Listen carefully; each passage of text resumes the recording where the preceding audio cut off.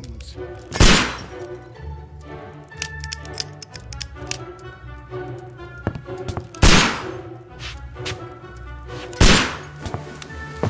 Holmes, will you stop that?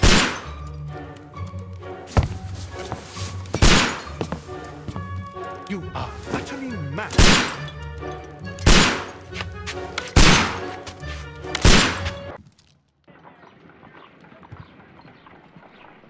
Stop, Holmes! Is that you, Watson? Yes, of course it is. And you almost killed me. Nonsense. I was aiming for the vases. Blindfolded? Watson, quiet, please. I'm trying to concentrate.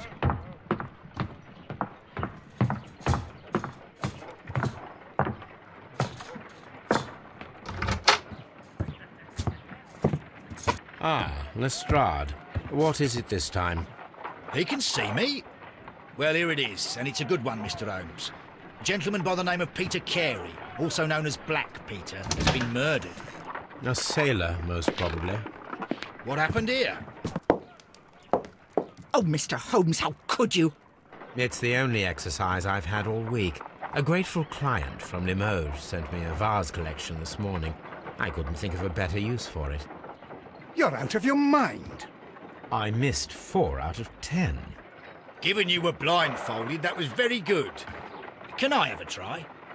Am I the only sane one here? I suppose that Watson is right, Inspector. A little brain work would be preferable now. Do please tell us more about Black Peter. Peter Carey, born in 1845 and 50 years old. An ambitious sort, he achieved much success in seal and whale hunting around Scandinavia. Retired in 1884 with a small fortune. He invested his money in a property called Woodman's Lee, near Forest Row in Sussex. It was where he lived for 6 years, and where he was found dead yesterday. Has the investigation already begun? Yes and no. In fact, this crime is so mysterious that I would prefer you to join me down there. Give me half an hour to prepare, Inspector. Take your time and join me there. I have to go through the yard first. The Medi men struck again. What have they done this time? They robbed a powder reserve. I'll meet you at Woodman's Lee, Mr. Holmes. I should help Mrs. Hudson here. I also have several appointments that I must keep this afternoon. I shall go alone, then.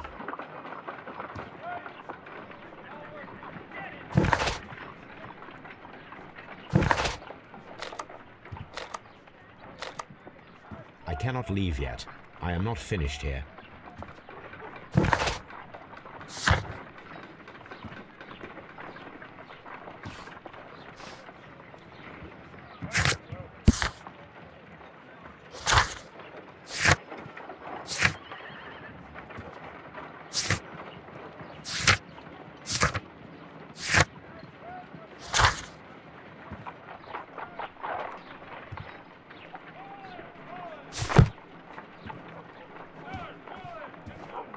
You go along to Peter Carey's house. Mrs. Hudson and I will take care of the mess you've made here. Oh, what a mess! What a terrible...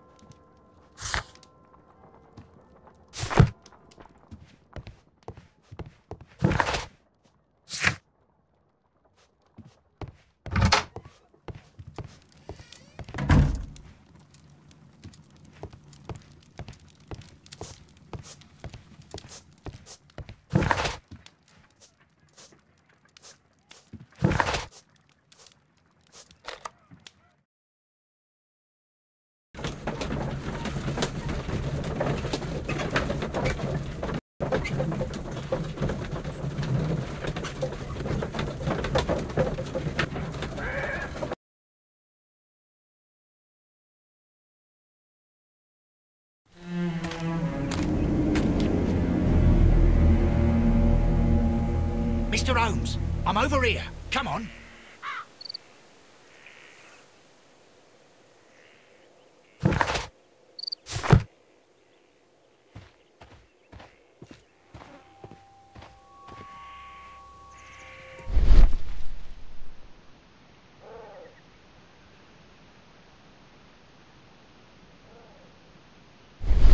These footprints appear to be quite large.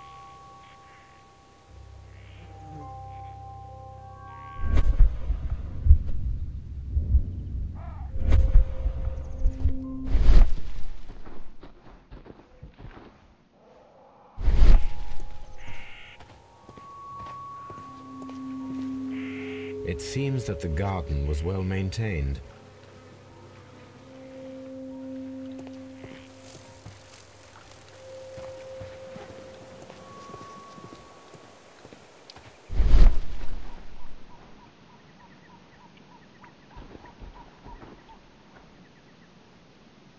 Inspector Lestrade, when will you remove my husband's body? It's sacrilegious to leave him here like this. As soon as we can, Mrs. Carey, I assure you. Allow me to introduce you to Mr. Sherlock Holmes. He's a detective. No doubt you've heard of him.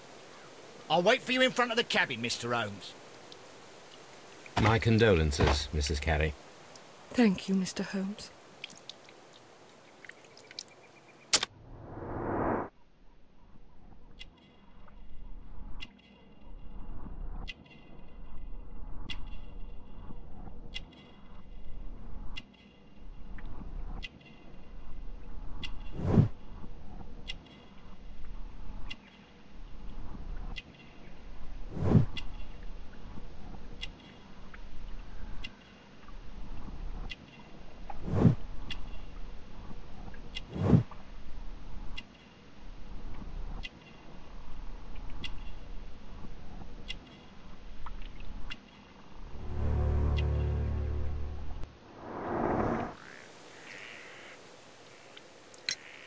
Madam, can you tell me if you saw or heard anything unusual upon the night of the murder? At 2 o'clock in the morning, I heard a terrible scream. But I thought nothing of it then. He would scream all the time when he was drunk. Can you please tell me what occurred on the evening of the murder? Well, Peter got drunk in the evening. He was in such a terrible temper. Usually, whenever that happened, he'd stay all night drinking in his cabin before passing out. Do you remember at what time you found your husband's body? In the morning, at around 7 o'clock. I noticed the cabin door was open, but I didn't go in to take a look, for I knew my husband would not have liked it. At around 10 o'clock, I dared to glance in through the door and... oh dear. Was your husband accustomed to receiving visitors? Oh, no, I don't think so. I mean, he didn't really have many friends. We lived quite an isolated life here, after his retirement. You have indeed suffered a great loss, Mrs. Carey. Nevertheless, I believe it will be less of a burden for you soon. Yes. Life with Peter was never easy, but he was still my husband. He was different, wasn't he, when you first met him upon your return from Plymouth?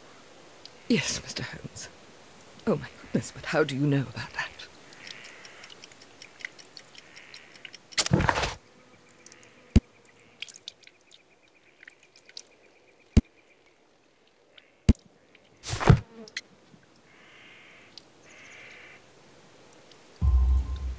You undertook a pilgrimage to the Cathedral of Santiago de Compostela when you were young. That much is evident from the rosary in your hand. The shortest route for the pilgrim from England to Spain is from Plymouth. I believe that you met Peter Carey as a young sailor there, and you married him soon afterwards. That is indeed what happened, Mr. Holmes. How extraordinary. The garden is very large and well maintained. Do you employ someone to look after it? It is true, there is a lot of work, but my husband took care of it himself. Thank you, madam.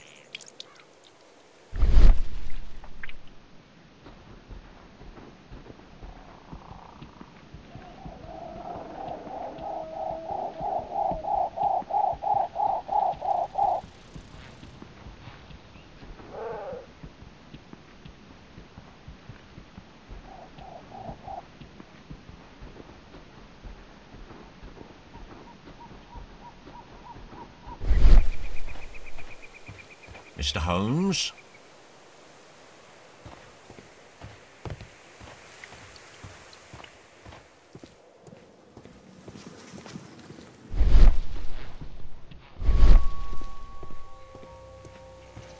Peter Carey's body is inside the cabin.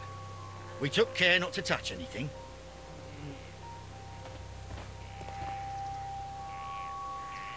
The door is locked. Wait just a moment, Mr. Holmes, and I'll open it. I locked it yesterday to ensure that no one should enter the cabin and tamper with the evidence. Ah, good thinking. Hello, hello, hello. What is it, Lestrade? It seems to me that someone has tried to force it, Mr. Holmes. Let me see.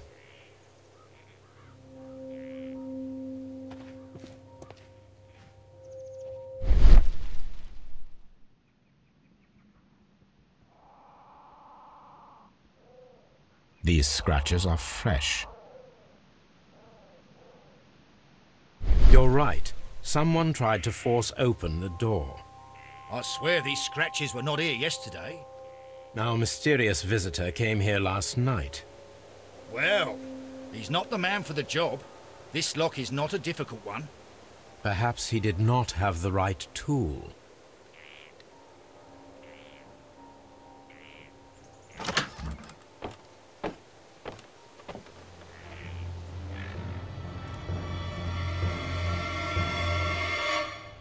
What a terrible way to die.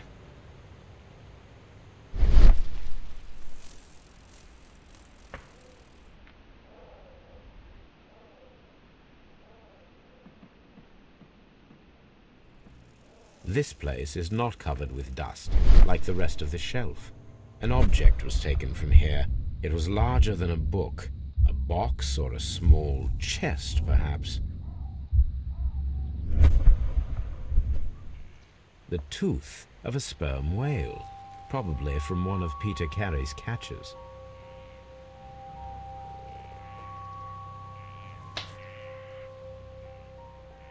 Hammerfest. Dundee. It's a whaling map.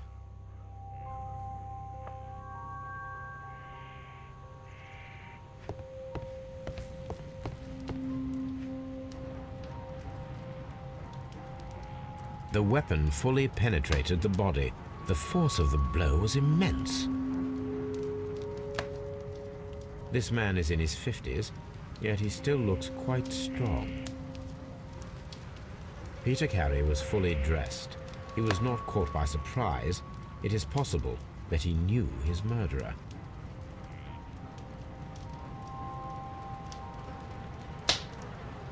Peter Carey was impaled to the wall by a whaling harpoon.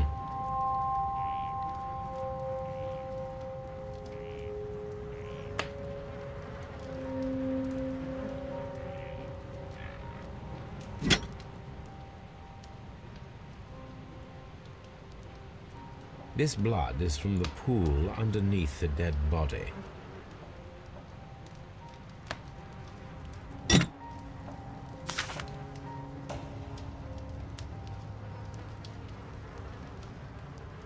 JHN are probably the initials of the owner of this notebook.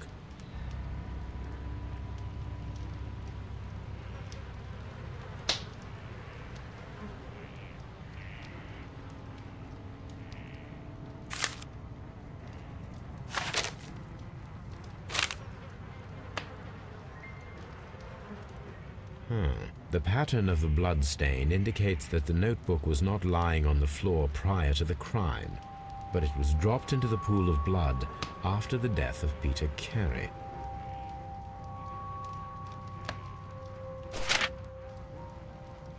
These abbreviations mean something, but what?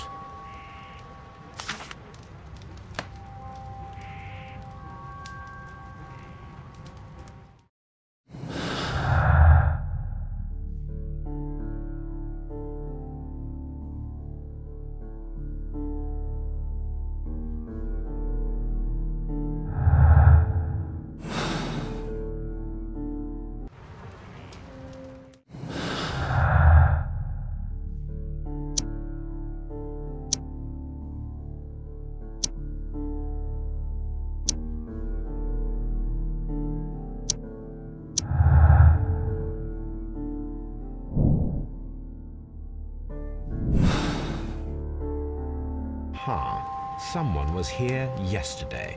They attempted to force the door to gain entry.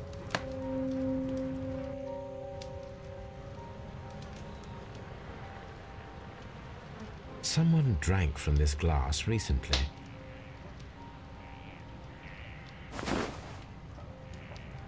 The initials PC have been crudely burned. A sailor's work.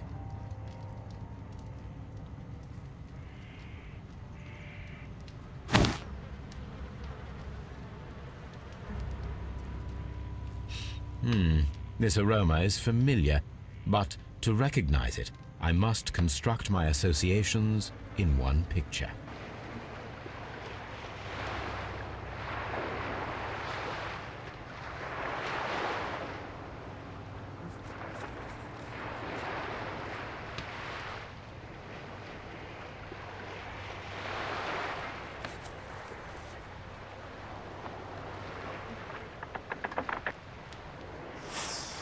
Yes, this is a coarse tobacco, quite strong and very popular among sailors.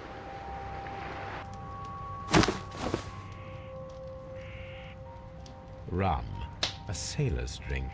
It seems that Captain Carey was enjoying a drink before he met his death.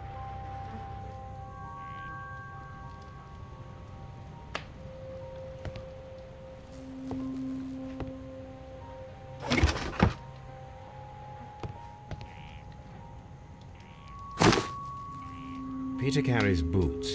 They look to be a size 8. Old navigation instruments, nothing interesting. The murder weapon was probably taken from this rack. The Sea Unicorn. She was the ship that Peter Carey commanded.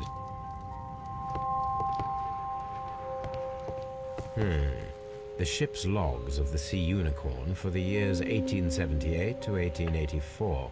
Peter Carey was her captain.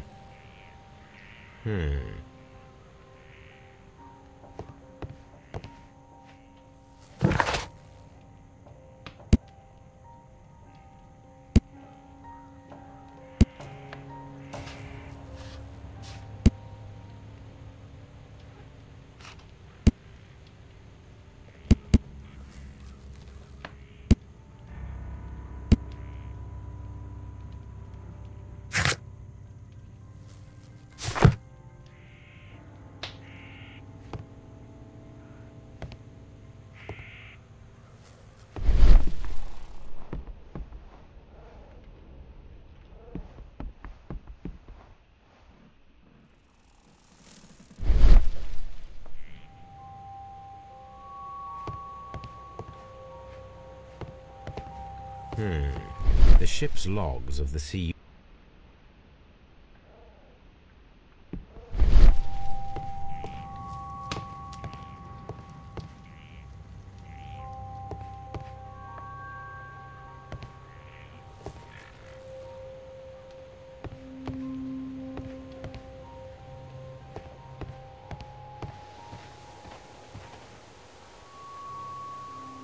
Well, Mr. Holmes, what do you think?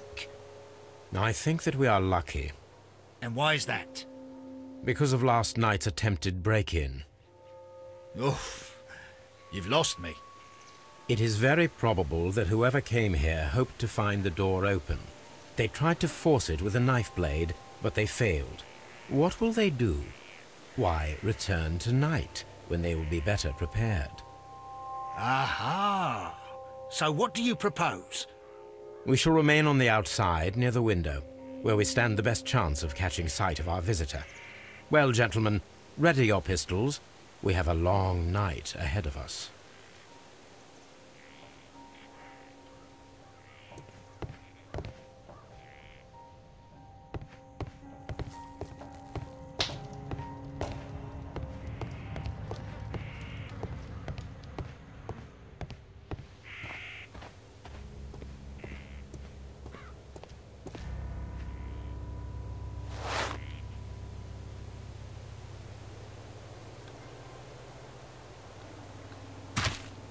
These boots don't match the footprints.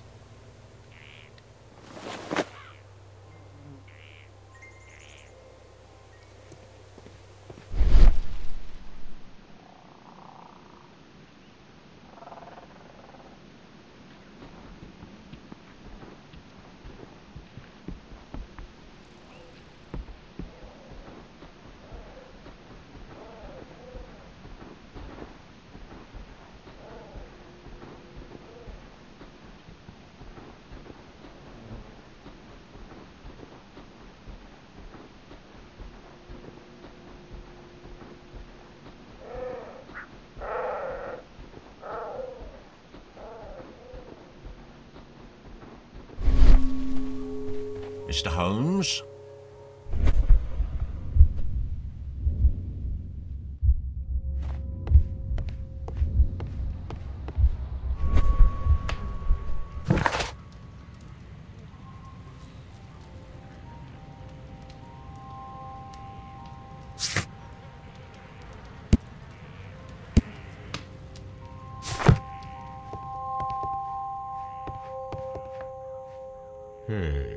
The ship's logs of the Sea Unicorn for the years 1870.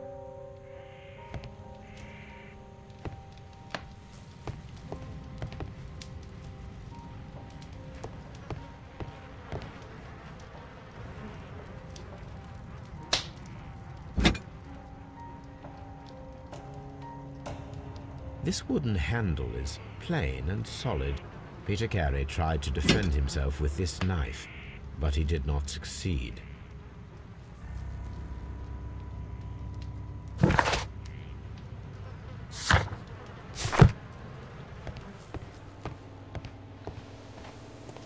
We need to find a good place for an ambush. Perhaps behind Carey's cabin, near the window.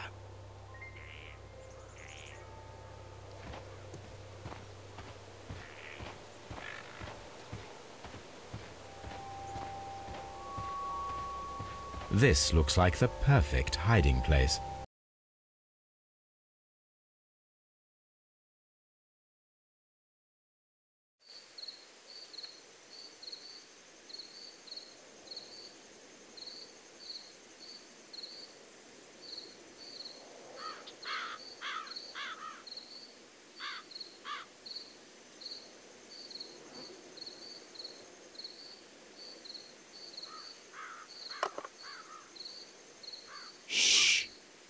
Did you hear that?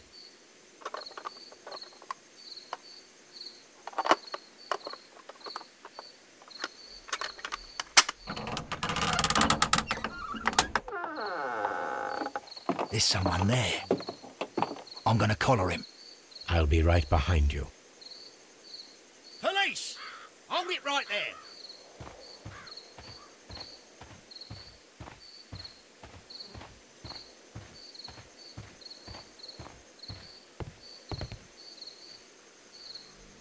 All right, my fine fellow. Who are you and what are you doing here? You're detectives, I suppose. You imagine that I'm connected with the death of Captain Carey. I assure you I'm innocent. Innocent? Then what are you doing in his cabin? Shall I tell you? You came to retrieve what you had lost after killing Peter Carey, but we were here waiting for you. What is your name? John Hopley Nelligan, but I didn't... Do you deny that you came here yesterday? No, but yes, it's just that I couldn't... I'm tired of this. Off we go to the yard. Tomorrow, I'll see that you're put in front of the judge. What? But you can't! I'm not... It's a terrible mistake. Enough. You can explain all of that to the judge. You're coming with me to the yard. But In light of recent events, it seems evident that your coming here was unnecessary. All the same, I'm very grateful to you, Mr. Holmes. You are welcome, Inspector. But please don't be too hard on our young fellow. I would like to question him tomorrow morning.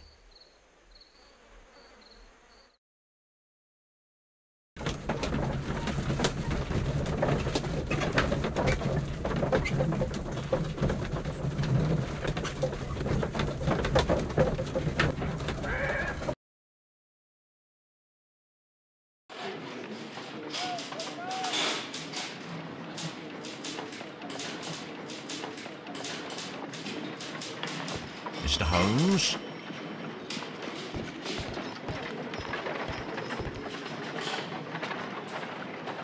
Good morning, Mr. Holmes. Can I help you? Good morning, Constable. I would like to speak to the fellow who was arrested at Woodman's Lee last night. Ah, the young man. He's waiting in the interrogation room. You can go straight through. His belongings are held in the evidence room. Thank you.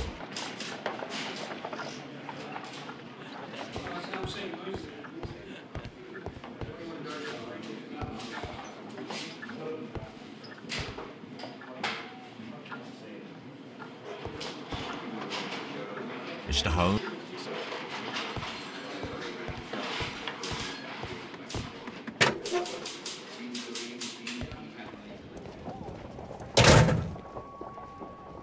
These are the suspect's belongings. The notebook that we found on Peter Carey's cabin floor. A pocket knife. It was used to force the door of Peter Carey's cabin. A handkerchief with the initials JHN.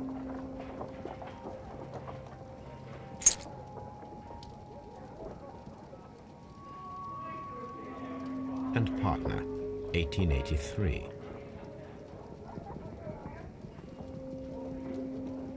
From R. Dawson.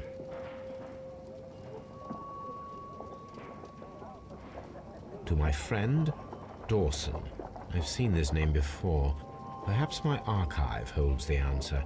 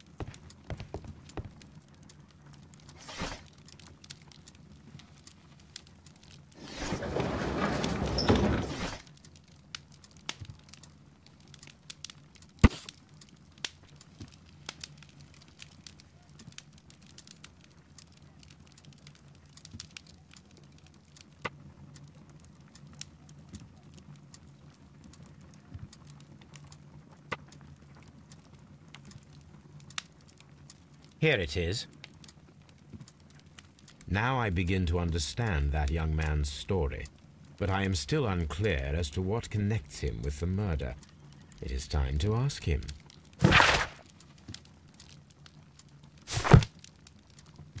This is where I keep my post.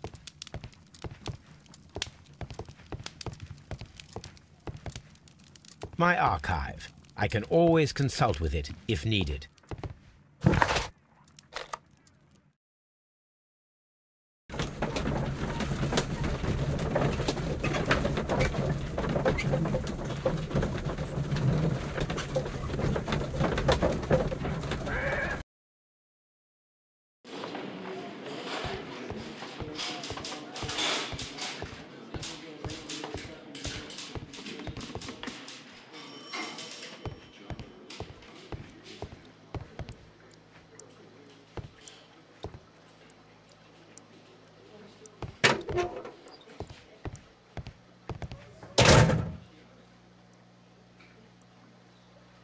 Mr. Holmes?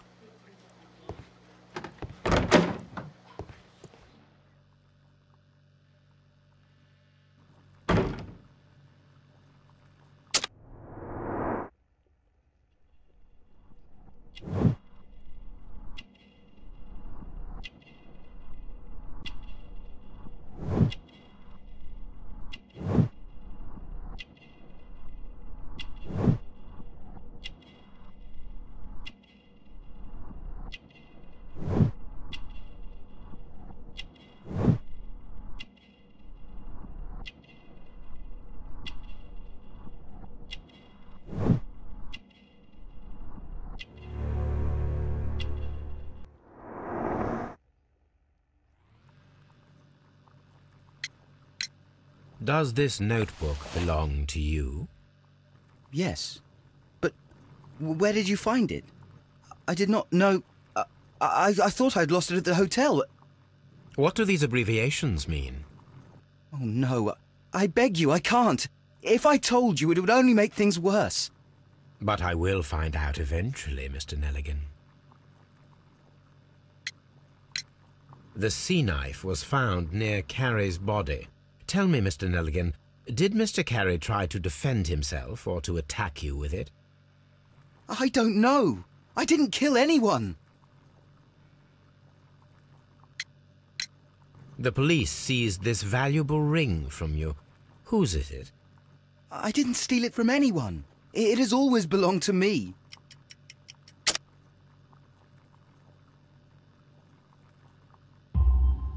The ring's date of engraving is many years ago. You would have been a child then, hardly in any position to receive such an item from a partner.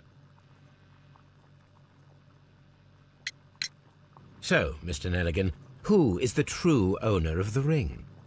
The ring is mine.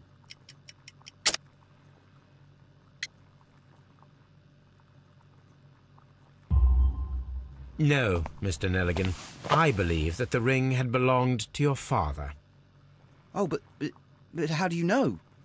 The jacket you are wearing is made of an expensive fabric that only a man of exceptional wealth could afford. You do not seem to me to be a rich man, Mr. Nelligan. Furthermore, the garment is ill-fitting. It is quite clear that it belonged to someone else, most probably your father. With your father gone and taking with him the family's wealth, as a little boy you had to find yourself a manual job, and it was most probably cleaning fish. You cut your hands often while working.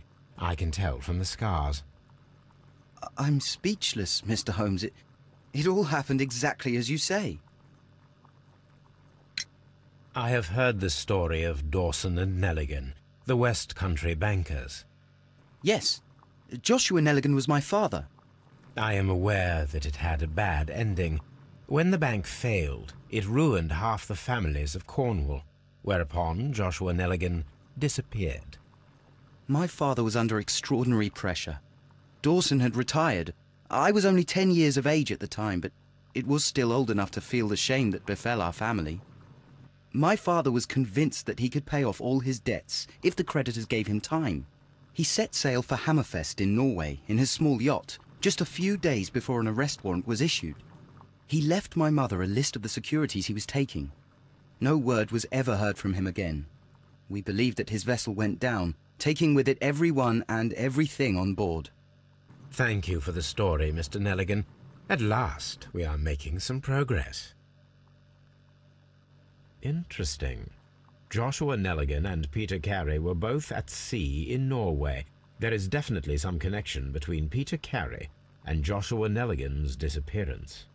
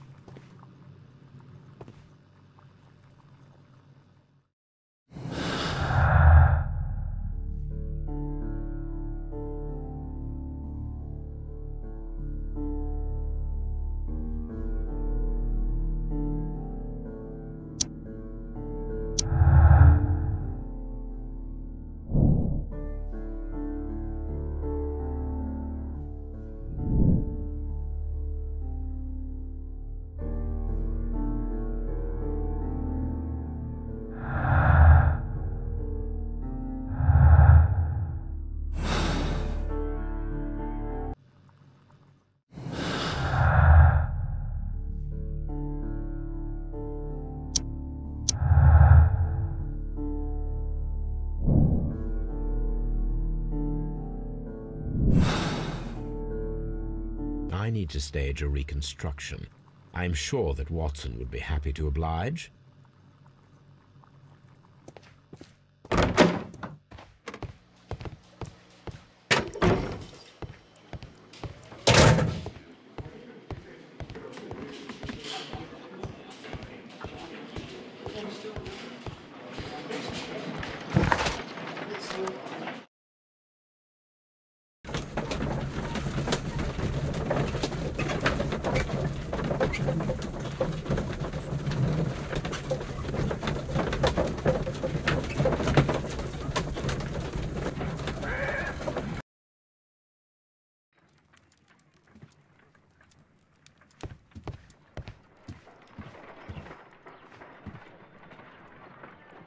A spot of whaling, Watson?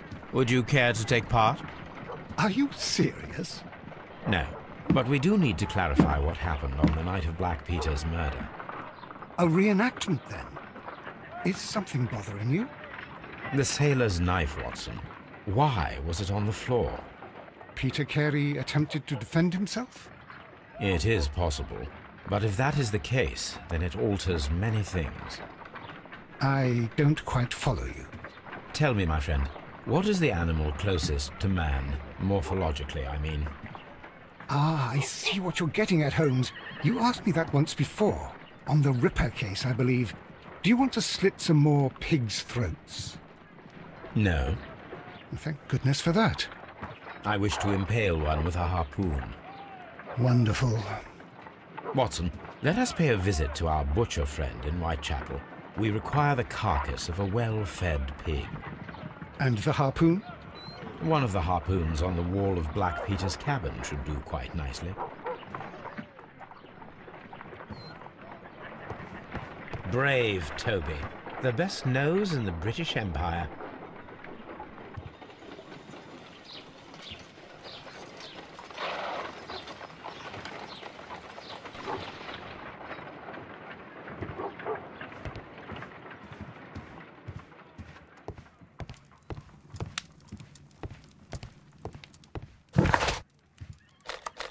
I need to take a harpoon with me.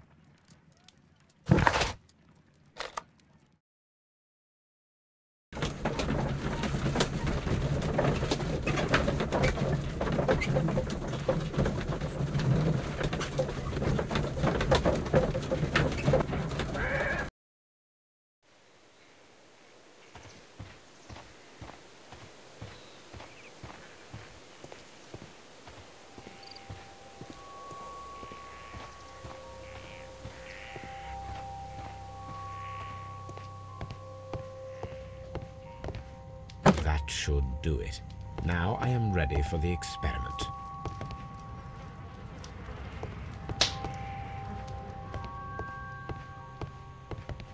"1883. That's the one I need. This is the crew list of the Sea Unicorn. Log notes for June. Nothing unusual. Log notes for July. Nothing special. Log notes for August. These pages have been torn away. Canadian Pacific Railway, CPR, a torn piece from a bond certificate.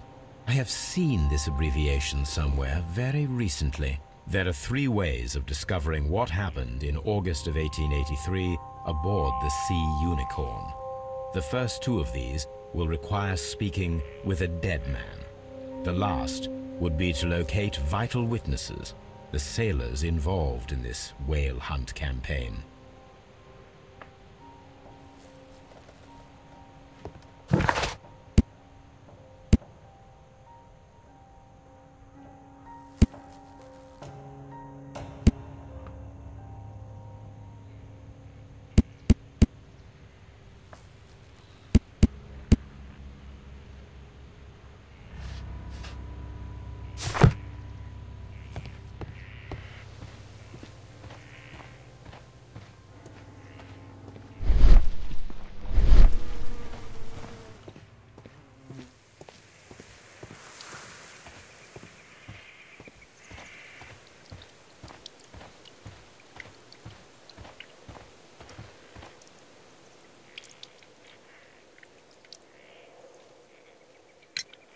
Is this your husband's tobacco pouch? I'm not sure. It might be, but he hadn't smoked in a very long time. Your husband's private papers. Do you know where they are? There was a small tin box, barely larger than a book. He kept his papers there. It should be somewhere in his cabin. Thank you, madam.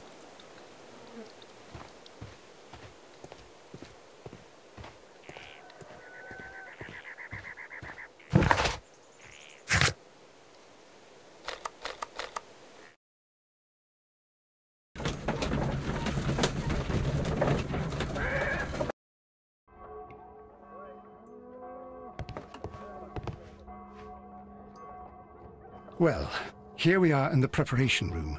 I can't say that I like the smell of it much. What do you intend to do? To indulge myself in a little experiment. The challenge of lancing a pig's carcass with a heavy harpoon. A little experiment? Stand aside, Watson. This might be dangerous. I am not well practiced in this exercise. Yet. Holmes, you should aim for the mark in order to perform the most reliable test.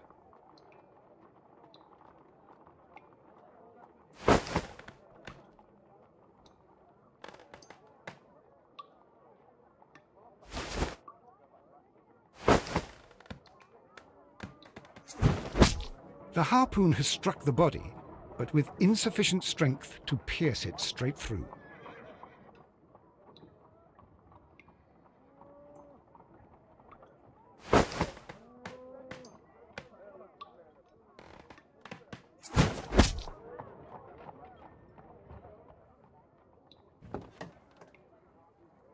This is the best possible result that I could get.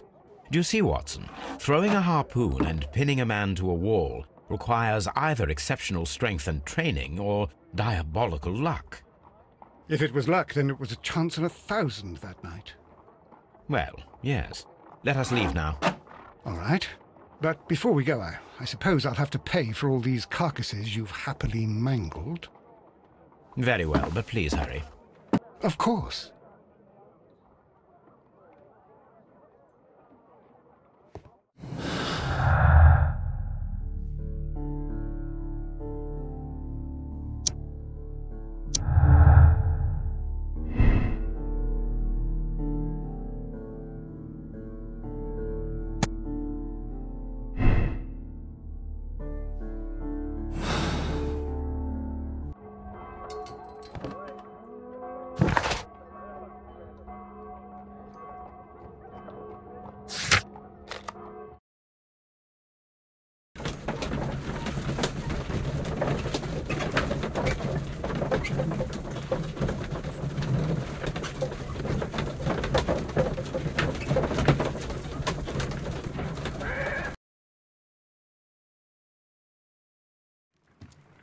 Something new, Watson. I have the list of sailors who were aboard the Sea Unicorn. We shall soon learn what happened to Nelligan's father. I have only to find them. Let us hope they're still working at the harbour. I think that if you pretend you're from Scotland Yard... I doubt it, Watson. And really, I would prefer that all of this remains quiet for now. But I have another solution. I'll call in the specialist. And who might they be? The secret police division of Baker Street. Ah, you mean young Wiggins and his gang? Yes. Believe me, you'll receive more useful assistance from these little urchins than from a dozen yard detectives. Those children are everywhere. They see and hear everything, and they are cunning. All they lack is organization. I'll summon them. How will you do that? There is always a watch beneath our window. I have only to call him.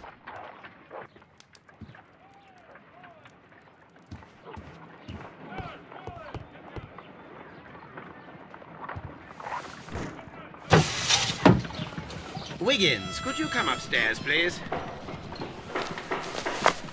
At your service, Mr. Holmes.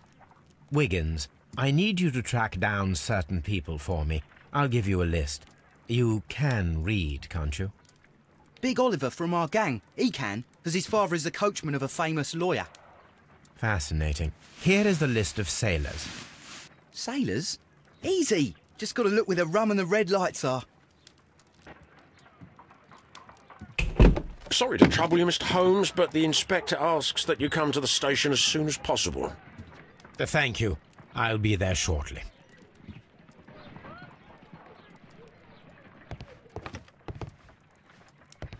A map of London and the surrounding area.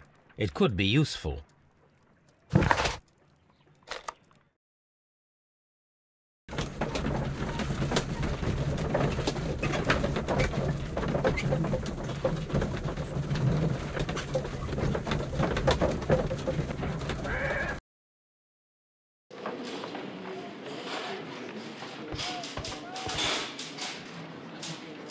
Mr. Holmes, I'm glad to see you. As always, what happened? We have a new suspect, Liam Hurtley. I'm thinking that this case will be resolved very quickly now. Interesting. Pray tell. Well, the constable that I left at Woodman's Lee noticed a suspicious individual prowling around during the night. Do you have him here? Yes. He refuses to speak with us, but we'll make him talk. Let us hope so. Ah, yes, and one more thing. The constable told me that at the time of his arrest, the fellow was writing a letter. Do you have it? Of course. It's in the evidence room, at your disposal. Admit that for once, Mr. Holmes, Scotland Yard is a step ahead of you, eh? Breathtaking.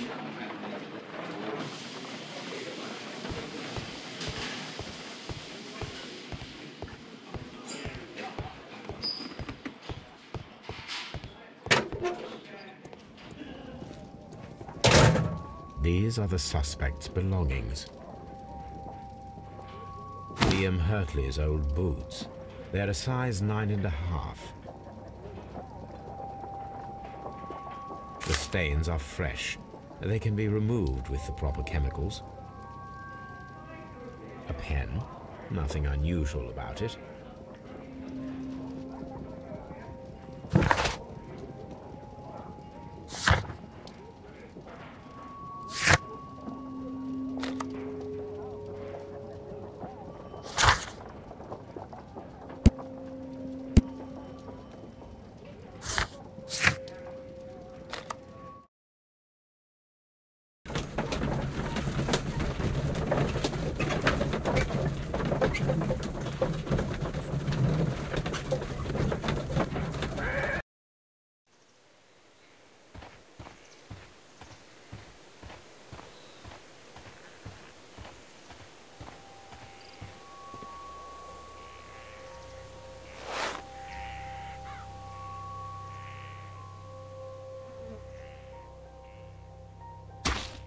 These boots match the footprints exactly.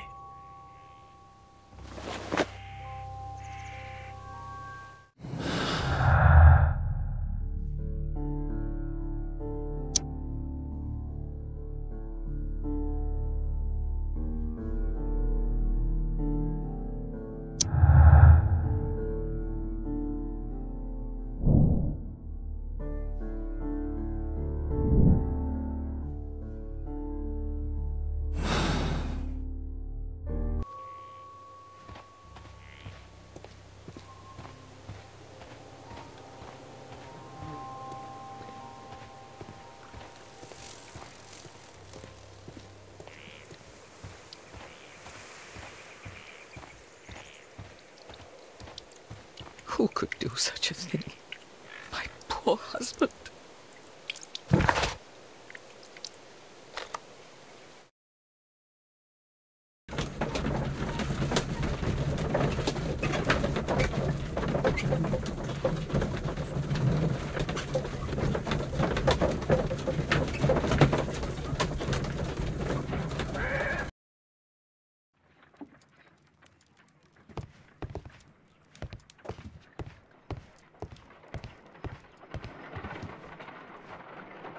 I need to prepare a chemical agent that is capable of removing fresh ink. For this purpose, the chemicals from the flasks should be combined in a certain order to perform a chain reaction.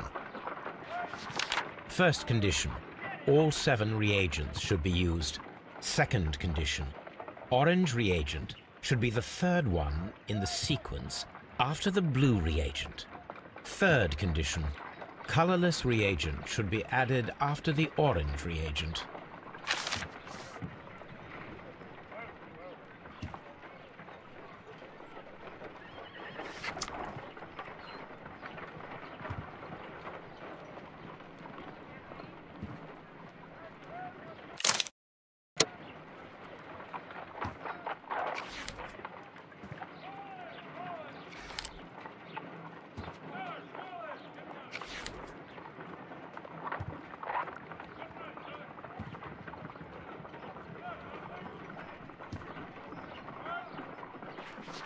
First condition. Second, third condition.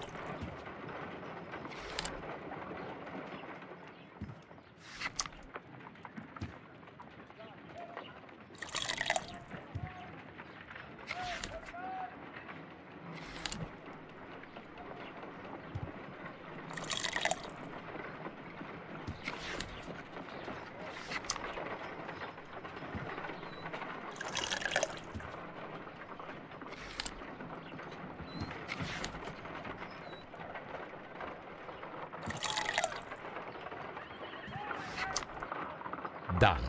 Now I can proceed further. Let us see if the content of this letter sheds a little light upon the mystery.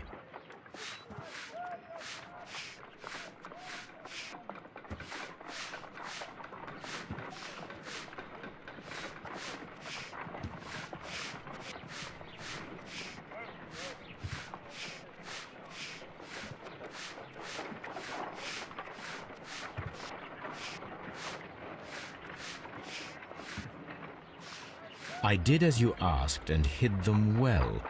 Interesting. How would Hurtley react to this?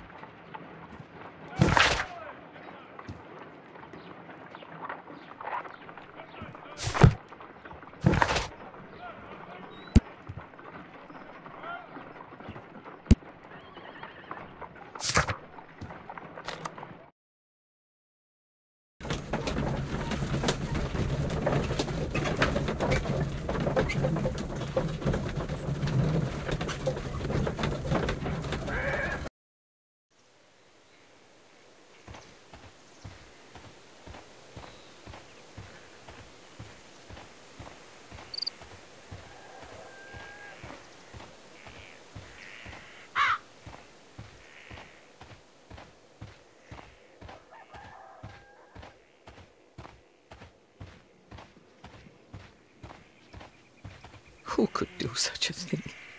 My poor husband.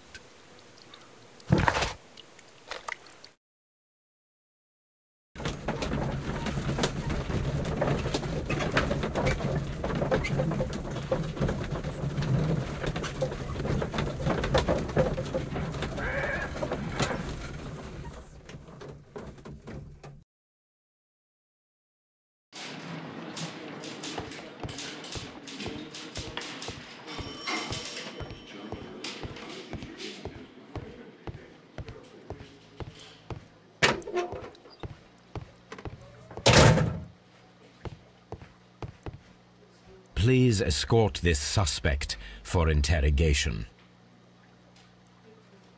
Allow me to introduce myself. My name is Sherlock Holmes. I would like to ask you a few questions.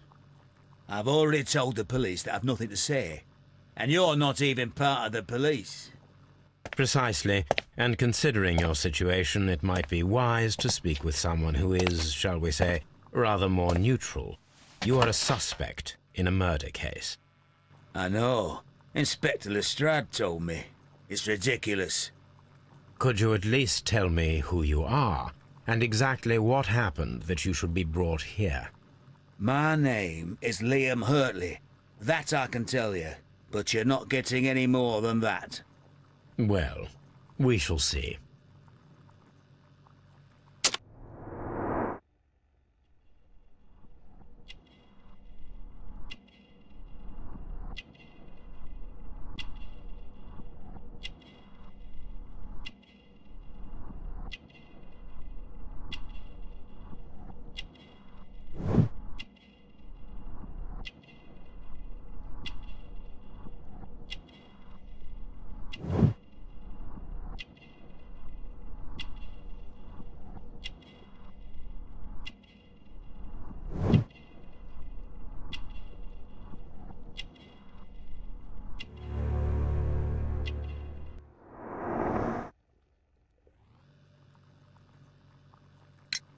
Tell me, Mr. Hurtley, what were you doing at Woodman's Lee? Woodman's Lee? I've never been there.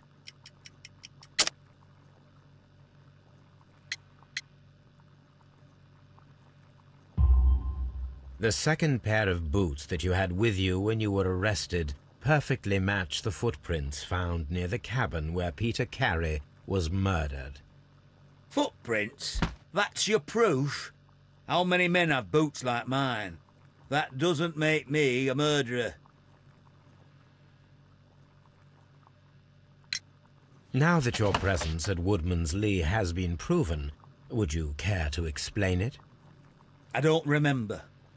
What would I be doing there anyway?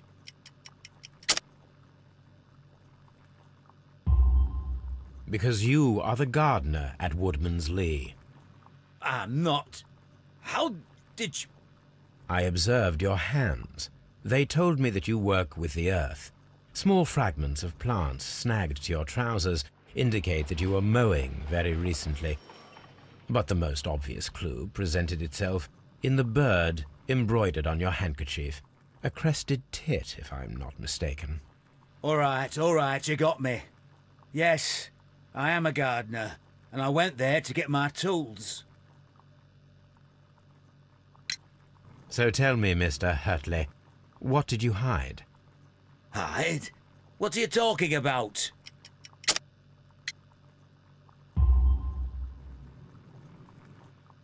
I did as you asked, and hid them well. Should I continue? My letter? But the ink? That's impossible. A touch of chemistry, nothing special. Well, you're a smart one, but it's nothing. If you want to know, I was referring to my tools. It was to do with my work, see? I will check that, Mr. Hurtley. That's all for now. Hurtley's stories are false leads, but now I know one thing for certain. I must examine the site where the garden tools are kept at Woodman's Lee.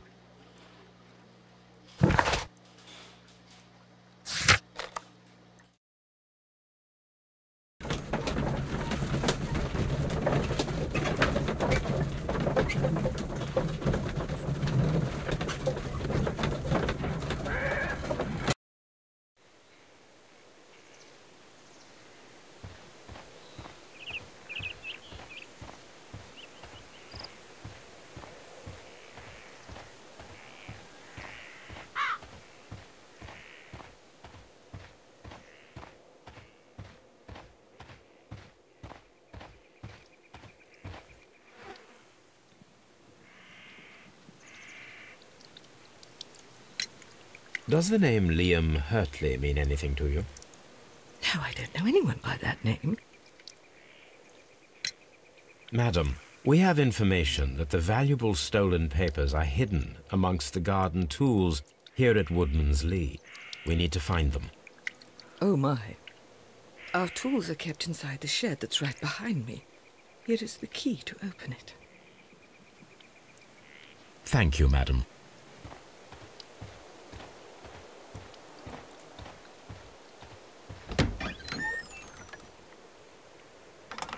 Let's see what could be hidden here.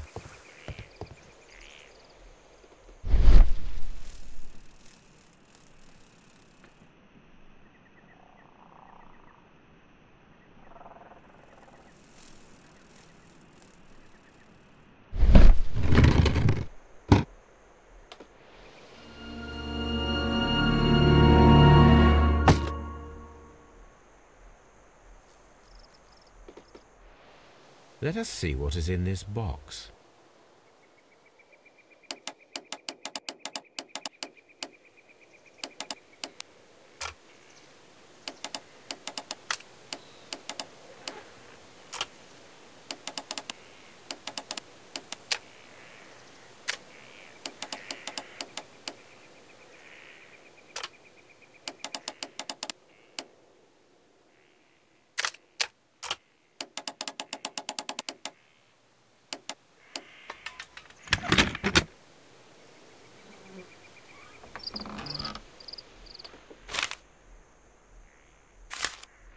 Bundle of letters in a woman's hand with the Carey family monogram. Hurtley and Mrs. Carey were in a relationship. That is interesting.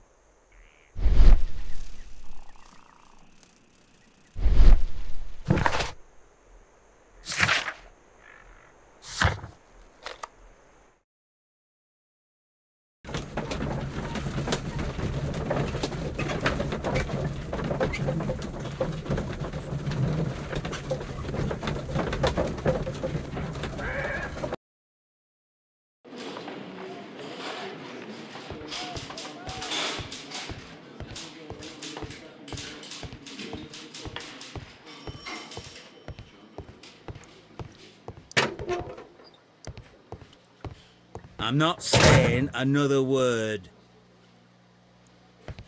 Mr. Holmes?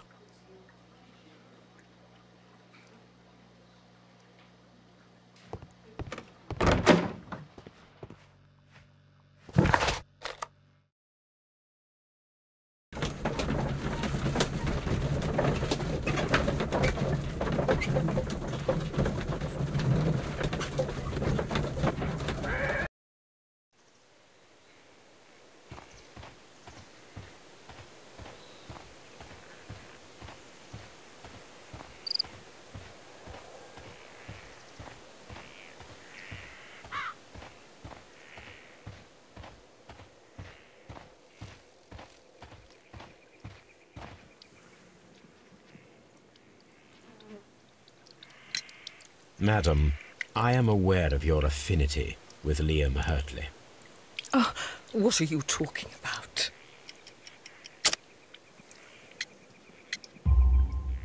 Mrs. Carey, we found your letters. My letters? I asked Liam to return them to me. I wanted to burn them. Why did Mr. Hurtley put them inside the garden shed? I don't know. I wanted them back, but I couldn't see him, not after what happened. Well, here they are.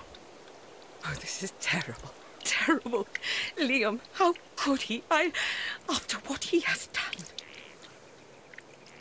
You believe that he killed your husband? No, I do not know. I do not know. Leave me alone, please. Thank you, madam. I wonder if Wiggins has managed to find any sailors.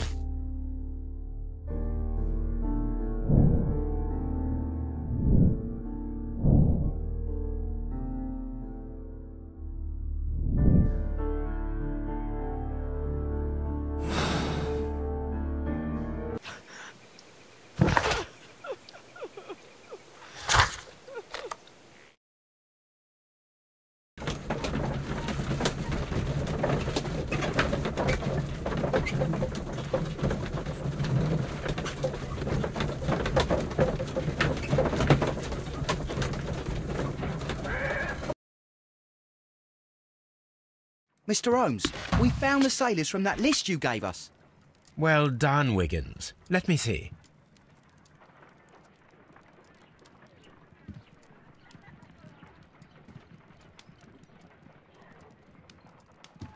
This man is a harpooner, and his initials are PC, the same initials that were found on the tobacco pouch. Wiggins, could you gather some information on one of the sailors that you found? His name is Patrick Cairns. We found Patrick Cairns. Good job, Wiggins. Where is he? He lives in a small furnished dump of a room, but he's always at the Sea Witch pub, where he does arm wrestles for money and drinks. Excellent. Here is your reward. 2 guineas. Thank you, sir.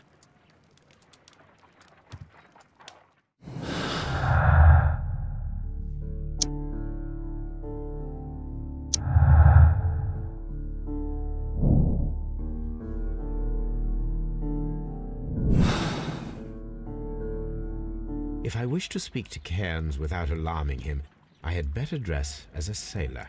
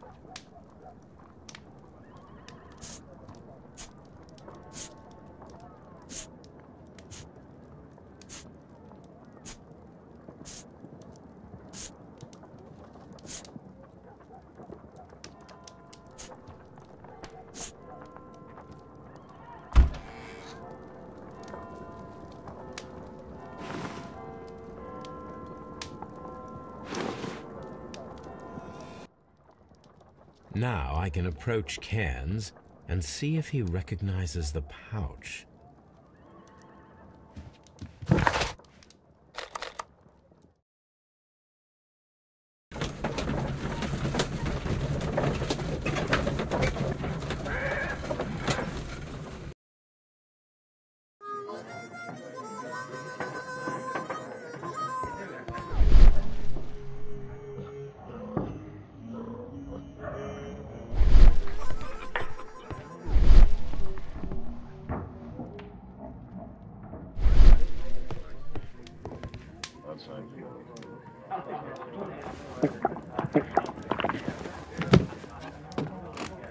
Hello there.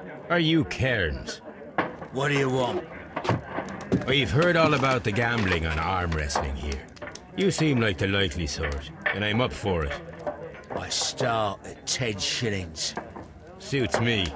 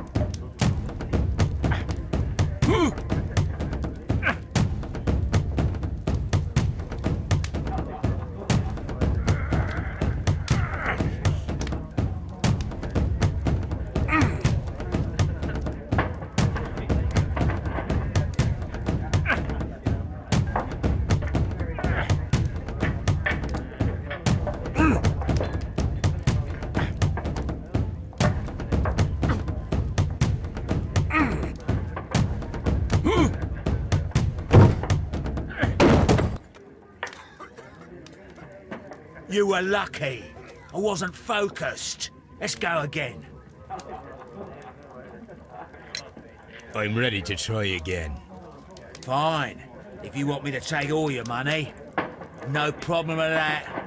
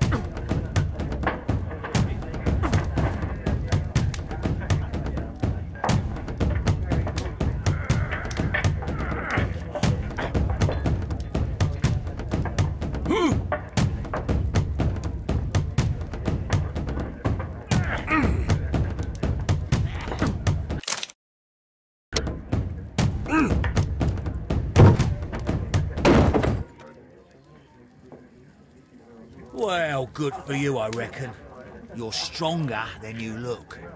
Here's your 10 shillings. I'd like to buy you a drink. Good winner as well. That's good. Let's have a drink.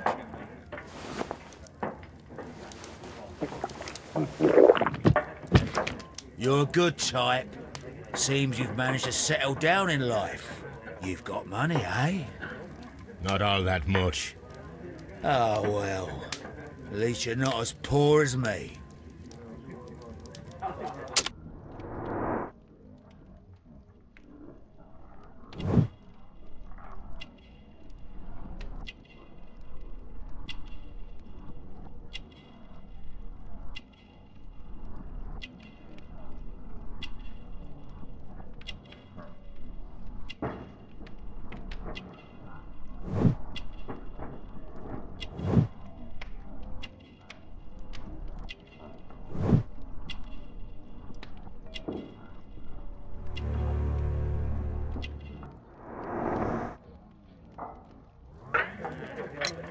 Why do you say poor? You're not working?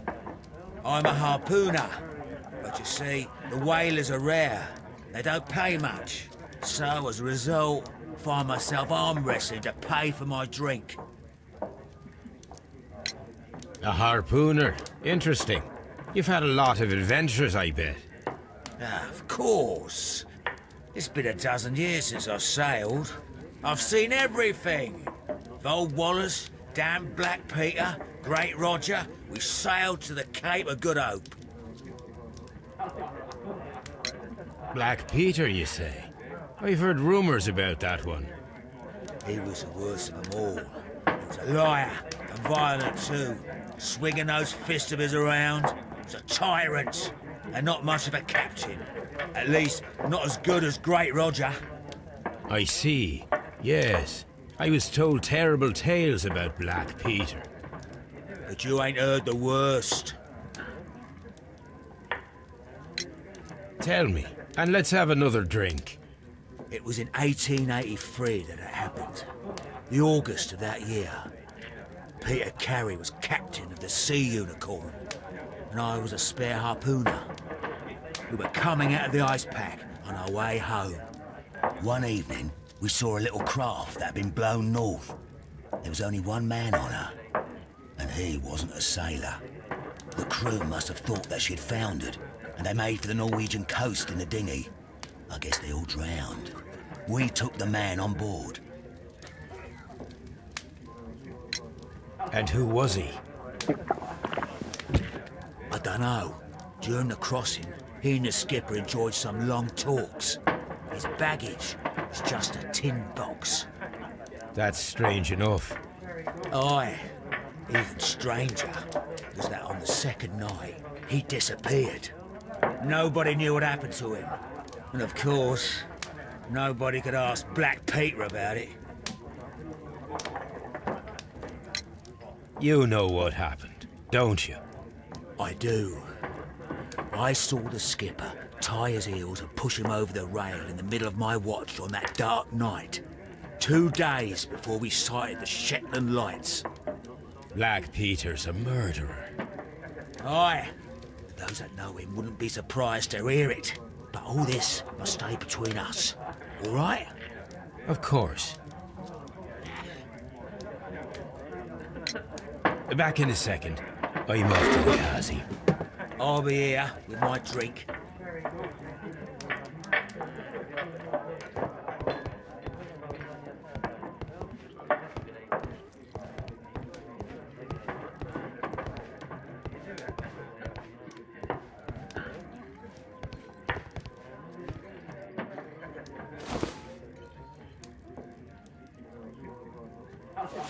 Here it is.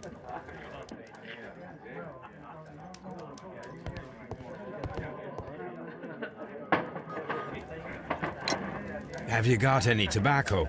I've run out of mine. Nah, I lost my pouch. I don't know where. Wait a minute. What's this? Oh, is this your tobacco pouch? Well, oh, it is. Well, I have to go now. I know a captain who's planning an expedition to Cape Cod. Captain Ahab's his name. He commanded the Pequod. He might need good harpooners. I'll tell him about you. Maybe. If you like, aye. I'm done here. It's time to leave.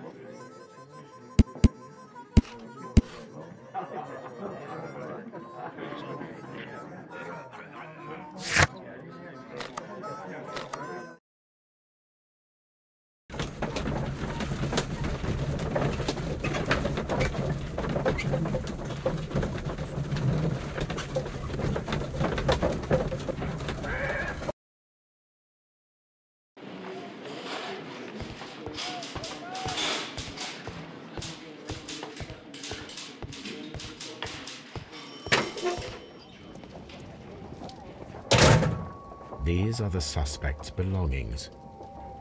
I wonder if these are connected.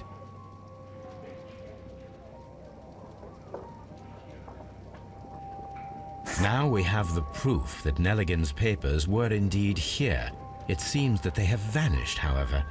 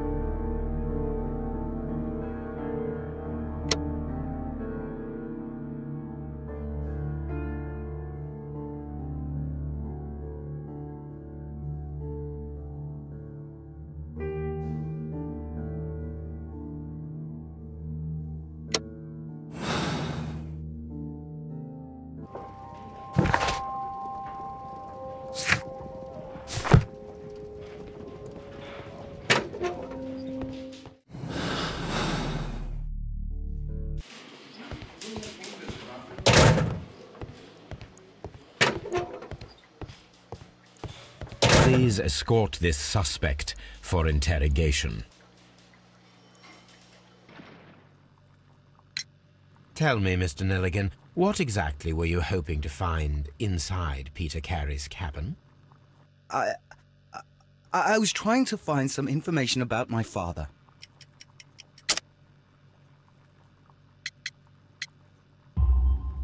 I assume you had another purpose, to retrieve the bond certificates. Am I correct? Yes. I discovered some time ago that a few of the missing securities had reappeared on the London market. You can imagine my amazement. I spent months trying to find them, and at last I discovered that the original seller had been Captain Peter Carey. These papers, they belonged to my family, but I could not find them there. That's all for now. Well, I will see you soon, young man. Please, let me go! I'm innocent!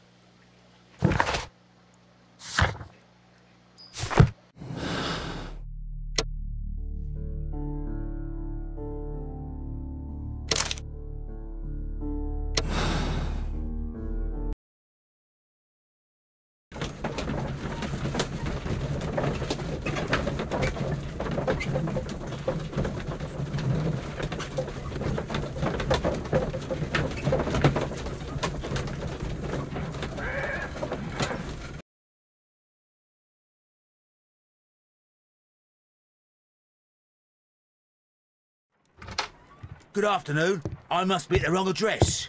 I'd like to speak with the ship's captain, Captain Ahab. Is that you? No, my name is Sherlock Holmes. That detective fella?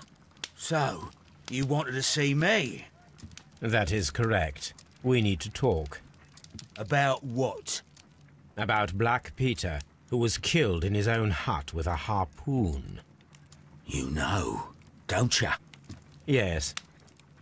How? The tobacco pouch. You recognized it. Oh, the sailor. It was you. Unbelievable. Well, fine. I confess. But if you really do know everything, you should also know that I didn't want to kill him. He made me do it. I know. Did you know about this story with the bond certificates? Did you need money? Yeah. I just wanted him to cough up a little silver. I'm out of work, and I thought maybe he could help me. Well, he refused outright, and he insulted me. I reminded him I knew all about that murder he committed at sea in 1883. Then he got mad when I spoke about his treasure. I barely just had time to throw the harpoon at him before he could jump at me with his knife. You know the truth. What will you do now? I ask that you return the bond certificates. Keep some of them. You will need them in your exile. It is better that you leave the country for a few years. And you won't say anything to the police? I will not say anything as long as you return the money. Well, I'll do as you ask. But what about Inspector Lestrade? I will deal with him. Goodbye.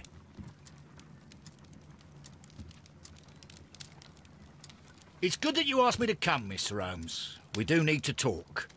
About what? What do you mean? Our case, Mr. Holmes. You sent me a message via your little thug.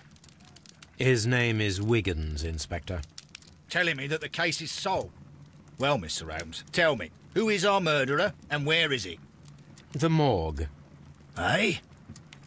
His name is, or rather was, Pablo Coventral. He was also on the ship with Peter Carey, and he was a harpooner.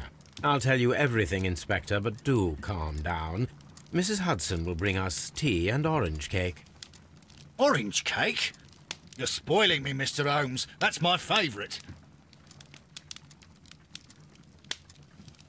Ah, Mr. Holmes. Inspector Lestrade told me that I should thank you for clearing my name. He also said that you were waiting for me here. I came as fast as I could. I cannot thank you enough. It is all because of you that this nightmare is finally over. I believe that this belongs to you. My father's securities. Incredible! But how did you get them? It would take far too long to explain. Tell me. This is extraordinary. You are a genius. Then that may serve as an explanation. Goodbye, Mr. Nelligan, and good luck. Goodbye, Mr. Holmes. And thank you. 1,000 times thank you.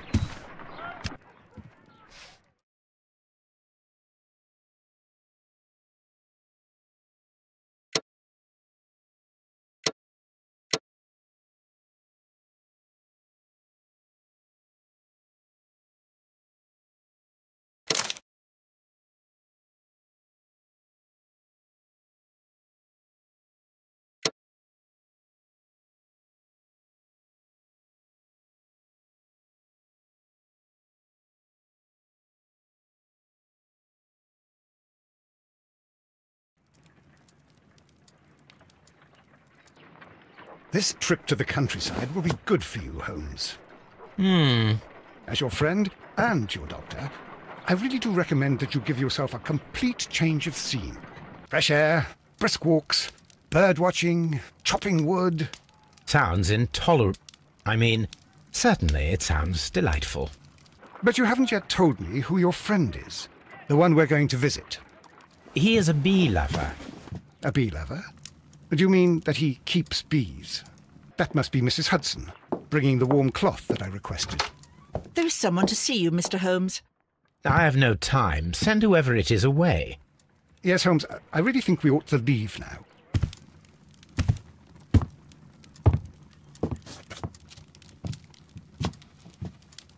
Mycroft. Sherlock. Oh, Mr. Holmes? Perhaps you don't remember me. I'm Dr. Watson. We met at the Diogenes Club a few years ago. I documented our encounter in a short story I gave the title The Greek Interpreter. He does remember you, Watson. My brother remembers everything, and that is why he is so valuable to the government. We are about to depart for the train station. I know. You know? Sherlock, I need your help. There are people who presently threaten both our country and the Crown itself. You must help us with those methods of yours. Need? Help? Those are not words I would readily associate with you, Mycroft. I wrote you a letter, but you did not reply. And this is not about politics. It's about people. People similar to those whom you pretend to defend in your petty detective affairs. Everything is about politics with you, Mycroft. I'm not interested. Have some of your agents, your spies, or worse, undertake this job of yours.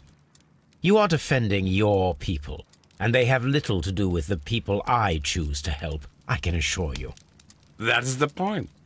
You think exactly as they do. Who are they? The Merry Men. He is talking about the Merry Men, a band of idealistic terrorists. Sherlock, do please think about it. They are planning something diabolical. Your country needs you.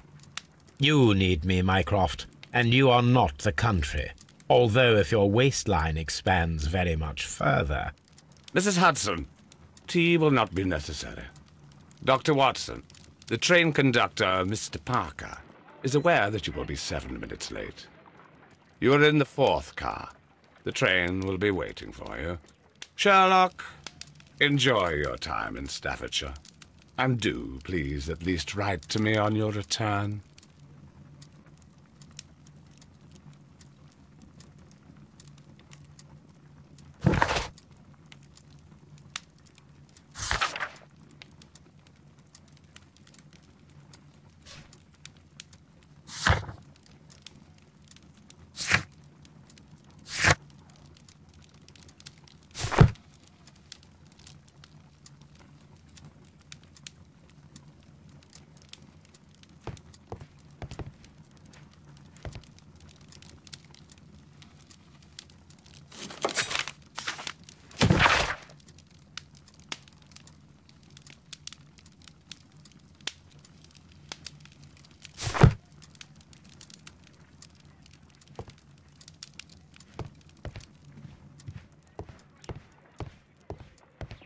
Holmes, please call a cab while I pack my suitcase. We shall be late for the train.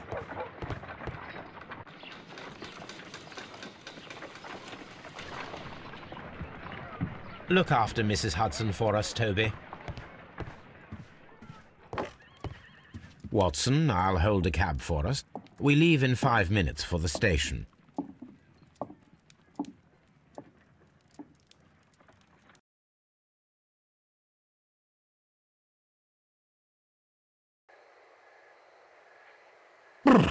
What a gloomy night.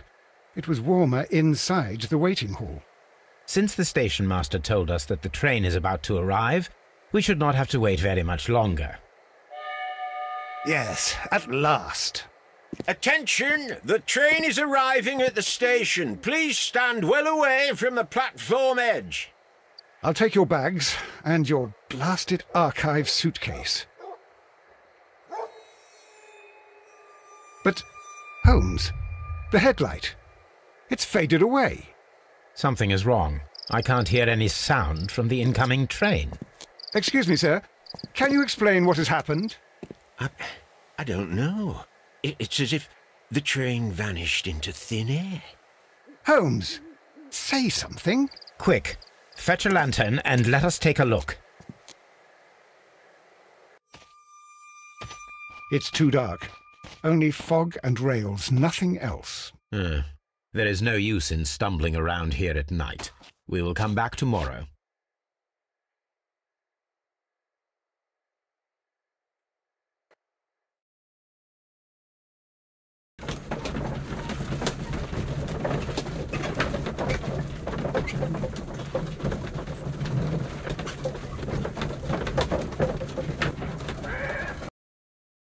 Well, here we are again at Evesham Station.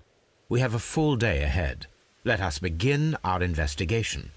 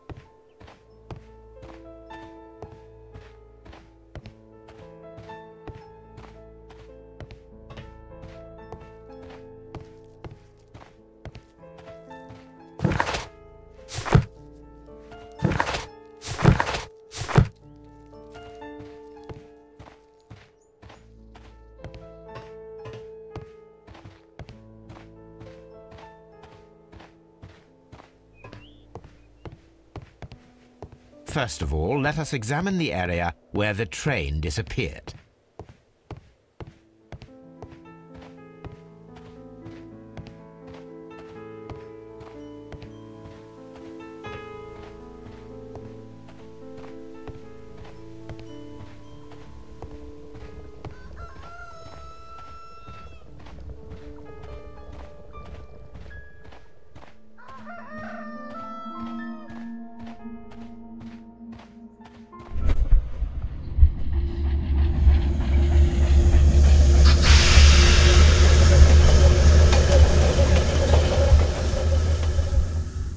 This is the place where we saw the train vanish last night. Railway sleepers. Nothing unusual. Railway sleeper. A discarded item, possibly thrown from the train. There are no tracks or footprints on the ground. The rails have not been touched. There's nothing unusual here. There are no signs to indicate that the train ran off the track, nor are there any other traces. There is nothing whatsoever. There are no clues. But then, a negative result is also a result. Oh, I see what you're getting at. No clues, and you're smiling. Yes, Watson, I do smile on occasion. This mystery appears very promising. This investigation won't be simple. We shall require a map of the region. Perhaps the station master could lend us one.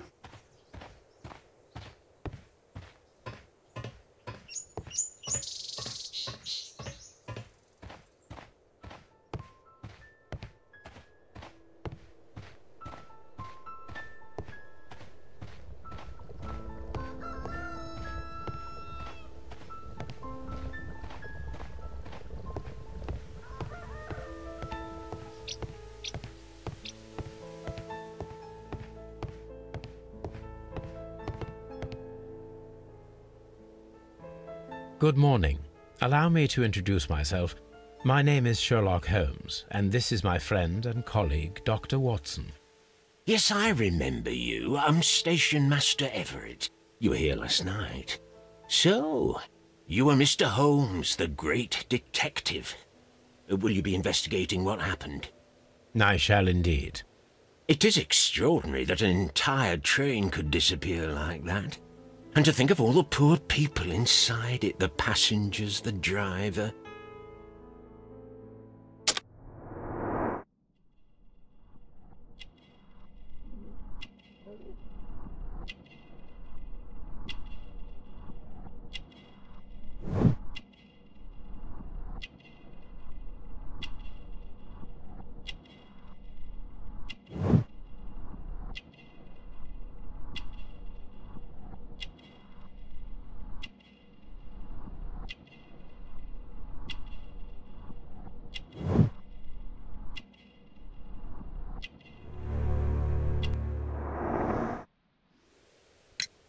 Could you please give us any details about the train? Well, there was nothing so very special about it. At least not that I can recall. My memory's not what it used to be. However, if you need it, you can have the train composition report. It's inside my office. I would be glad to have a detailed map of the local railway district. But of course, please, take the one that's pinned inside the waiting hall. See you later, my good man.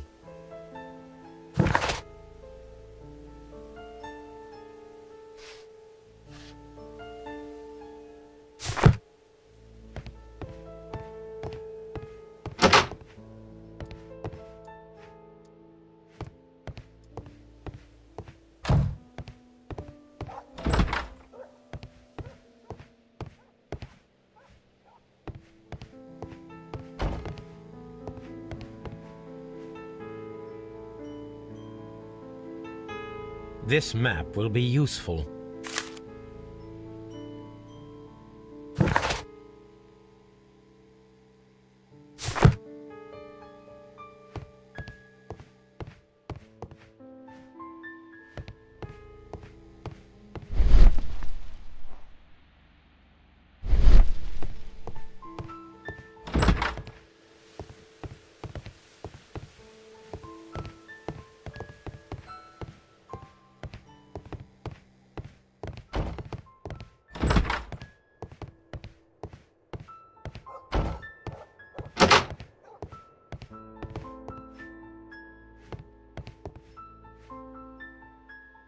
An old locomotive bell. This part is probably from a locomotive. This place serves as a storage area for the station.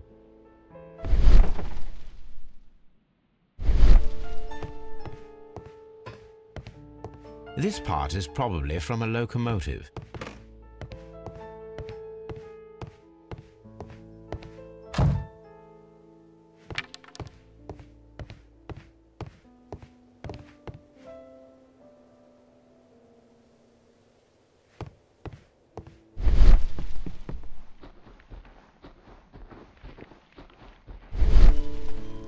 The whole train just disappeared. It's unbelievable.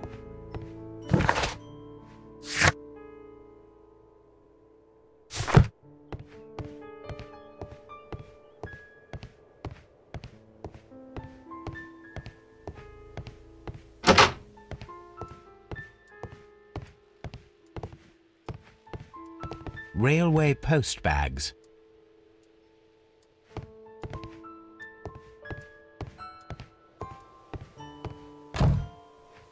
The entire train is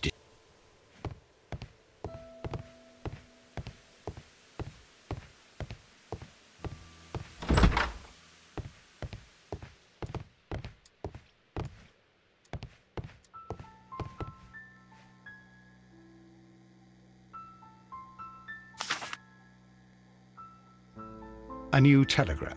I think we should meet this Mr. Robinson.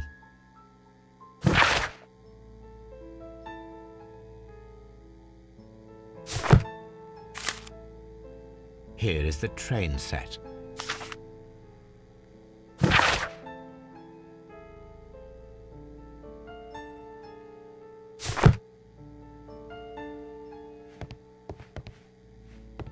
A telegraph.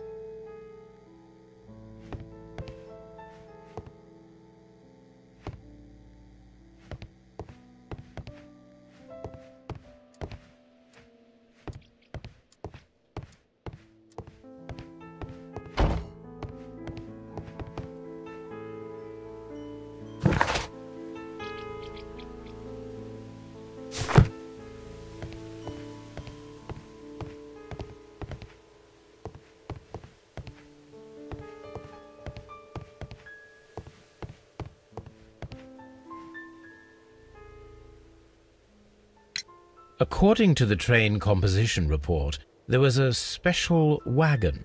What does that entail? That's a highly secure car, ordered by a private party. It is generally to carry something of value. Those wagons have iron walls, you know, without any windows, and they're fitted with a complex key lock. That is important information. Do you know what was inside this particular wagon? Certainly not. No, that's private. And it's not my responsibility to allot the wagons to whoever.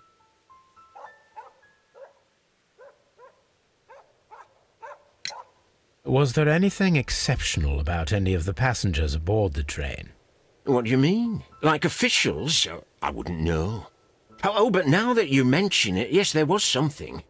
There was a message from Bridlington station saying that the train had been delayed because of an issue with the passengers. But what kind of problem that they didn't say?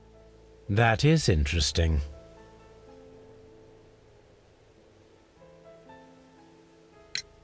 You mentioned a problem at Bridlington station. I should like to visit this station. Could you mark it on the local map? Of course. It's a suburban railway station. You might take a cab there. See you later, my good man.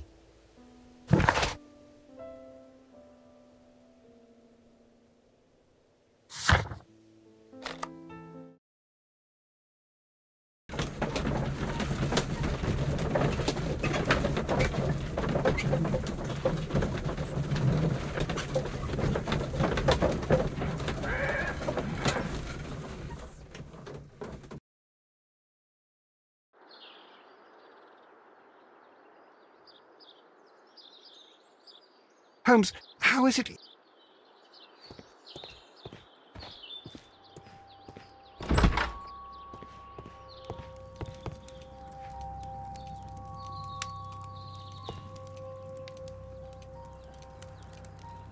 This is an absolute scandal. It's always the same with these rail companies. No respect for the customer.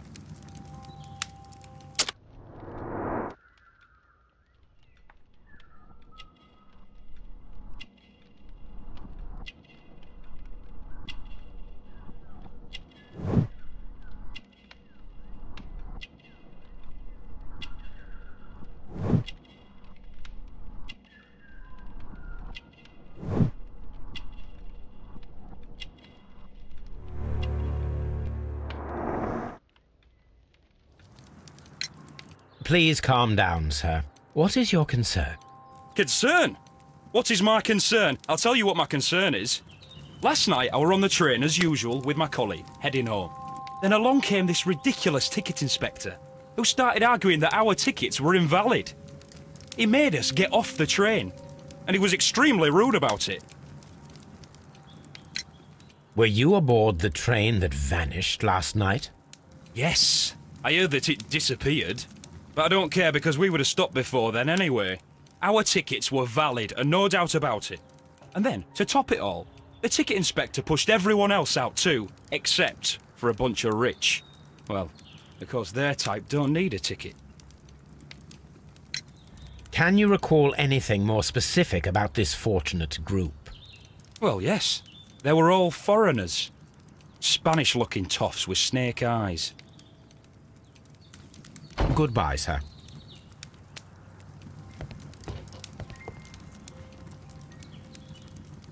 Good day to you, sir. Good day.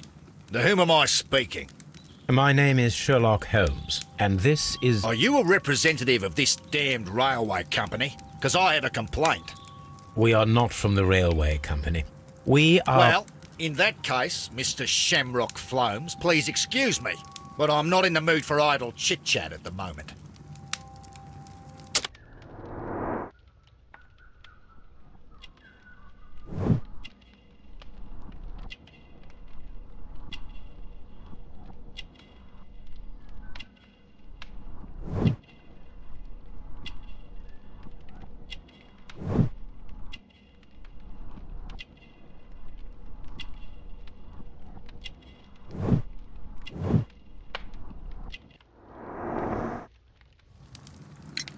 You must be Mr. Robinson, is that correct? Yes. I am leading the investigation of the disappearing train. It would help if you could answer my questions. Ah, well, all right. I have nothing to hide. I presume it was you who placed the order for the special wagon. Yes. It was to transport my valuable prototype safely to London.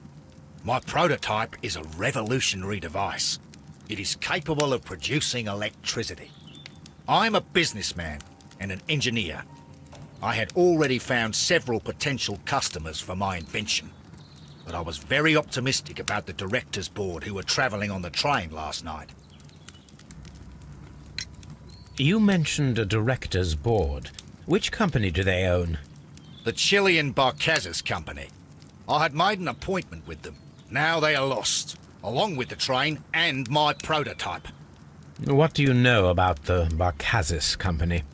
It's a large South American company.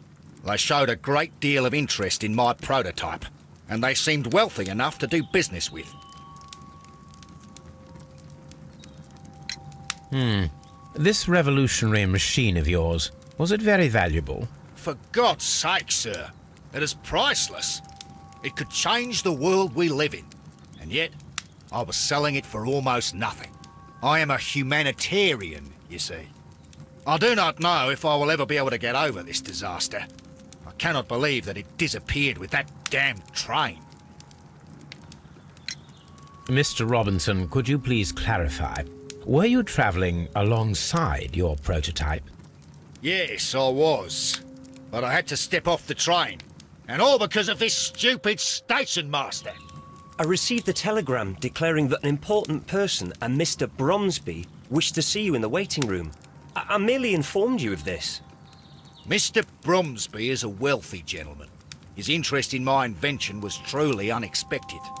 So yes, of course, I agreed to see him. Unfortunately, he wasn't there. I thought perhaps he might have been delayed, so I chose to wait a while. But despite my requests, the train left the station without me. Absolutely unacceptable. The timetable is strict. We cannot wait any longer. The regulations require the train to be on time. You are an idiot. You will pay for it. I will sue you. The ticket inspector forced all the passengers from the train except for the directors of the Barcazas Chilean Company.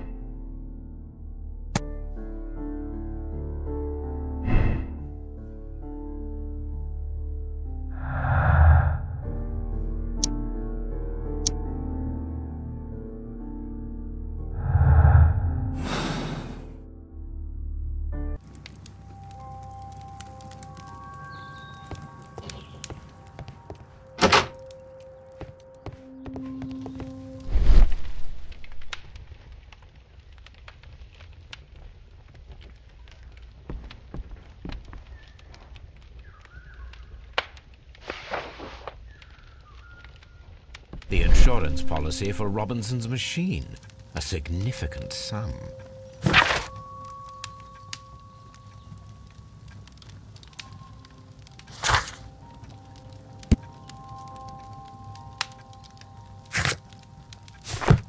A telegraph.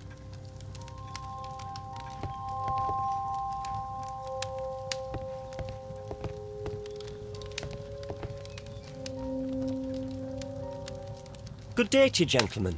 How may I help you? Good day to you, sir. My name is Sherlock Holmes. I am investigating the unfortunate disappearance of last night's train. I see. I'm Station Master Bertram, but my supervisor has not informed me about this. I do not know if... Do not worry. I have only a few questions.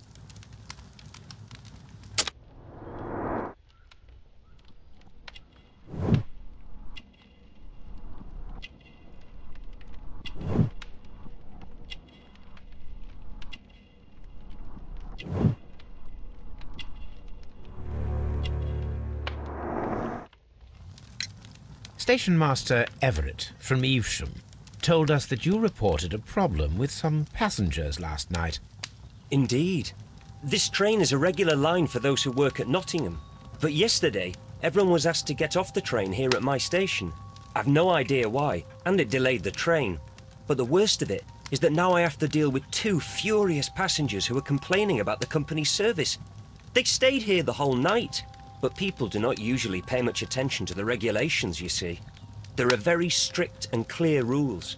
Paragraph 234 of Article 2G-43 states that in the event of a complaint, you must... Yes, thank you. I understand.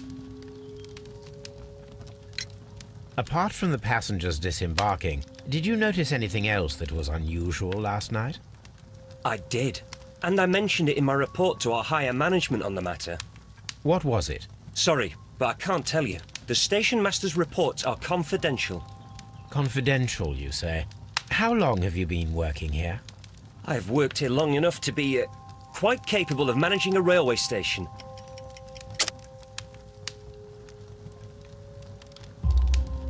Let me speak frankly, Mr. Bertram. Your age and your lack of confidence in your position are quite apparent. You cannot deny that you have only recently completed your studies. I was at the top of my class. Listen here, young man. I am aware that you wish to protect yourself behind all these regulations, but I represent the law. And you are obstructing the investigation of an important case.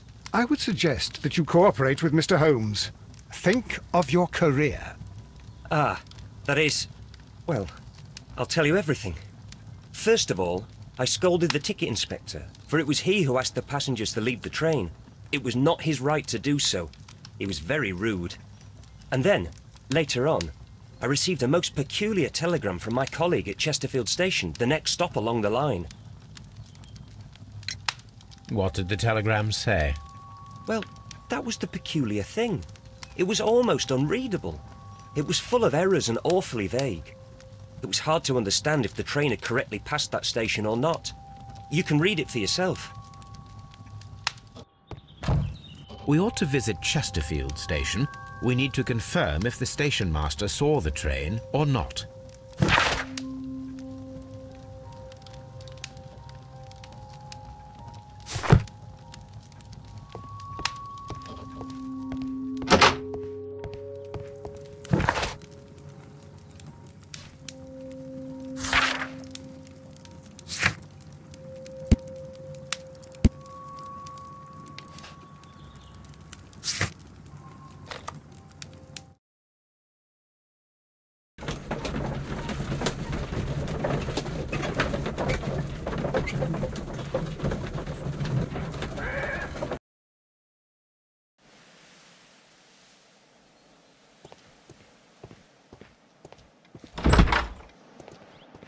This bin is full of empty bottles. A fishing advertisement.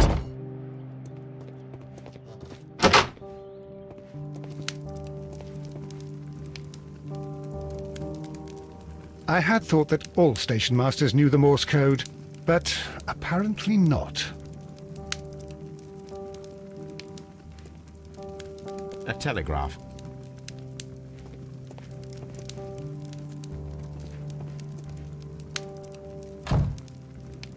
How could he fall asleep at work like this? Excuse me, sir. Wake up. Ah, his breath. He must have swallowed half a distillery.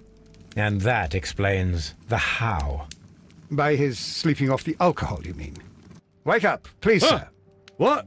The 18-hour 72 train has arrived? Good day to you. We are investigating the disappearance of last night's train, and we should like to ask you a few questions. Were there any passengers who got off that particular train at your station last night? No, nobody, it seems to me. Although I did not leave my office, so... No doubt you were very busy. You don't say.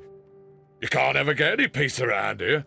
Now you have to send a telegram each time a train arrives and departs.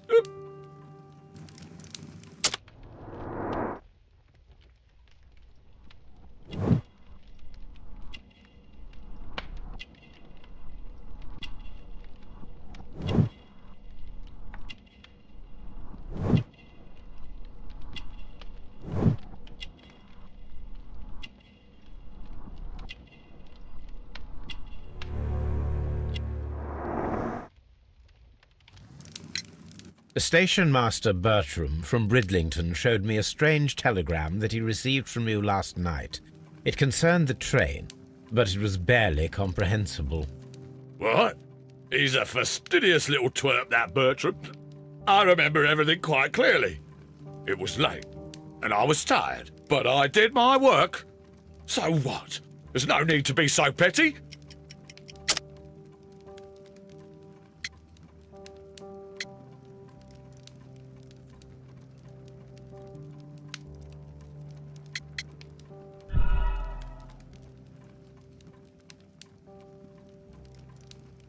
The station... What? He's a fastidious little twerp, that Bertram. I remember everything quite clearly. It was late, and I was tired, but I did my work. So what? There's no need to be so petty. You were not tired, you were inebriated. Tell me the truth now, or I shall not hesitate to document your state in my report. My friend means that you will end up by being sacked from your position. All right. So I was drunk. I don't remember all of yesterday, to be truthful to you. Please don't go harsh on me. Holmes, this man has consumed a considerable amount of alcohol. He's not entirely helpless yet, but... It will not be long before he is. Obviously, his testimony cannot be trusted.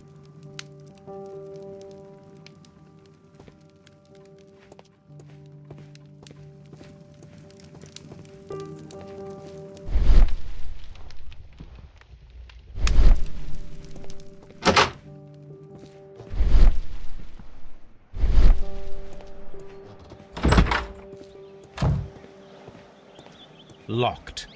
There is no sense in asking the station master to open it. We shall have to pick the lock.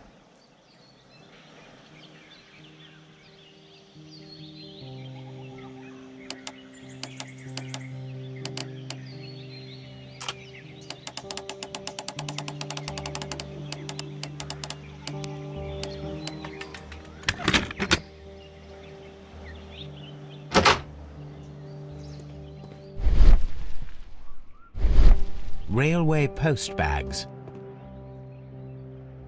These tools were used quite recently. They are still muddy. We should ask about them.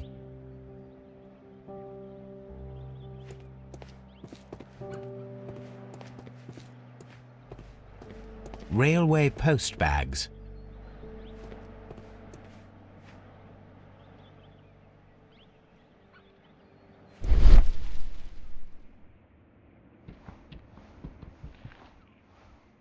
Bags were recently dragged here. French wine, a remarkable vintage. These bottles are too expensive for a station master's wage. They were likely taken from the parcels. Shameful.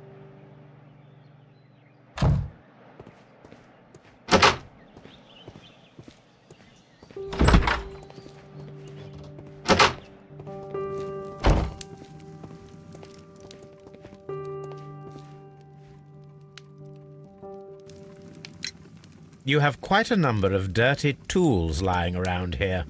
Ah, yes. Well, thank you for reminding me. I should clean them. Although, it might be easier to put them outside.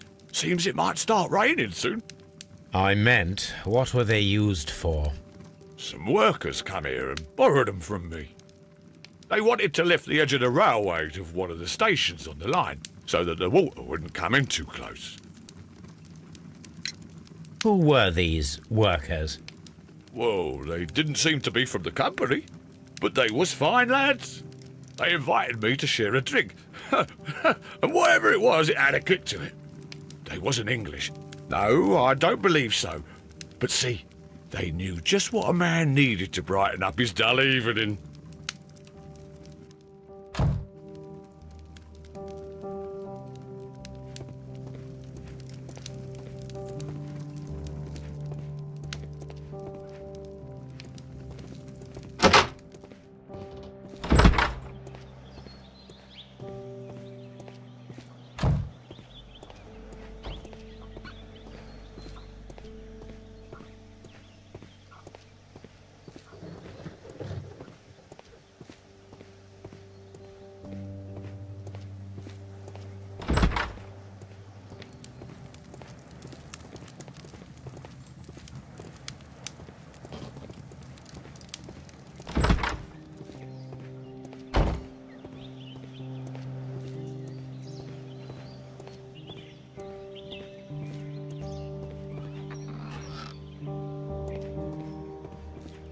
a handcar wheelbase. Interesting. It appears that elements of the same construction were scattered everywhere. Watson, please tell me, do you believe in magic? Of course not, Holmes. Then you are of the opinion that a train cannot simply disappear? Well, we both know that that is obvious. Why are you asking such peculiar questions? A little patience, Watson. You will understand my point quite soon. So, are you quite certain that you saw the train at Evesham Station? Yes, of course. We saw it coming.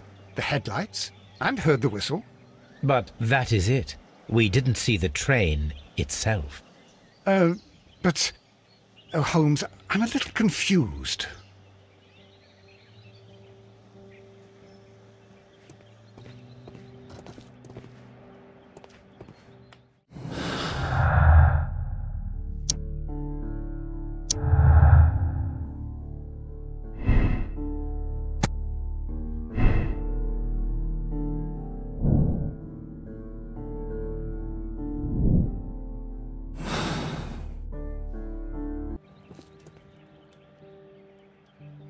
I should use the appropriate object here.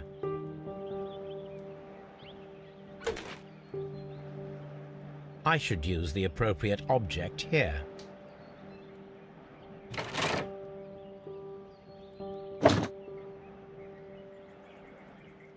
I should use the appropriate object here.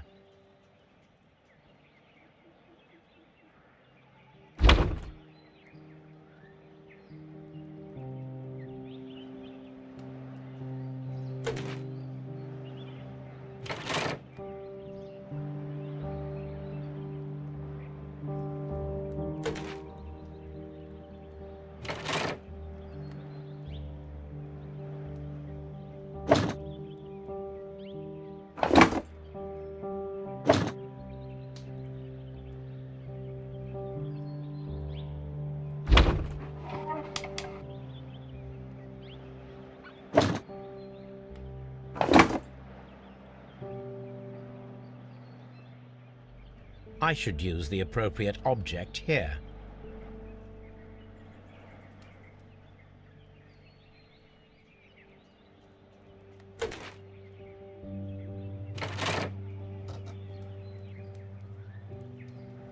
So, now here we have the fake train that we saw approaching Evesham Station last night. Doesn't look much like a train to me. Be patient, Watson, I haven't finished yet. Try using your imagination. Our train requires only a headlight and a steam whistle.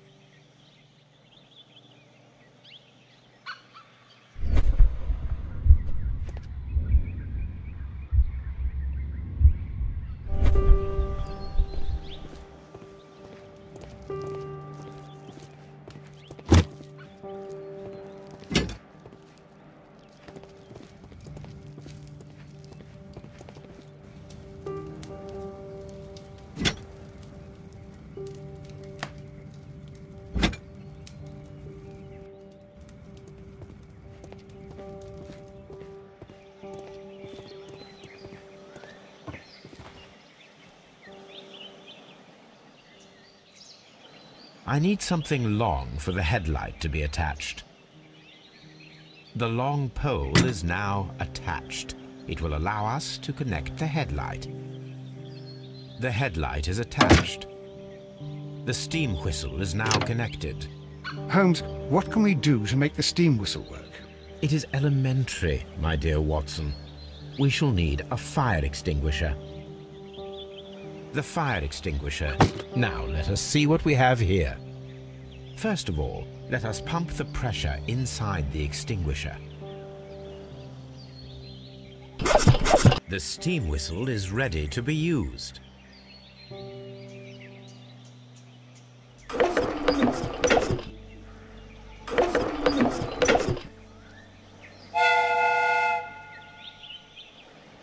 Watson, I do believe that we have created an exact replica of the train that vanished in front of us last night. The criminal mind can be most inventive. I am somewhat in awe. So such a thing is possible. If someone went to all the trouble of creating this that fake train, then it was surely with the intention of stealing the real one. Ah, Watson, you should not jump to conclusions. In fact, this does not tell us very much at all, except that the train did not evaporate into thin air. Although you half suspected it. Huh. At any rate, we now need to find where the real train might be hidden. I suggest we use my archives to find a more detailed map of our surroundings. Well, I hope that justifies our having to load your massive archive suitcase onto the cab. It made us extremely unpopular with our driver.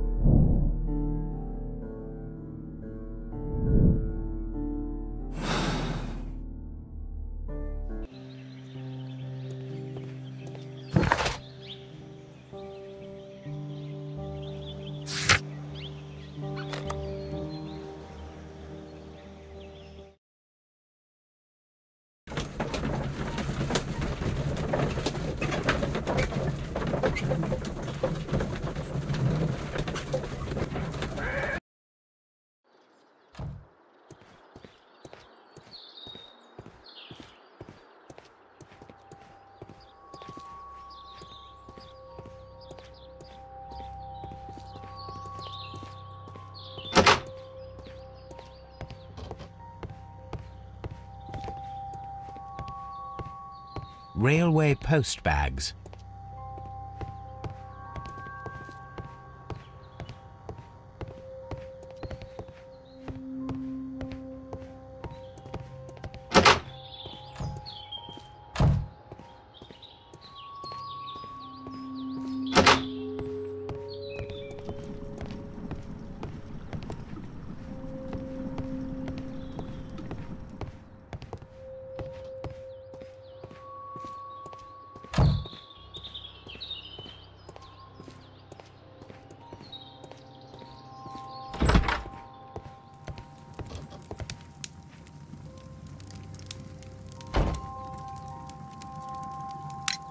According to this document, you have insurance for your prototype. Oh, thank God. Where did you find it? Near the telegraph station. I must have lost it when I tried to send a message, which I was prevented from doing. I apologise for that, but regulations state that public access to the telegraph is strictly prohibited. Upon my word, you keep on digging that hole of yours. You have no idea who I am. I see that you kept your grip sack with you. Why don't you leave it in the luggage room? I've had other things to think about. I lost my prototype. And this idiot station master just stands here doing nothing to help. Oh, but... Well, that won't do at all. Station master, I believe that the regulations state that any passenger luggage should be taken to the luggage room. I'll do it right away, sir. Sorry, sir. This Robinson is quite a character. We should learn more about him.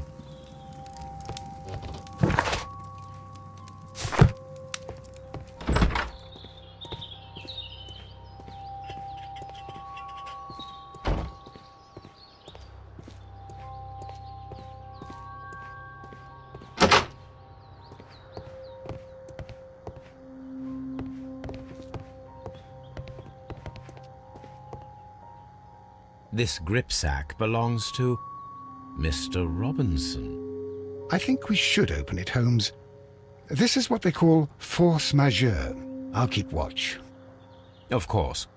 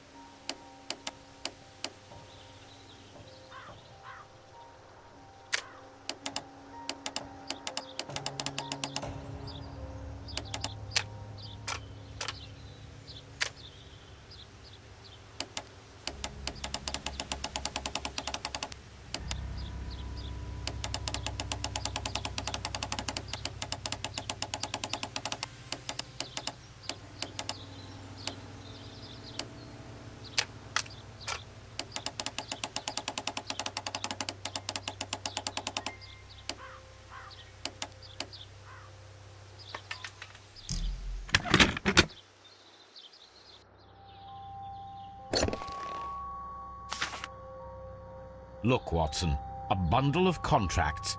Very suspicious. We should study them carefully. Mr. Robinson is the seller. An exclusive sales contract.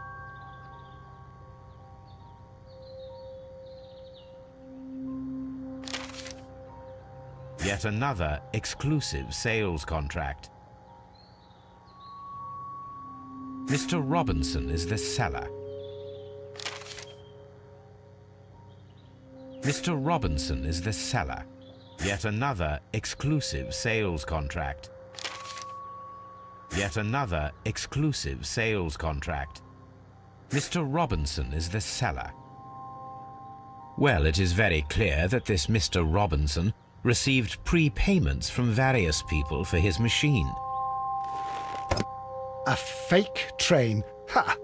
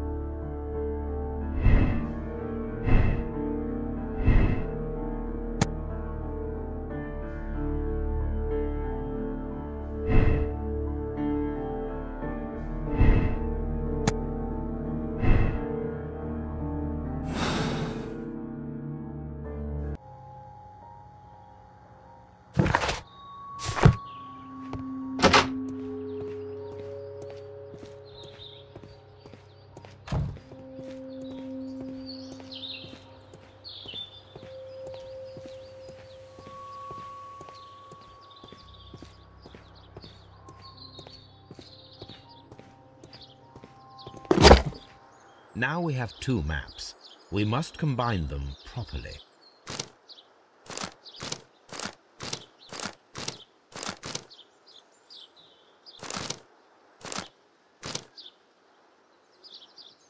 Here it is.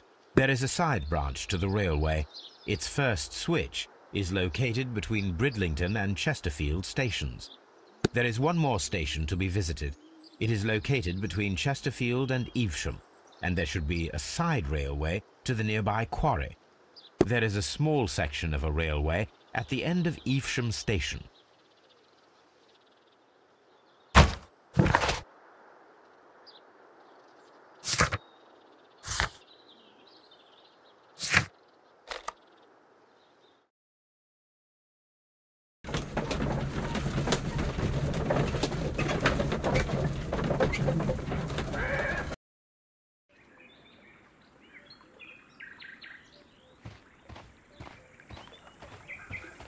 The switch is rusted, but it still works.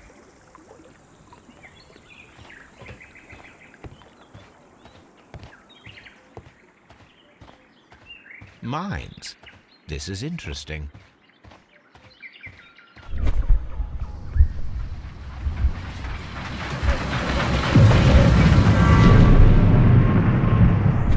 It would be quite possible for someone to redirect the train towards the mines.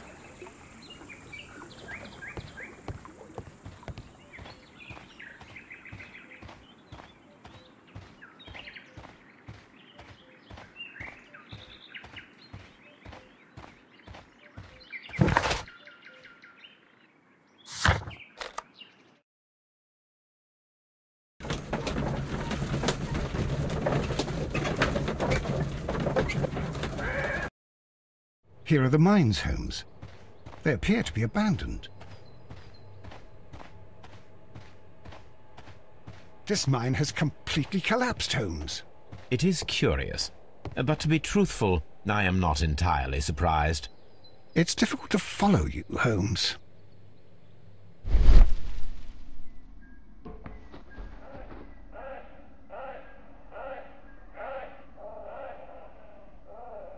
Someone removed these screws, most probably to take down the rails.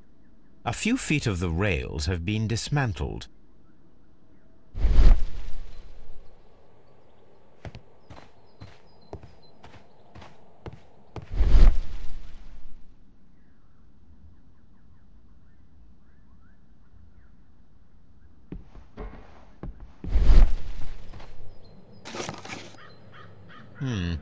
This is an unusual kind of paper, stiff and dry.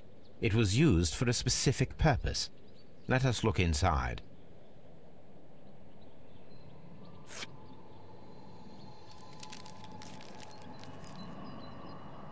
Sawdust.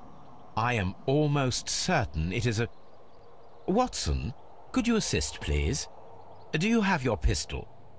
Good. Fire at this package.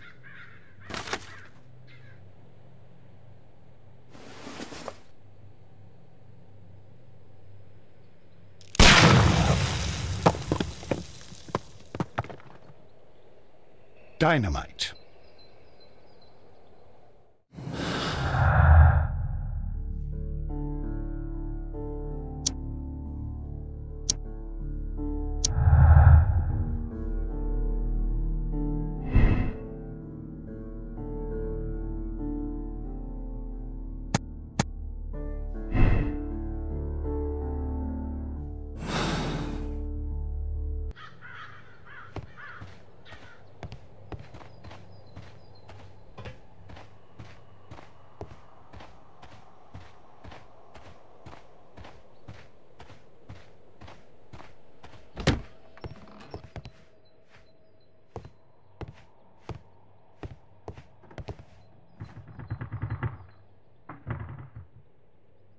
This box must be the safe.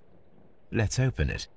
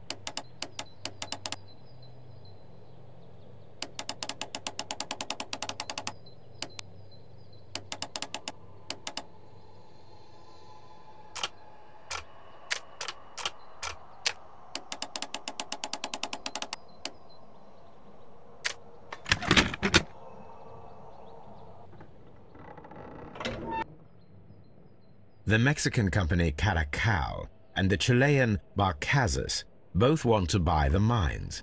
I need more information. Perhaps Mycroft could help.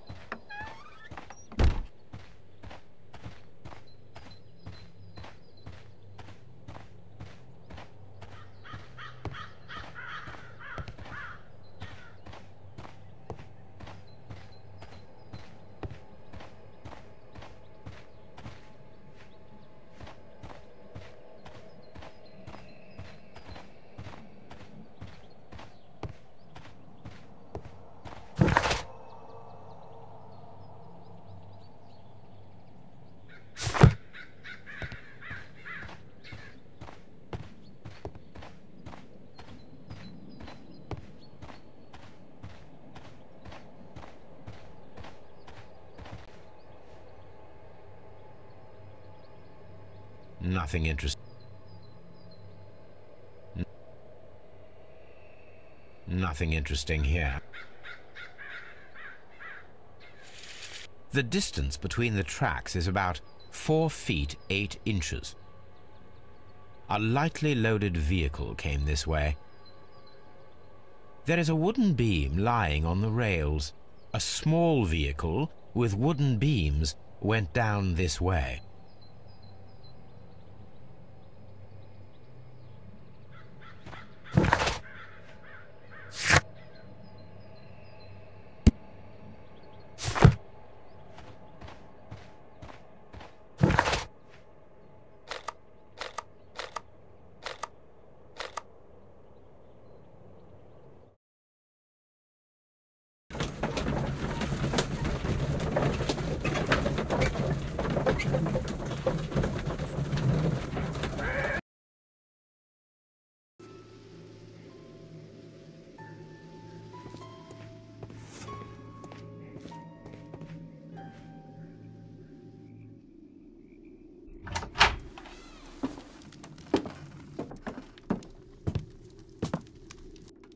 A funny character. He looks anxious. And he is not an Englishman.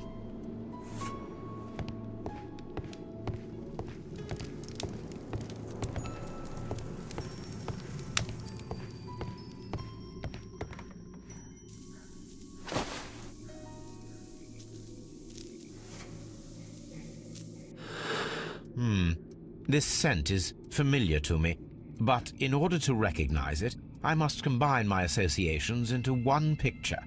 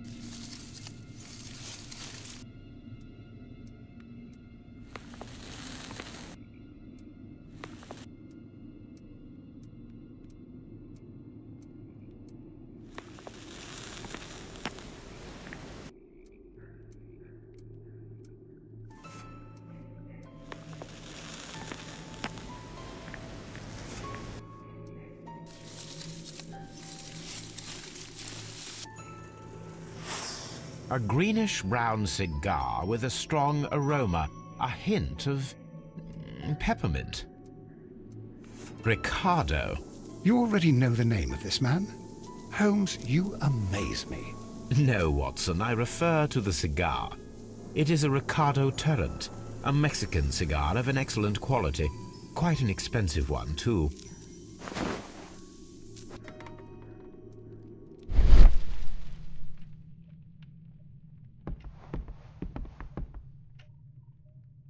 This ashtray is full of ash and cigar stubs. Apparently, there was a conflict between the Mexicans and the Chileans. A greenish-brown cigar with a strong aroma, a hint of peppermint. These ashes and cigar stubs are similar to the one that we found on the floor. Some of the stubs were recently smoked. There are others that appear fairly old. That means that the fellow spent several days here. Judging by his clothes, he's hardly a traveller or a tramp. Well concluded, my dear fellow. A man who smoked the Ricardo brand of Mexican cigar spent several long days at Doncaster Station. This ashtray is full of ash and cigar stubs.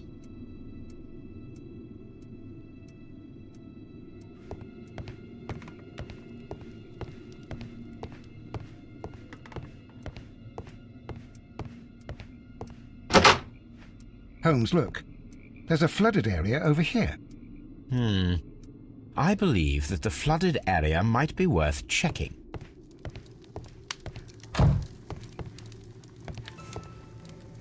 Newspaper articles on horse racing. Hurdle, steeplechase and flat racing. He is a true enthusiast, Holmes.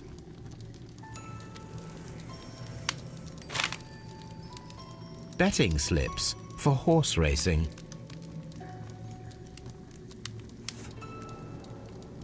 The sums are quite impressive.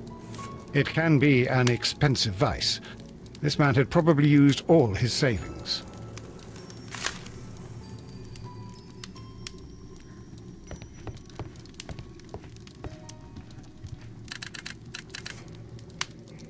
I asked Mycroft to find out some information on the WEA Coal Company.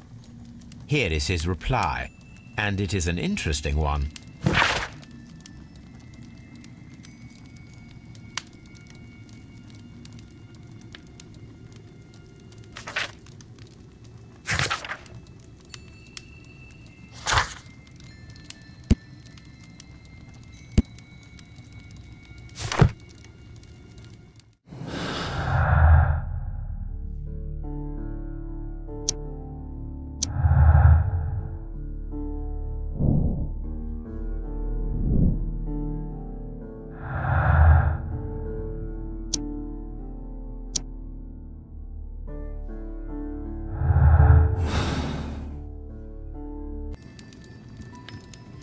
A telegraph.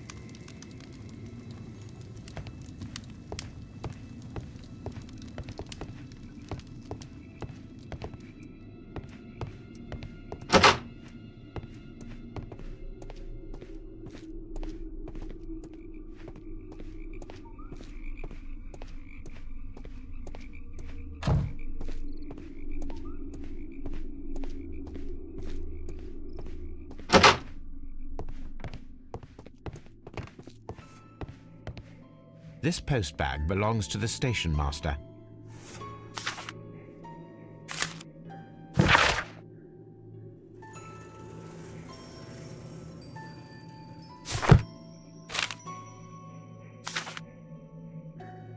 The station master appears to have found himself in some financial trouble.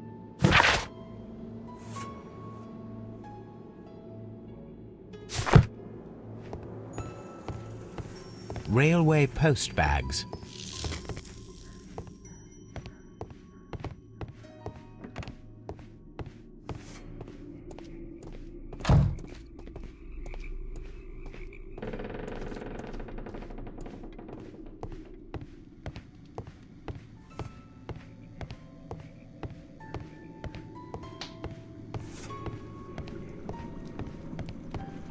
Watson, would you like some tea? No.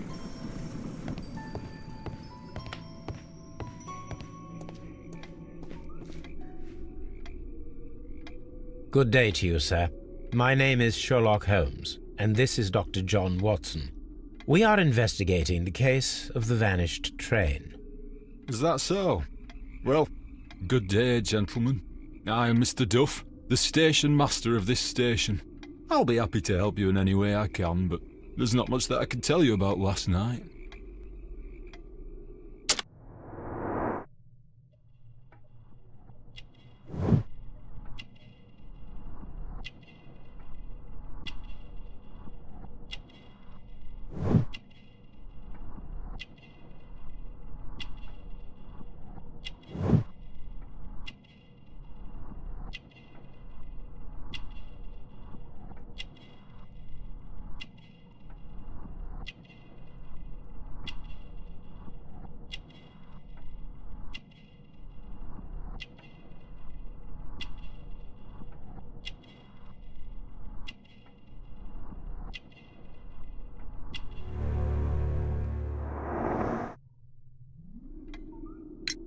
It appears that you may be at risk of some flooding along the line here. You mean that the whole bloody lake is at our feet? Quite so. But it is strange, because according to my map there should be a quarry here, and behind that the lake. How should I know?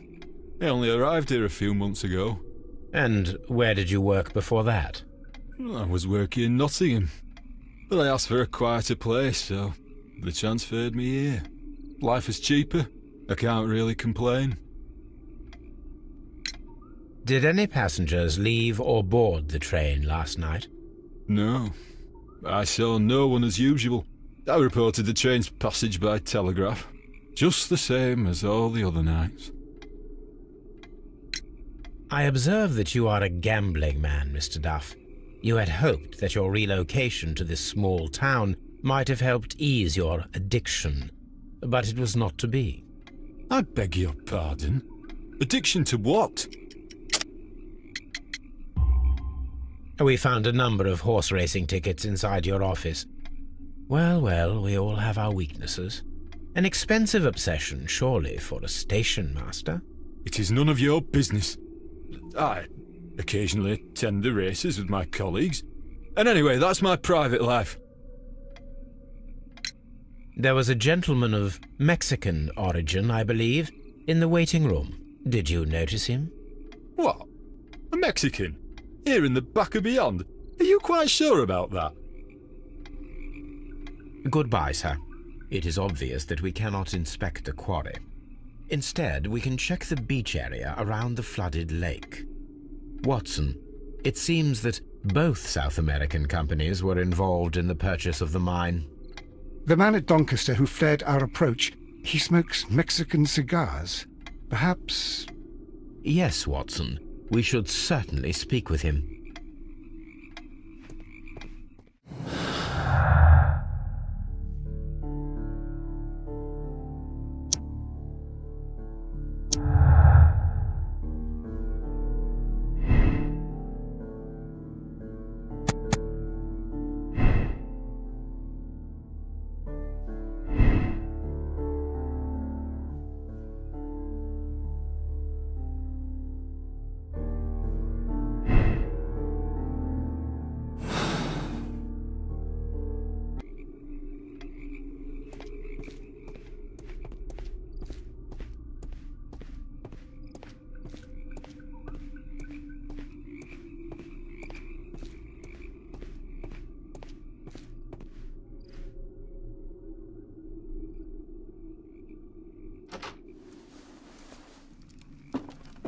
Please, sir, we would ask you not to leave. We have some questions. Are you the police? No, we are employed by the railway company. We are collecting witness statements about the train that disappeared last night. Lo siento, I'm in a hurry. Really? It seemed that you were waiting here for someone. Could you tell us if you were at the station last night? No, I just arrived from South America. A formidable journey, no doubt. Which country are you from? De Chile.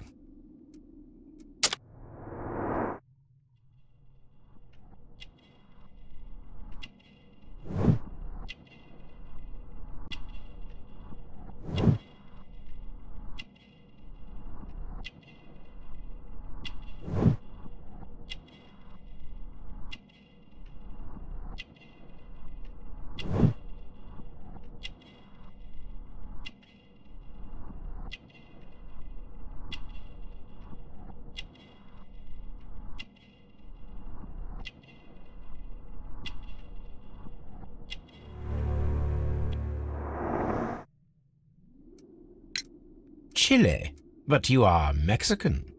No, you are wrong. Why would you think I'm Mexican? Because of your cigars. Sí, cigarrillos. So what? Those cigars are the Ricardo brand, from Mexico. It is quite impossible to find them anywhere but there. Pero not your business. I don't suppose that you are on vacation. What business brought you here? I was to meet my fellow compañeros, who were due to arrive yesterday. They were on that damn train. I will stay here and hope that the authorities find them, or their bodies. It's now my responsibility to repatriate them. Who authorized you to do that? The company I work for. Could you tell me the name of the company? It's not your concern. And what is your name? Enough questions. Buenas tardes. Not a very friendly man, and he is lying. He said that he just arrived, but we know that he has been here for several days.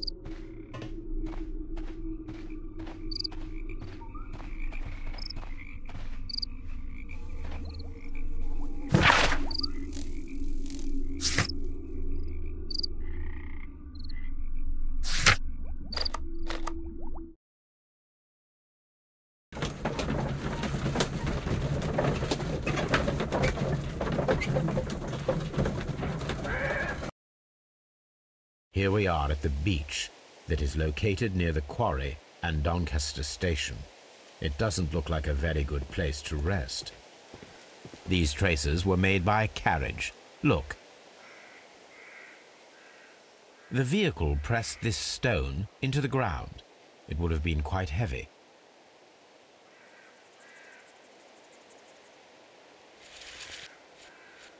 The distance between the tracks is about 6 feet 7 inches.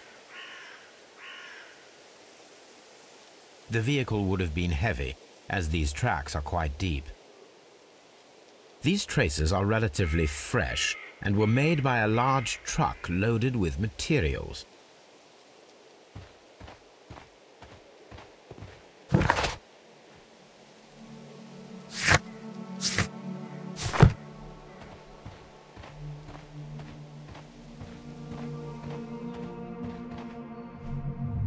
An advertisement for lake cruises.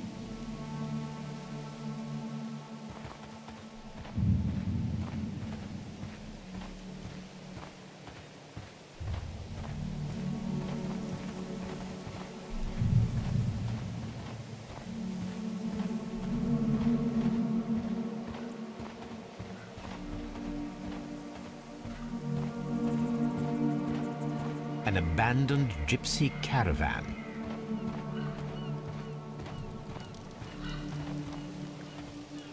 This place was abandoned fairly recently. Observing the coastline and the moored boats, we are able to see that the lake's water level dropped. The lake has flooded the quarry. The dam was probably breached.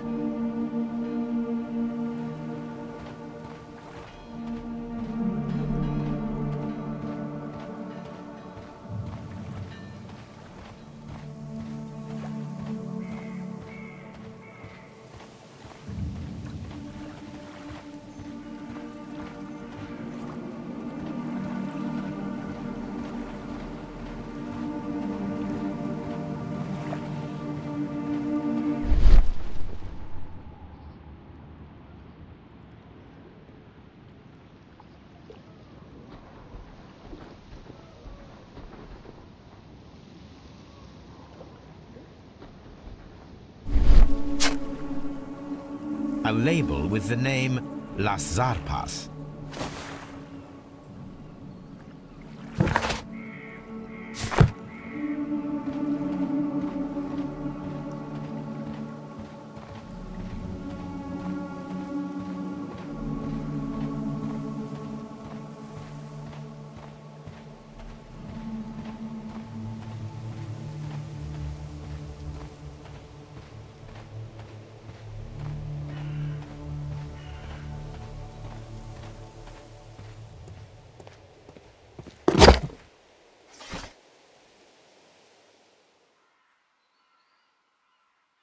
My search should be focused upon the name Las Zarpas.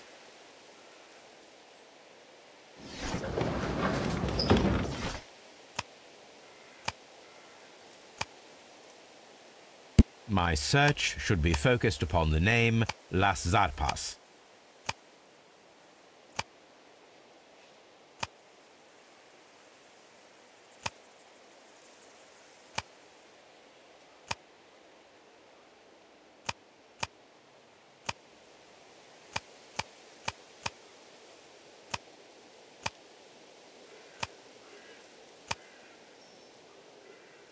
My search should be focused upon the name Las Zarpas.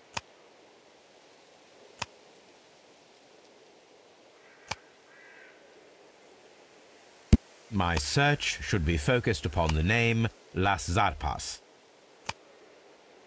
My search should be focused upon the name Las Zarpas.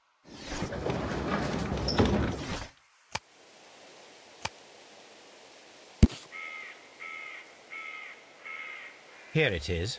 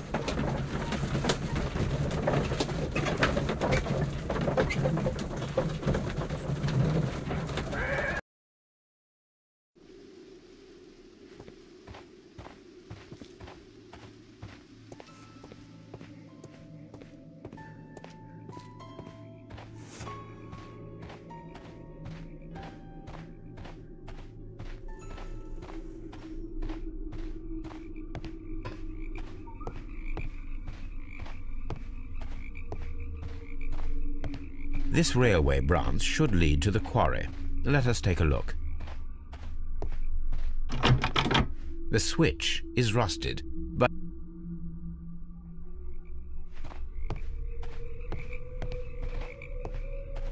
the rail is rusted and looks old, but the railway is still usable.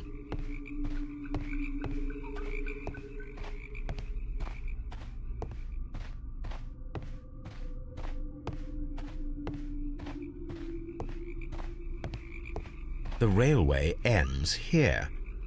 That is strange.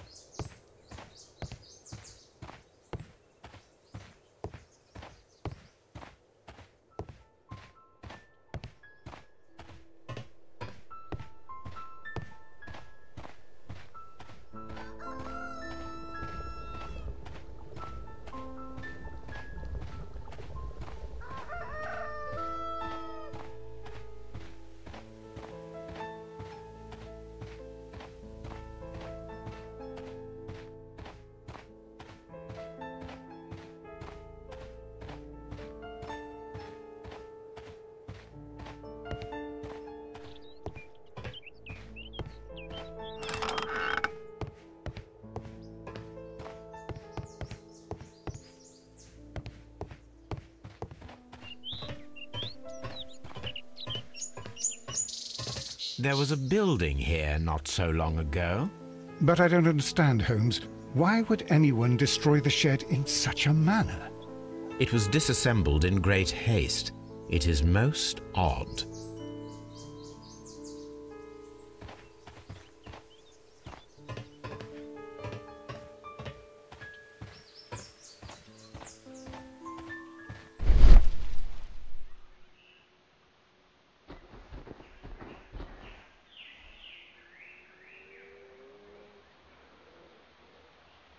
Traces. Let's take a closer look.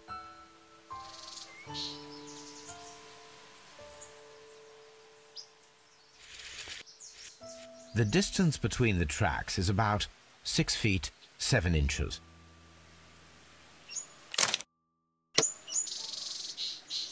The vehicle would have been heavy, as these tracks are quite deep. These traces are relatively fresh and were made by a large truck loaded with materials. The traces found at the disassembled shed near Evesham and at the lake were from the same vehicle.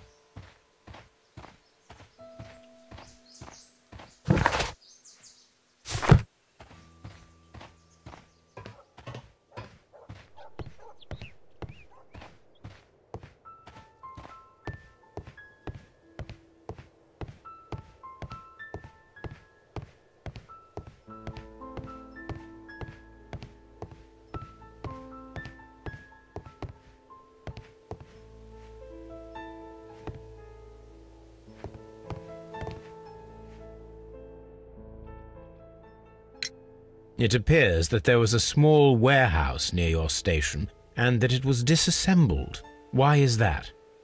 It was burgled overnight about 2 weeks ago. The police have already started their investigation, but I doubt that they'll find anything. What was inside the warehouse? Nothing of value. A few 100 feet of standby rails and some spare railway parts. But it wouldn't be easy to steal all of that. Why would anyone want to? See you later, my good man.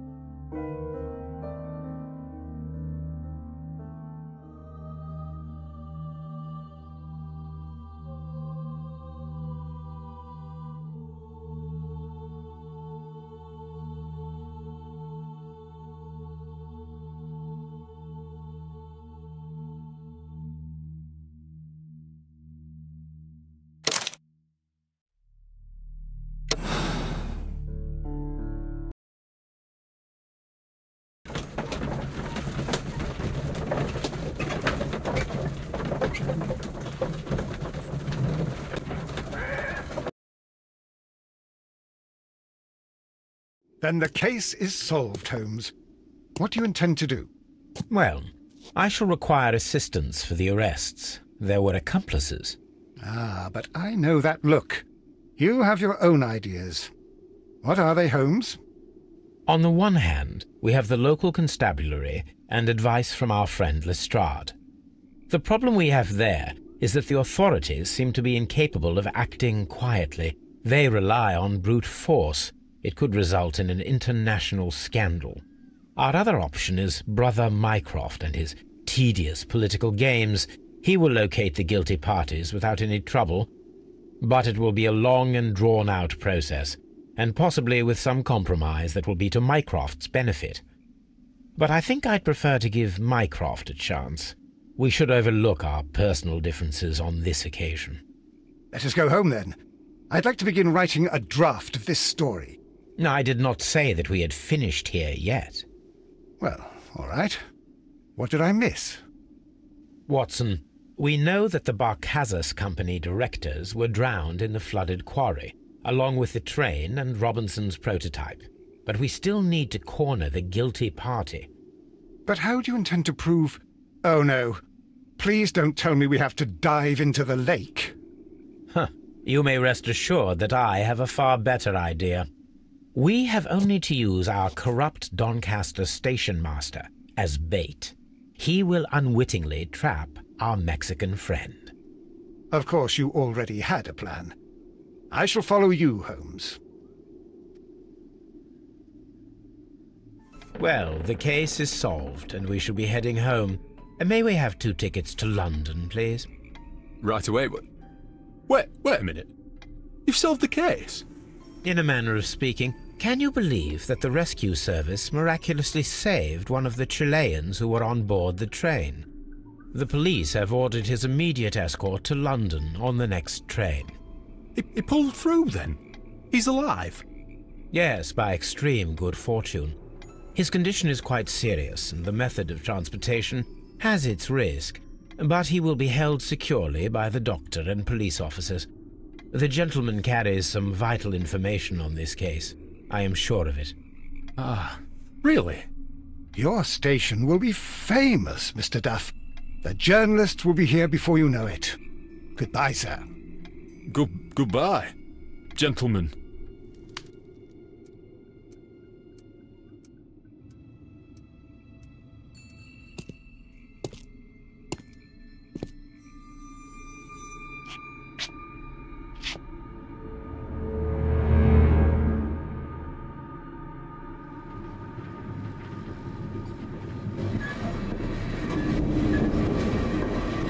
Gentlemen, you are under arrest.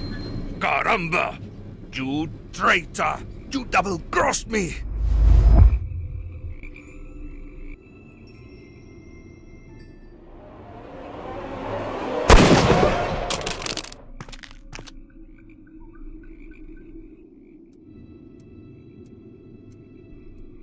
Good shot, Watson. I always knew you were a talented marksman. I didn't want another life lost in this case, Holmes. Oh my God! I thought I was a dead man. You shouldn't be so glad about it. You'll be up before the judge.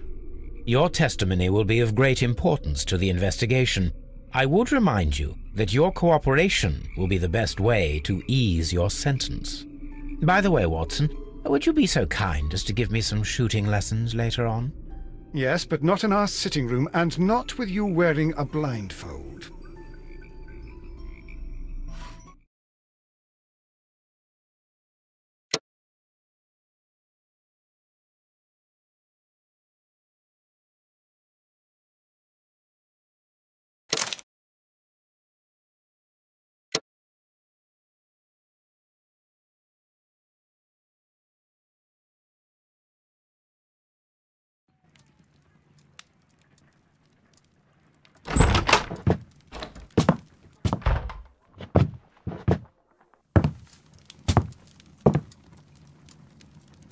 Holmes, what happened? I feel deathly. And you look it. Let me examine you. Please don't tell me that you've returned to your old habits.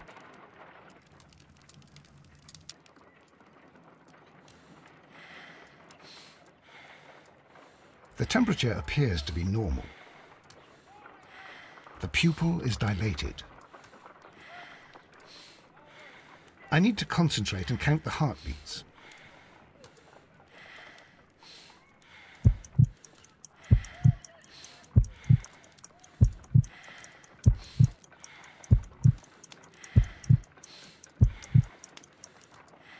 A weak pulse, around 50 beats per minute. But you're dying, Holmes. Your pulse rate is dropping. We need to get you to the hospital immediately. The antidote. Give it to me. The antidote? You mean that you're poisoned? Now. Please. Here, drink it all. Don't tell me that you did this to yourself. Hemlock and datura. I was compelled to. Holmes, imagine if I'd not returned home when I did. What might have happened? I knew that you would. Mr. Holmes, Inspector Lestrade is here to see you. Mr. Holmes is unable to see anyone at the moment. He is unwell. A good day, Inspector. Ah, Mr. Holmes. I'm glad to find you here. I need your help. This is a strange one. We have brought in 2 young bankers from the city, sons of lords, members of the Chamber, and so on and so forth. They were found stranded in a rowing boat that was drifting on the Thames. A romantic escapade with an unhappy ending, Lestrade. What? Well, yes, they were both in the bath, but... what? As I said. And they were tied together. You are lacking in imagination, Inspector. Well, no, I'm not. Anyway, there was a banner flapping about in the boat with the RMS Oceanic printed on it and signed by the Merry Men. The Oceanic? Isn't that the largest steamer ever built? Yes. And these 2 young banker chaps are sons of the owners of the White Star Line, the company that built it. There are rumours of corruption. I'm not interested in politics, Lestrade. I'll keep it then. Here's another one that's a bit more complex and maybe to your liking. It's a murder, but we're unable to find any weapon. We haven't touched anything. It's at the Roman Baths in Strand Lane. A murder, a vanishing weapon, the Roman Baths. That's for us. Watson, fetch your hat.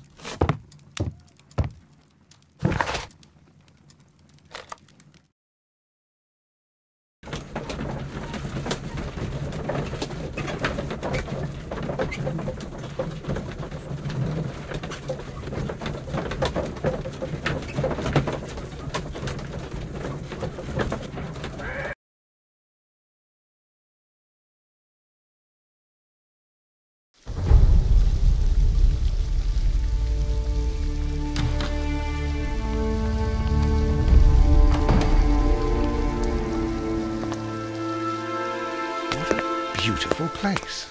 With a dreadful murder. The body of Sir Rodney Bentcliffe is still in the steam room. It has not been touched, per your usual instructions, Mr. Holmes. I shall be waiting for you here, but please hurry. Are you able to identify the men who were with the victim in the steam room? Yes. The manager of the bath, Sir Gregory Pitkin, a lad from the City Council, Garrow, and an archaeologist by the name of Blinkhorn. I think the plump one, Garrow, did it. He doesn't seem right in the head. Well, we shall see. You found no murder weapon? No, and that's why I called you. All 3 witnesses and the victim were locked in when the murder occurred, and they remained so until we got here. We even had to pick the lock to enter. I see. Was there anyone else here, apart from those gentlemen in the steam room? Yes, a Mr. Phillips. He was the one who called the police. He will be able to give you more details.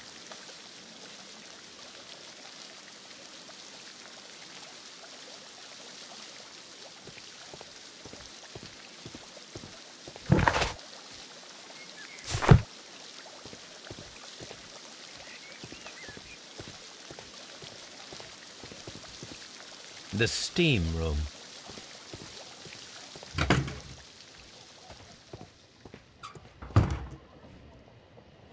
These clothes belong to one of the suspects from the steam room. Clothes belonging to one of the suspects. expensive clothes, belonging to one of the men from the steam room.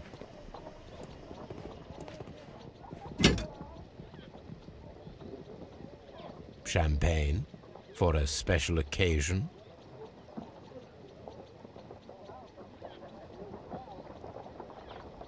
Unopened, it was intended to be enjoyed after the steam session. An ice bucket to keep the champagne chilled.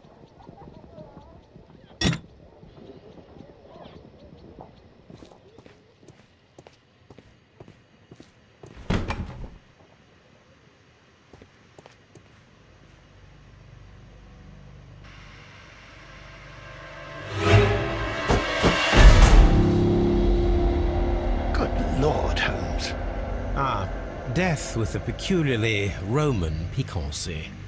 Like the one you almost had an hour ago. Let us forget about that.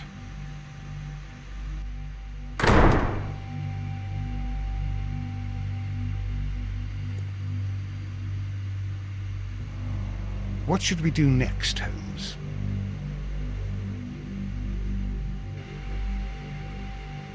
I should check this blood sample at Baker Street.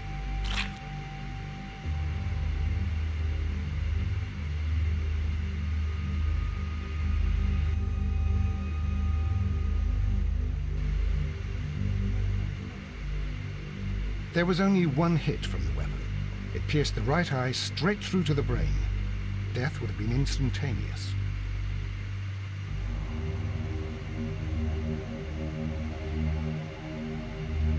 Some dirt or earth. I'll take a sample.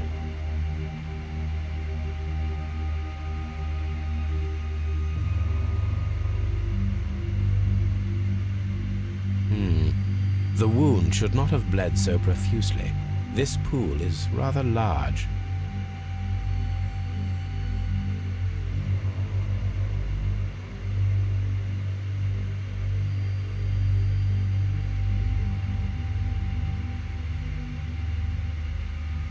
Look, Watson. He was wearing a ring. He very likely removed it before the steam session. Well, death is very recent. Between 30 minutes to 1 hour ago. I think we have found all that we can here, taking into consideration the abysmal lighting. Constable, we have finished with the body. We don't have many leads here. What concerns me is that we still have to find the murder weapon. Mr. Holmes? Please have the body removed without disturbing anything else in the room. All right, Mr. Holmes. I was wondering, Holmes, it's fairly reckless to carry out a murder inside a closed chamber. Why do you suppose they did it? There are a great many possibilities. The murderer was in a hurry. Or he is an artist. Or a ghost. Or he wanted to ensure that I'd be brought in on the case. Probably the latter. You are ridiculous. Do you know that?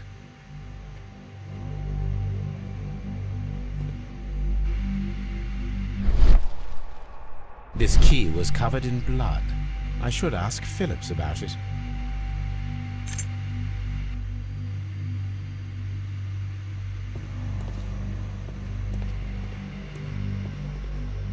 The grid cannot be removed. It's horrible. I can't talk at the moment. I'm in shock. I don't want to talk. Blood traces wiped on the towel. It's horrible. So Rodney is dead. Can't we speak about it somewhere else? The brazier is still burning. The heat here is extreme.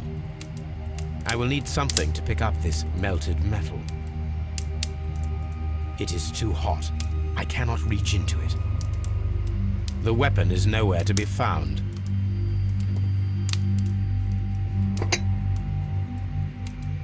One lens is cracked, probably due to the temperature of the brazier.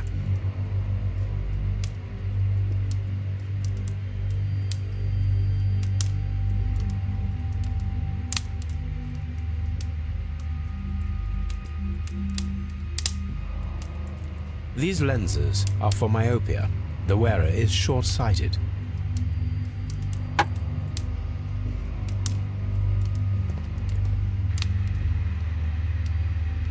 G. Newell and Sons, steam specialists, Seattle, WA.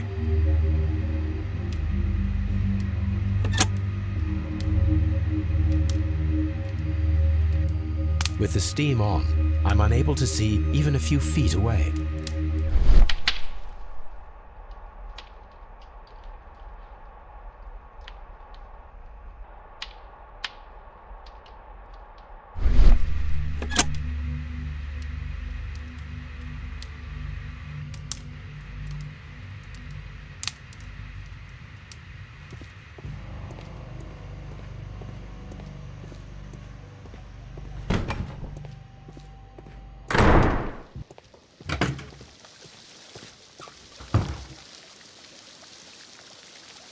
Mr. Holmes, I should like to take the suspects to the yard.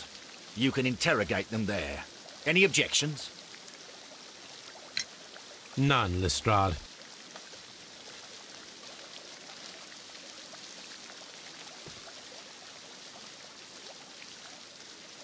Good day to you, Mr. Phillips. My name is Sherlock Holmes, and this is my colleague, Dr. Watson. Would you be so kind as to answer our questions? Certainly, sir.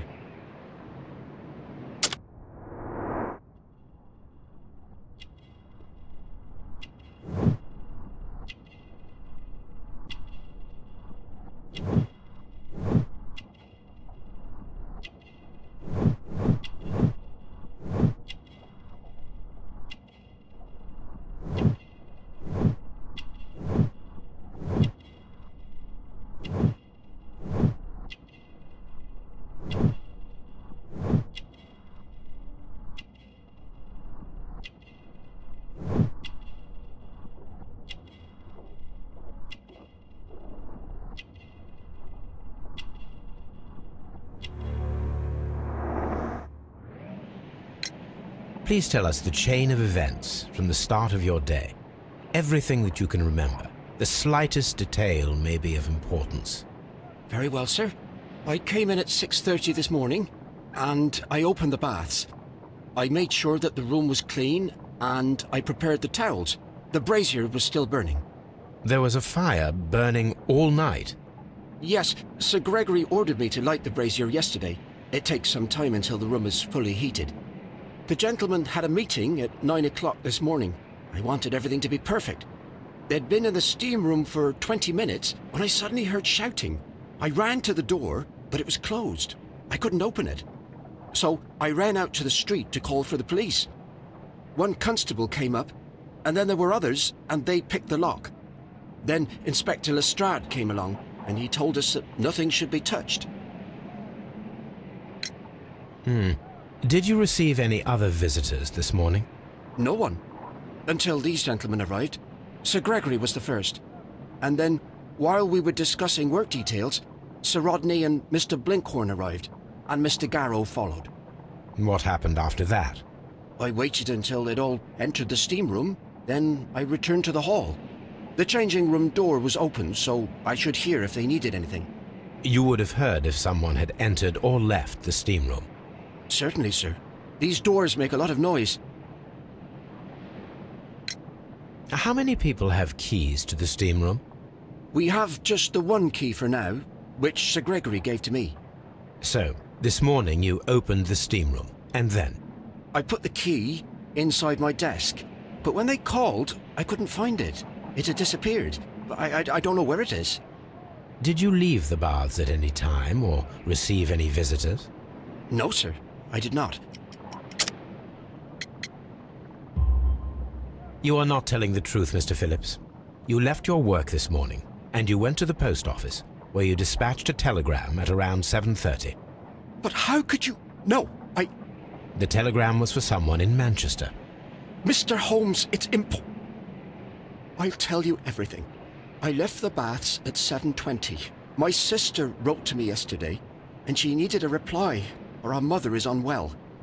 I was away for 20 minutes, and I closed the baths on my way out. Did you receive a reply from your sister? No, She wasn't meant to. I just told her to pawn my old school uniform so that she could pay for the medication. Did you check to see if the key was still in your desk when you returned? No, I didn't. Please, Mr. Holmes, don't tell the police about this. Sir Gregory would give me the sack. I need this job. I see. There is a bottle of champagne on ice in the changing room. Do you have any idea who left it there? There is? Are you quite certain? I didn't pay any attention. Do you believe that it's important?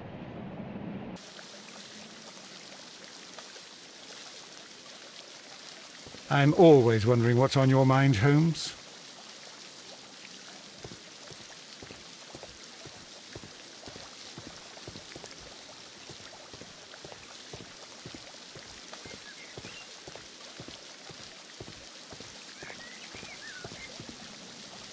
Frigidarium. This area serves as Sir Rodney Bentcliffe's workshop.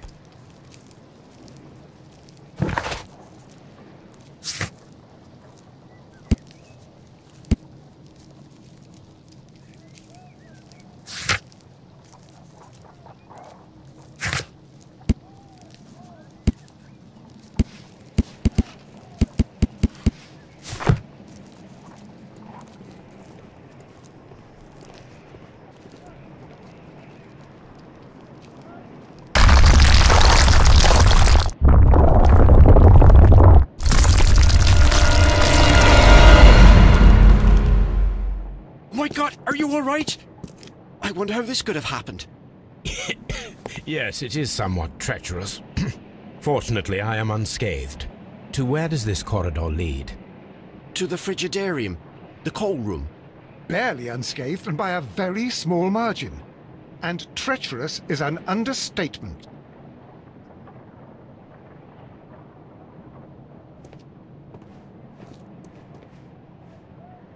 Those stones weigh tons. We won't move them. It does not matter. If our investigation requires it, we shall ask for them to be removed.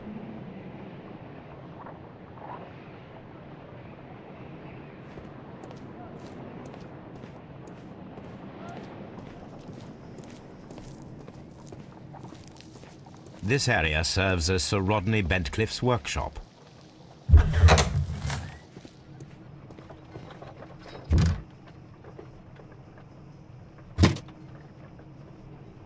Glass plate negatives, a remarkable method for recording ancient civilizations.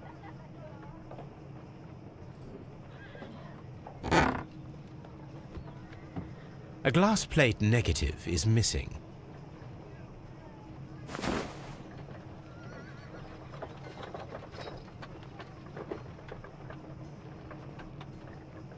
It is a glass plate negative of an Egyptian statue.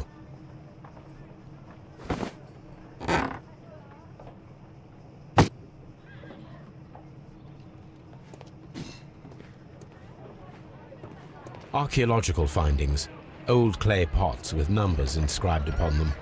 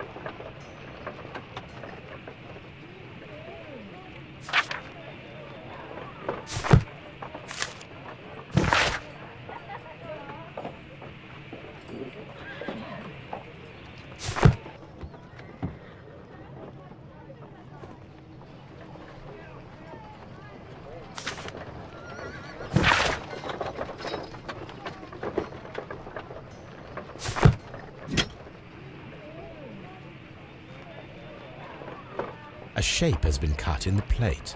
What should be done with it?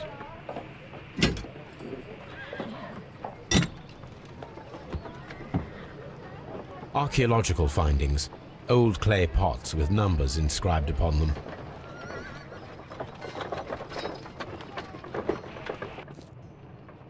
tools used by archaeologists in their research.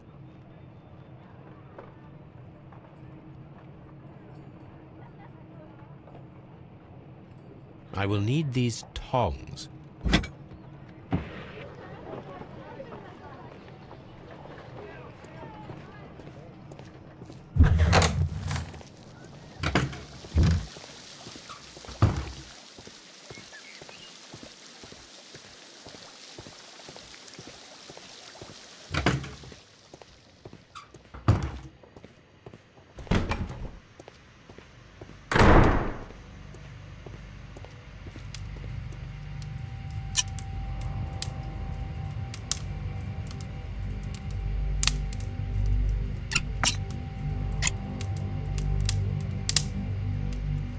I should analyze this melted metal.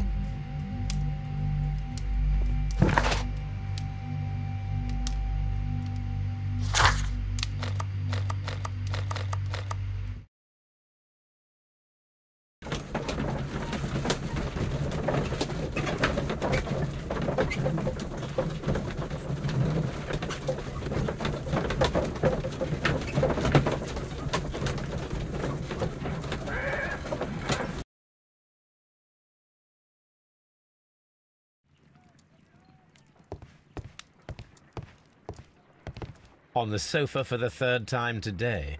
Well, don't be surprised if Watson sits on you again.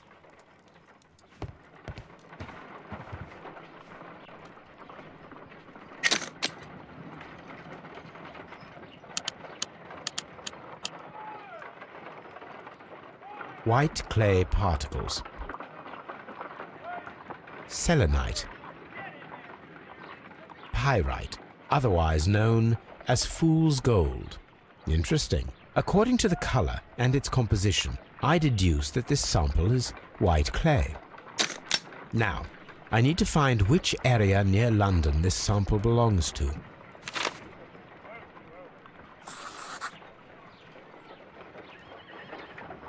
The sample of dirt belongs to the White London clay region, located near the city of St. Albans. Let us analyze this blood sample. This blood has not coagulated well. It seems very liquid. That is strange. Let us see what is inside it. Hydrogen peroxide will bring any foreign matter to the surface. I must take a pipette and place several drops of hydrogen peroxide.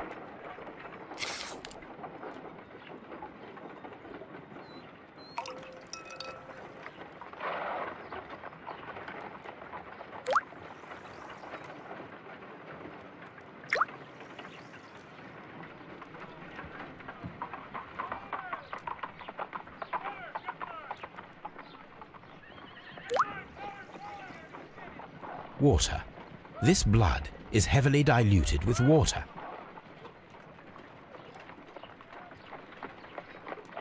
This is a piece of metal taken from a brazier. It appears to be silver, but I need to be sure.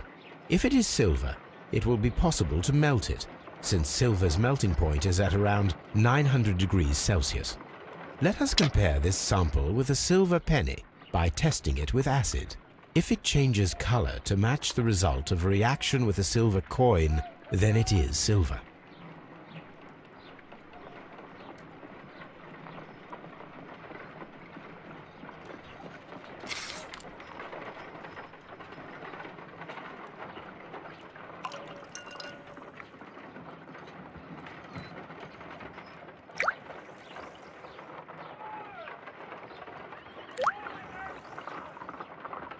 The reaction is the same red stain.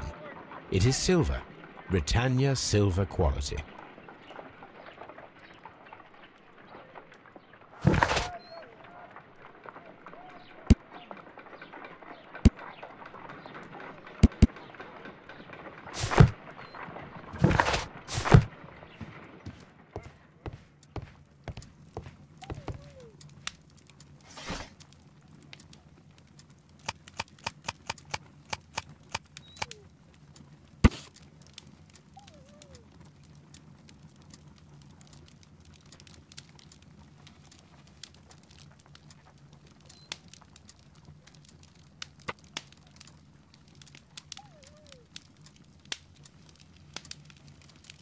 Here it is.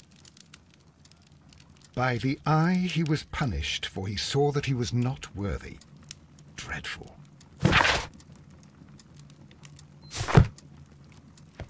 My archive.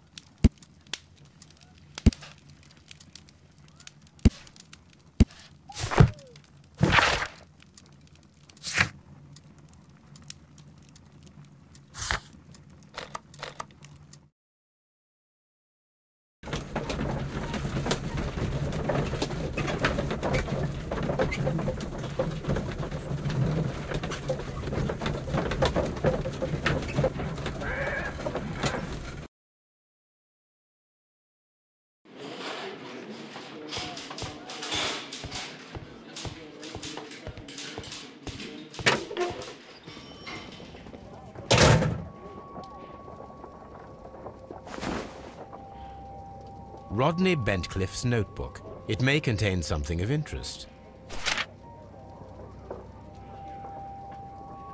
The last pages were torn out. We must find a way of retrieving Sir Rodney's last lines. Watson, please prevent anyone from entering the room. But first, fetch me a pencil. To begin with, a few strokes of the pencil will be enough. I don't want to damage the traces.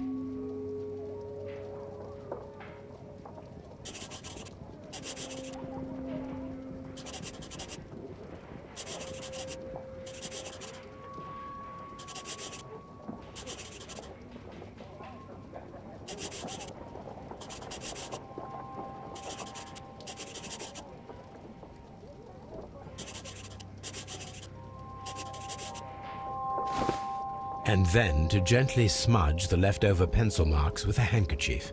I'm sure that Watson won't mind if I use his.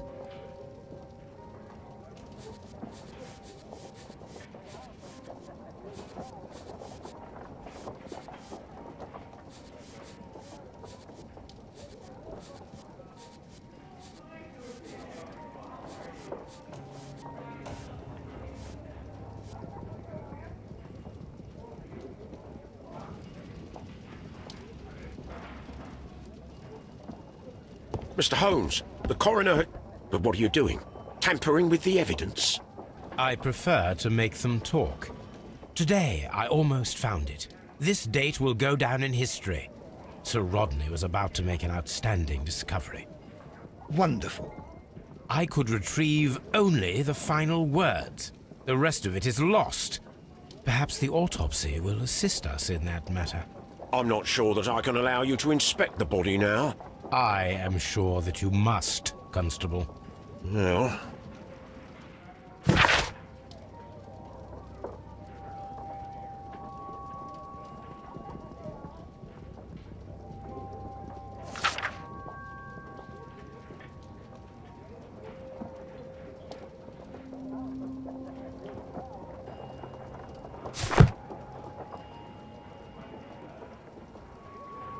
A hand-drawn map.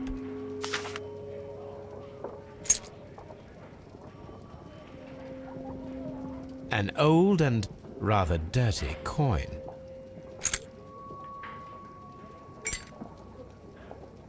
This ring was most likely the one that Sir Rodney wore. He removed it before entering the steam room.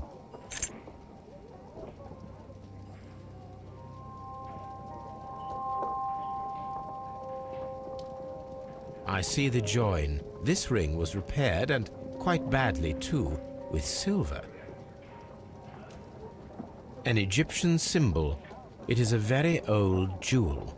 Why on earth would they wear such a ring? A very pertinent question.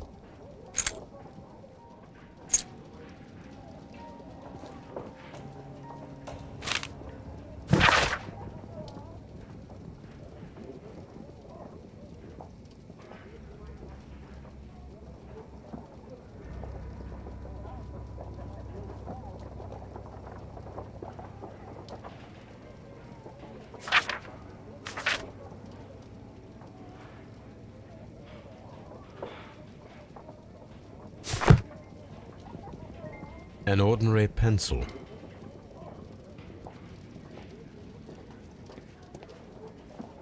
When Garrow found Sir Rodney dead, he wiped the blood upon himself.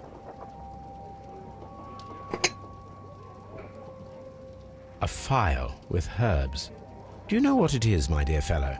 It's the St. John's wort flower, Holmes. It's commonly used as a drug against melancholia. However, an overdosage might lead to a rash or even hallucinations.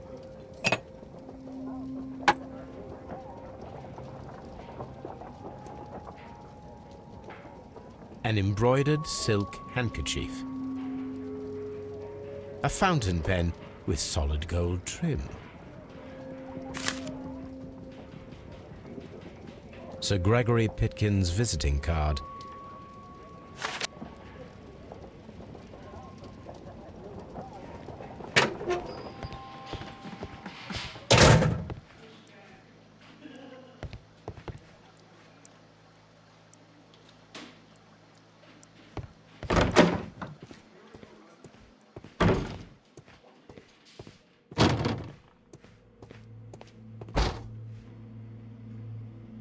According to the coroner, there were no cardiac problems nor lung congestion, but there were traces of fungus, possibly contracted from the Egyptian tombs.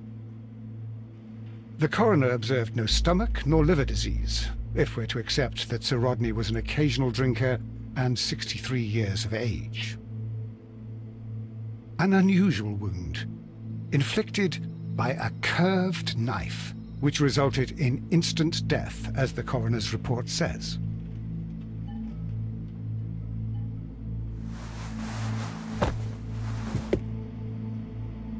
The bruising is in lines.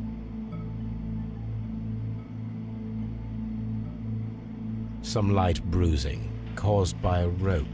They were caused by a rope around the waist. Sir Rodney was descending somewhere.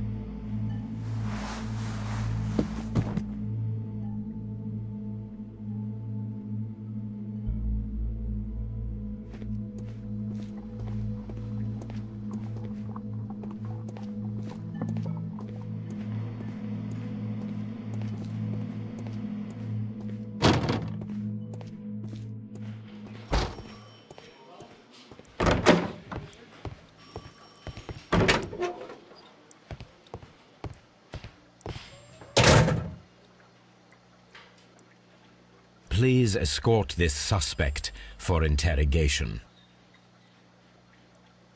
Good day to you, Sir Gregory. My name is Sherlock Holmes. I'm assisting the police with their investigation of the murder that took place this morning. Would you mind answering a few questions? Tell me, Mr. Holmes, will I need to stay here for very much longer?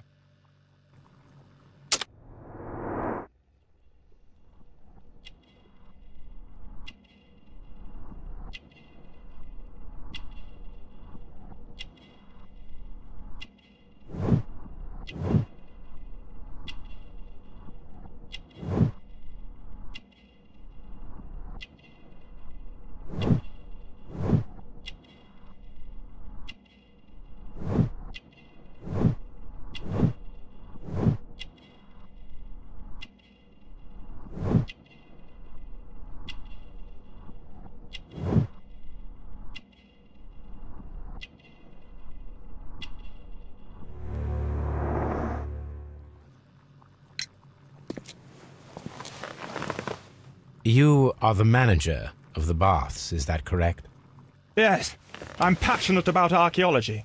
I wanted to restore the ruins. My ambition is to open the baths to the public. Living archaeology can be a profitable business, although now I'm not so sure. I see. When do you wish to begin using the baths? When the archaeological researches are over, I will be free to complete the restoration. It is the usual process. What was your relationship with Sir Rodney Bentcliffe? We were not particularly close. He had an unpleasant temperament. Suspicious, authoritarian, unkind. People possessed by genius may be forgiven for their nature, but not by me. Was he obstructive? Not at all. Everything he did led us to greater success. He helped us increase the potential of the building.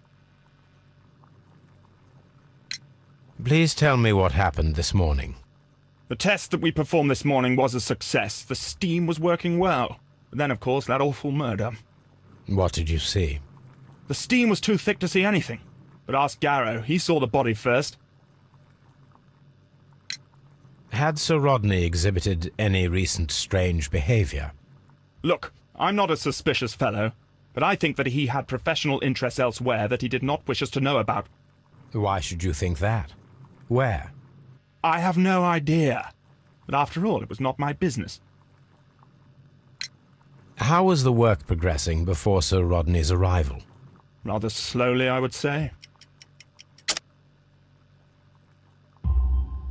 Sir Gregory, could you please explain this letter? You expressed the wish to call off the research work at the baths. It was all about Blinkhorn. He was merrily digging away and taking very little care about it, ruining everything and finding nothing of any value. But the arrival of Sir Rodney changed your mind? Sir Rodney's work was extremely promising, and it was good for the bath's publicity. So yes, I changed my mind. Are you aware that Mr. Garrow is under a form of medication? Garrow? No, but I never liked that parasite. Do you believe him to be capable of murder? Well, he did have blood on him. Does that make him a murderer? Some melted silver was found inside the steam room brazier. Do you know where it came from? Silver? No. Did you bring a bottle of champagne to the baths? Absolutely not. Sir Rodney did, I think. Please escort this suspect for interrogation. Good day to you, sir. My name is Sherlock Holmes, and I am assisting the police with their investigation of the murder of Sir Rodney Bentcliffe. Would you mind if I asked you a few questions? Not at all, Mr. Holmes. My name is Percival Blinkhorn.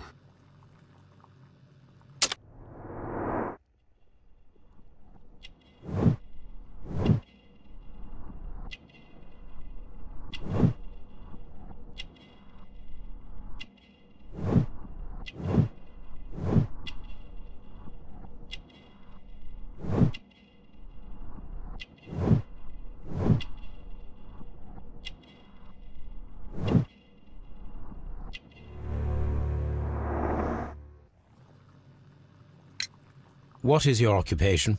I'm an archaeologist, specializing in the Roman period. I'm working on several excavation sites at present, including the baths at Strand Lane. Can you tell me more about the baths?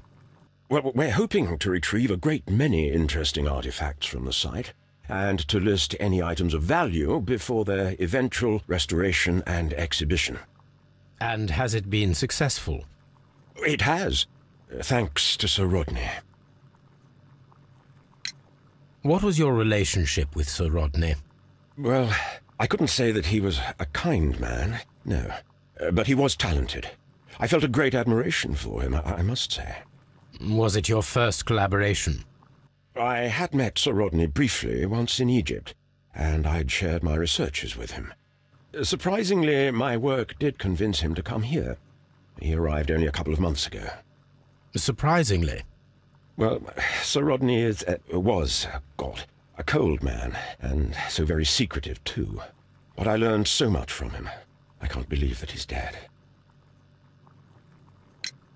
Can you tell me what you saw today? Well, we entered the steam room and we all went to sit down. The steam was particularly dense, and I didn't see anything much further after that.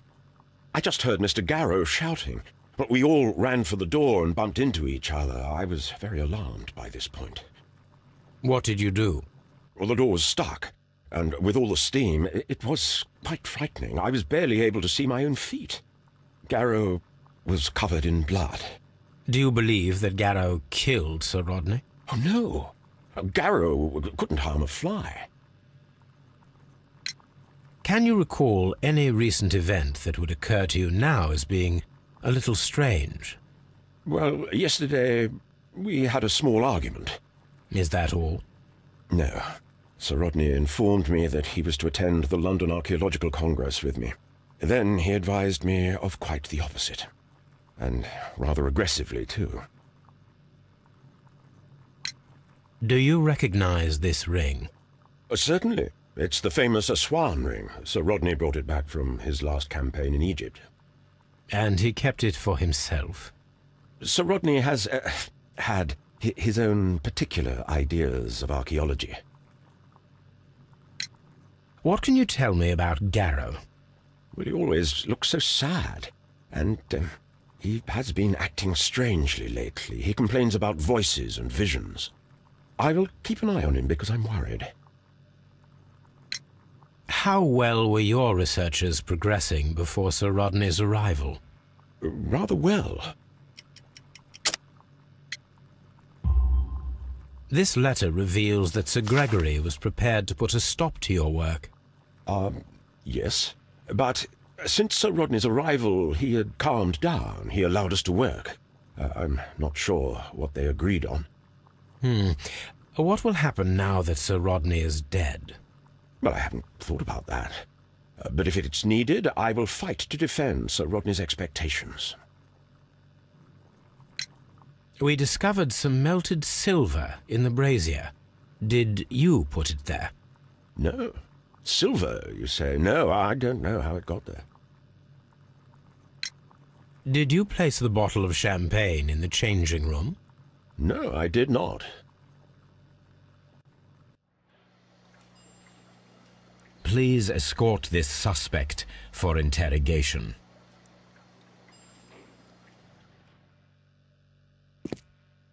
A good day to you. My name is Sherlock Holmes. I'm assisting the police with their investigation of the murder of Sir Rodney Bentcliffe. Would you mind if I asked you a few questions? I am Tristram Garrow.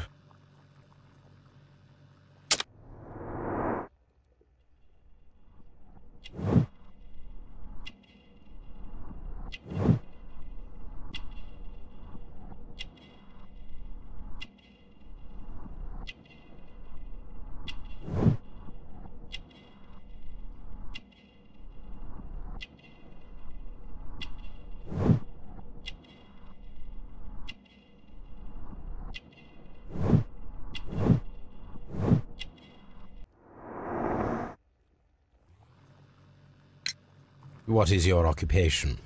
I am a counsellor at the district chamber. What were you doing at the baths? Well, I follow the researches. I am interested in archaeology. You follow them? Yes. So many things happened and we need to know. Or perhaps it's better hidden. I beg your pardon, Mr. Garrow. I meant nothing by that. I apologise. What was it like to work with Sir Rodney? It was like working with a genius. He was a hard man, but then, you know, this world is hard. There are always people who want to steal from you. And he trusted me, but, oh... Are you feeling unwell? Oh, I'm sorry. It is I remember. Oh, I feel so sorry. Do you need anything? I feel bad. I hear... No, nothing. I'm better now. Please try to recall what you saw today. The room was so hot, I had to remove my glasses. I was not feeling so very well in there. But you found the body? I saw the knife, you know, flying through the air. I saw the blood. I tried to escape. I don't remember. You saw the knife? What did it look like? Everything was as if in a nightmare. It all happened so fast. The knife was shining like gold. Had Sir Rodney exhibited any recent strange behaviour? Well, he had been rather secretive these past few days. Last Thursday, for example, I saw him leave. When he returned, it was very late. He showed me some wet coins, Roman coins, and he started to laugh. His ring! Oh, it should be destroyed. Why do you say that? It is a cursed ring, digging dark secrets. Really? It is after me now. I know it. I shouldn't have worked on it in the workshop. It's too late now. This is the coin that he showed me. It is from the 3rd century. It must be very rare. No, I don't know.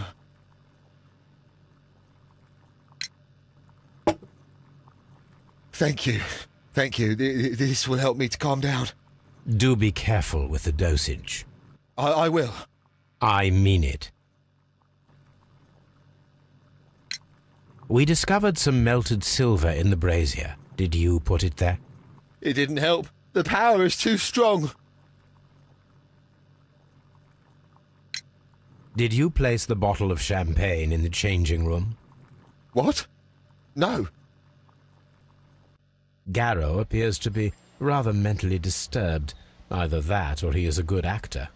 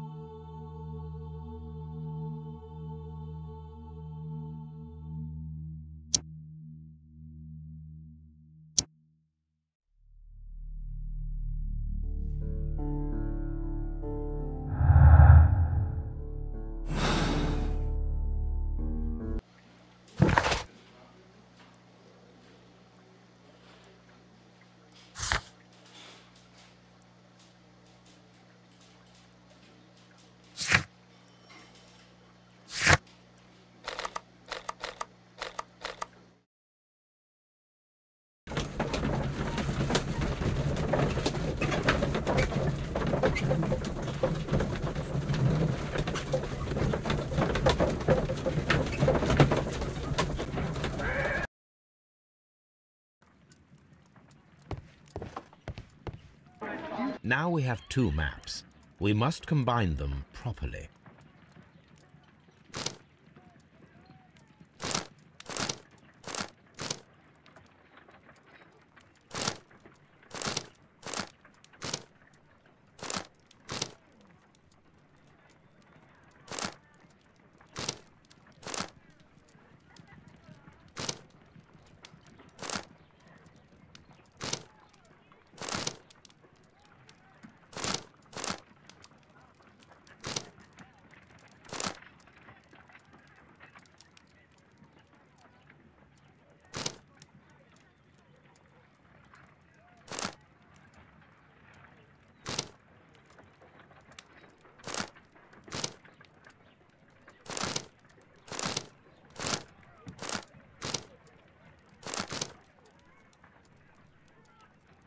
Watson, pack your bag. We are visiting a location in St. Albans marked on Sir Rodney's map.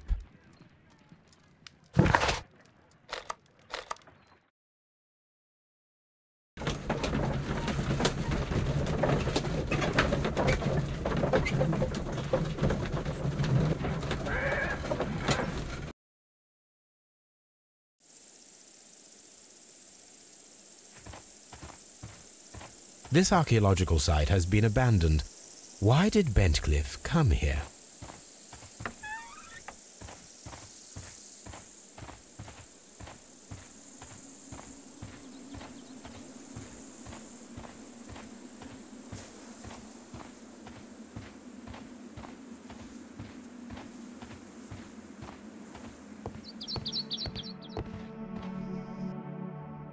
This is the map of the site. We are at the heart of an old Roman city.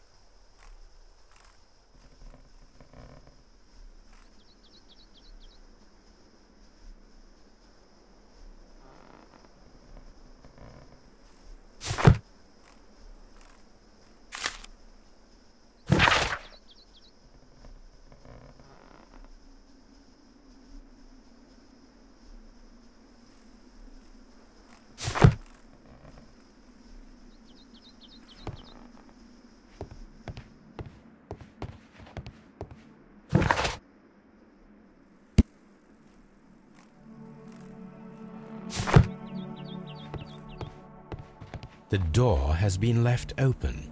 Someone did not care or was in haste.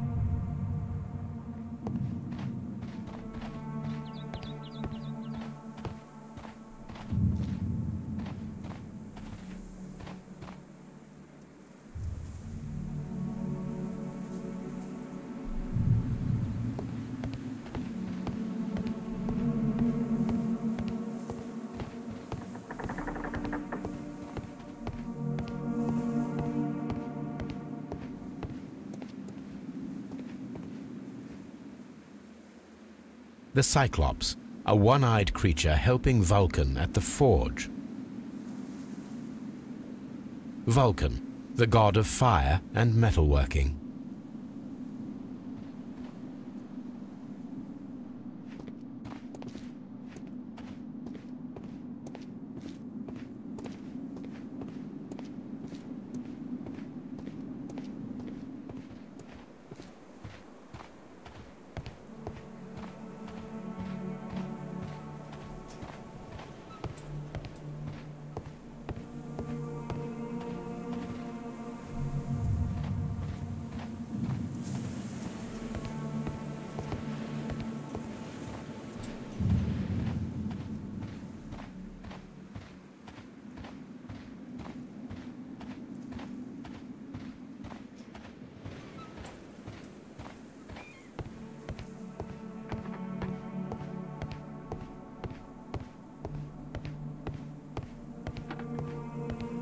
It is a statue of Minerva.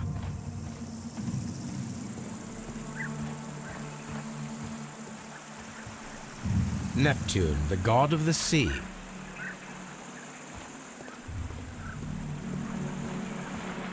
It is a broken statue of a bull.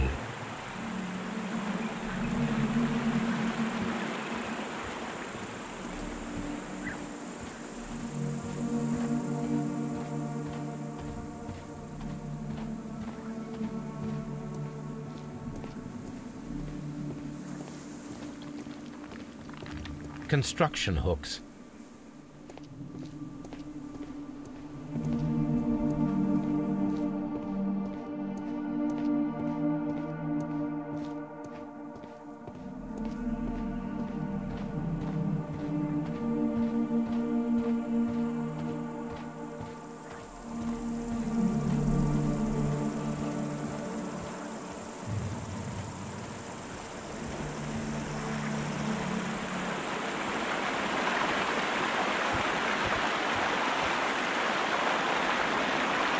The gastrofets were used with ropes and hooks for sieges. This is the map of the site. We are at the heart of an old Roman city.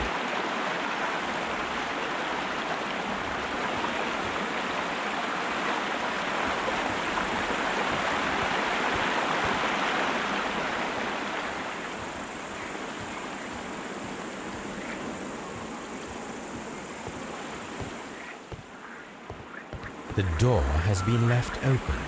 Someone did not care or was in haste.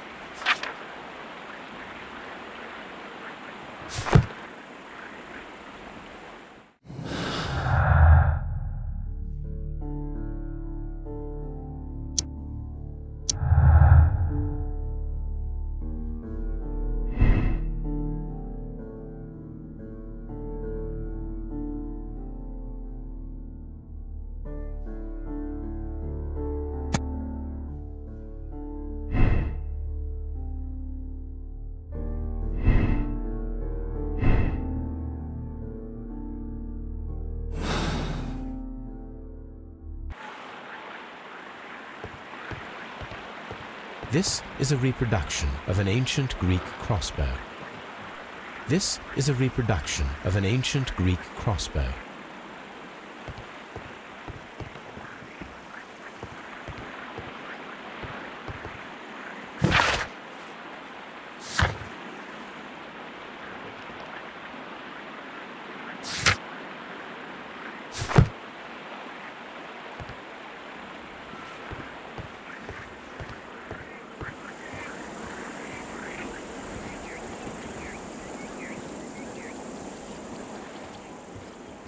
This railway is used to remove rubble from the site.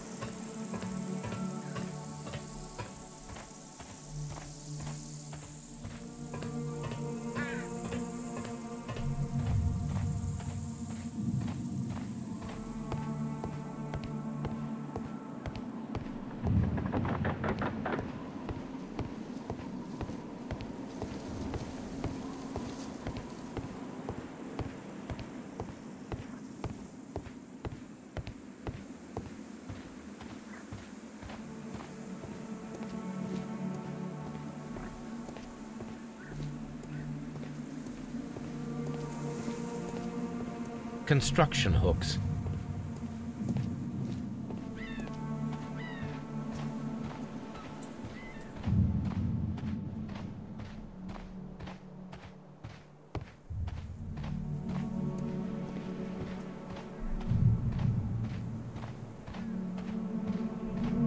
I don't need the ropes for now.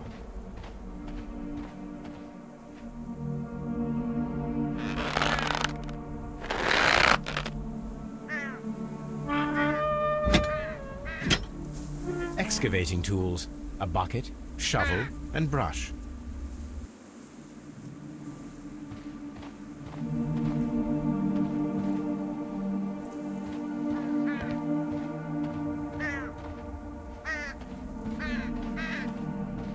I don't need the ropes for now.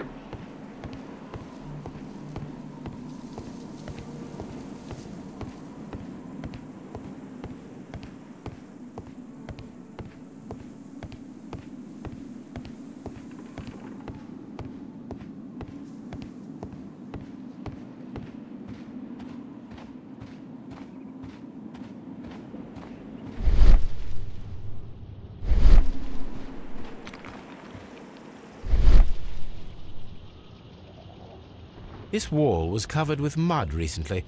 What could be hidden here?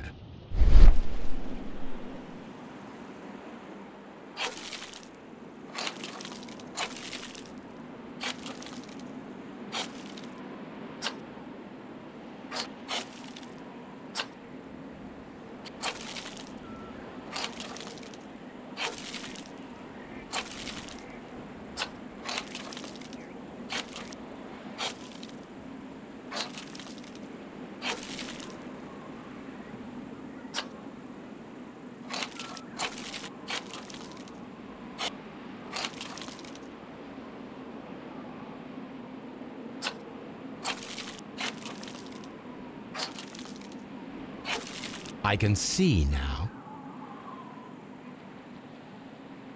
Frigidarium. It is located at the Roman Baths in London. Someone took the time to hide the fresco, but what for? I need to visit this place.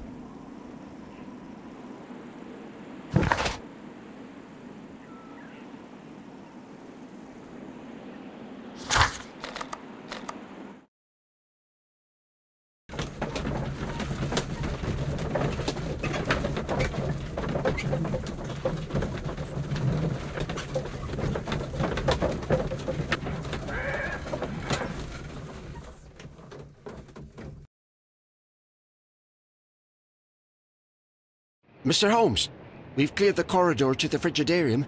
You can visit it now. Thank you, Mr. Phillips.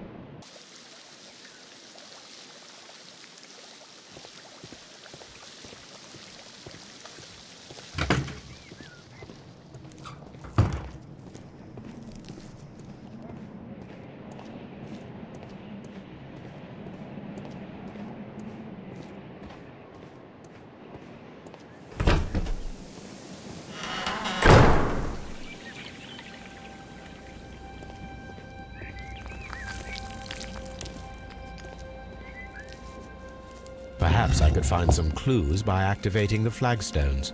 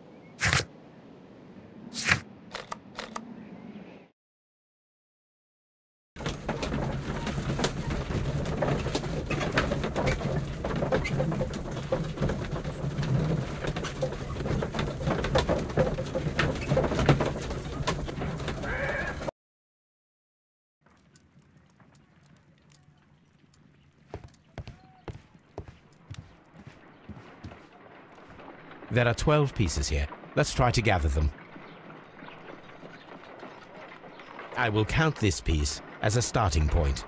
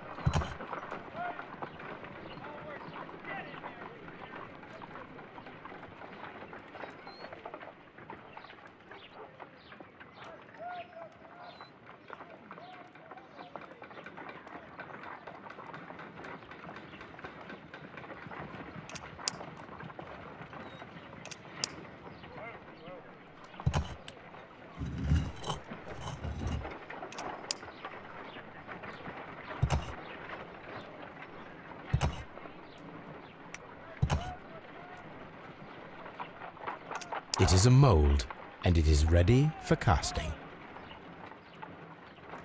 The mold is prepared for casting. We just need to fill it with certain material. Sir Rodney has made a reconstruction of the mythical golden knife. He seemed unafraid of maledictions, and yet... Half a glass of water should be enough to create a plaster solution.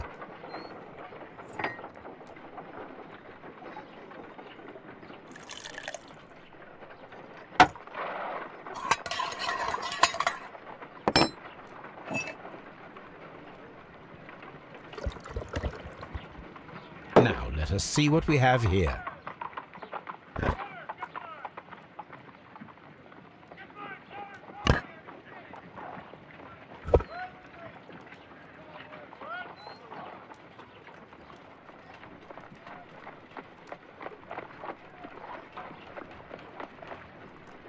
This knife is very similar to that described by the coroner as the weapon that killed Sir Rodney. You should not leap to any hasty conclusions, Watson.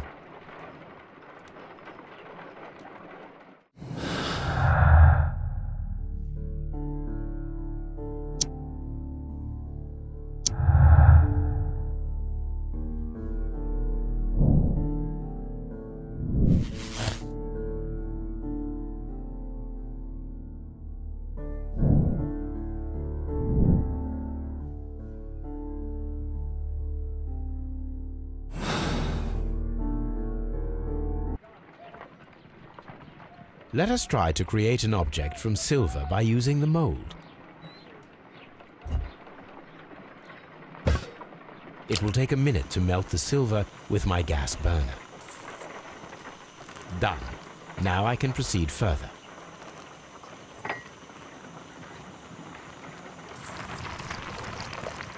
The mold is hot. I should wait for it to cool down.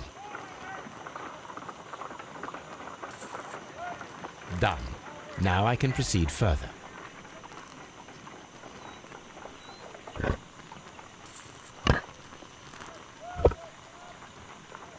A homemade silver knife. Excellent. We have created a knife with the silver that we found. It could have been used to kill Sir Rodney. It was extremely clever to create a weapon that could dissolve at the scene of the crime.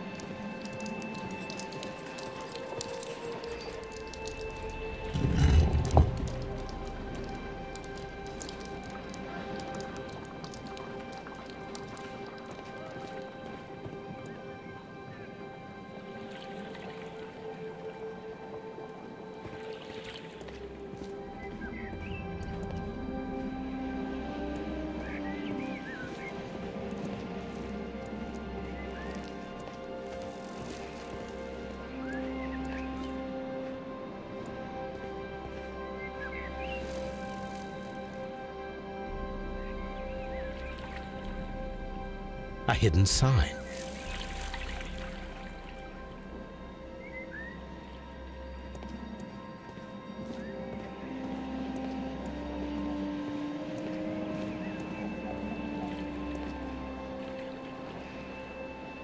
A hidden symbol.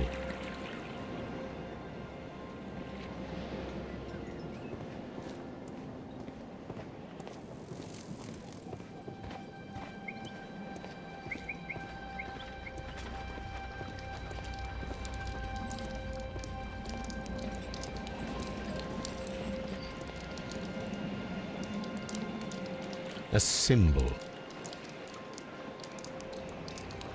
Now I have all the clues to help me find where these symbols are leading. All I need is imagination.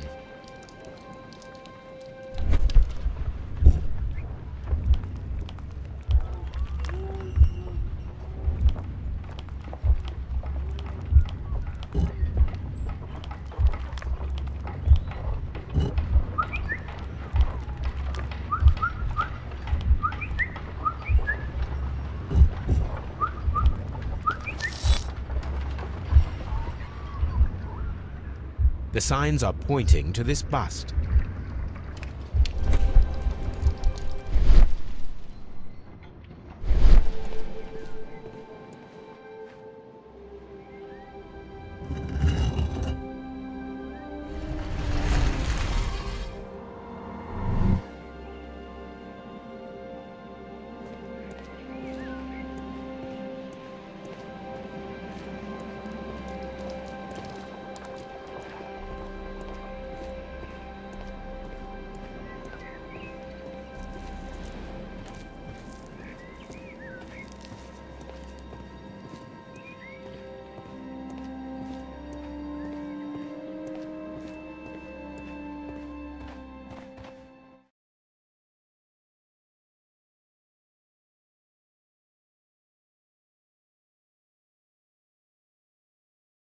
What is this place?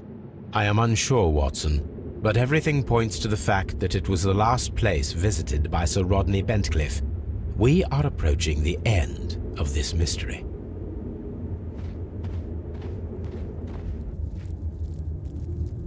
A broken glass plate. What is it doing here? I should examine it at Baker Street. How very peculiar. An ice maker. Why would Sir Rodney have brought such a device here?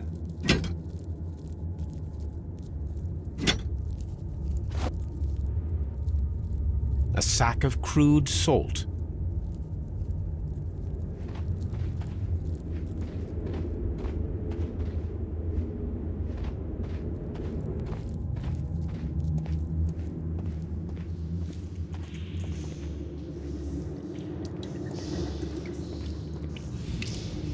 Mithras, the god, clothed in Anatolian costume and wearing a Phrygian cap, killing the bull.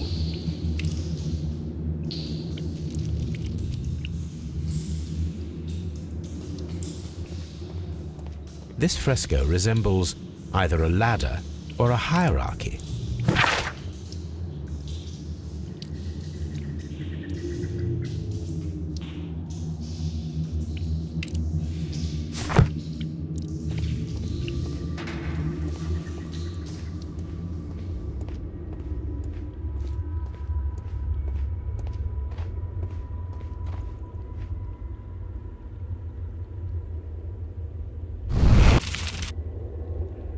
The fire casts a shadow upon the floor.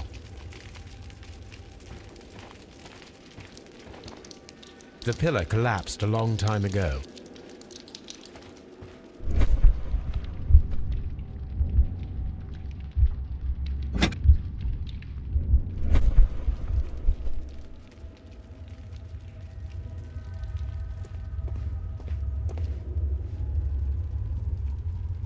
This shadow seems to represent a bridge. That is the symbol of Neptune, the god of the sea.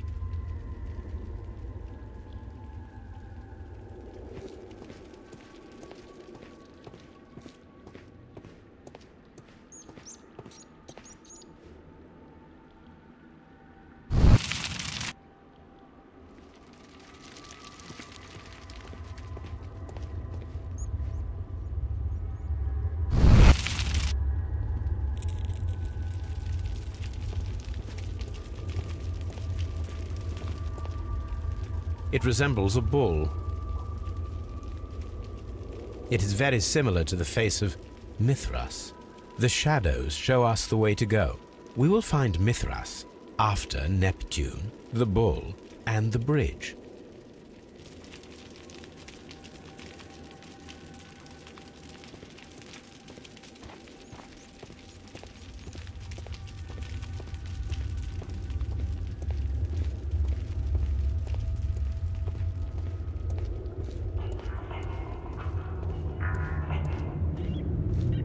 A shovel, not from the Roman era.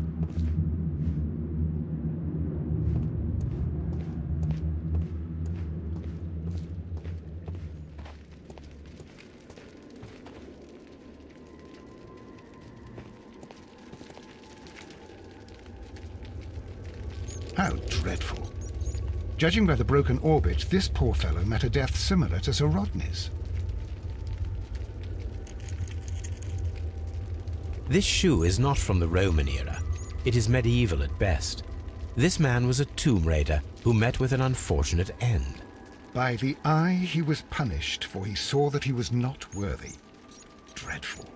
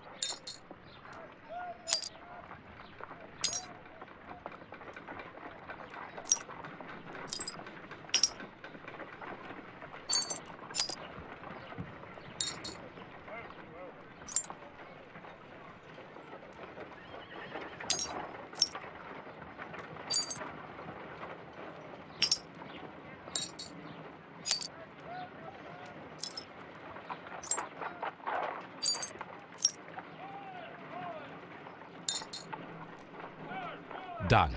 Watson, could you please use this negative and your photographic equipment to process the photograph?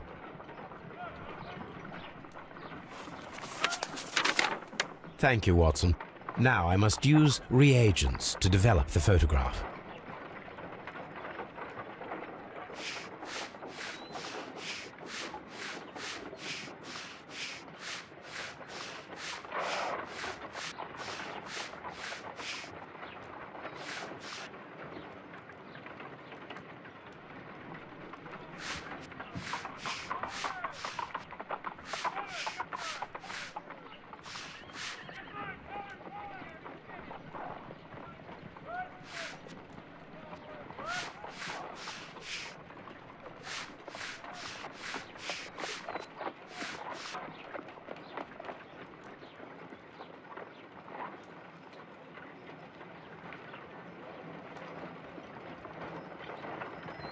Another archaeologist, most probably. Sir Rodney. Ice. Salt. Ice cream.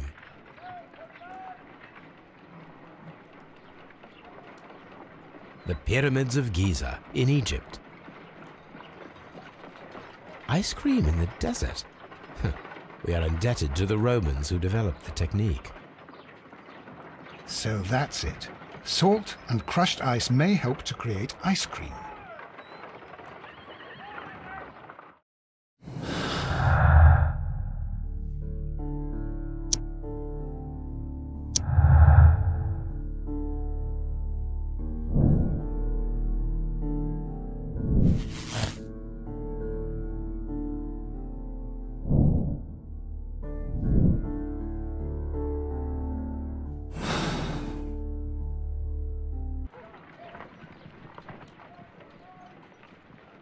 If I wish to shape the ice knife, then I need to pour water inside the mold.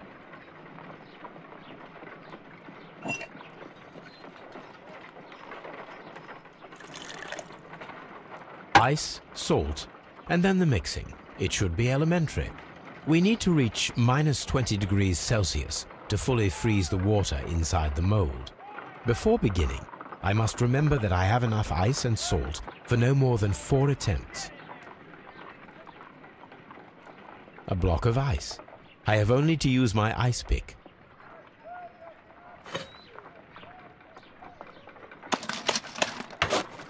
Holmes, look. The temperature is reducing.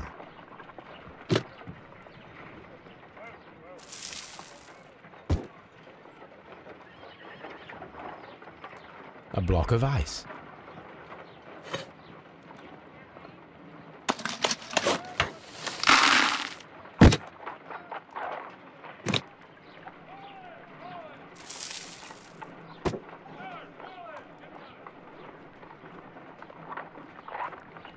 A block of ice.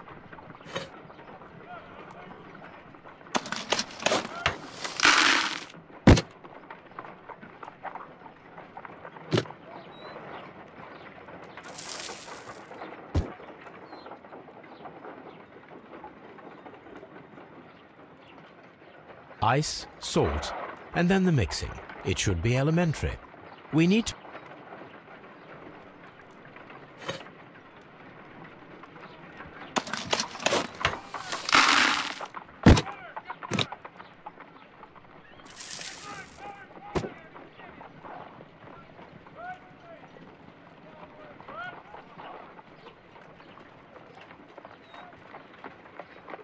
We cannot be making it correctly. Let us try again and be precise with the timing.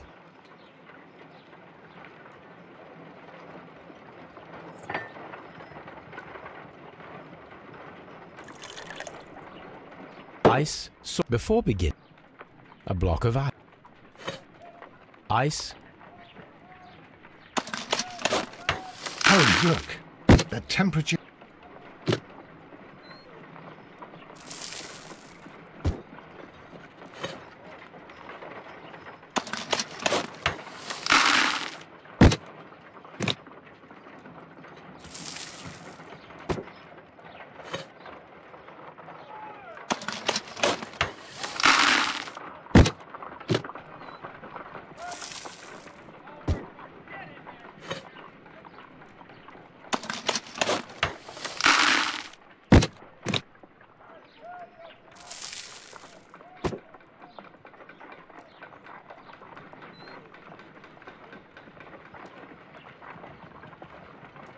Ice, salt. We cannot be making it correctly.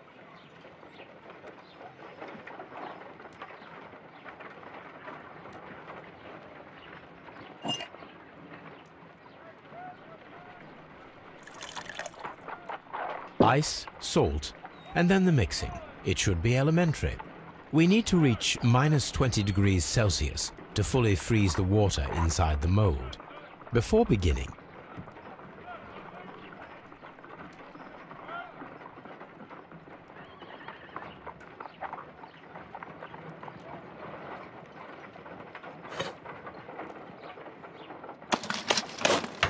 Holmes, look. The temperature is...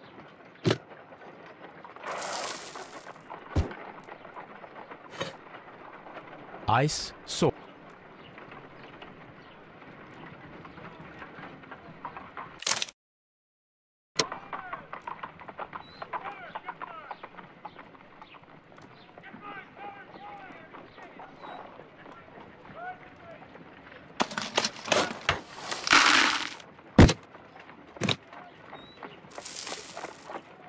Ice.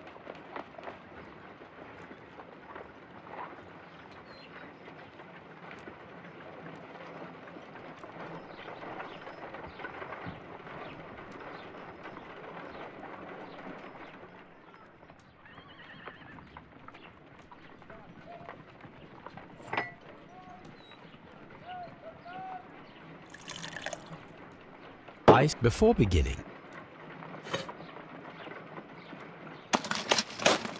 Holmes, Holmes, look. The temperature...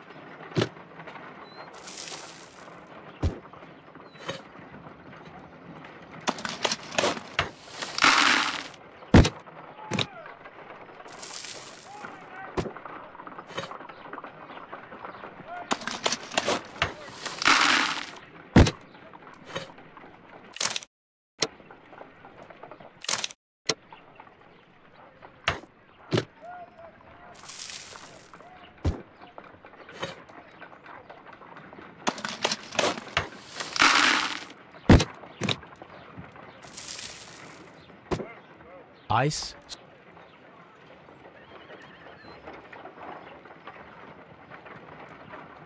Ice. We cannot be making it correctly. Let us try again and be precise with the timing.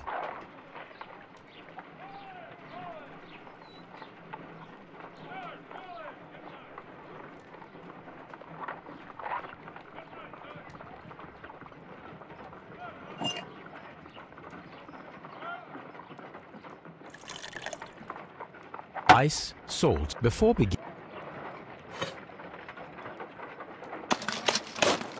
Holmes, look. The temperature is reduced.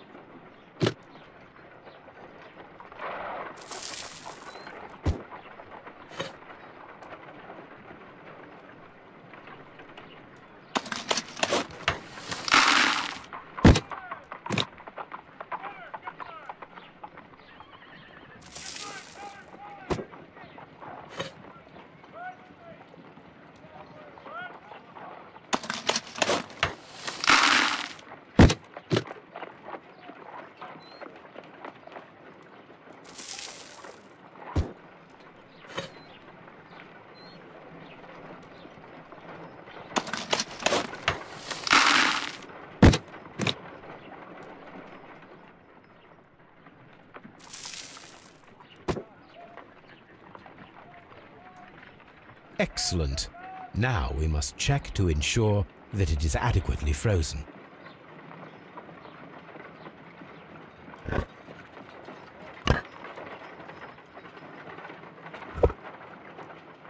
An ice weapon for a cold-blooded murder.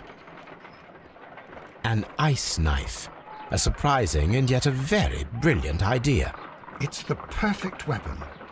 It enables one to kill a man and then it melts.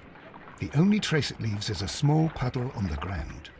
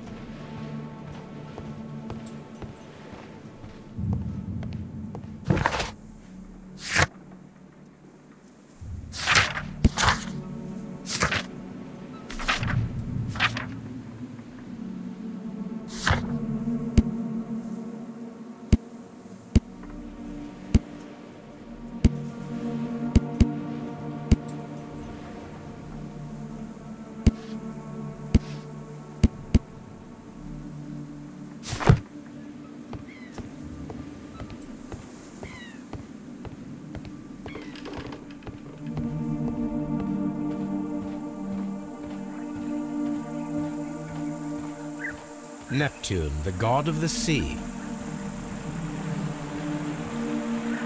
It is a broken statue of a bull.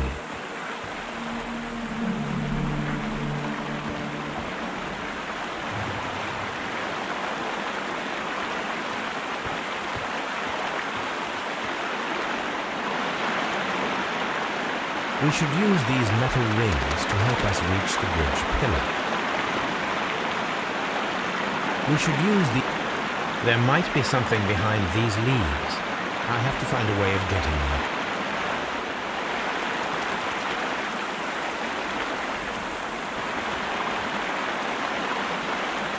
This is the map of the site. We are at the heart of an old Roman city. The gastrofetes were used with ropes and hooks for sieges.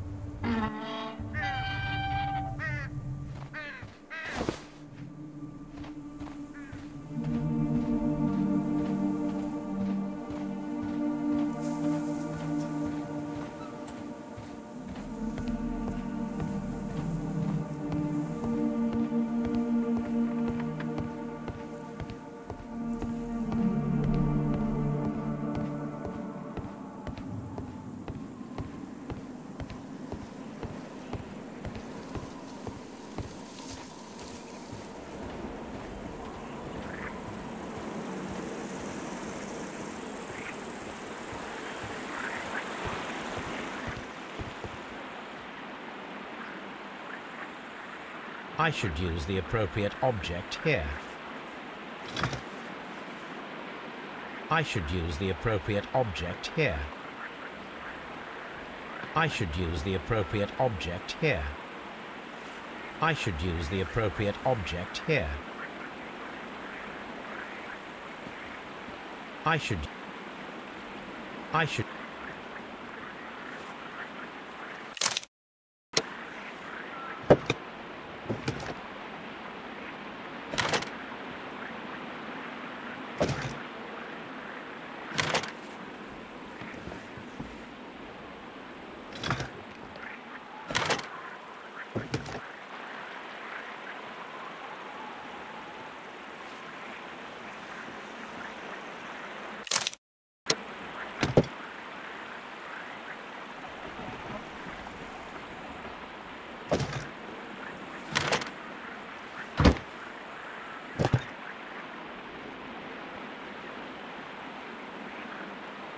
The gastrofetes were...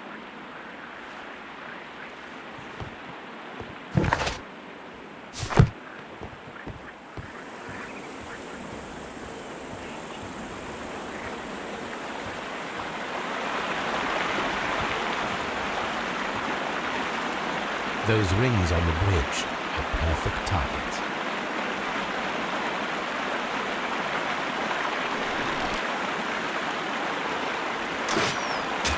This one is ready.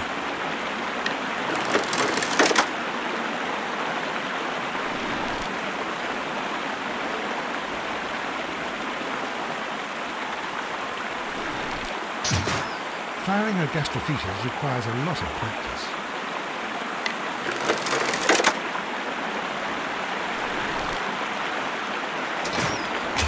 This one is ready.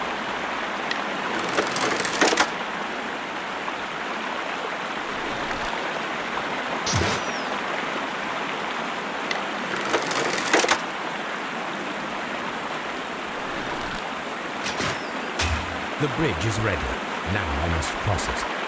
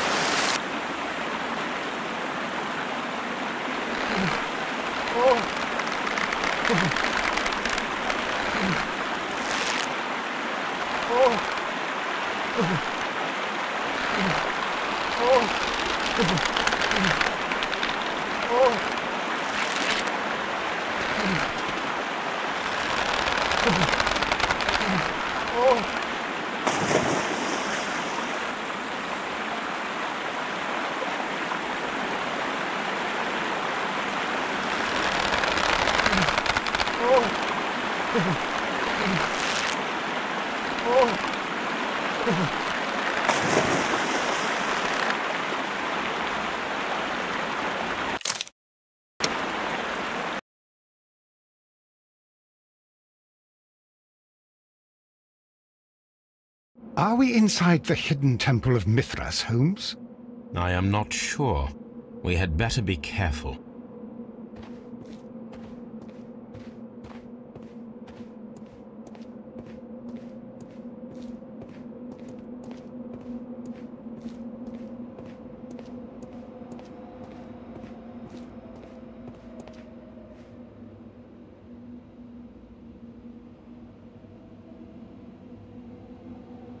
I saw this symbol in the tunnels underneath the Frigidarium. Which way should we go, Holmes? There ought to be some clues here. Let's take a look around.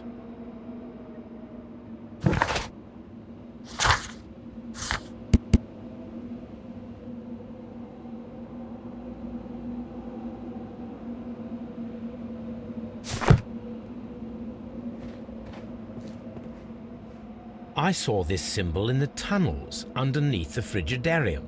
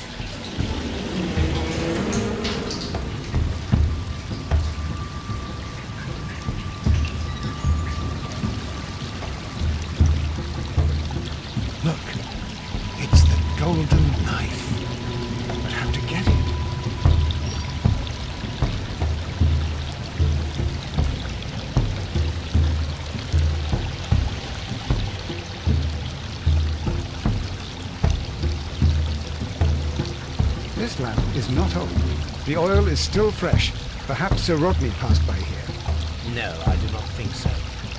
Remember, he went no further than the catacombs underneath the Frigidarium. The murderer left this lamp.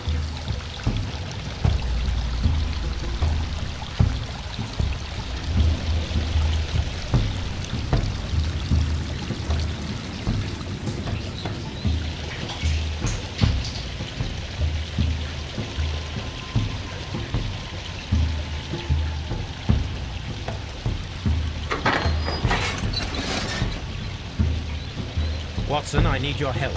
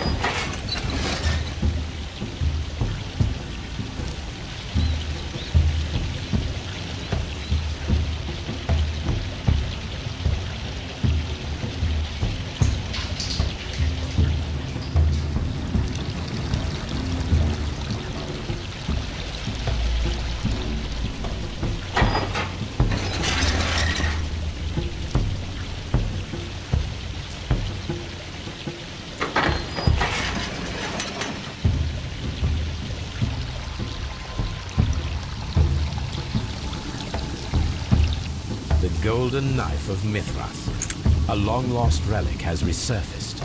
Watson, it is time to conclude this case.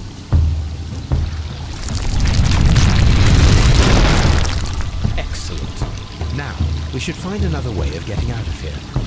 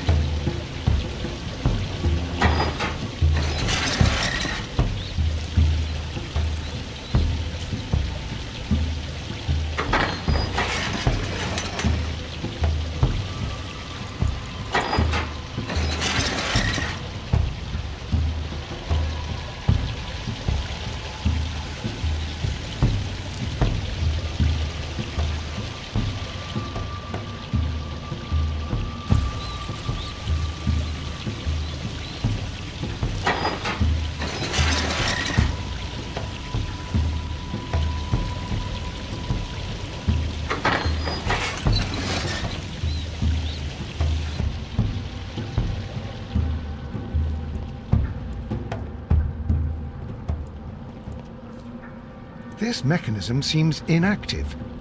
Most likely the door it controls has already been opened.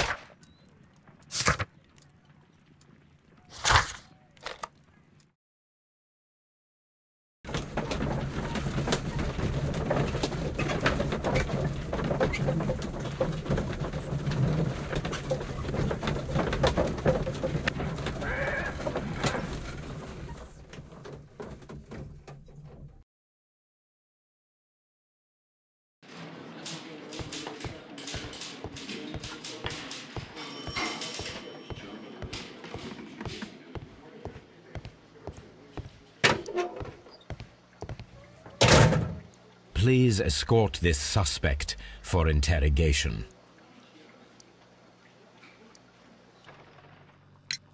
Perhaps you could explain the cult of Mithras to me. No, there is nothing to say. We are not the worthy ones. But Sir Rodney believed that he was? He was wrong. I have visions. The golden knife, the mummy. Oh, it's all my fault. Calm down, Mr. Garrow.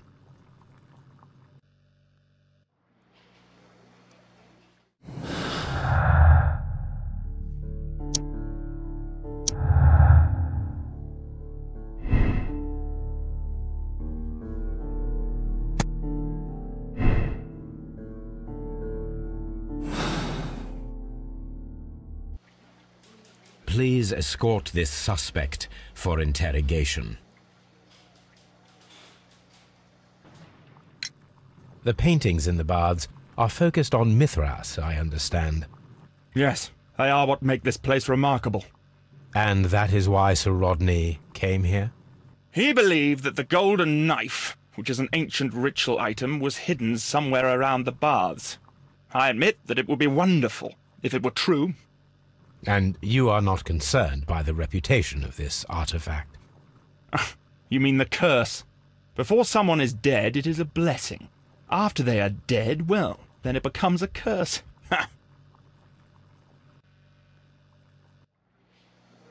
Please escort this suspect for interrogation. What can you tell me about Mithras? Oh, so much. It was the core of our work. Why do you ask? Were you seeking the golden knife? I see you are an amateur. Yes, the golden knife was our grail. It is said that it bears the only text explaining the ritual of the cult of Mithras. I understand. I read something about immortality. A myth. The knife would provide immortality only to the worthy one, and yet it is cursed, and it would kill you if you are not initiated. Did you expect to find the golden knife at the baths? Well, Sir Rodney thought that it might be there. Did you observe the knife representations there? They are so extraordinary, and we had hoped... it is a tragedy that he has passed away, taking all of his secrets with him. As soon as I've been released, I will continue Sir Rodney's researches in his memory.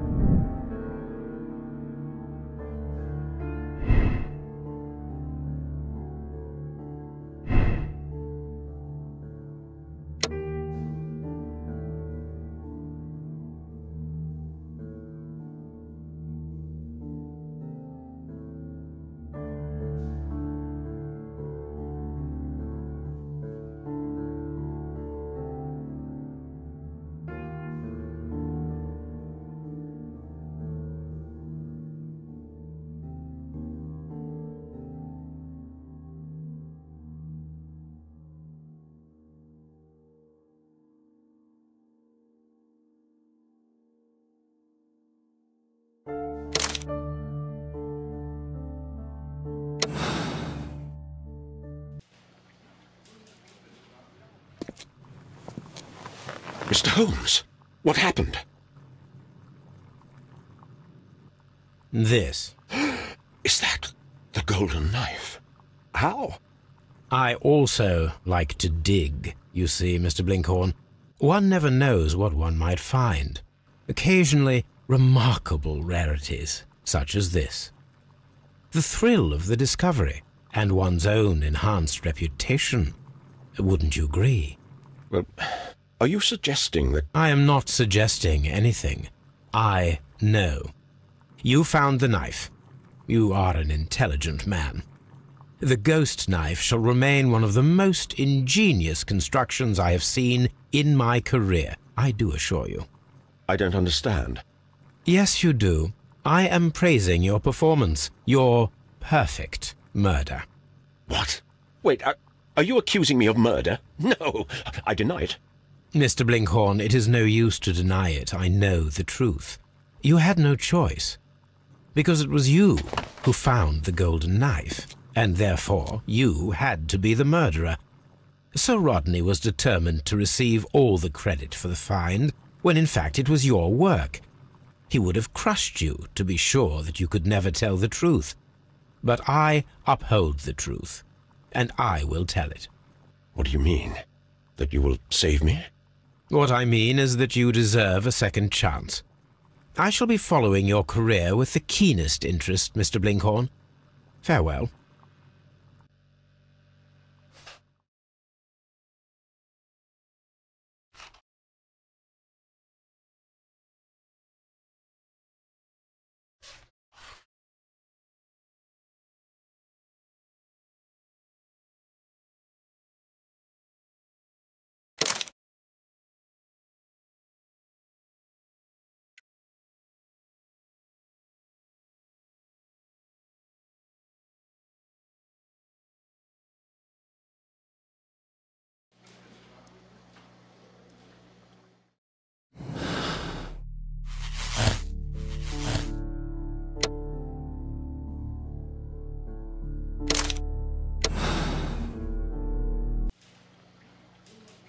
I'm feeling rather uncomfortable. Why have I been put into these cuffs? I fear that you had better get used to them, Mr. Blinkhorn. They are your reward for the murder of Sir Rodney Bentcliffe. What? No, that's a lie.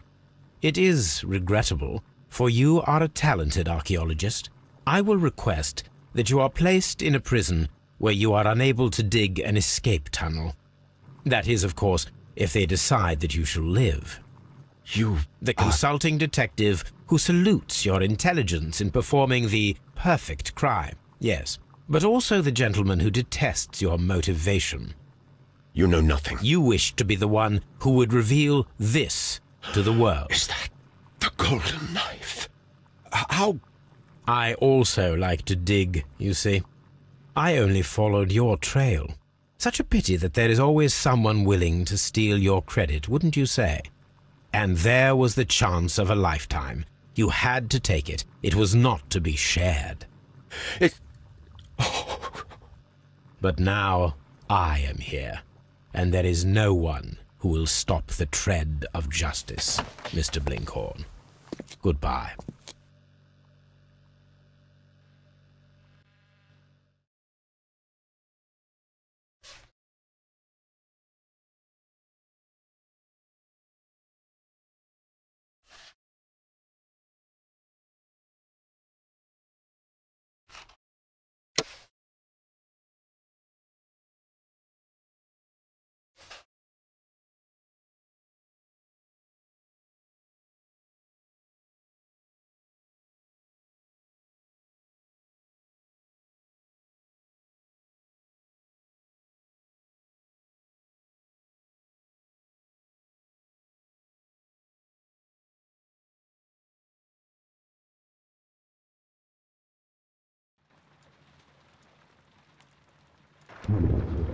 The game is afoot, not a word. Into your clothes and come.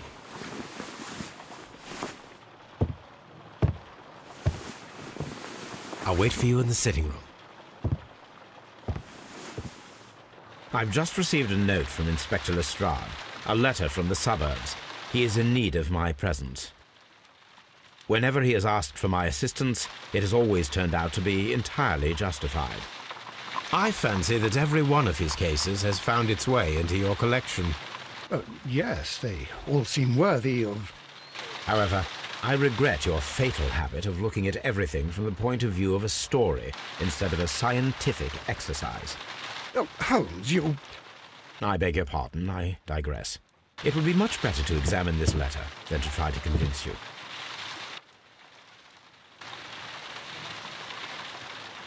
I agree with you, Toby, that Watson's shoe is preferable to Mrs. Hudson's cold cuts.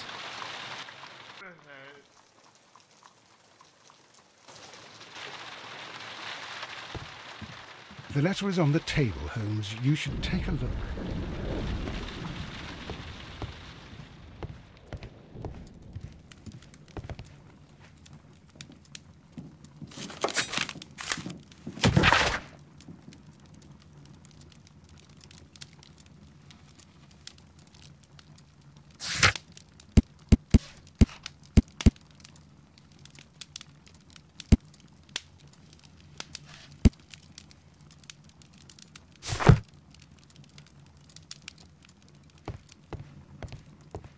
The letter is on the table, Holmes. You should take a look.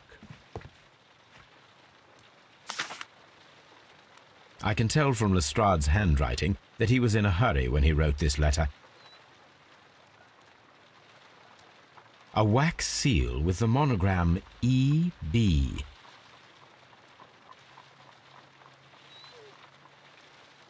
The Brackenstall family coat of arms.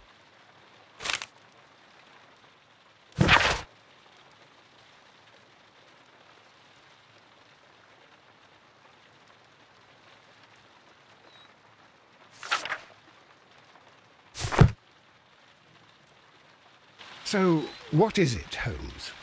Promising, as always. It appears to be a case of murder. So you believe that Sir Eustace is dead? I should say so. Lestrade wouldn't have sent for me for less. His writing shows considerable agitation, and he is not an emotional man. These people belong to high society. The quality of the writing paper, the E.B. monogram, their coat of arms. The crime was committed before midnight. Holmes, how can you possibly tell? Well, it is all thanks to Lestrade. He wrote his letter at 3:30 in the morning. Imagine the chain of events before that. The local police had to be called in. Scotland Yard was notified. Lestrade himself had to make haste there, and finally compose the letter he sent to me. All of that makes for a fair night's work. It makes sense. Lestrade also speaks of the woman he released. That seems to indicate that she had been held somewhere during the crime. Much time has been wasted. Let us find a cab and go to Abbey Grange immediately. I live in hope of an interesting morning.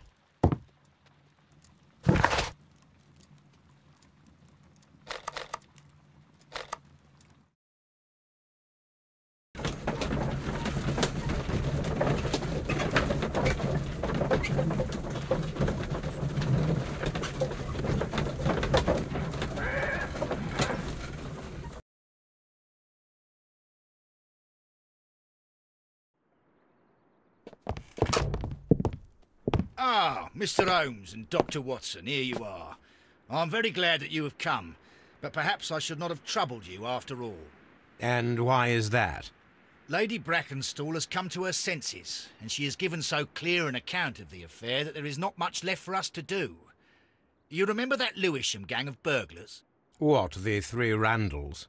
Exactly. The father and two sons. It's their work. They stole a silver service, which is of great value. Sir Eustace Brackenstall is dead, then? Yes. His head was knocked in with his own poker. A violent act of aggression. Yes, the poor lady. She has had a most dreadful experience. She was assaulted and tied to a chair. But I think that you would best see her and hear her account of the facts. She's in the morning room with her maid to raise a right. Where is the body of the deceased? In the dining room. We haven't touched anything. All right. I'm going to examine it. Very good, Watson.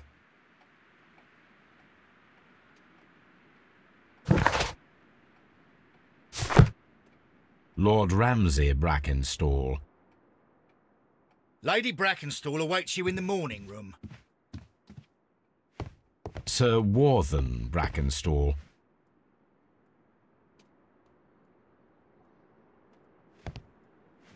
Lord George Brackenstall.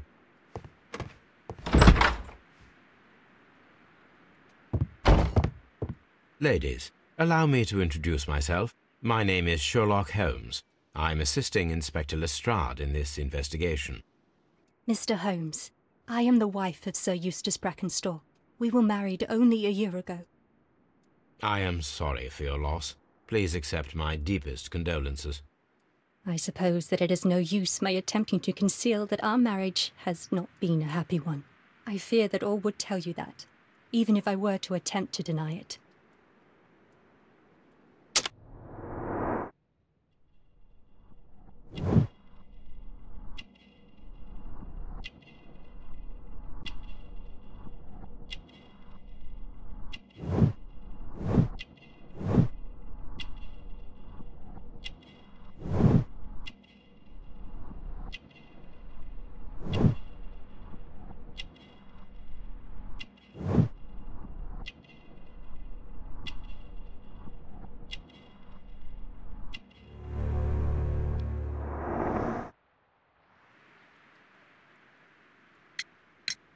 You mentioned that your marriage was not a happy one. Was there anything specific that was troubling you? He was not a nice man when he was drunk, and he suffered from dark moods, but nothing else.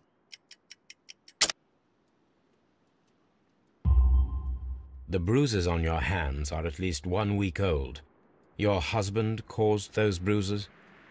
Oh, do you? Yes, he did. He was very angry at the time. Out of control. Again. Sir Eustace was a drunkard. To be tied to such a man for life is worse than death. Can you describe to me the events of yesterday evening? Is it really necessary? I have already told Inspector Lestrade all that happened. Yes, madam, it is. I will tell you then. Sir Eustace retired about 10:30. I sat in this room until after 11, absorbed in a book. Before I went upstairs, I entered the dining room to fetch a candle and... oh God. Please, go on. As I approached the French window, I found myself face to face with an elderly, broad-shouldered man who had just stepped into the room. Close behind the first man, I saw 2 others. One of them struck me a savage blow with his fist and felled me unconscious to the ground. And then? When I came to myself, I found that they had secured me tightly to a dining room chair. It was at that instant my unfortunate husband entered the room. He fought with the intruders? Yes, I think he had heard them, for he was holding his stick. But they were 3, and he eventually succumbed. One of them, the elder one, struck him a terrible blow with the poker. I fainted once more. When I opened my eyes, they had withdrawn. Then my brave Teresa came to my assistance.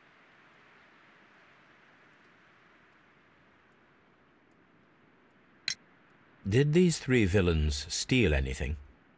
Yes, I found that they had taken the silver from the sideboard, but you can see for yourself in the dining room. Your ladyship?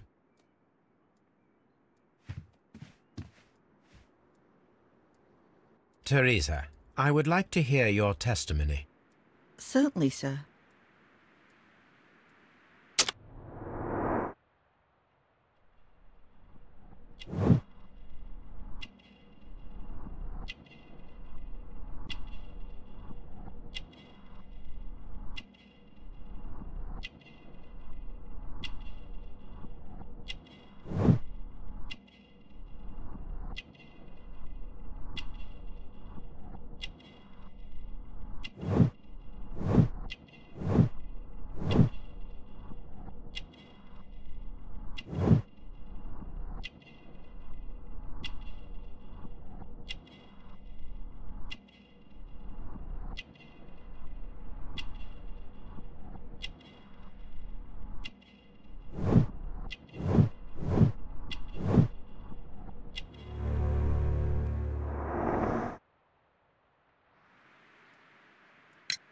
As I sat by my bedroom window, I saw 3 men in the moonlight down by the lodge gate. But I thought nothing of it at the time. Oh, if I'd known. And then? I went to bed, and it was more than an hour after that I heard my mistress scream. And down I ran, to find her tied to the chair and him on the floor with his head smashed. That's all I know.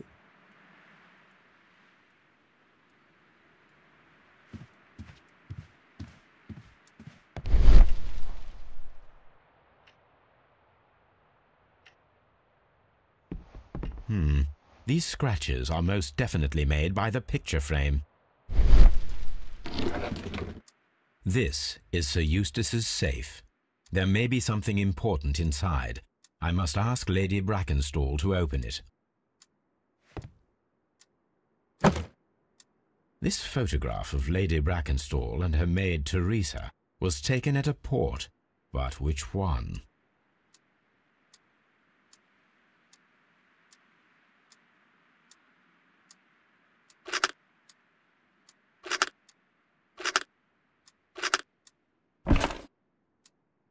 So the lady and her maid came from Australia a year and a half ago on this ship.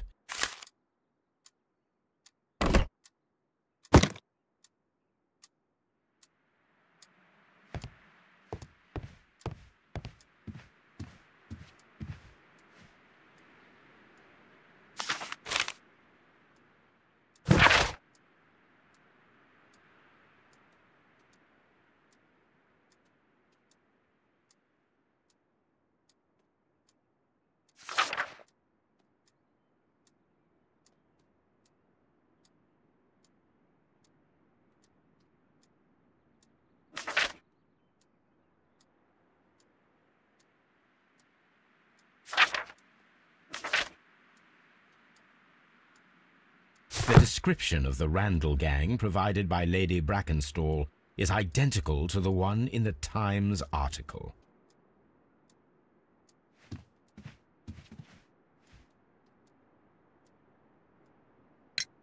Lady Brackenstall, could you open this wall safe? No, it is my husband's safe. I do not know the combination. We have to open it. Your ladyship?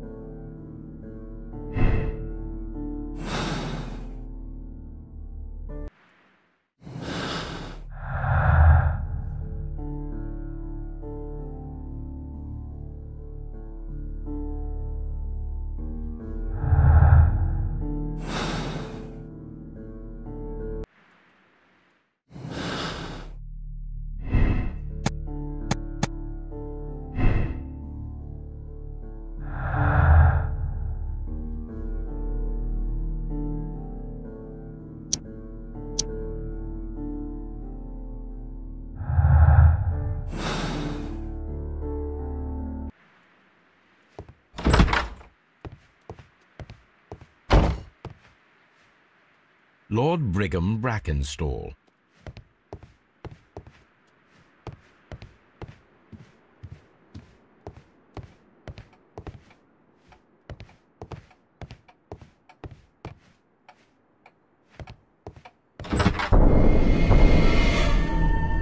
You should examine the body of Sir Eustace Brackenstall.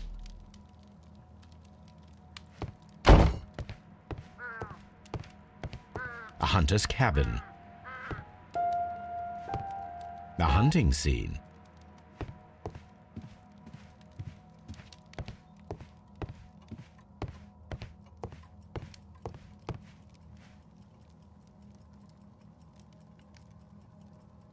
These wine bottles are expensive and mostly from France. This candlestick is valuable. It is interesting that it was not also stolen. An empty silverware box. It appears that the intruders have stolen the contents.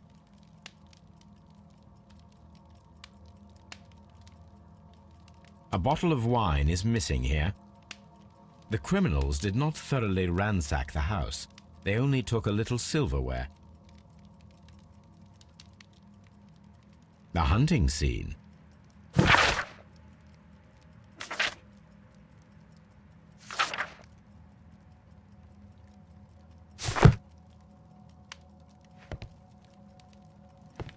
A deer hunt.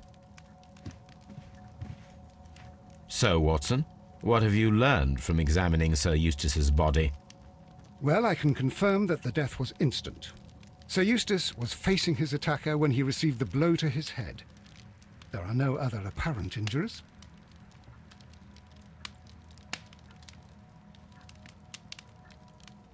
The head was cracked with the force of the blow.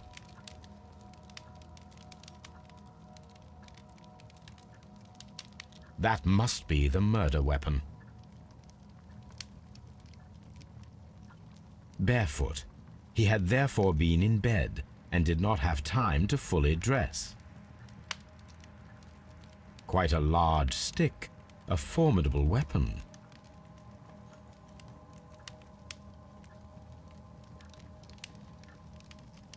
It is covered in blood.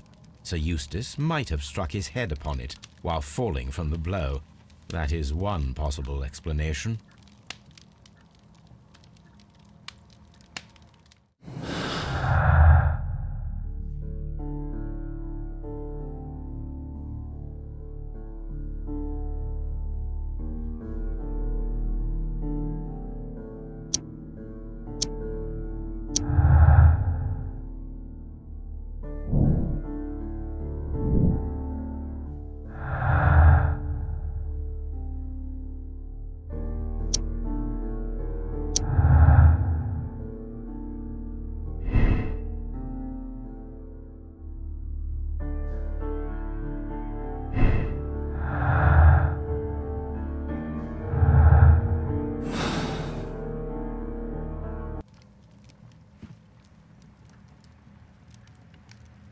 That must be the murder weapon.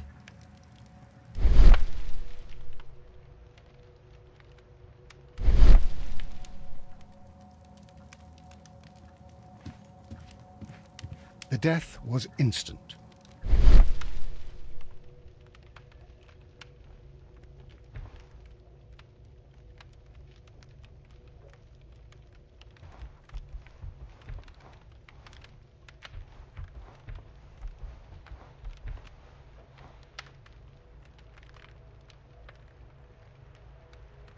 It appears that the bell rope was cut by someone taller than me.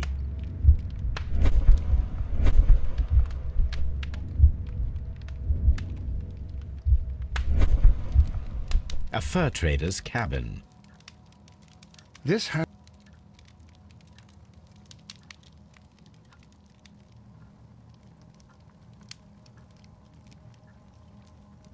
It appears that the bell rope was cut by someone taller than me.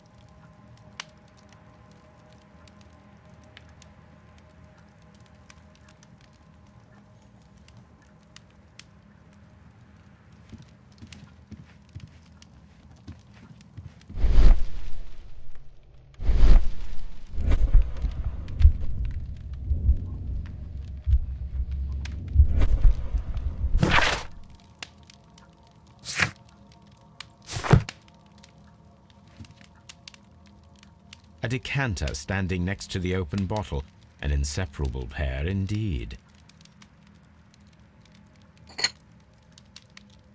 This glass has some wine traces, but no visible beeswing.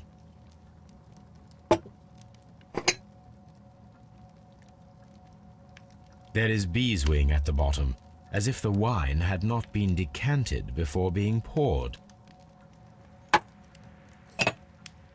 This glass has some wine traces, but no visible beeswing. It is rather strange that only one of these glasses has dregs of beeswing inside it, while the other two are clear. There is beeswing at Chateau Calon-Ségur, French wine, Grand Cru.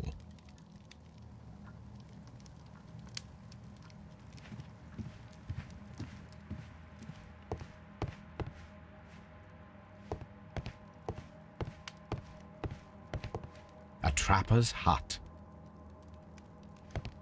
A trapper's hut.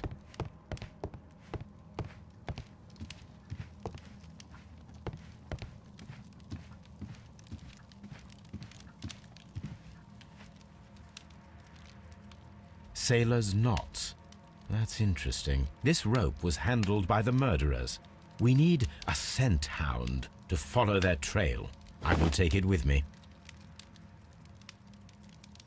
This is the chair that Lady Brackenstall was tied to.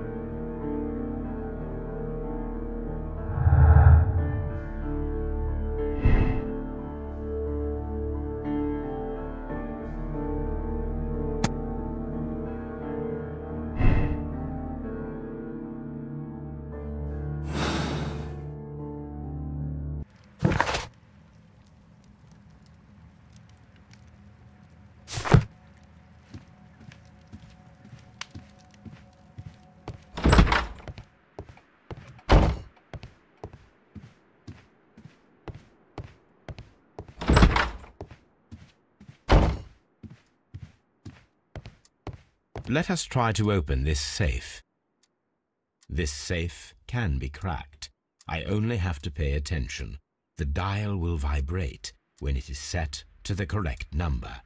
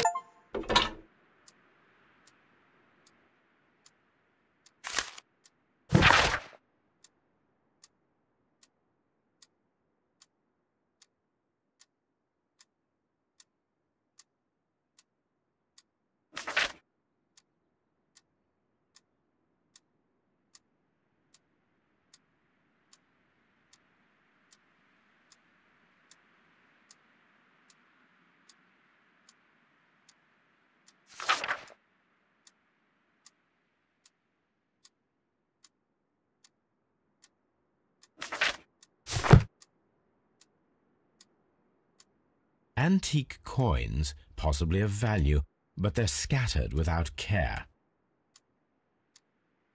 It is common practice to keep one's valuables in a safe behind a painting. It should not really pose a challenge for a criminal.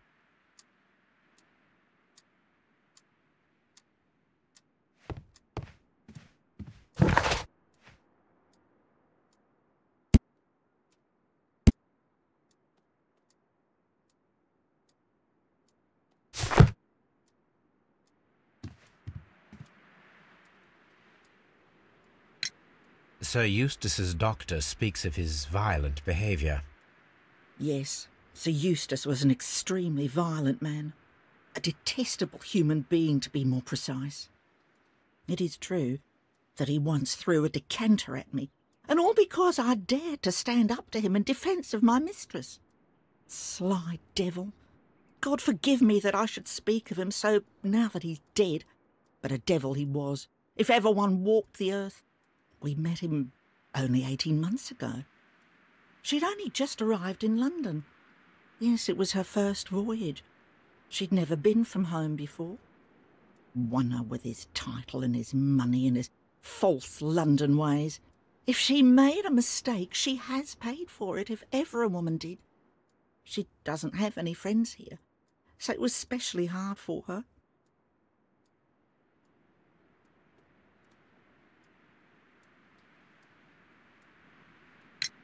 There are 3 glasses on the dining room table. I was wondering if... Oh, I forgot. When I came to myself the first time, each of them had a glass in his hand. They might have been a father and his 2 sons. They talked together in whispers, and then they left. Your ladyship?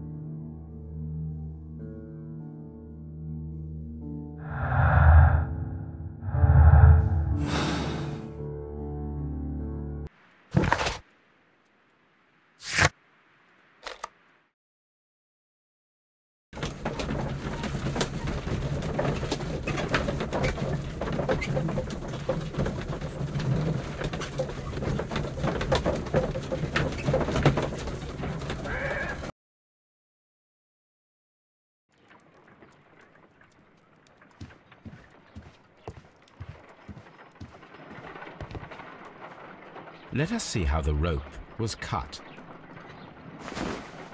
The fibers at the end of the rope are smoothly cut.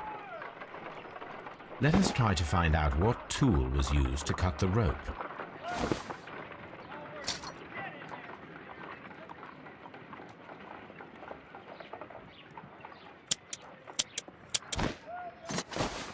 The fibers from this cut appear to be different.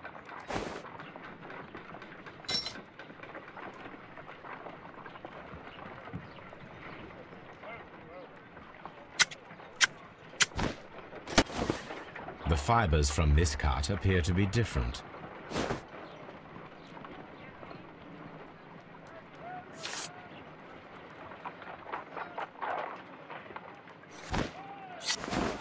If I cut the rope with a knife, it matches the original.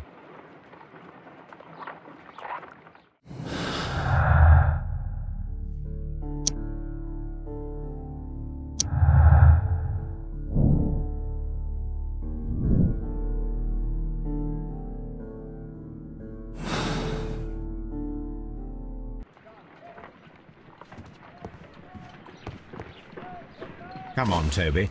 We need the best nose in the British Empire on this case.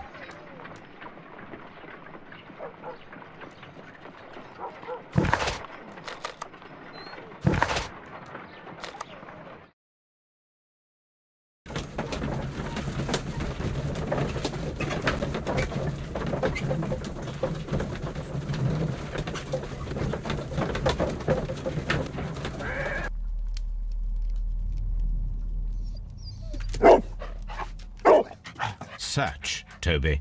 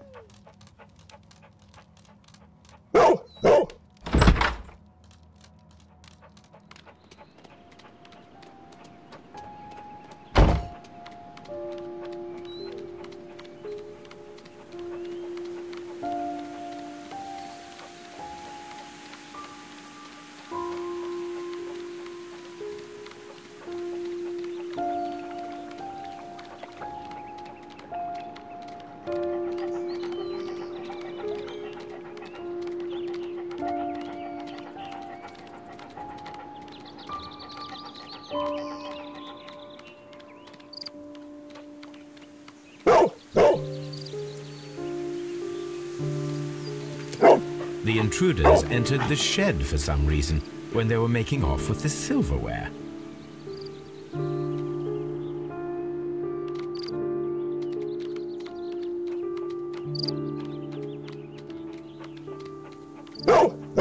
Brave Toby, the best nose in the British Empire.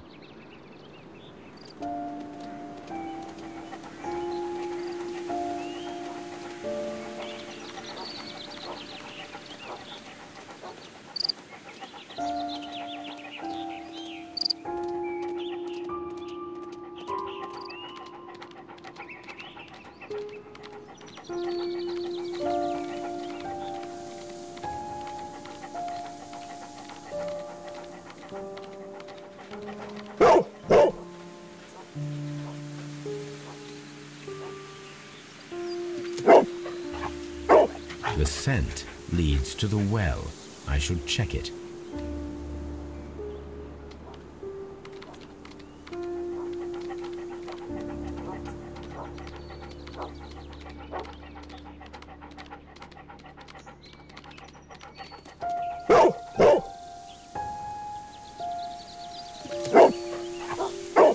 The intruder's trail is lost behind this wall. The criminals left the house through the French window. They walked to the shed, then across to the well, before fleeing by climbing over the wall. I wonder why they chose such a winding route.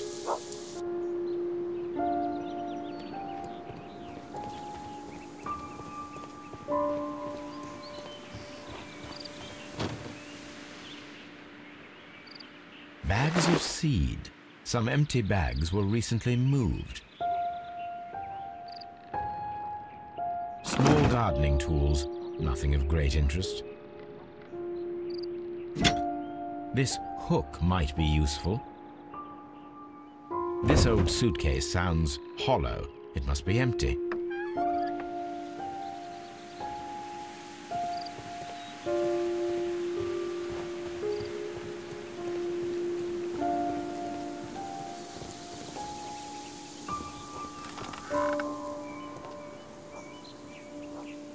There's something glittering at the bottom there, but how can I reach it?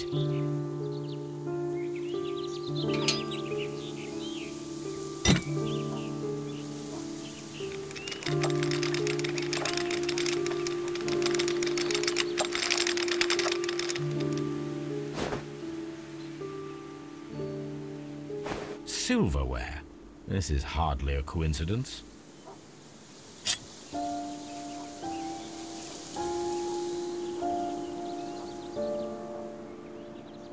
The Brackenstall coat of arms. It appears that we have found the stolen silverware.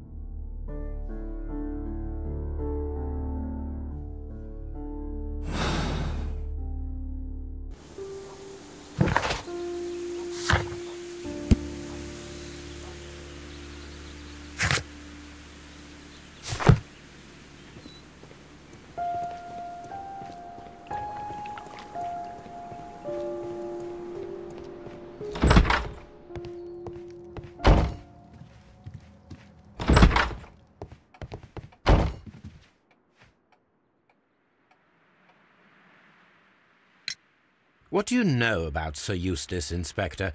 What was his reputation? A charming man when sober, but an absolute demon when he was drunk. In such moments he was apparently capable of anything. Why, once he splashed fuel on Lady Brackenstall's dog and set it alight. Another day he threw a decanter of wine at Miss Wright's head. The alcohol seemed to madden him. To the point that we were forced to intervene several times to avoid a scandal. Inspector, I have recovered the stolen silverware. You are a wizard, Mr. Holmes. And where is it? In the garden well. Excuse me? Unique, isn't it? Rather absurd. What is the point of stealing silverware and then throwing it down into a well? Perhaps it was used as a temporary hiding place, or simply the thieves wanted to get rid of it. It is up to us to solve this mystery.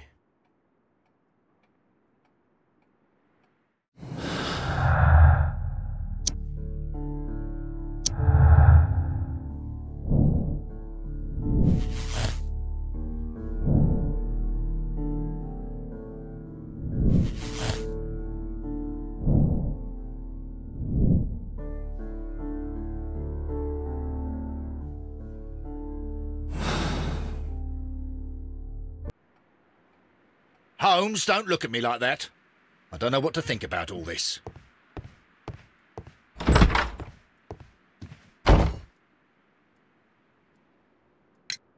We found your silverware, Lady Brackenstall.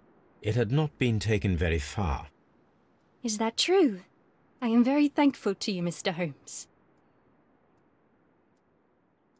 Your ladyship?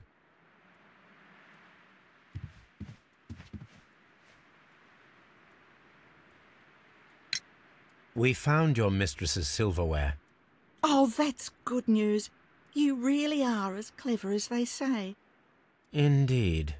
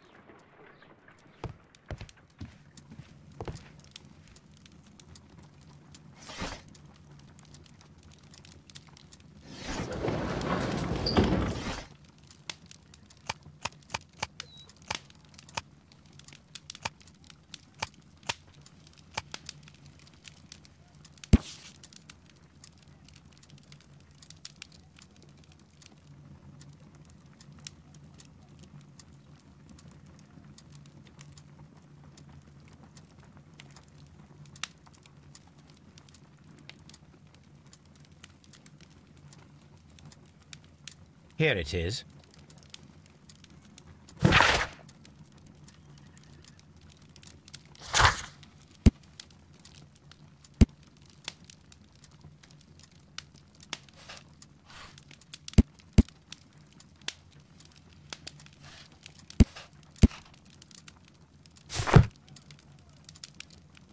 The shipping company, the Adelaide, Southampton, London line, and its address. Interesting. It must be the place where they keep the records, including the one for the crew of the Rock of Gibraltar. I think that if you pretend you're from Scotland Yard, they'll give it to you without any problems. But I have another solution. I'll call in the specialist.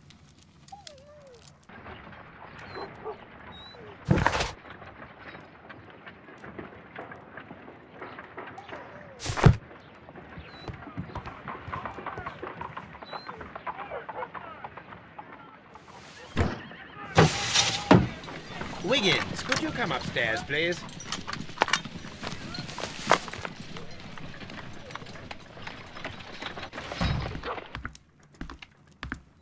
At your service, Mr. Holmes. I need a register, my young friend. If you could borrow it, there will be half a guinea for every one of you. I need the crew list of the Rock of Gibraltar in 1893, and their current employment. I'm straight on it, Mr. Holmes. Do you really think they'll find it, Holmes?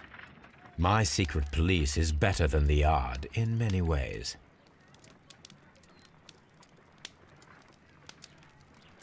Here it is, Mr. Holmes. But we can't take it back. It's too risky. Put it on the table. I'll take care of it. Good work, young Wiggins.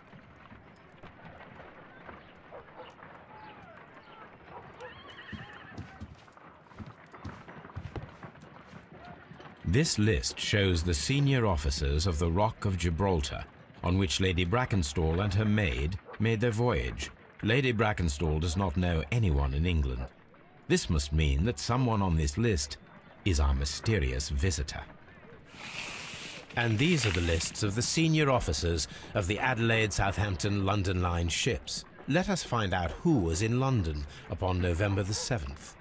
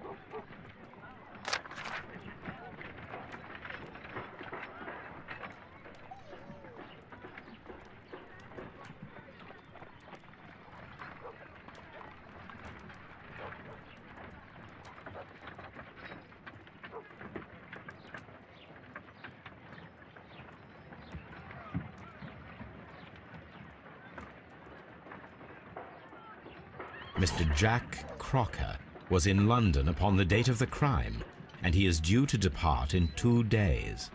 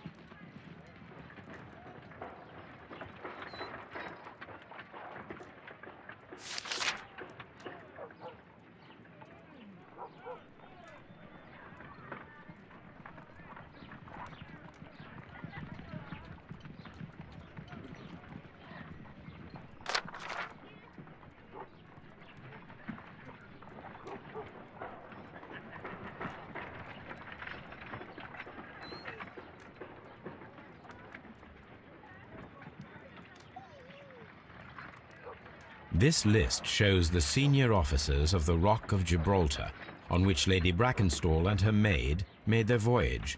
Lady Brackenstall does not know anyone in England. Mr. Jack Crocker was in London upon the date of the crime, and he is due to depart in 2 days.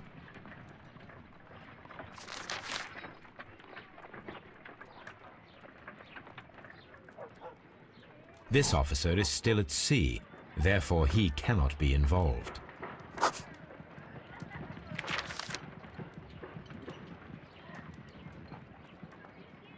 This officer is still at sea, therefore he cannot be involved. This officer is still at sea, therefore he cannot be involved.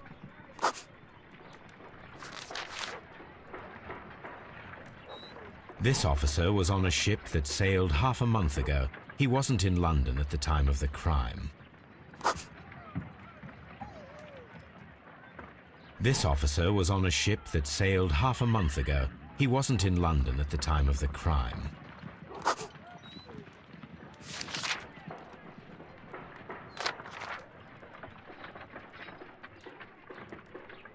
This officer is still at sea, therefore he cannot be involved.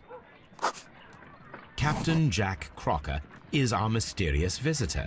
He was the only one around at the time of the murder.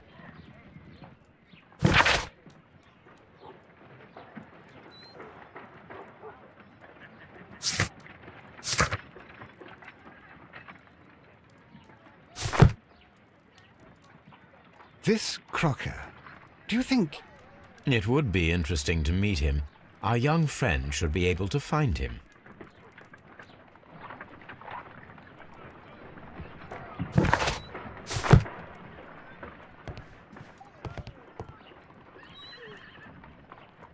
Wiggins, could you find a way to bring this Captain Crocker here to us? Here? Holmes, that could be dangerous. No problem, Mr. Holmes.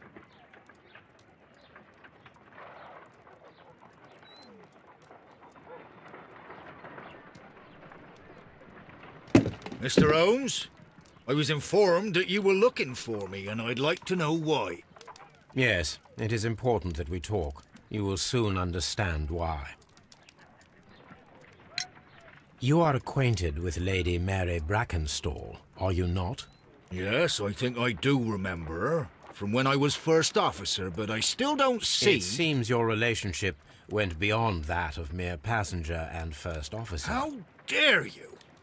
Indeed, how reckless a feeling is love, particularly if one is prepared to commit a murder in its name. Explain yourself this instant. You are aware that the murder made the headlines of the morning press. You read the newspaper report, but to your dismay, found it much fabricated. Once you learned that I wanted to see you, you came straight away. You needed to know what I had found. You... and what do you know? That evening, you were with Lady Brackenstall, despite the danger. I'm not afraid, Mr. Holmes. Besides, all of this is just guesswork. You would be right if there was no evidence. What then?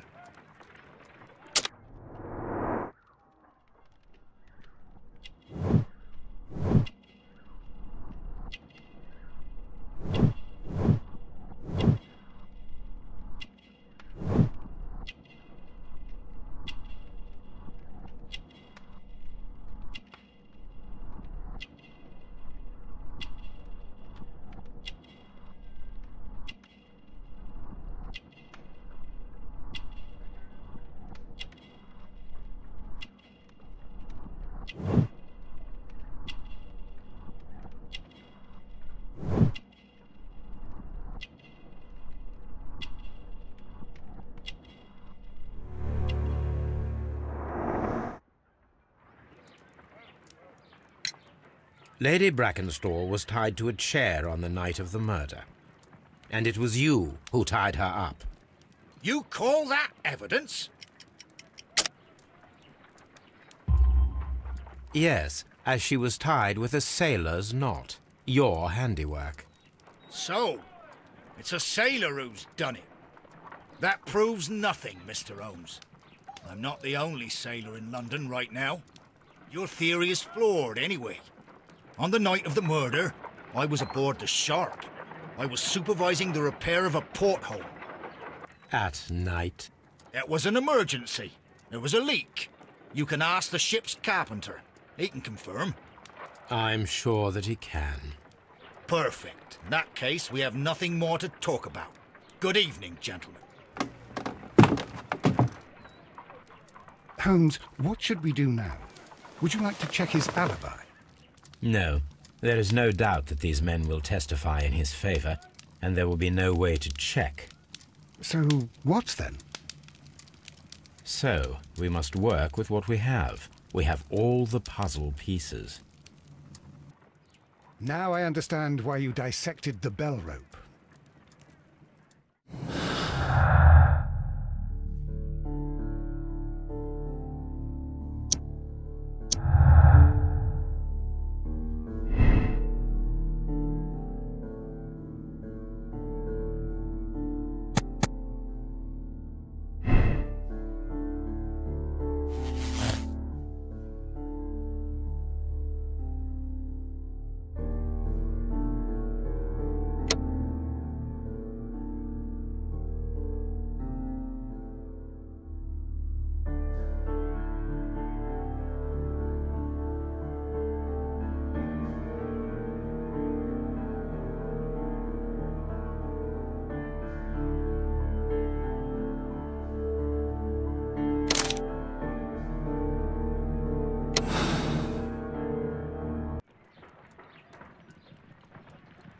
Wiggins, could you ask Mr. Crocker to come here again, please? Right away.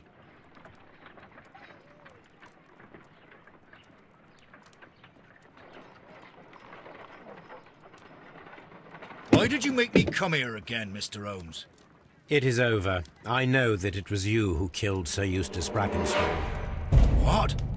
I know, because of the height at which the rope was cut. The knife used was a sea knife. The knots were sailors' knots, and not least the sheer force that was put behind the killing blow. And because you are the only one who knows Lady Mary Brackenstall in London. And because you love her. It's true. It is time for you to tell us the whole truth. I admit that I loved Mary madly from the first day that I met her. But I never did come to visit her, for I believed that she was in a happy household. When I talked to her maid, who told me everything, I was insane with rage. I was due to set sail for 6 months away. I wanted only to see her again. But it turned into a damnable nightmare when he barged in. He dared raise his hand to her. He was not even worthy of licking her boots. Oh, I regret nothing. I admit I killed the monster out of love for her. She will forgive me if she is able. Lady Brackenstall already forgave you. She said nothing. Mary. But that makes her an accomplice as well as her maid. It places her in danger yet again. Mr. Holmes. You would not have managed to protect her. Till I die, do you hear me? Here is a letter that sets everything clear. And it is the one that should be disclosed to the police. I am the only culprit. Mary had nothing to do with it. Now it is time to end this.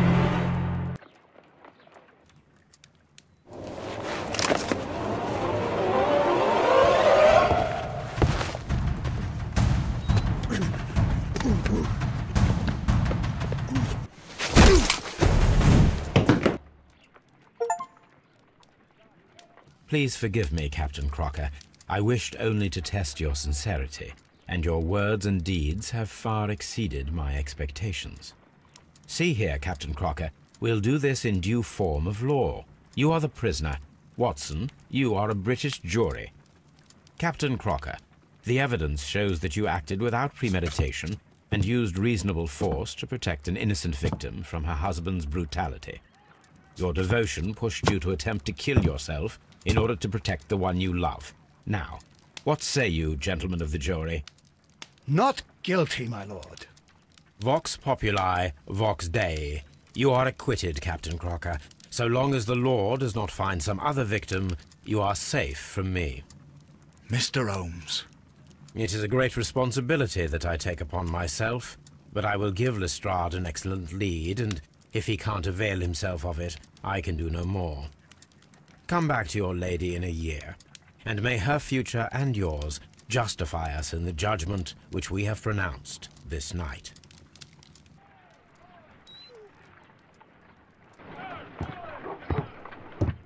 Inspector, I'm afraid that the murderers have escaped us. What? Do you mean to tell me that you failed? Never thought I'd live to see the day. I mentioned the murderers, not the case. It is obvious that the crime was committed by 3 criminals who cannot be the Randalls. You really think so? You only need to find a gang of 3 thugs wandering around. I can trust you to do that. If they exist, I'll catch them. You'll find someone, I have no doubt of it. Goodbye, Inspector.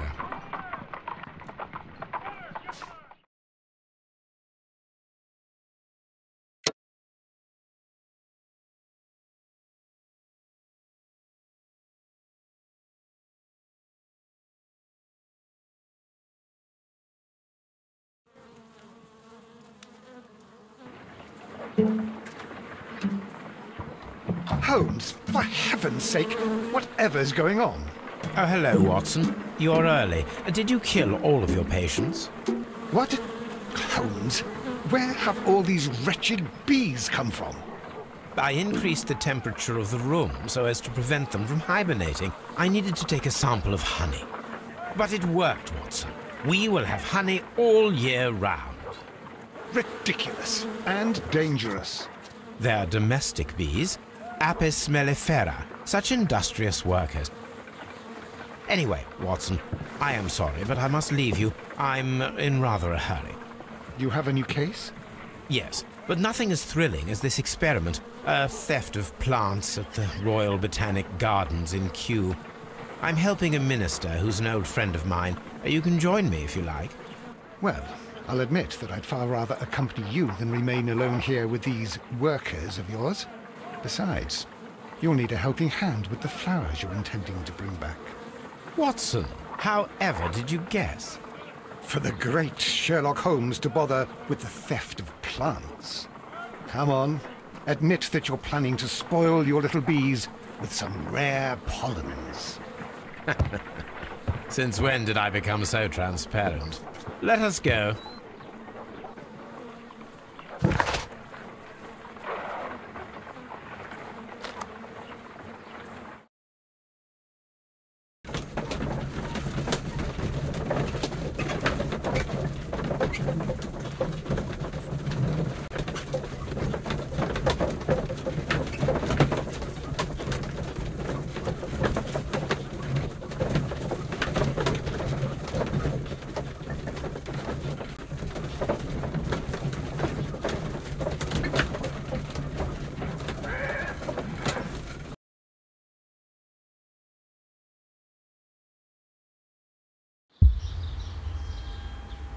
Well, Holmes, here we are at the Royal Botanic Gardens. There's no doubt that this place is beautiful. But are you really intent on investigating the theft of the plants? Yes, of course. What are we doing, Holmes? Let us find someone who could help us.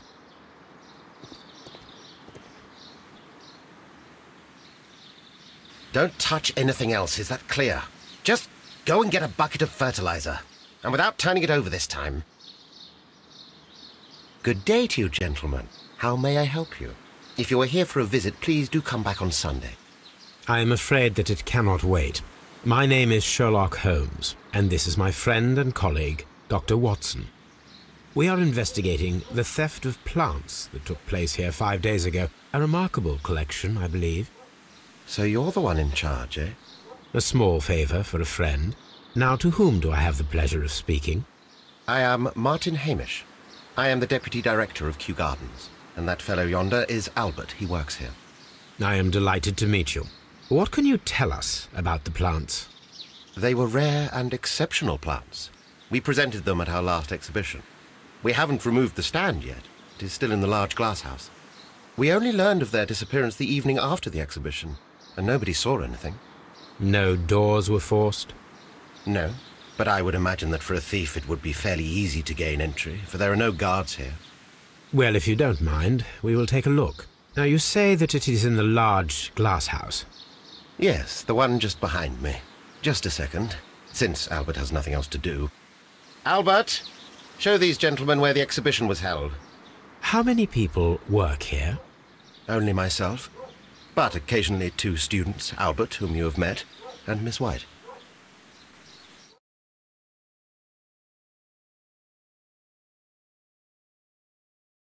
Here it is. This is the place where the stolen plants were exhibited. Thank you. Is there something the matter? Yes, there is. All right, the plants were valuable and rare, but it seems to me that the tragedy that took place here only 2 days ago has been entirely forgotten already. What tragedy are you referring to? The director of Kew Gardens, Mr. Montague Dunn, he died here just 2 days ago. We're very sorry. We were not aware. The 2 of you were good friends? He was my father. Oh dear. Our condolences.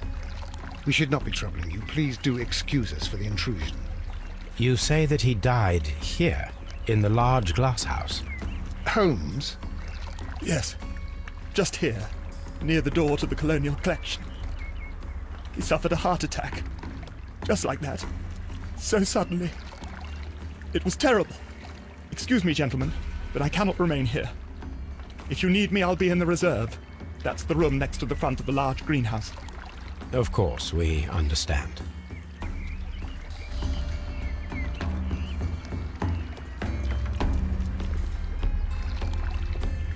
Do not touch.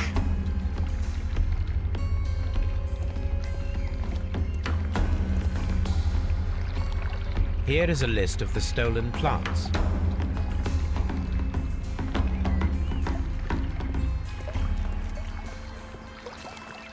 These trees, with their roots in water, must originate... Ah, yes, the bayou. I remember our visit in the case of the Awakened.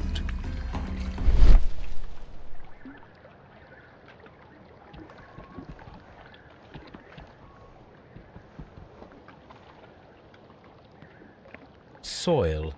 It should have come from a flower pot. The soil on the side of this flower shelf is the same as that on the ground.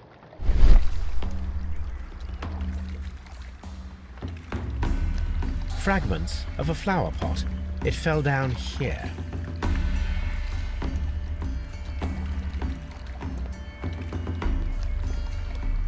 Blood. This sign is broken. Something heavy was dropped upon it. Someone fell violently against this sign, and they were injured in the clash, most likely a head wound.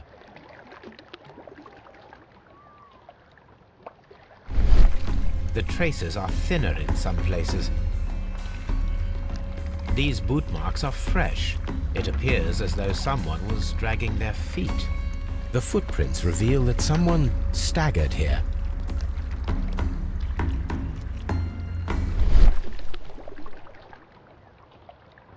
The door was smashed at shoulder height. This door handle is new. It was recently changed.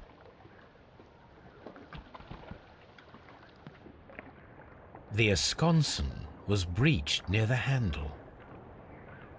The door was forced from the inside of the Colonial Collection room. The handle was changed afterwards.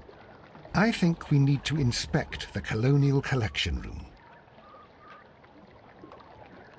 This pot was broken fairly recently. A flower pot recently fell down from these shelves and was misplaced. All the clues around here are quite suspicious. I need my imagination to make sense of it all.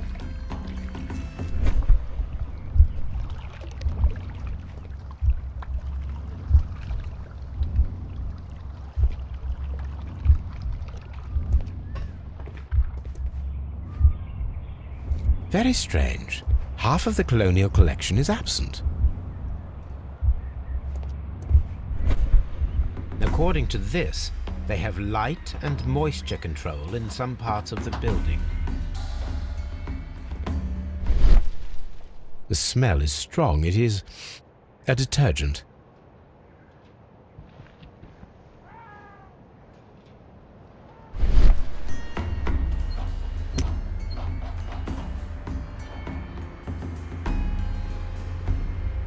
This broken fragment was the result of a heavy blow.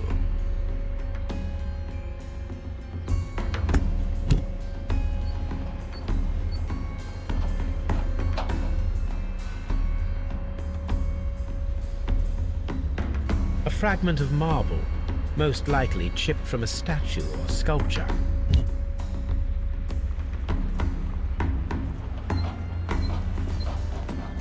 This is one of the outlets of the ventilation system.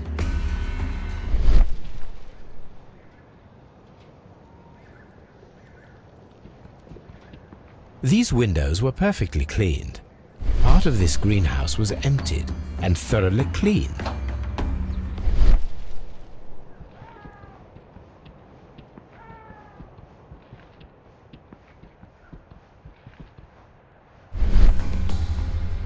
These plants come from all the territories of the British Empire.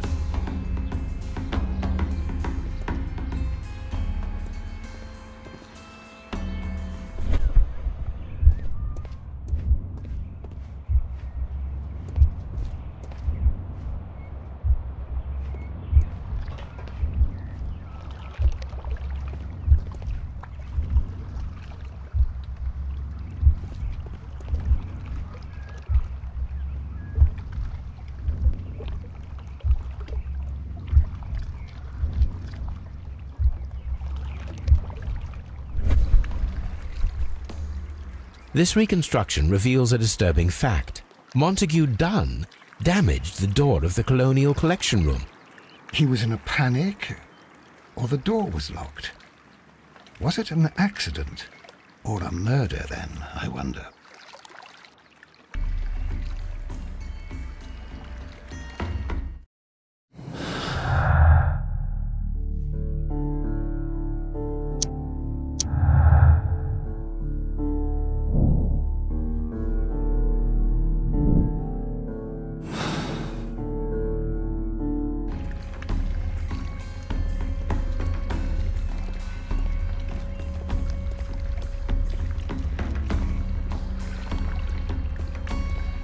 The plants were here.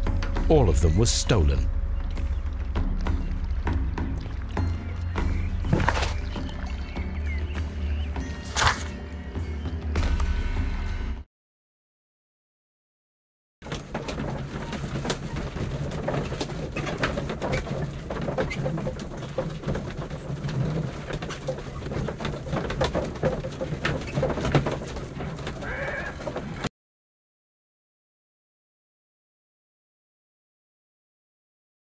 I asked Inspector Lestrade to take Montague Dunn's body to Scotland Yard. It's ready for autopsy then.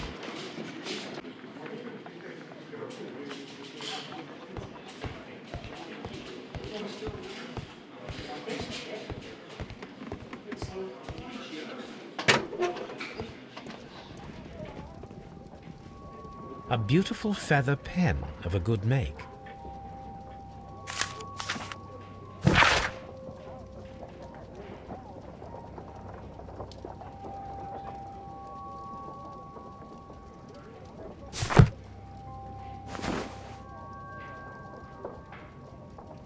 A membership card for the London Crest Club. This watch is of great value.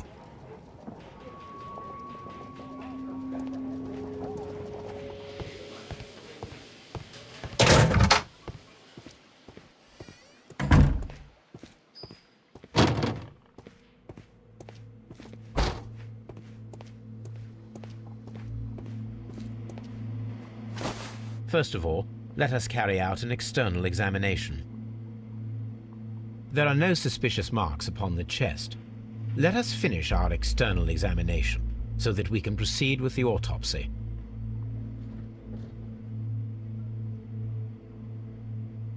There is an injury to the skull. most probably caused by the fall in the water lily greenhouse. The vessels and the pupil of the eye appear quite normal. The air from the lungs carries a faint floral aroma.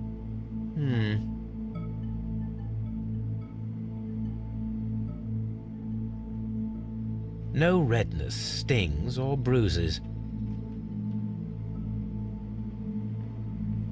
Nothing suspicious here.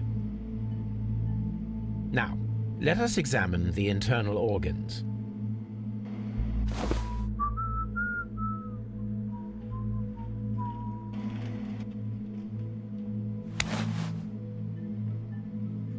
The heart's blood vessels show no pathological signs. The heart tissue shows no visible pathological signs.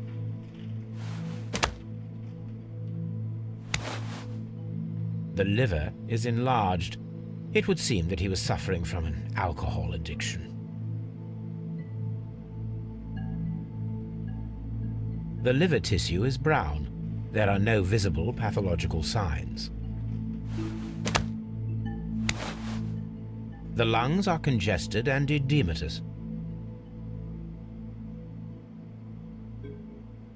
The tissue on the inferior lobe of the right lung is damaged, most probably caused by toxins from an unknown plant.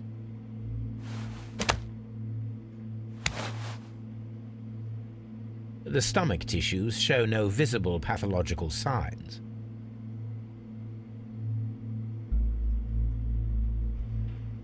There is a small amount of content. It appears that he breakfasted lightly, only a short while before his death.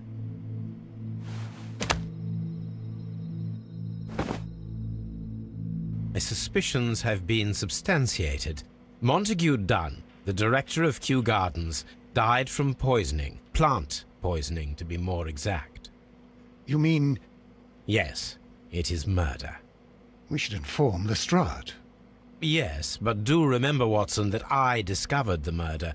The challenge is mine. The challenge, Holmes? We need to locate that deadly plant. Such a perfect murder appeals to me. Murder of any kind appeals to you. Is that all we need to do? No. We also have the people working at Kew Gardens. Martin Hamish and the son of the victim, Albert Dunn. And also Miss White, of whom we spoke with Mr. Hamish. Should we bring them all here for interrogation? No. A few innocuous questions at Kew will suffice, as well as a discreet delve into their personal affairs. Yes, Watson, it is time now to open the doors. Even those in the staff building? I suppose that is necessary. We should also be concerned with the victim himself. After all, we don't know very much about Montague Dunn. You're enjoying this already, aren't you? More than a little.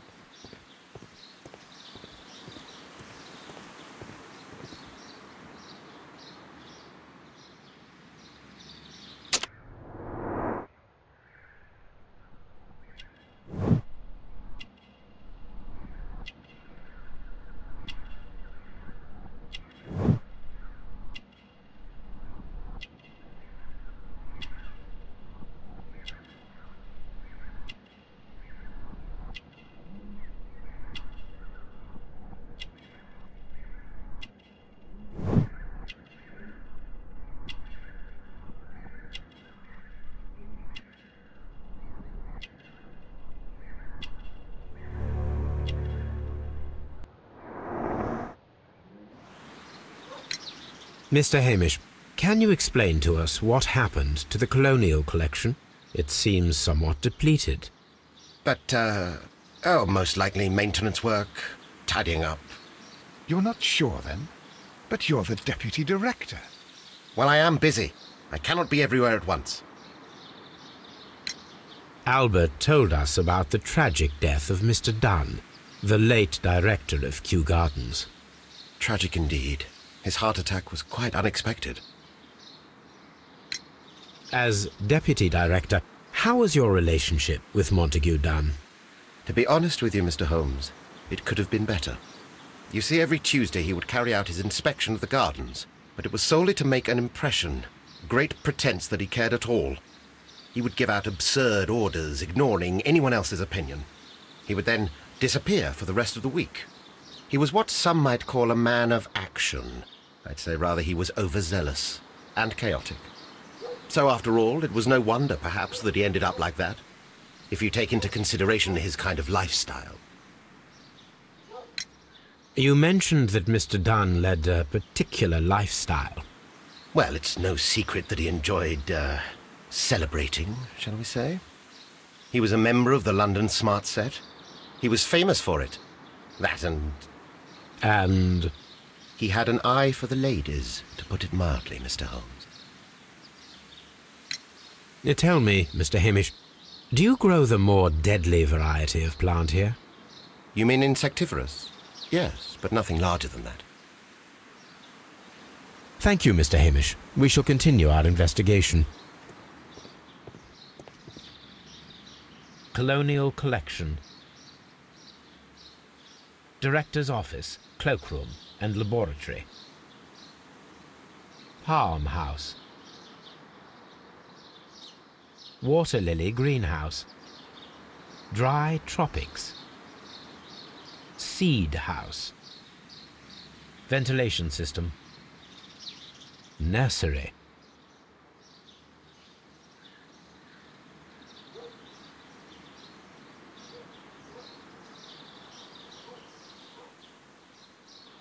A map of Kew Gardens.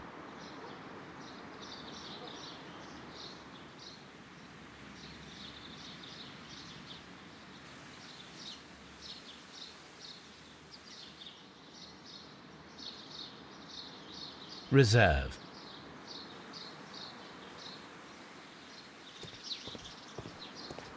Locked.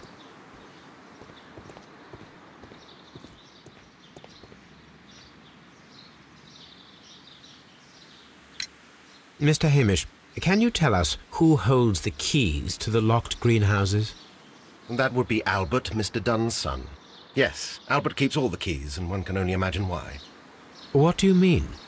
Well, he was never interested in Kew Gardens before, and now all of a sudden he is trying to act as if he owns the place.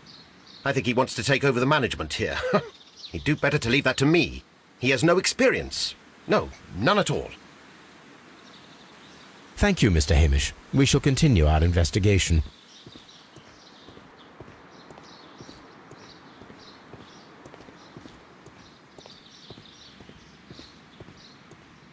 Locked.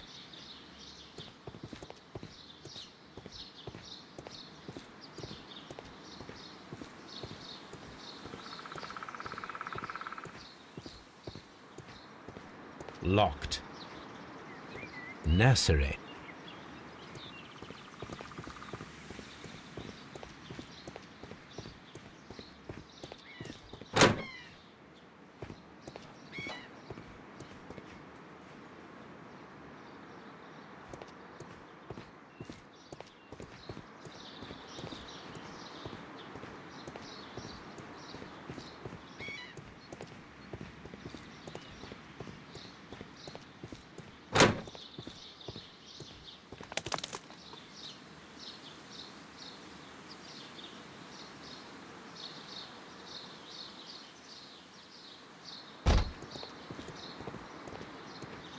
There is a smell of burning.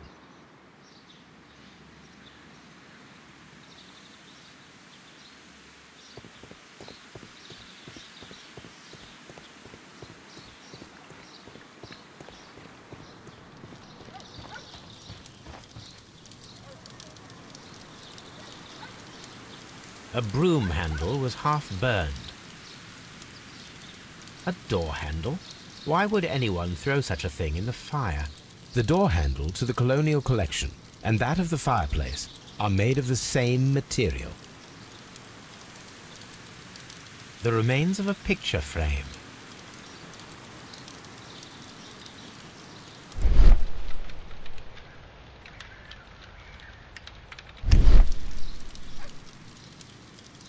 The symbol is not from Kew Gardens.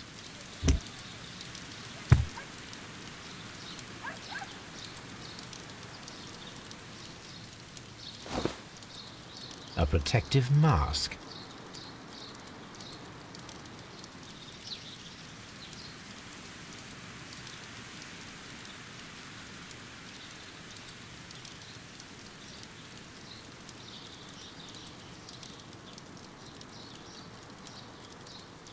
Someone set it alight, but it did not burn.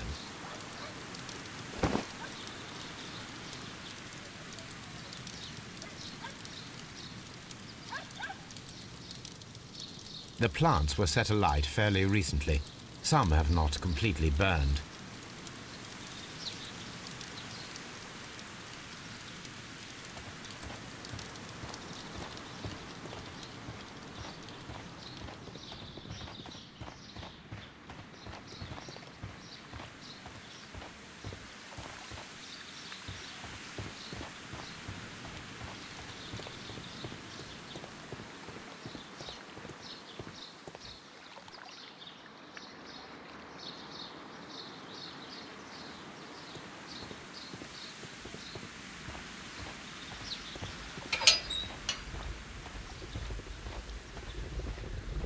A ventilation system. It should regulate the temperature of the staff buildings.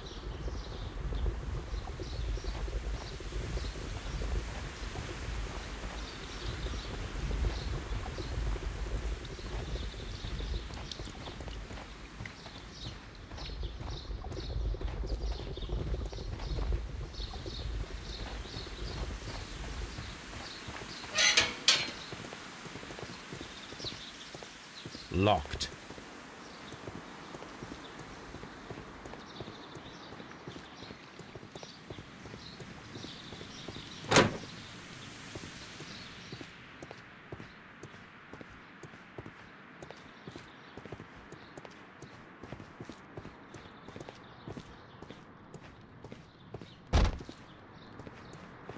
Dry tropics.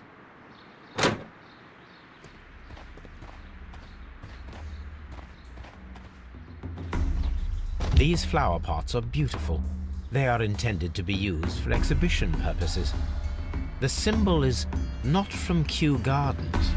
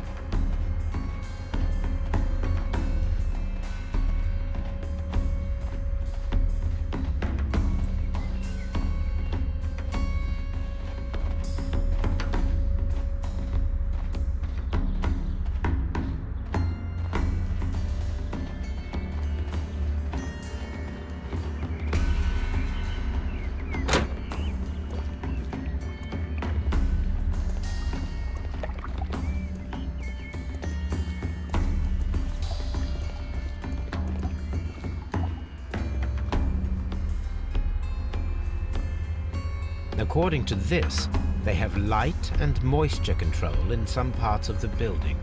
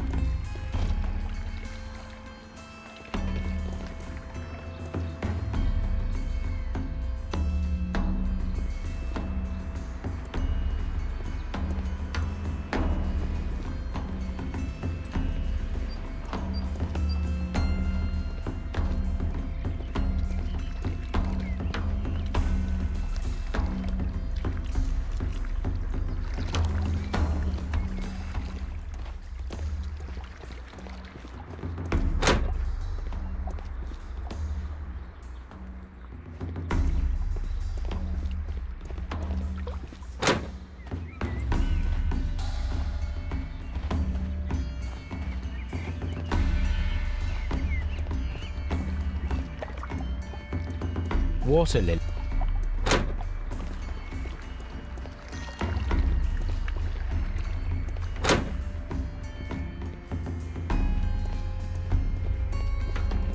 According to this, they have light and moisture control in some parts of the building.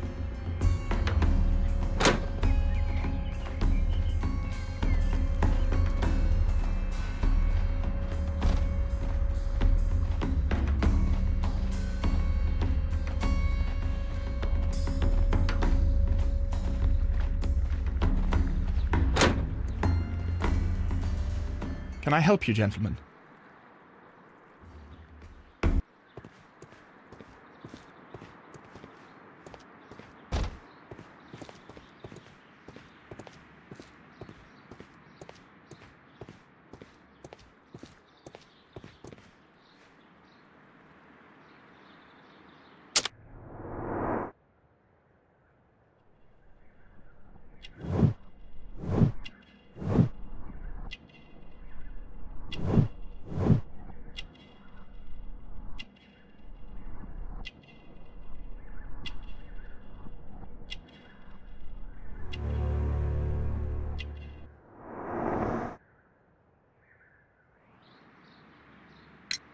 Who is Miss Margaret White? Ah, she is the young lady who studies with me. She visits here sometimes to help out with the greenhouses. In fact, she should be here today. She wanted to work at the seed house. That's the small greenhouse across from the large glass house. Do you work here? Yes, but part-time only, for I'm also studying botany at the University of London. You're following in your father's footsteps, then. That is commendable. Well, even if botany is not my strongest suit, there are people who say that I could be a good manager. We noticed that a part of the colonial collection has been cleared. Ah. At the moment, I'm just dealing with the storage room. I don't know much about the other rooms. I imagine that your relationship with your father may have been a strained one. Yes. I cannot say that he was a kind man, for he never listened to me at all. He forced me to work here. But now, after his death, I've been pondering it over. Perhaps he wasn't so wrong about me after all. I have to follow his path, and I have to manage Kew Gardens, and I can do it. I can be as good as any other who works here. Would you please tell us about Martin Hamish, the Deputy Director? Well, I have to tell you that Mr. Hamish is not and has never been the Deputy Director of Kew Gardens. My father would not have tolerated it. Indeed? That is most interesting. He told us that he was. Yes, because he believes that the management should be passed down to him now that my father is dead. But in actual fact, Mr. Hamish only has the honour of being the garden's longest-serving employee. In fact, if we are to think logically at all, it should be me who takes over the management of Kew Gardens. Do you not have a good relationship with Mr. Hamish? I suppose so. But we have very little in common. Mr. Hamish loves his plants and Kew Gardens, and I cannot say that I share his passion. I see. And how was his relationship with your father? Oh, he hated my father. It was obvious. He would be furious whenever my father boasted of Kew Gardens in the newspapers or at conferences. He was convinced that my father was stealing all of the credit for himself. But my father treated Mr. Hamish in the same way as he treated anyone. Dismissively. With indifference. Do you hold the keys to all of these locked doors? Yes, you can have them. But I cannot give you the keys to the cloakroom. The employees' effects are private. I am sure you understand. Thank you, young man. We shall see you again soon.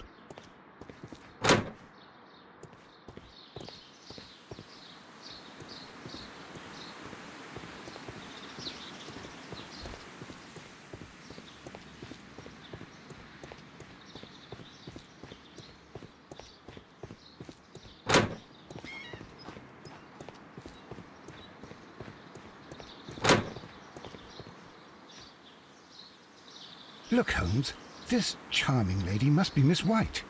She's entering the seed house.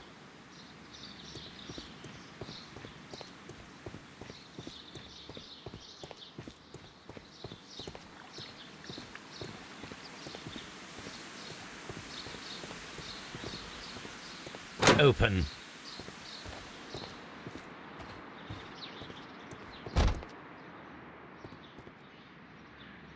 day to you, miss. You have some very beautiful plants here. Why, thank you, sir. And good day to you too. But... Oh, I do beg your pardon. My name is Dr. John Watson. This is my good friend, Mr. Sherlock Holmes.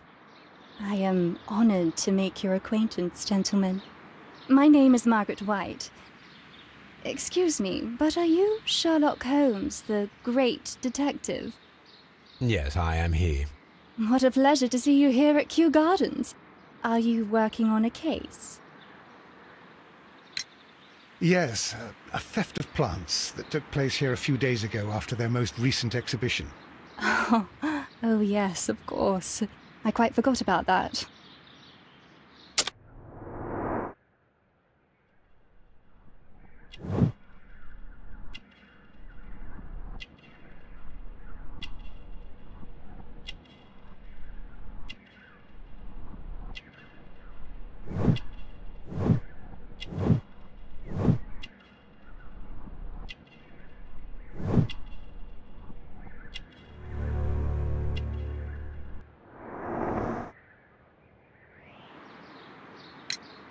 Oh, it's quite understandable that you might forget about the theft of the plants, miss, after the tragedy that took place here.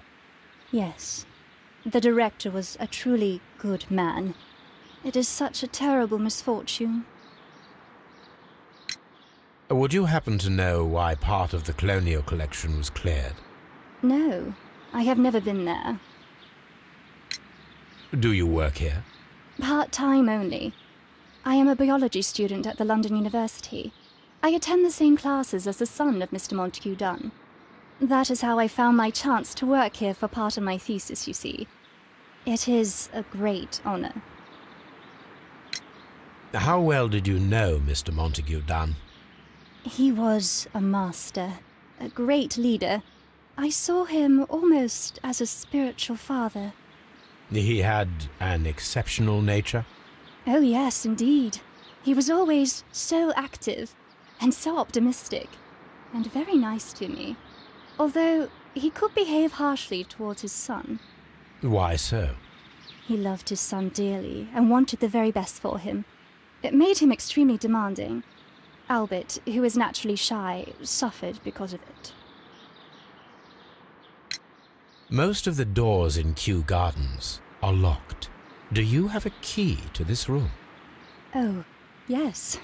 Albert gave me a set of duplicate keys. He agreed I might carry out my studies without disturbing him. It is only temporary. Thank you, miss. None of the 3 people who work at Kew Gardens know why half of the colonial collection was cleared. So, someone is lying. It is obvious.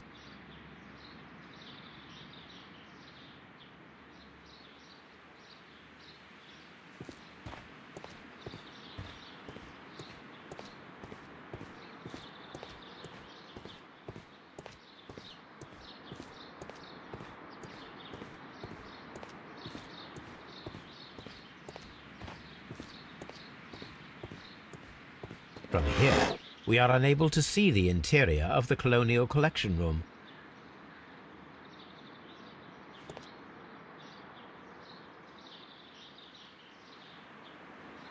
These leather gloves are new and of good quality. They do not appear to have been used. A book about ships. Nothing at all to do with plants.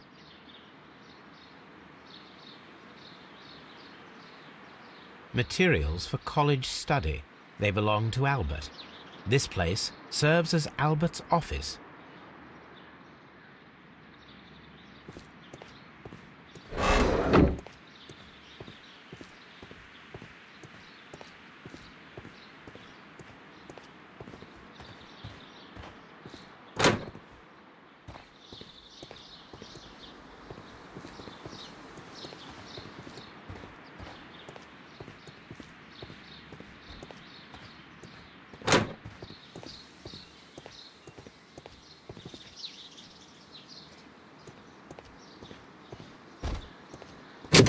Locked.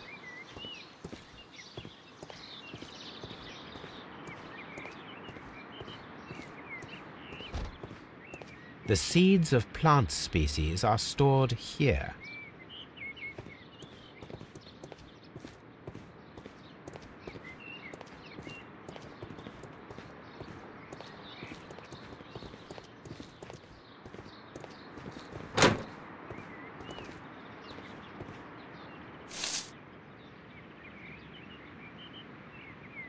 I am curious if the marble that we found will fit this place.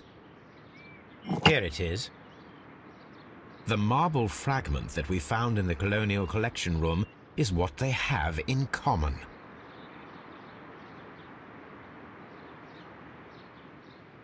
It is a bust of Montague Dunn.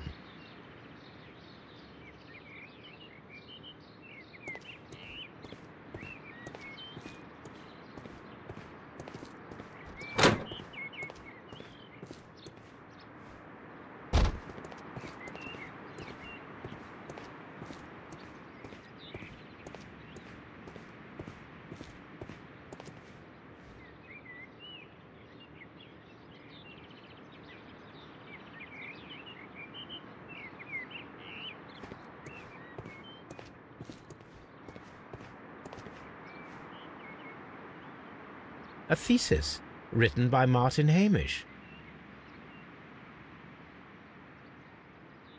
A glasses case. It is empty. This area serves as Martin Hamish's office.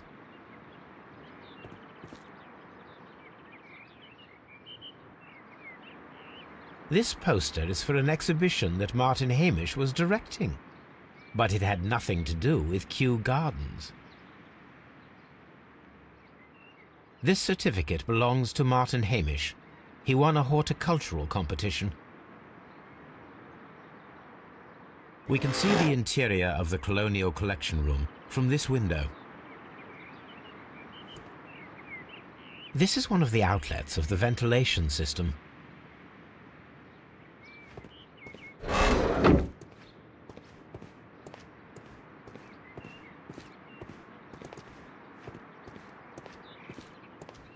These young plants must be delicate if they are kept in the nursery.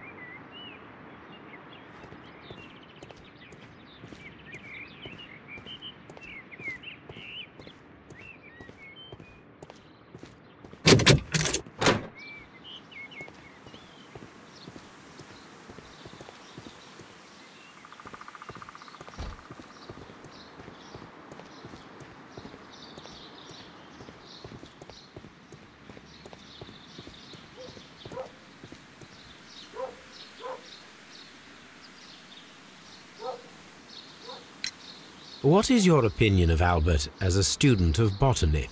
He's useless. I often tell him so, and I can only give him cleaning tasks. Botany is not his life's work, and his father well knew it. He was furious about it. He was? Oh yes. He forced his son to work here, and he never missed an opportunity to criticize him publicly.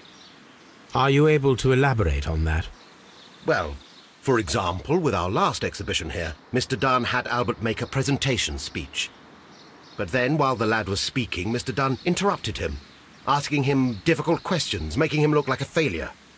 It was with the intention of making a fool of him, Mr. Holmes. That must have been terribly humiliating. Yes, he was crushed, and he had to leave. Everybody was making fun of poor Albert.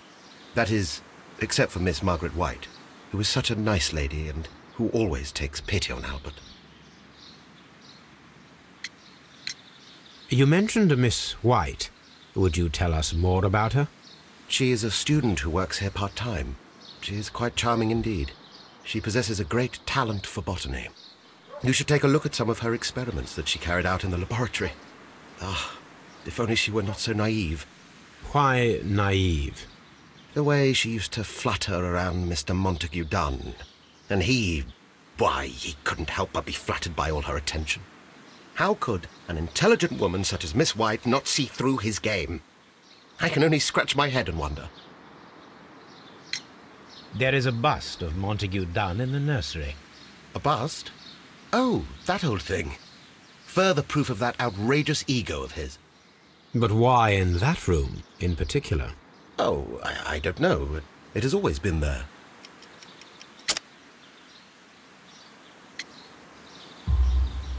It is strange, because I recovered a fragment of the bust inside the Colonial Collection Room.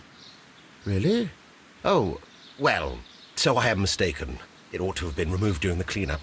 This room is so small. Do you know who moved it? I have no idea. Surely Mr. Dunn requested it. Do you have any more questions like this? Because fragments of rock are not my responsibility. Evidently. Thank you, Mr. Hamish. We shall continue our investigation.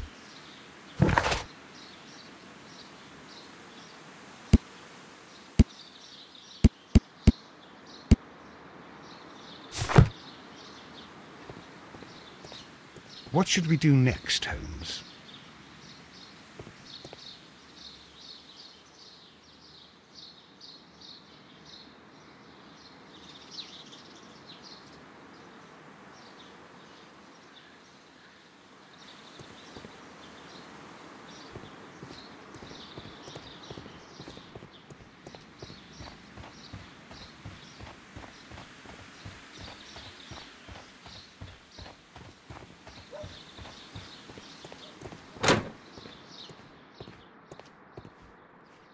Excuse me, but I have to tidy up this room. Palm House.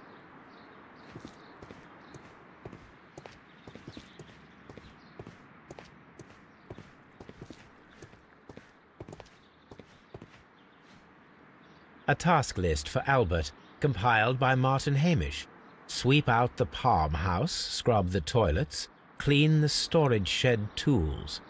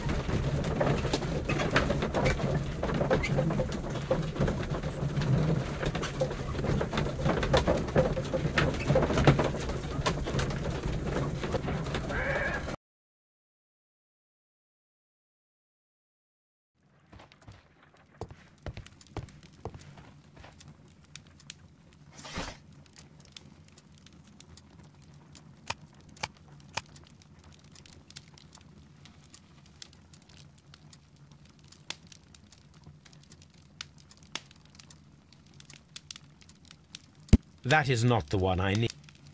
That is not the one I need.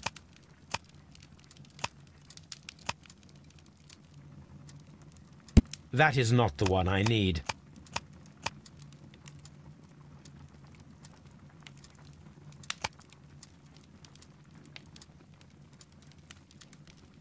That is not the one I... That is not the one... That...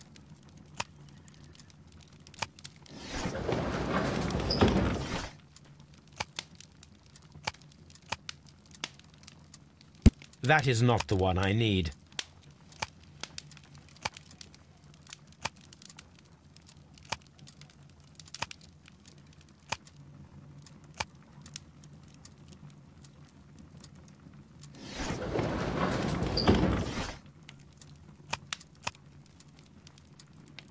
That is not the one I need. That is not the one I need.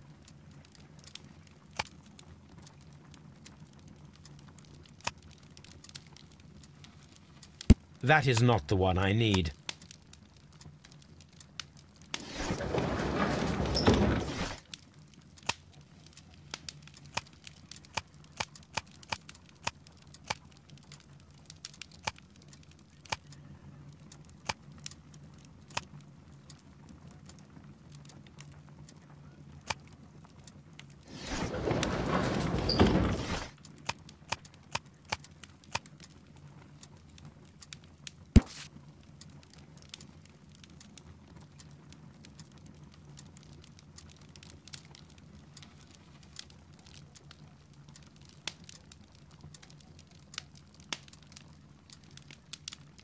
Here it is.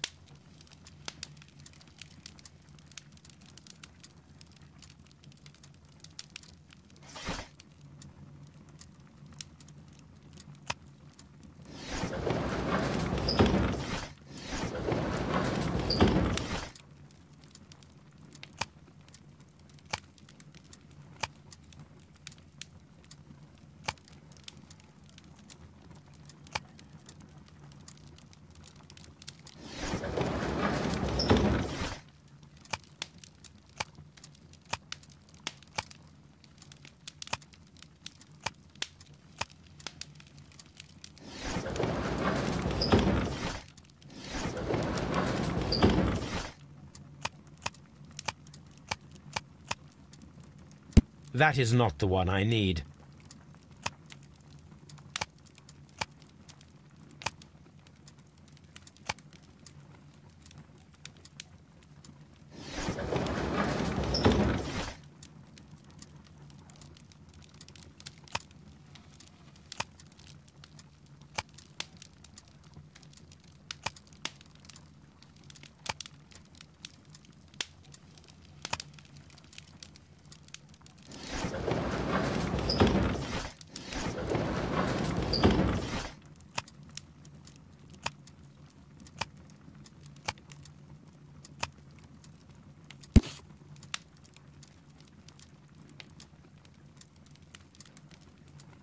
Here it is. The Divine Syndicate is not a supplier to Kew Gardens. Besides, there is no address here.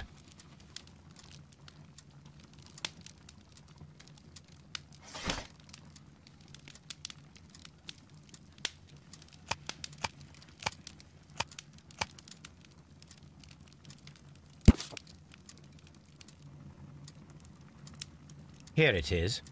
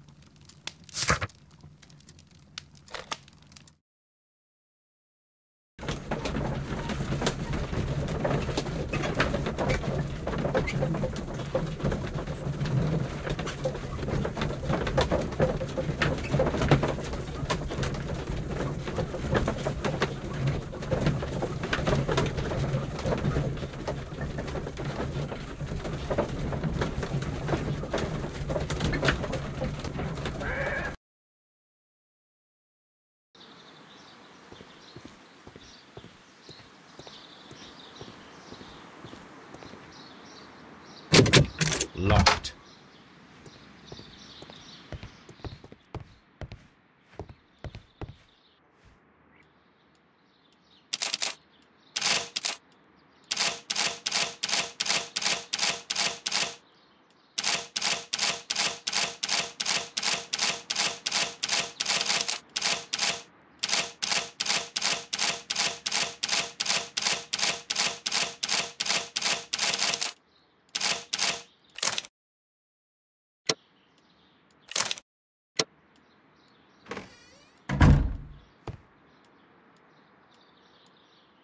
Newspapers discussing Kew Gardens.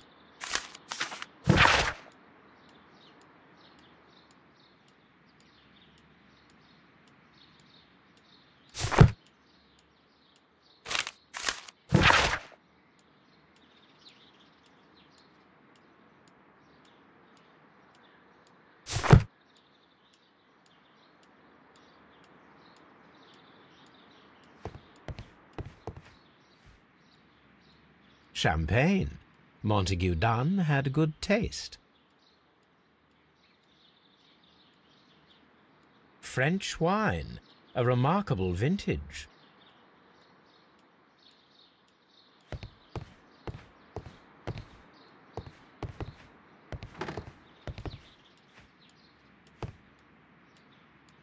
A photograph of Montague Dunn and Reynold Hamish.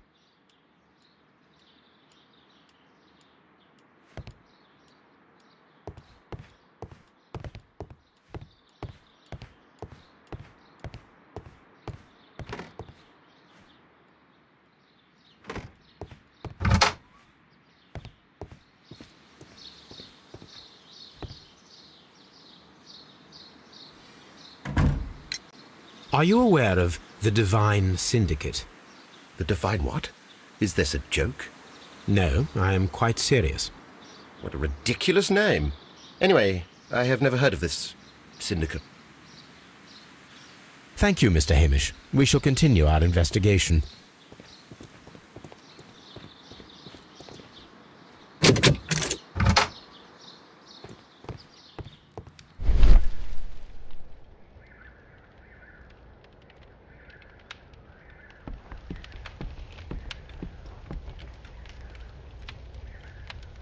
There was a bottle here.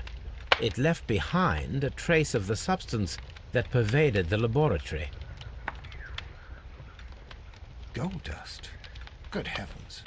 What's it doing here? The gold is almost immune to chemical attacks, so it may be a valuable auxiliary for various experiments. But why would anyone perform such experiments in a botanical garden? Several drops of the substance were spilled. Someone carried this bottle around. Several drops of the substance were spilled. Someone carried this bottle around. The bottle is no longer here, but it is possible to detect a faint scent. We need a good nose.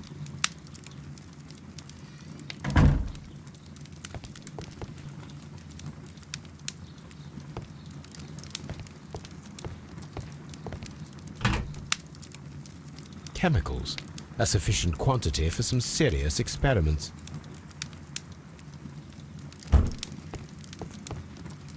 A phonograph used for voice recording. Remarkable. Yes, this is quite a modern laboratory.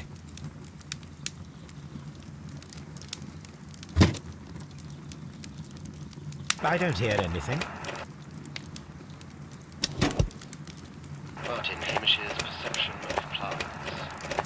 The notion of communication in the plant world has long been considered marginal, yet I remain convinced that some plants do indeed transmit chemical signals in the event of attack. A study report by Martin Hamish.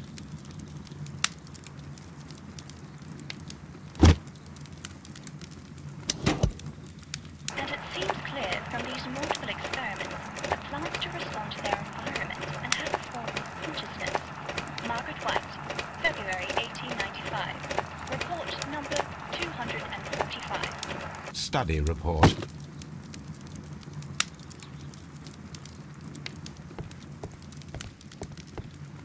This is a table for experiments. It resembles my own. Only this one is kept in good order, Holmes.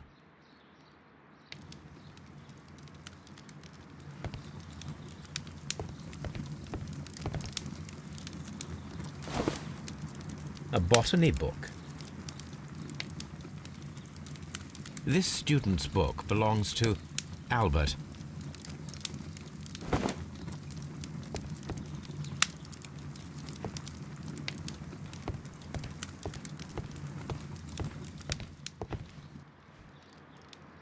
Such masks are generally worn when dealing with toxic chemicals. It appears as though the protective equipment is missing from here. Gloves, waterproof aprons, everything one might need for self-protection. Do they grow dangerous plants here?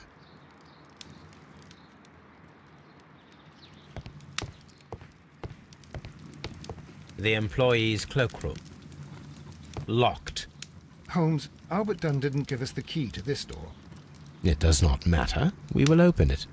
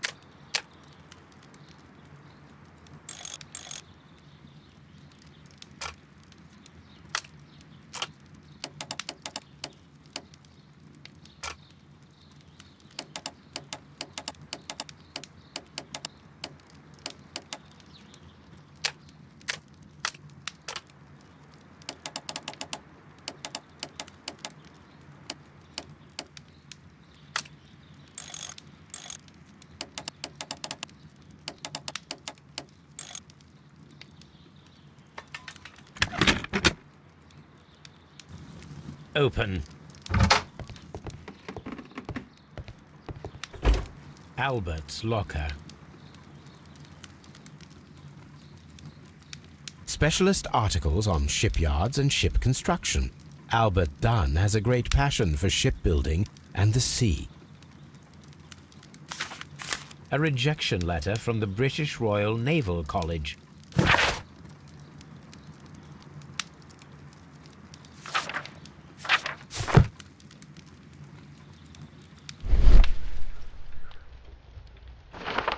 A picture of Miss White and Albert in front of the University of London. And they seem to get along.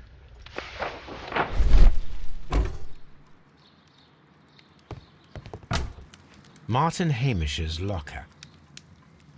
A review on rare and exotic plants. Martin Hamish has written several pieces.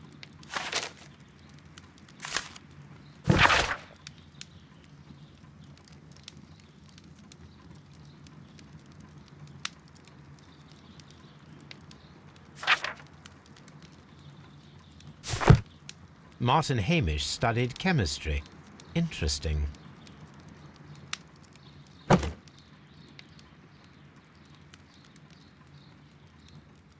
Father and I, Kew Gardens.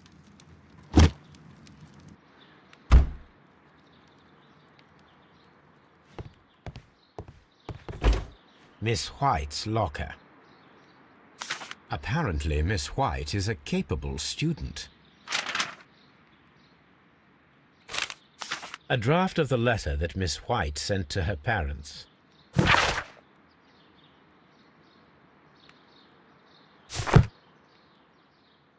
Apparently, Miss White is a capable student.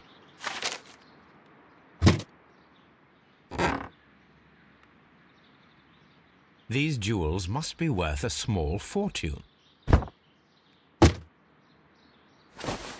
A vanity purse. It is of high quality.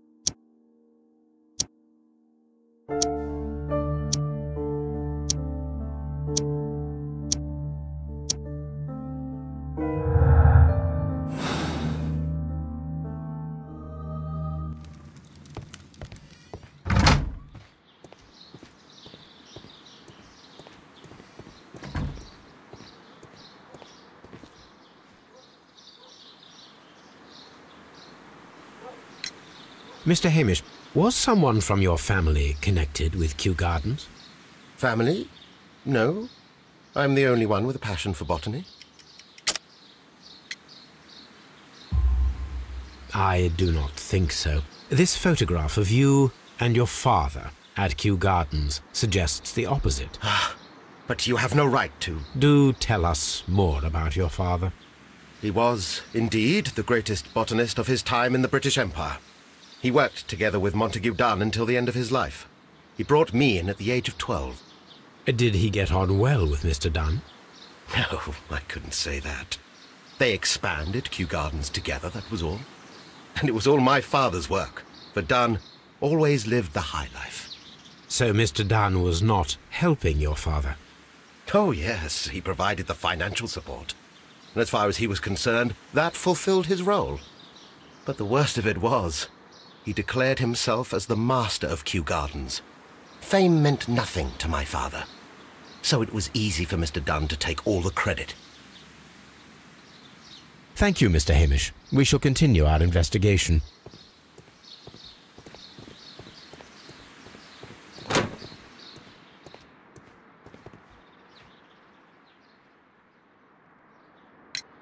I perceive that you are passionate about the Royal Navy. Passionate? No, not really. I like ships, that is all. Are you quite sure? You do not seem to be so interested in plants. It's difficult, that's all. My future is here. It has never been about anything else.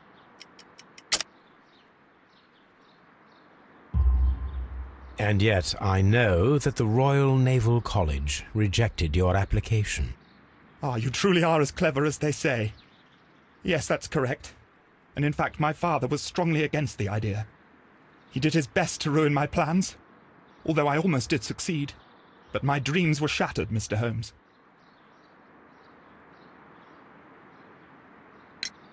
Tell me, have you ever heard of the Divine Syndicate? No, I cannot say that I have. Thank you, young man. We shall see you again soon.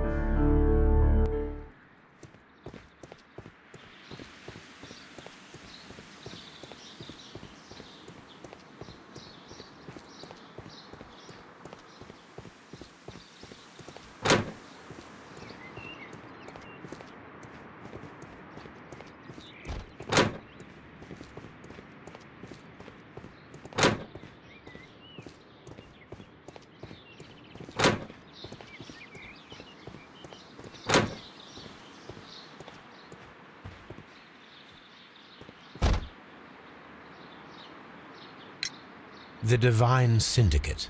Does that name mean anything to you, by any chance? Not at all. But it is a very pretty name. Thank you, miss.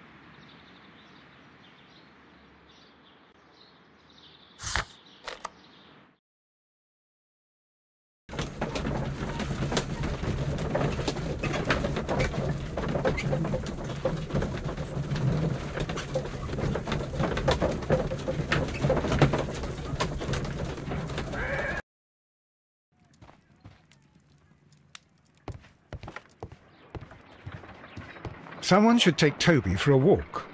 Have you found something interesting? Come on, Toby. We have some work for you to do. Let us go to Kew Gardens. Let us take Toby to the laboratory. He will pick up the scent of this mysterious substance. Search, Toby. Search.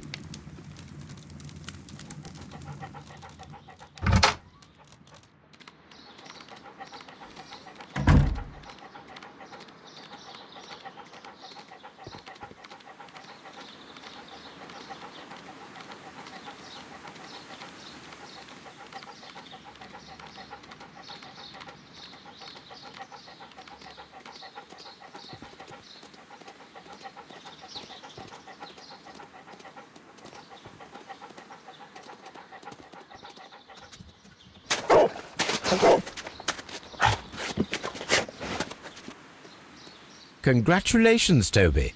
Now let us see what you have found. This is the bottle that was used in the laboratory. It was buried here. There is still some liquid remaining in the bottle, with gold flakes, a tiny caterpillar. Not surprising to see one in a garden, but at the bottom of a bottle.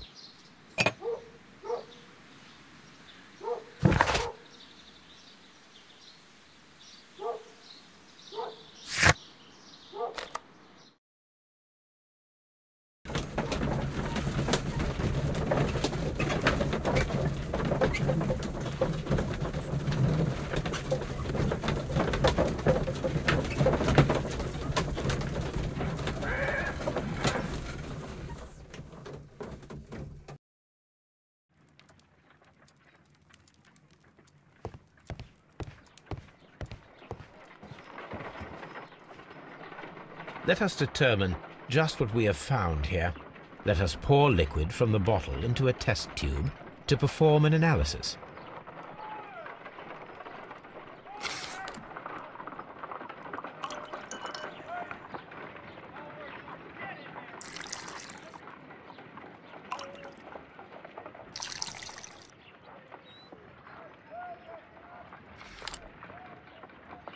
A colorless, water-based liquid.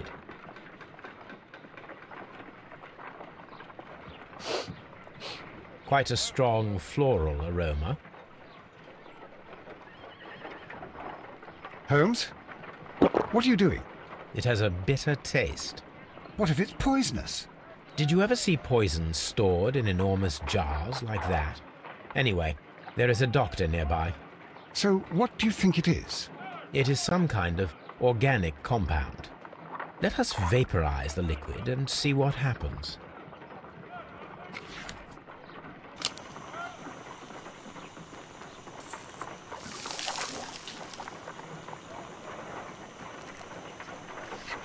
Small colorless crystals.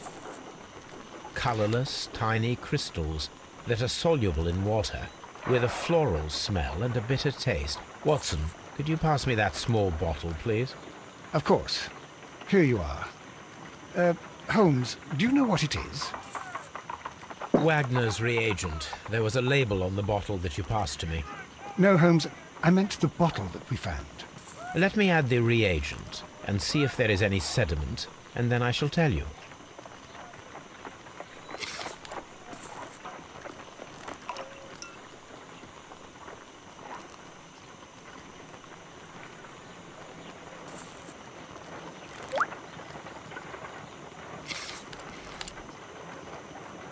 Red sediment, just as I suspected.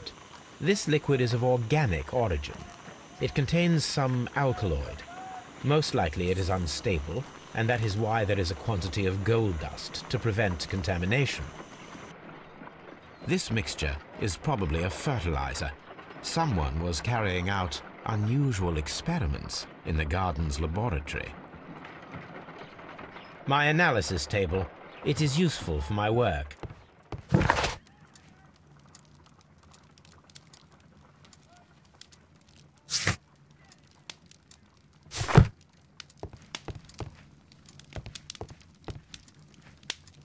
My archive. I can always consult with it if needed.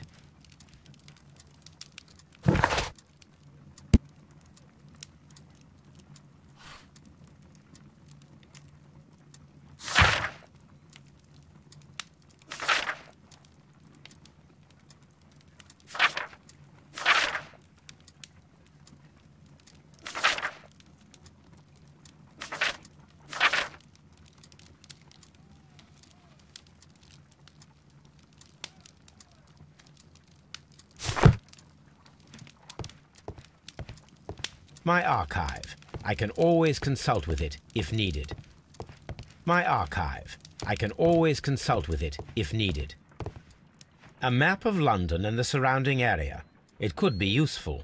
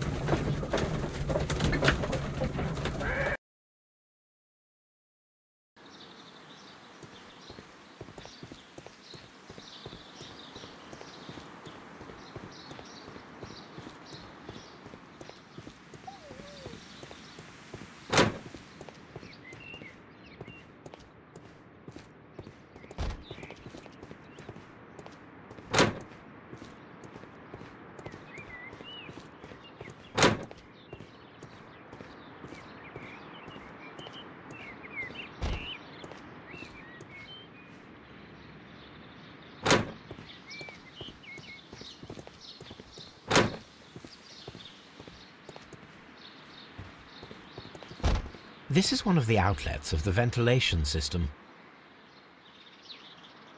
From here, we are unable to see the interior of the Colonial Collection Room.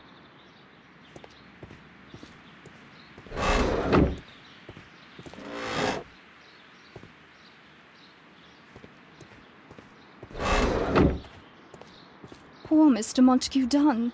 It is so awful.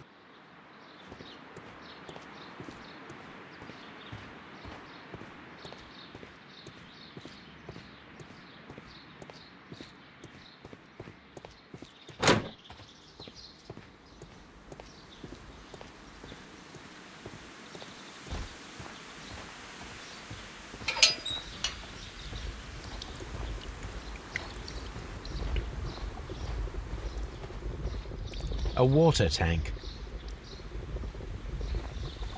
A ventilation system. It should regulate the temperature of the staff buildings.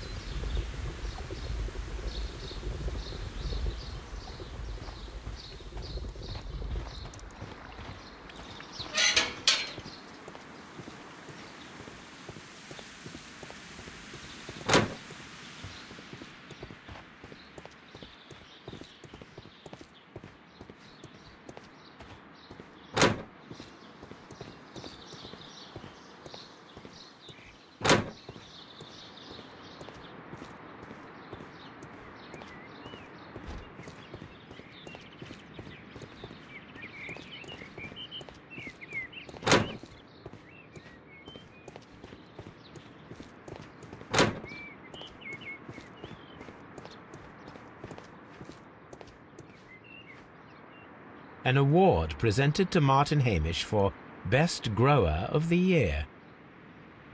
A master's degree diploma. It belongs to Martin Hamish.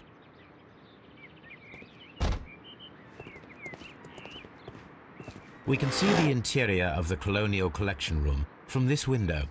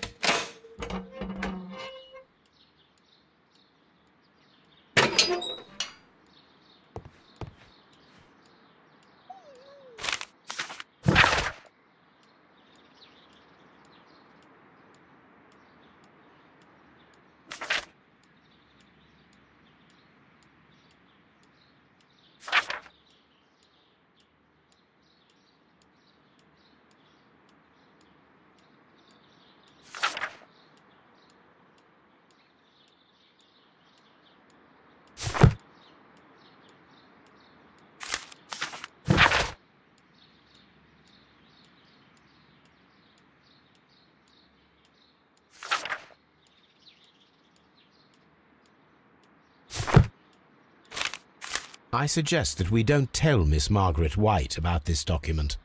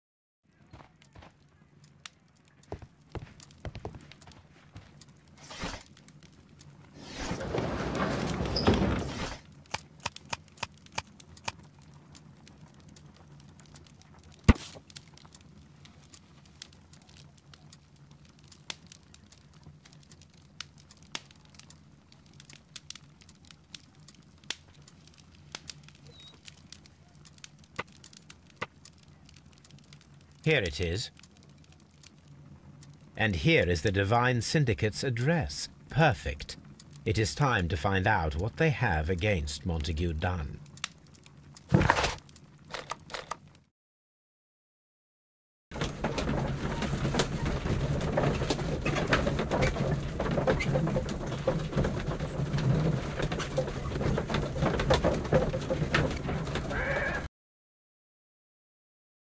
This place is beautiful, Holmes.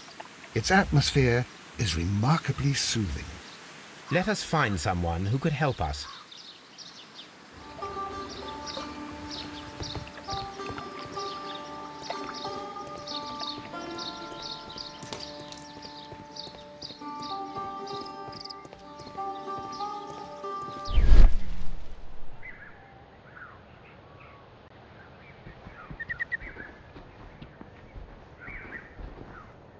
Fragments of a flower pot. It fell down here. A fragment of a flower pot.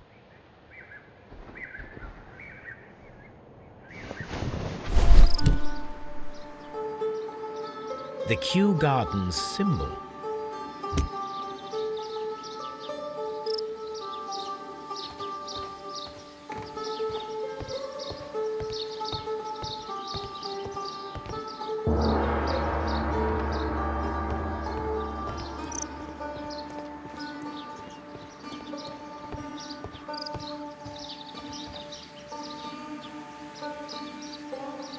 Good day to you, sir. My name is I am exalting the sap.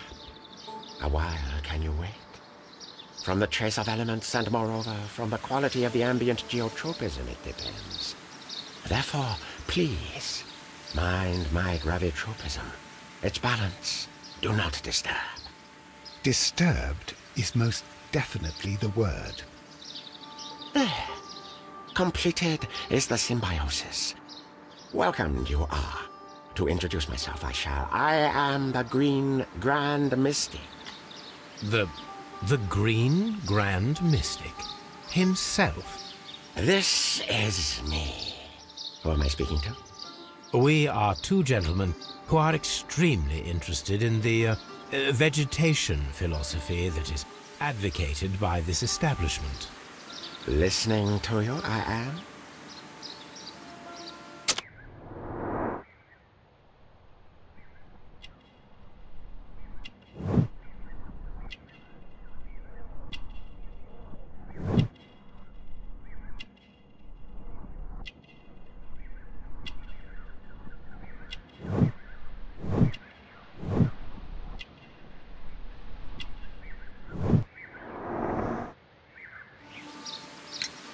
We should like to take a look around, to immerse ourselves in the wisdom that emanates from here. It is a school of anastomosis, the divine scholastic syndicate for vegetation veneration and meditation. You may say, the divine syndicate, glory to the eukaryotic. Only true devotees, those whose hearts are ready to spermatophize in sharing of knowledge, are permitted to physically enter our vegetable kingdom and its wisdom. And to be permitted, you must earn it. Yes.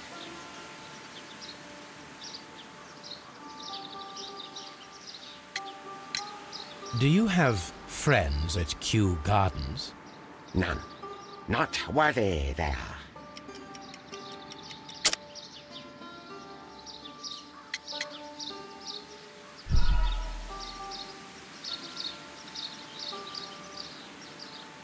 Do you have friends at Kew Gardens? None. Not worthy they are.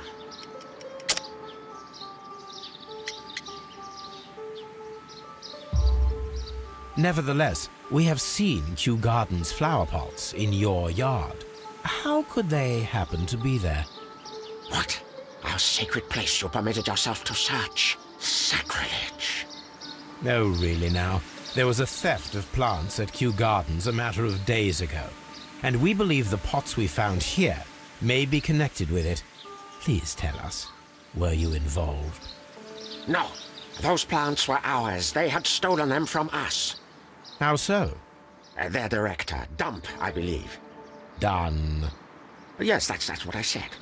He borrowed from us 3 of our sisters for the exhibition at his green fly-infested gardens. But he never gave them back to us. Excuses and imbecility. So we went in and saved them. I see.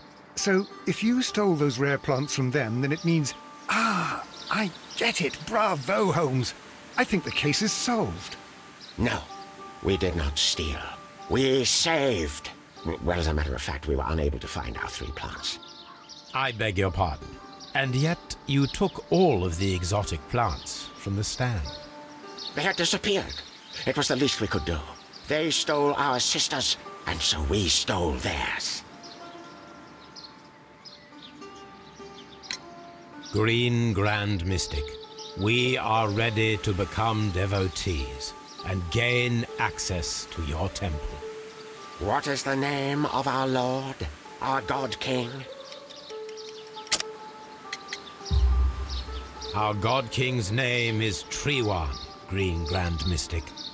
Oh la, good, good, I like you. Here is the holy key to the wisdom place. Holy donation can you make whenever you so wish. Thank you so much. I pray you to taste our fertilizer substance. From the burdens of life it helps to free. But of course. Raw sap, it is called. It is near the entrance. Well, we will leave you to your meditation.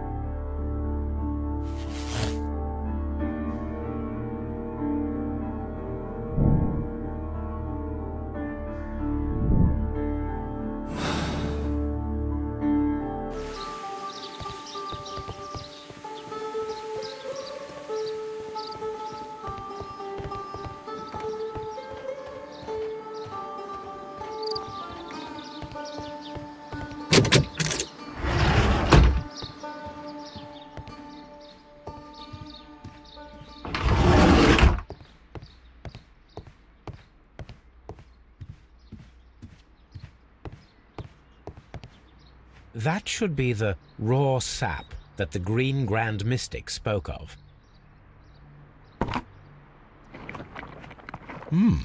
Tis rather delicious, and of an excellent quality. My word, Holmes. Their sap is like a form of cocaine.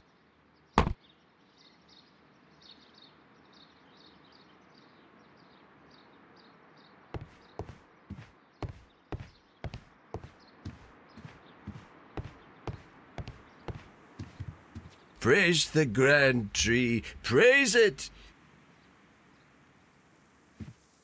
This must be Treewan, the divine...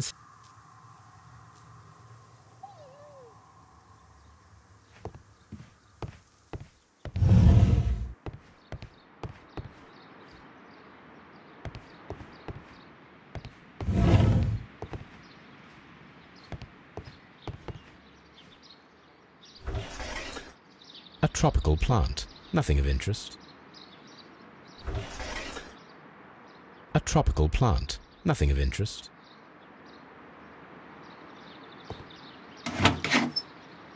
These 3 plants are identical to the ones shown at the exhibition.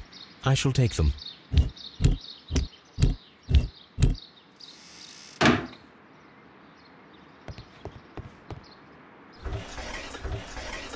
A tropical plant.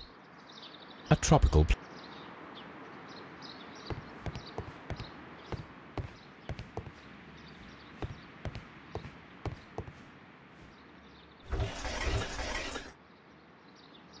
A tropical plant.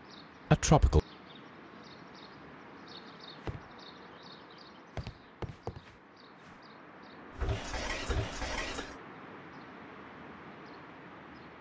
Caterpillars. They are raised as food for certain plants. Let's take them.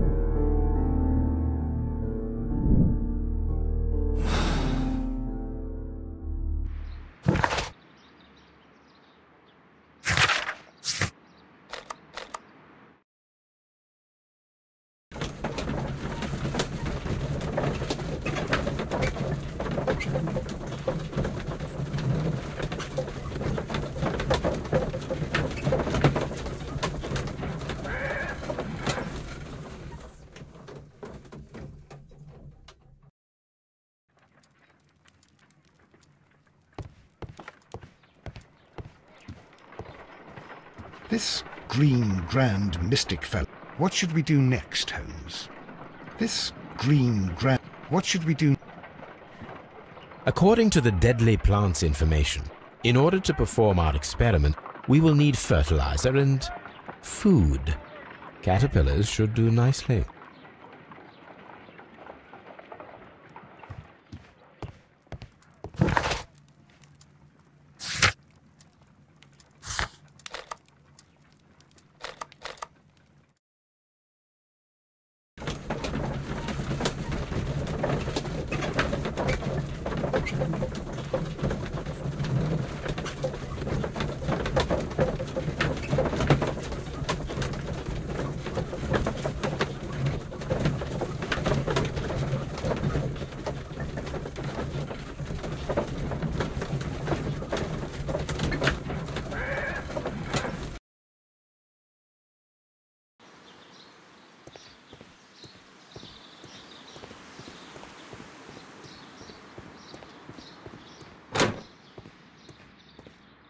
Excuse me, but I have to tidy up this room.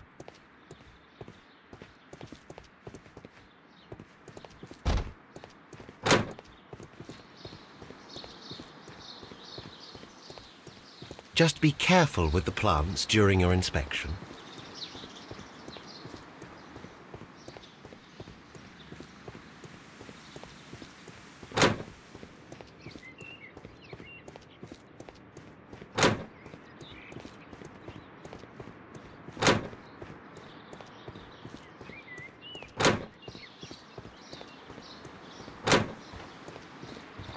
poor Mr. Montague done? It is so awful.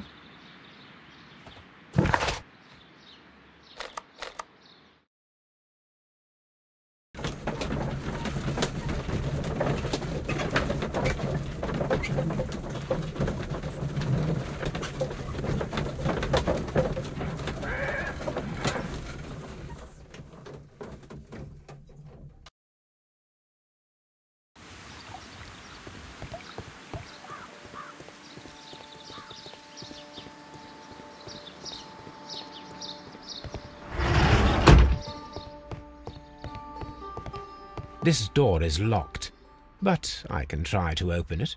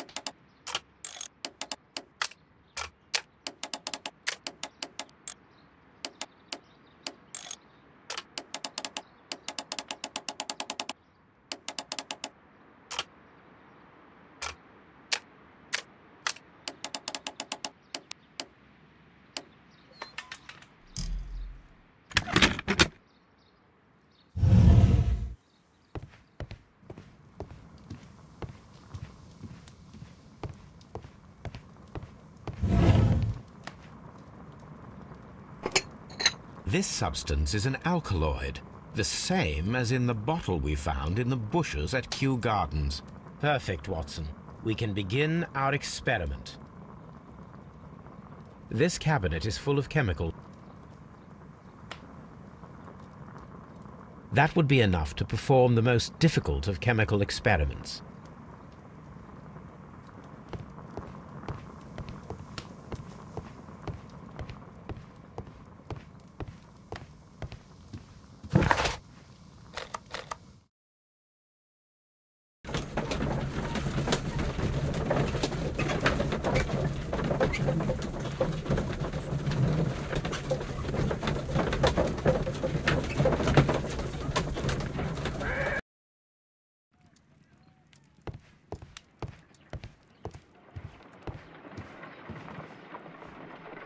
I imagine that one of these plants would be capable of releasing a toxic vapor. I need to find out exactly how it could be done. I shall begin now. Watson, if you are at all optimistic to have dinner this evening, then I'd recommend that you put on the gas mask.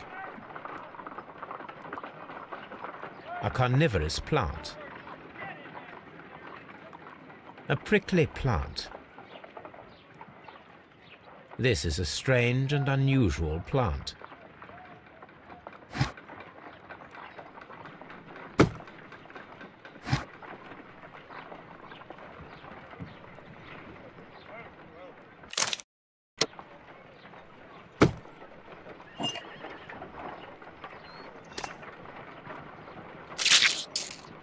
I find the behavior of predators utterly fascinating.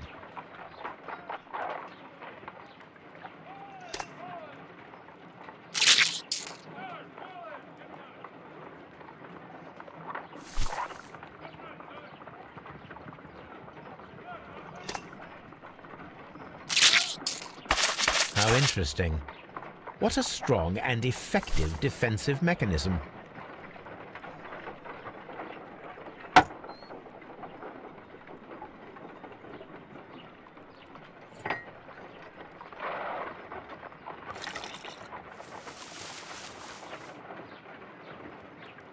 This plant becomes inactive after being drenched with alkaloid.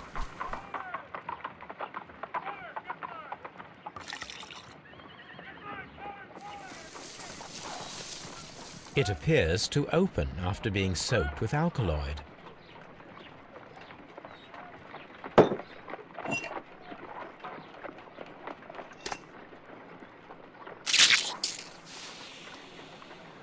It closed again. I believe I saw a small cloud of gas. I wonder what secrets this plant is hiding.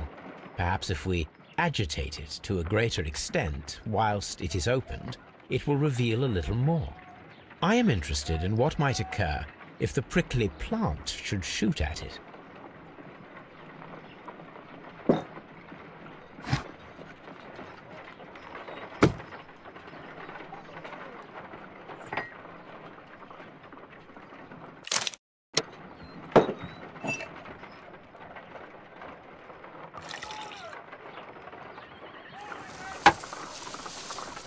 It appears to open after being soaked with alkaloid.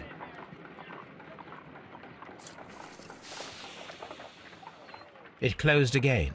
I believe I saw a small cloud of gas. I wonder what secrets this... I am interested in what...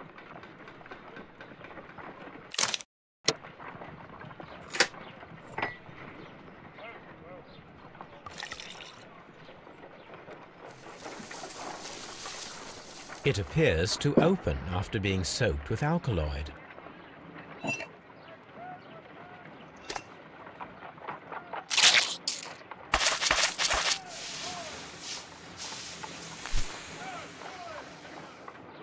Toxic gas with spores. Extraordinary. The plants would be capable of killing only if they were directly next to the victim and stimulated at precisely the right moment. Let us take our caterpillars to the Colonial Collection Room. We may see things more clearly there. It is too early, Watson. Our suspects will be there. Let us investigate Kew Gardens one more time and ask some questions.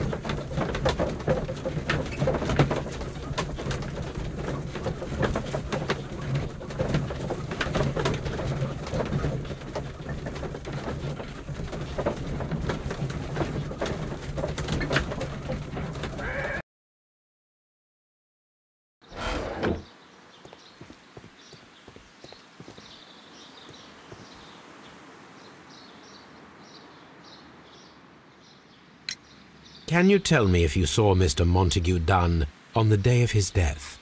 Yes, of course. I met him, and we went to see Albert, his son, at around 9:30. He appeared quite calm. What were you doing on the morning of the accident? After paying multiple visits to Albert, I had a little talk with Miss White. Then I returned to my desk to complete some paperwork. Suddenly I observed that Mr. Dunn was not feeling well, so I ran immediately to fetch Albert. I clearly remember that it was around 10:30, for I was late that morning. Thank you, Mr. Hamish. We shall continue our investigation.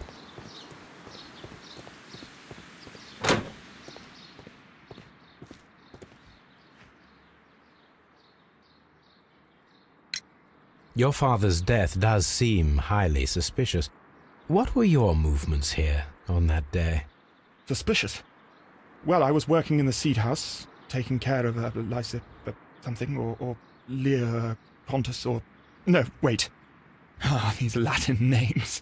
And I spent so many hours trying to memorize them. Did you see your father that day? Yes. He came here with Mr. Hamish for his weekly visit. There was nothing unusual about that. And then? Nothing. They stepped out to the backyard. It was perhaps 20 minutes before 10 o'clock.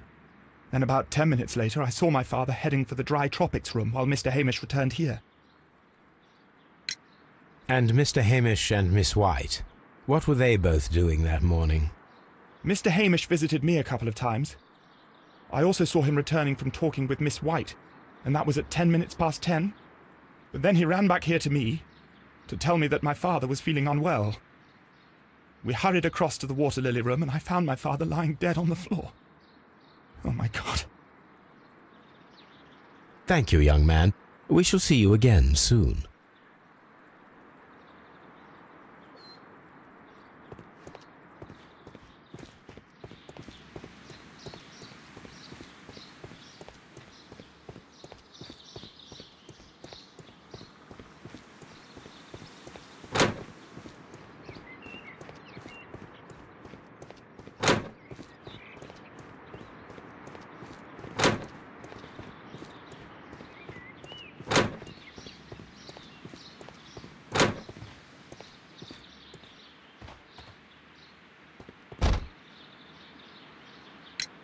Can you tell me what Mr. Dunn was doing upon the day of his death?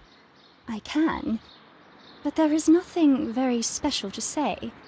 I was in the laboratory when I saw Mr. Dunn heading towards me. Tuesday is the day of his weekly visit. It was supposed to be at 9, but he was 10 minutes late, as usual.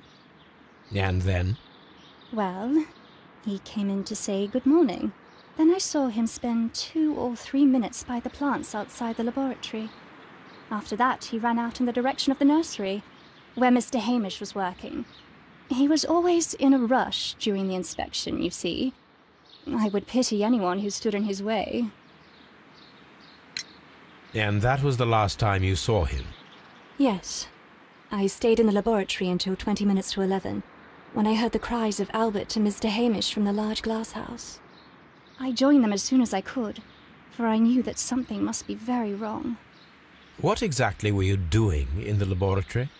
I was recording an experiment for my thesis. I only stopped my work once when Mr. Hamish visited me briefly around 10 o'clock.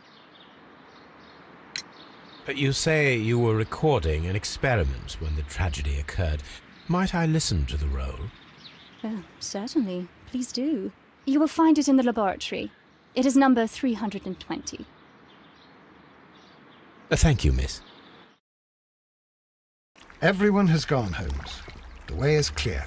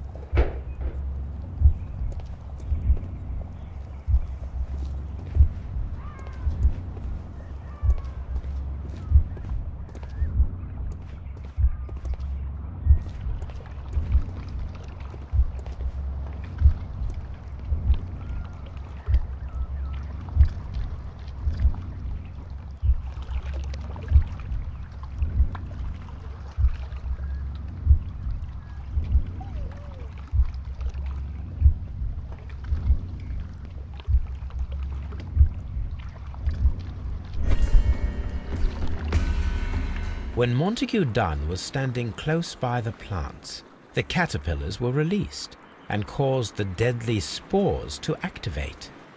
Panicking, and likely already half asphyxiated, Montague Dunn started back and knocked over the bust.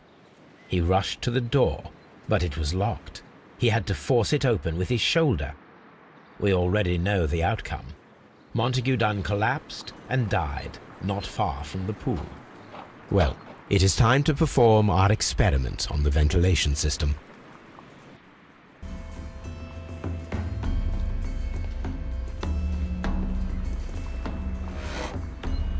The caterpillars could only fall from the ventilation duct. Our caterpillars are in place. I'll activate the ventilation system so that they fall down. Watson, stay here and observe. All right, Holmes.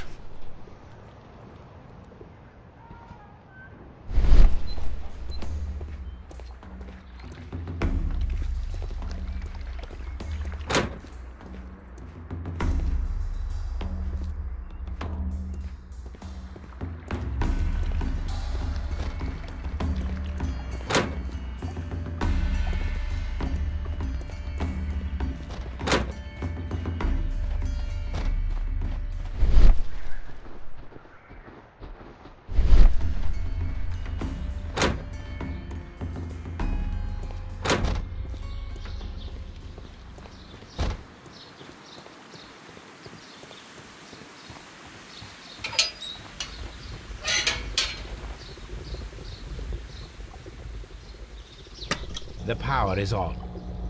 The engine cannot be started whilst the transmission is active. The engine has started. The ventilation system is working.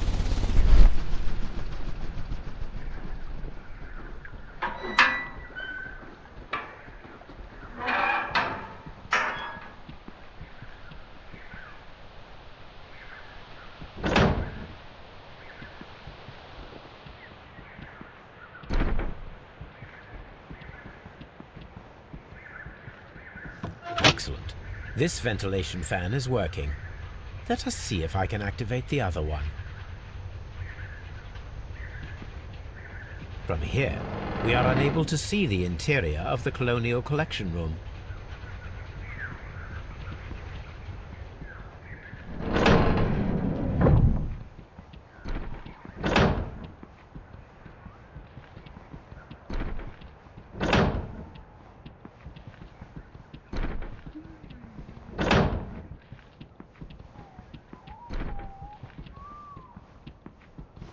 Perfect. Now I just need to find Watson to check the result. It works perfectly, Holmes. Bravo. Now, if you could just help me to get rid of these caterpillars. Perfect. Now we know how the murder of Montague Dunn was carried out, by activating both Albert's and Mr. Hamish's fans. But only from Mr. Hamish's workplace would it be possible to see when Montague Dunn entered the Colonial Collection Room.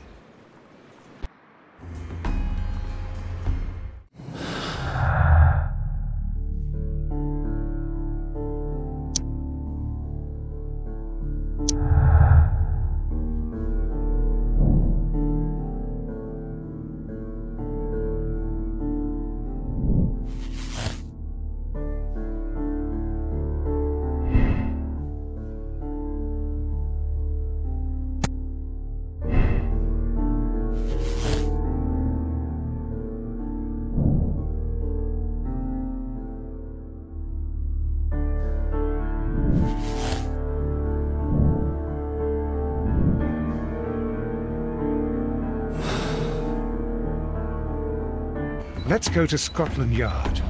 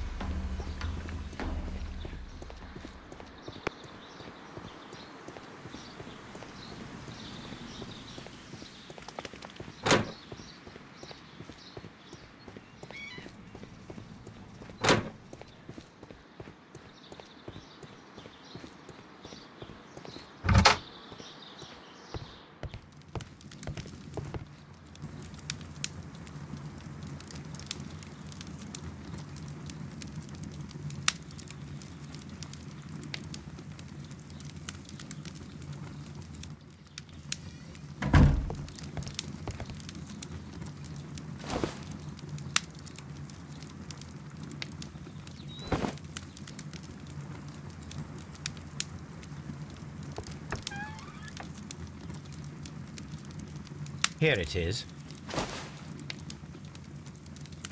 Cylinder records.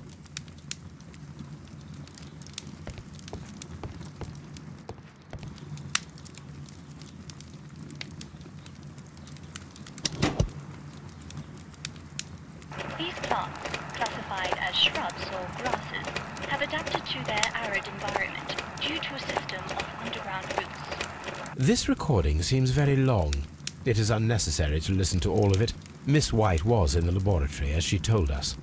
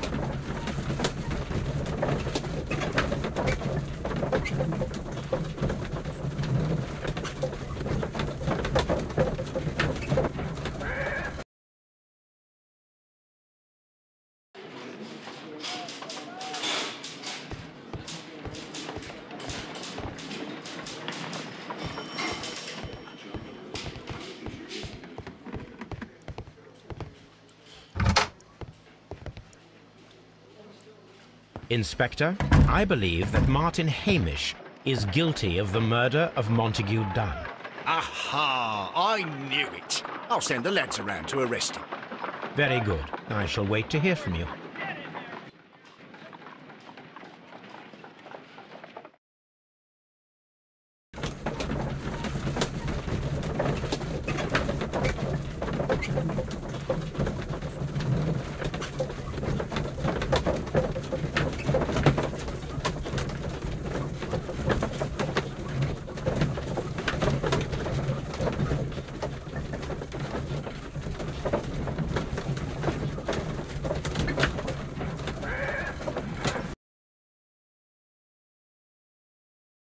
Inspector, I came here as quickly as I could. Martin Hamish is in the large glass house. There's no need to hurry.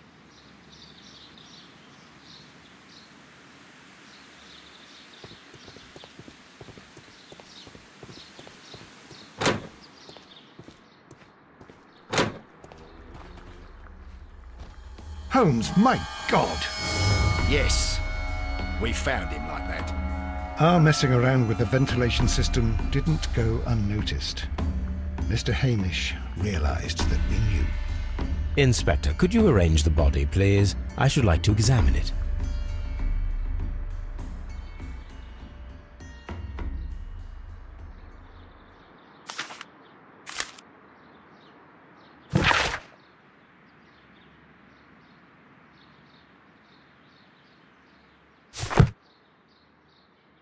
The mark around the neck is very visible.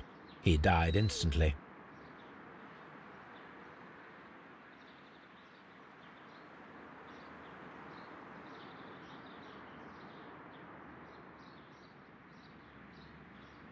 Holmes, his left shoe is unique. This anomaly is often a characteristic of... a club foot. Bravo, Watson. That is the key element of this case.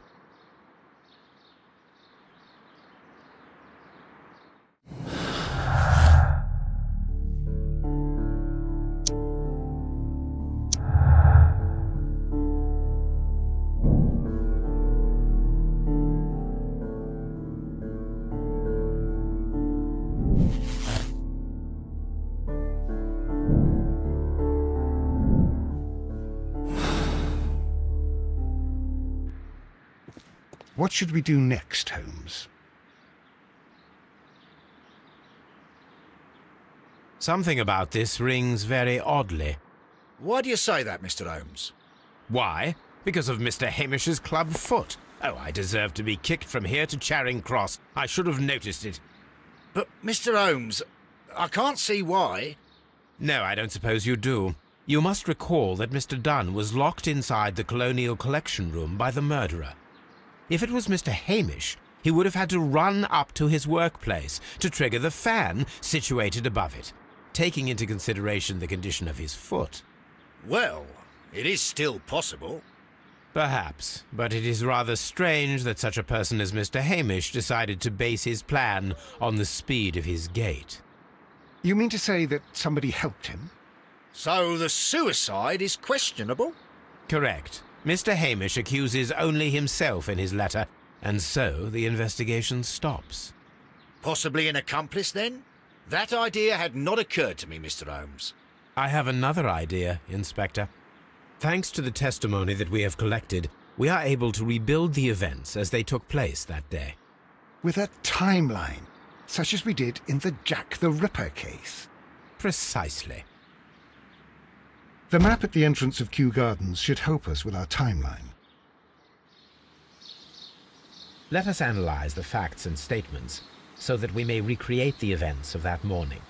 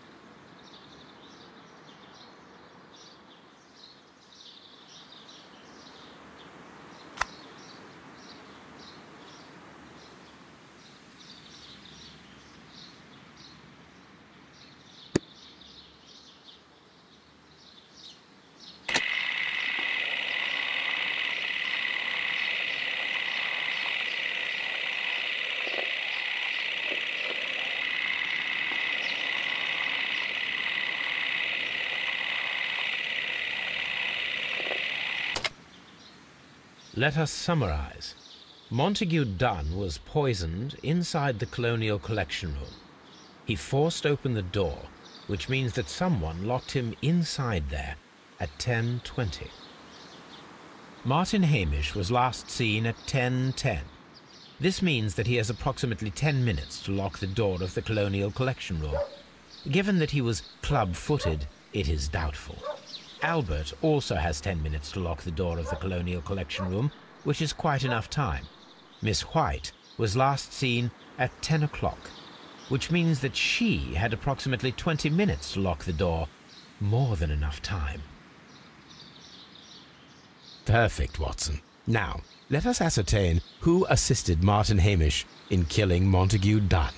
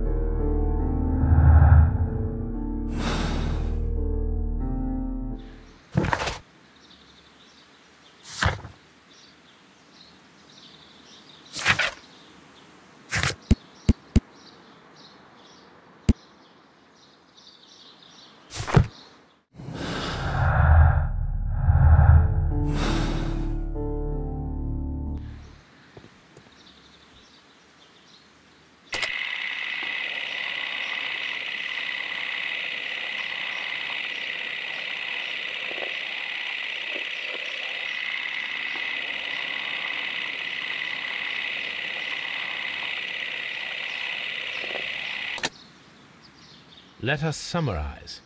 Montague Dunn was poisoned inside the Colonial Collection Room. He forced open the door, which means that someone locked him inside there at 10:20. Martin Hamish was last seen at 10:10. This means that he has approximately 10 minutes to lock the door of the Colonial Collection Room. Given that he was club-footed, it is doubtful. Albert also has 10 minutes to lock the door of the Colonial Collection Room, which is quite enough time. Miss White was last seen at 10 o'clock, which means that she had approximately 20 minutes to lock the door. More than enough time. Perfect, Watson. Now, let us ascertain who assisted Martin Hamish in killing Montague Dunn.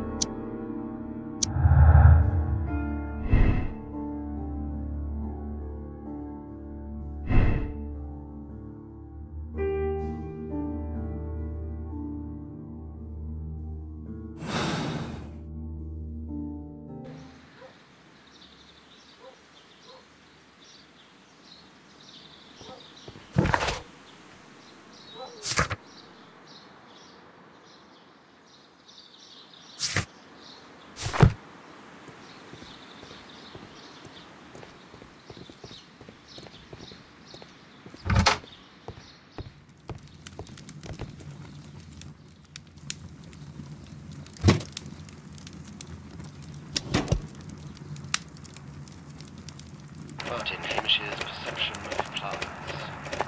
The notion of communication. A study report by Martin Hamish.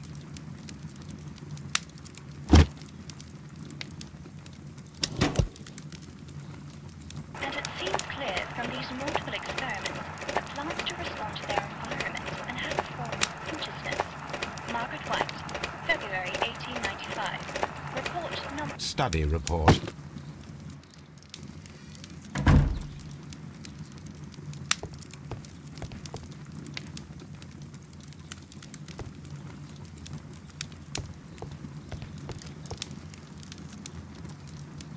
This is a table for experiment. Only this...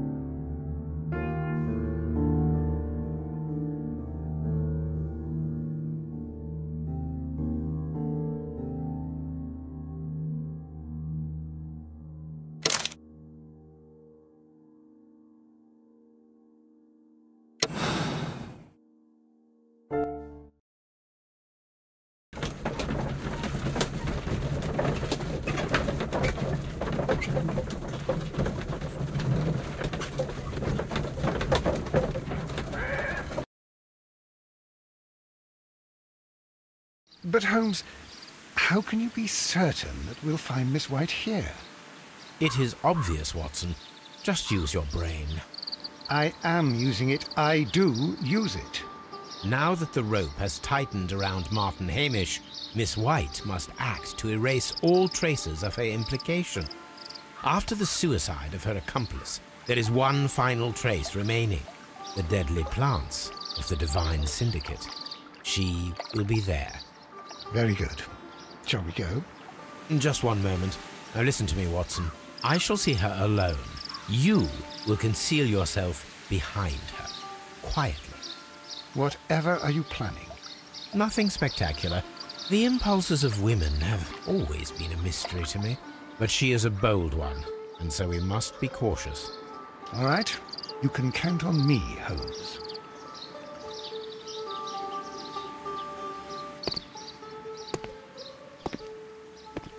Mr. Holmes, good day to you. You do not seem surprised, Miss White. Well, I was expecting you. Not for too long, I believe. So please tell me, as it is still unclear, who planned the murder? Was it you? You were wrong, Mr. Holmes. It was Martin Hamish, then. You managed to convince him to take on a more prominent role. You could not be further from the truth. You think that you can fool me? You don't care what I think. It is difficult to care about someone who is capable of pushing a man to his suicide. It is over, Miss White. The police will be here any minute. Over, perhaps. One moment you were here, and the next, you were on the other side. The other side? No! Stop!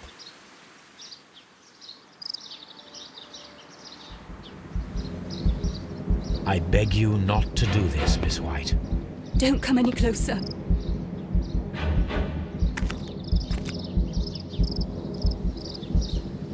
Please remain calm. We can help you. Not one step further. Don't try to stop me. Stop this foolishness.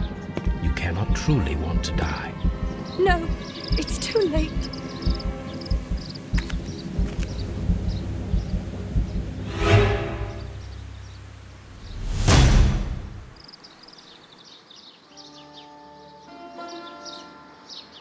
This is tragic, Holmes.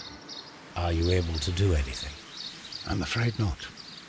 The poison has been fulgurating. Her heart stopped instantly, poor child.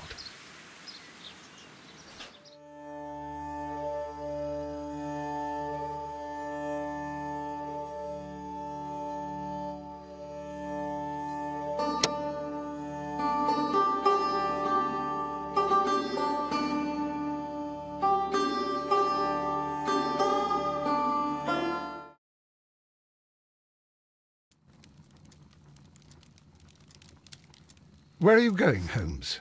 Have you been invited somewhere? We have been invited, Watson. We have? Where to? To the Baker Street Irregulars' annual dinner. They sent us an invitation. It is on the table. A dinner?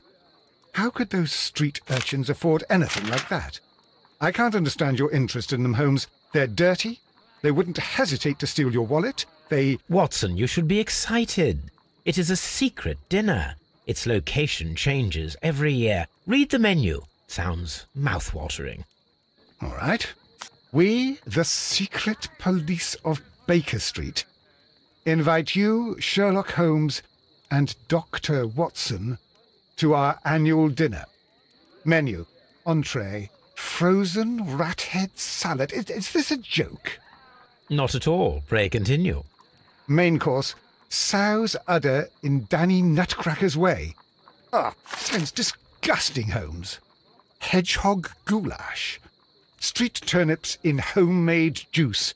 And it goes on. I can hear them on the stairs now. Oh, we can't go there. We can't eat that.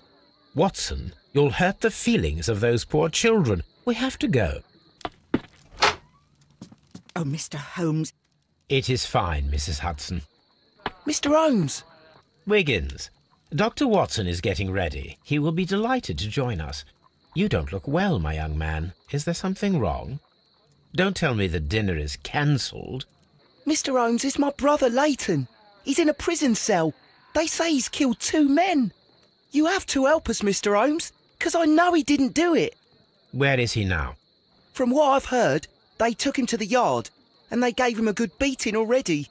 You know what they're like. They'll hang him. They won't look any further.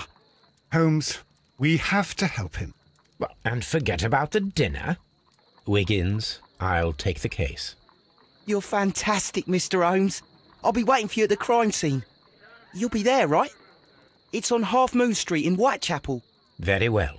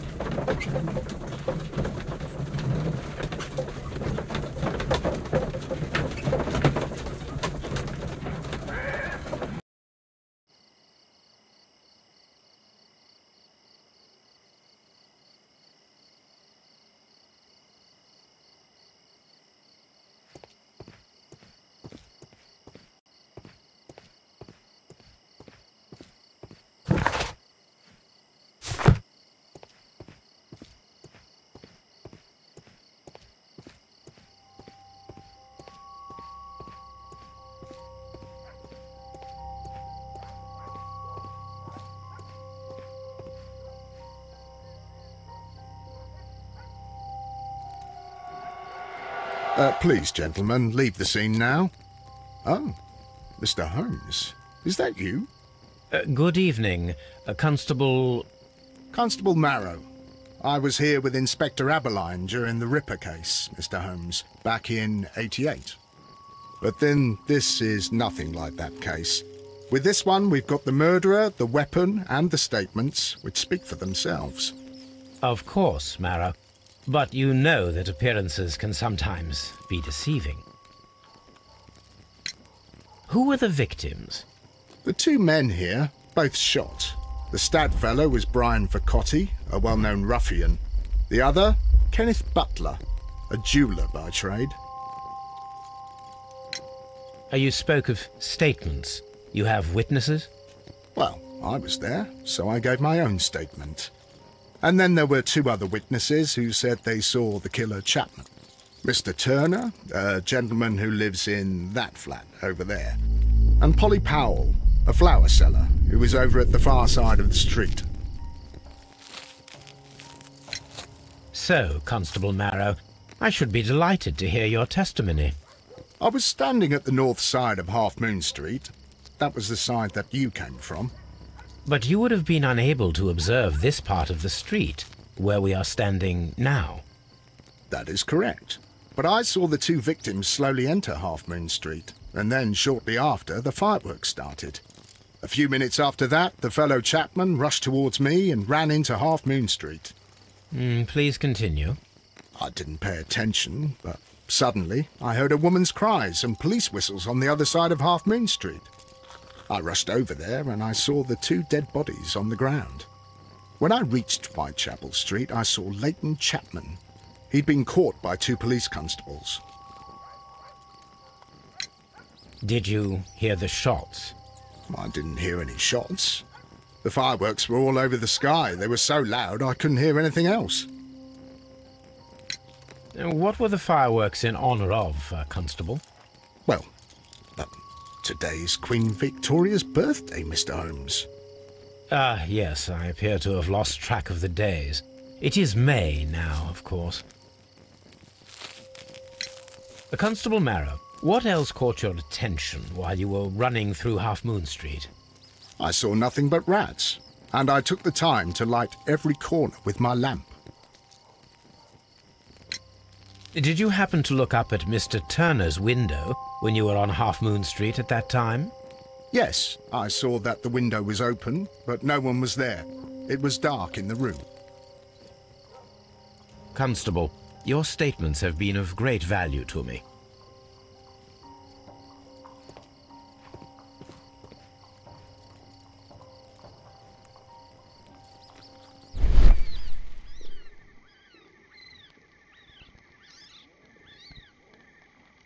A piece of wood that has stuck between the cobblestones.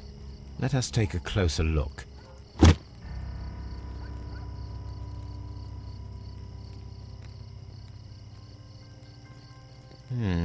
This shard of wood is quite new. The bullet struck his head. This man didn't stand a chance.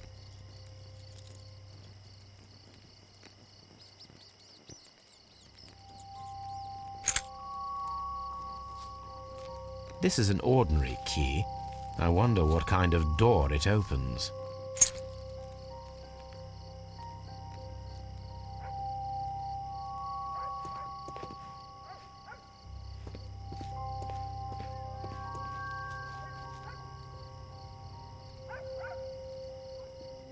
He tried to stop the bleeding with his hand. Death was not instant.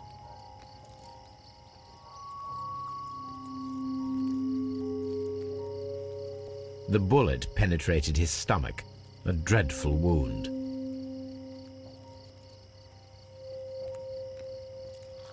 Brian Vercotti suffered greatly. What a terrible way to die.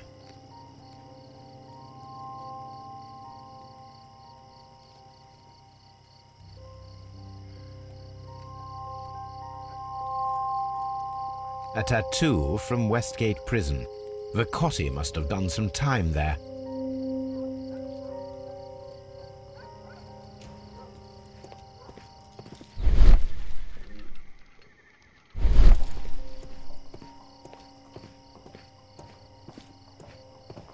I'll do anything to save my brother, Mr. Holmes.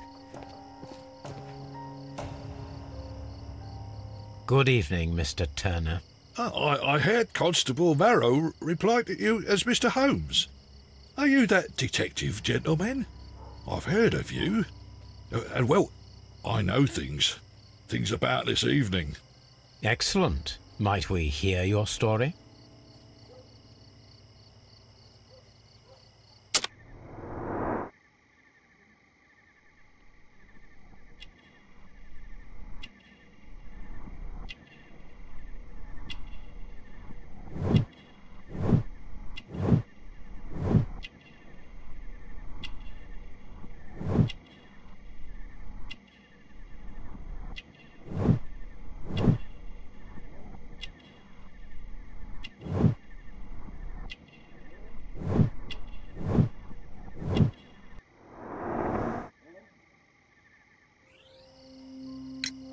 Could you tell us everything that you may have seen or heard? I was already in bed when the fireworks started. A few moments after, I clearly heard 2 gunshots from outside. Please continue. I quickly got up and I grabbed the lamp from my nightstand and I rushed towards the window. I looked down and I saw 2 bodies. And there was a man with a gun who was standing nearby. Where exactly? Well, near this body. Did he notice you? I don't think so. He rushed towards Whitechapel Street without looking around. Mr. Turner, did you see anyone else in the street? No, I saw no one but that man, the murderer, the fellow they caught. Were the 2 shots you heard consecutive? Yes, there was a very short pause between them, and they sounded different somehow. It seemed to me that the second shot was louder than the first. That is an interesting comment. Mr. Turner, what were your actions after you stepped up to the window? I was afraid that the man with a gun might return, so I stayed close to the window till I saw the policeman coming in the Half Moon from Whitechapel. Then I walked out to tell them everything I saw. You have helped us a great deal, Mr. Turner.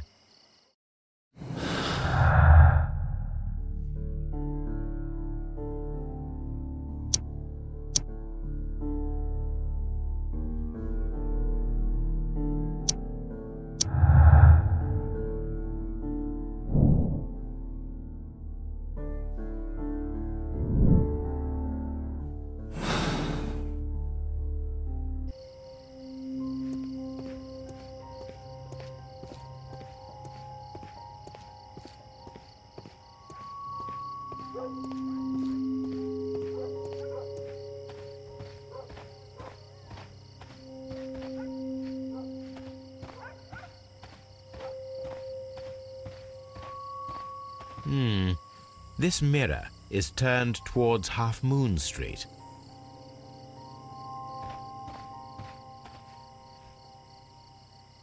Mrs. Powell? What do you want?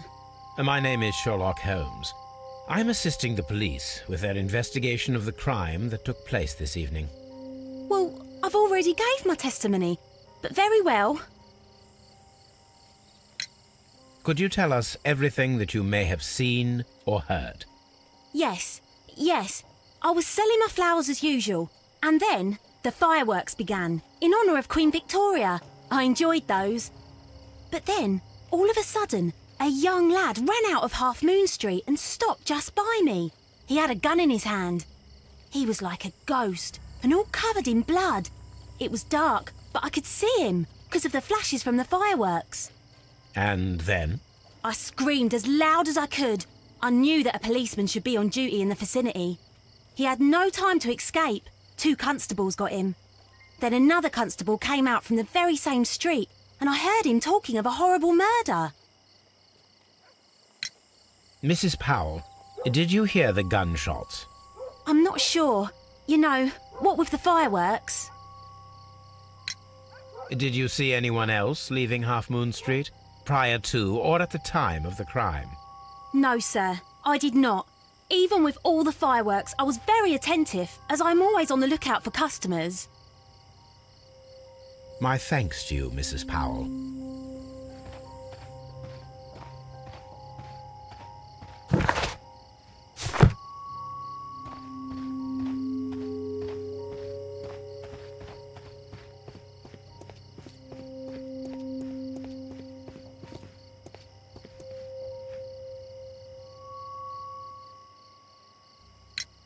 Mr. Turner, you have stated that you remained close by your window after the crime, is that correct? Oh, yes, Mr. Holmes. I stayed at my window until the policeman arrived to examine the dead bodies. That is very interesting, Mr. Turner. Constable Marrow stated that he did not see anyone at the window when he was running through Half Moon Street. Well, I think Constable Marrow and me, we might have been distracted by the whistles and shouts coming from Whitechapel. We could have missed each other somehow. Do you understand what I mean? It was a bit of a stressful moment, to tell you the truth, sir. Allow me to form my own theories, Mr. Turner. Would you mind showing me the view that you had from your window? Not at all, Mr. Holmes. Please, follow me. Mr. Turner appears to live very modestly.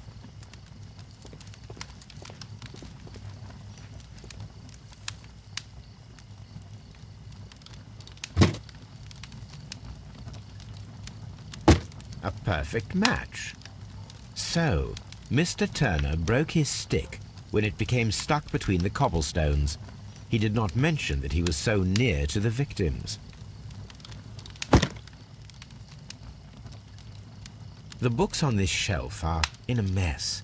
It looks as though Mr. Turner was trying to find something in a hurry here a short while ago.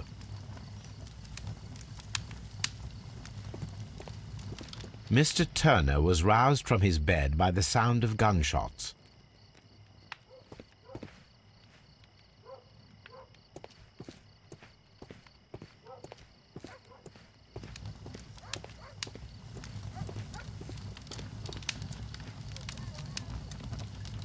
This fire is dying out. It was last tended to over an hour ago.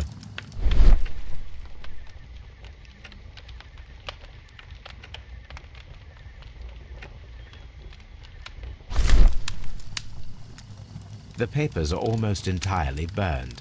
I am unable to see what's written here. These words are illegible. The papers were thrown into the fire just a short while ago.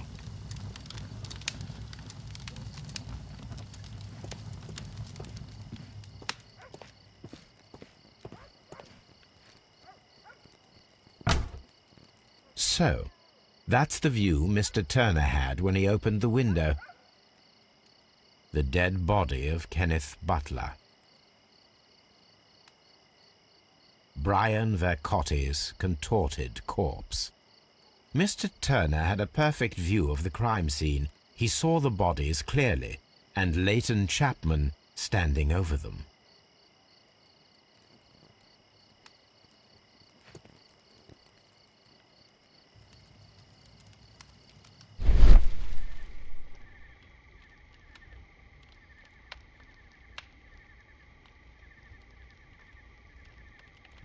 There are pieces of shredded paper scattered over the table. This kitchen knife is quite sharp. This kitchen knife was used to cut the paper.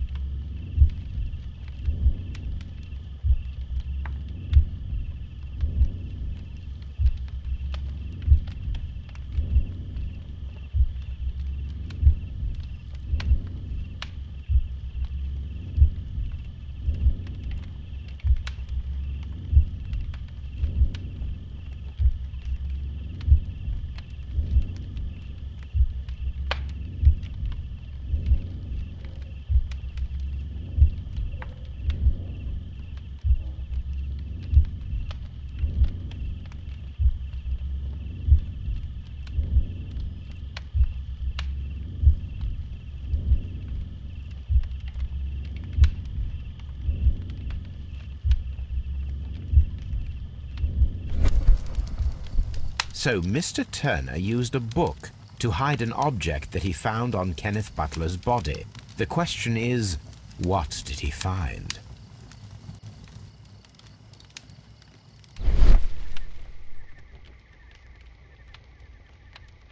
I can see prints from greasy fingers upon the cover of this book. Let us take a closer look. Well now, what a find! A precious jewel concealed inside a book. A bracelet with a unique ram's head design, a distinctive feature of ancient Grecian artifacts, probably of the Hellenistic era.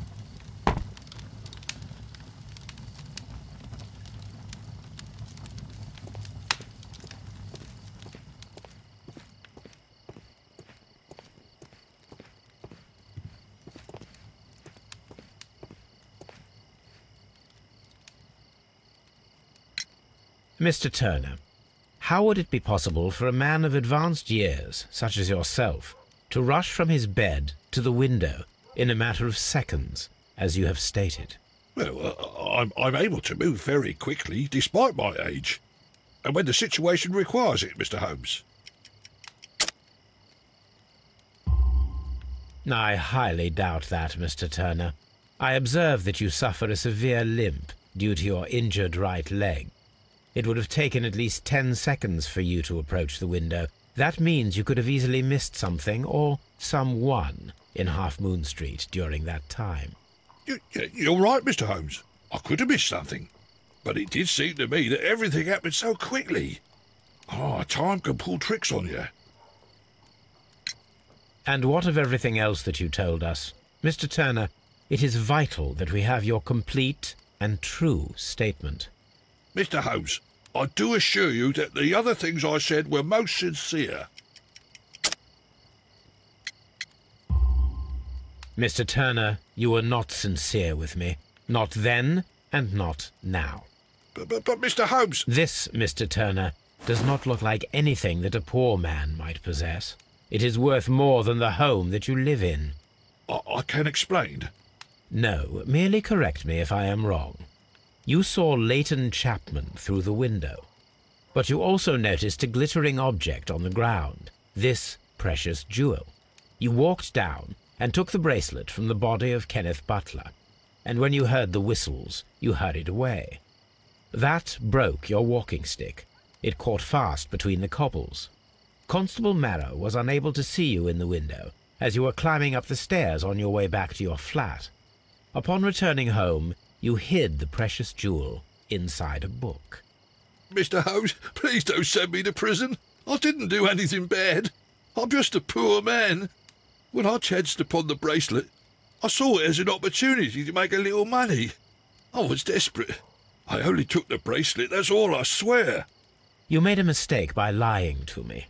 But you are not a criminal. I believe that. Although I must return this bracelet to its rightful owner.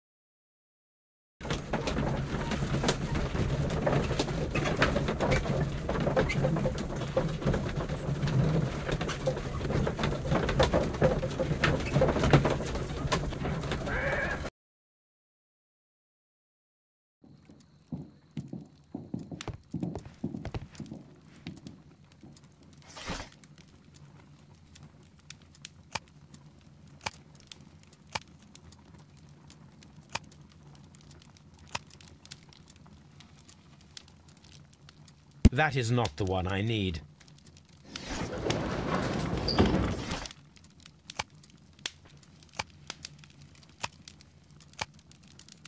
That is not the one I need.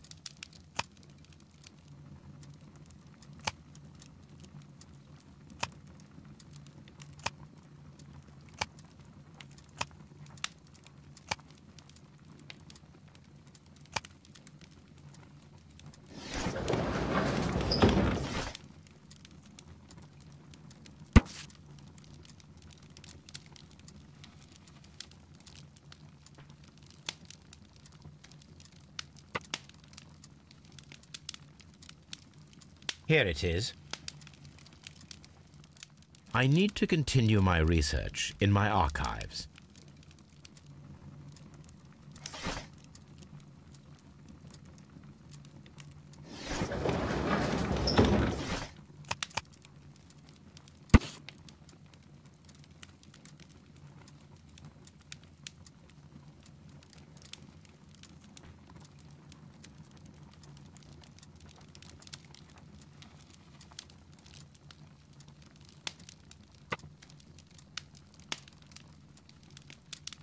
Here it is. One of the victims, Kenneth Butler, was involved in the story of the stolen Hellenistic treasures. A visit to his pawn shop should tell me more.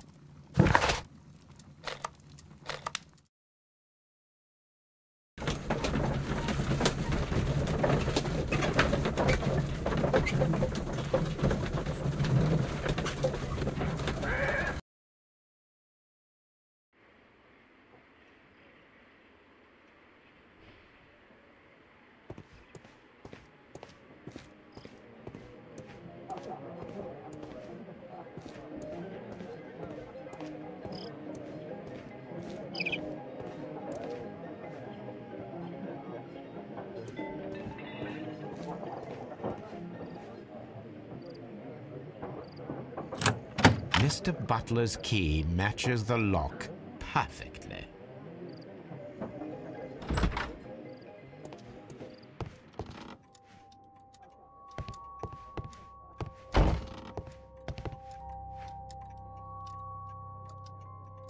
Crampons and a sharp ice axe would only be brought here by a mountaineer.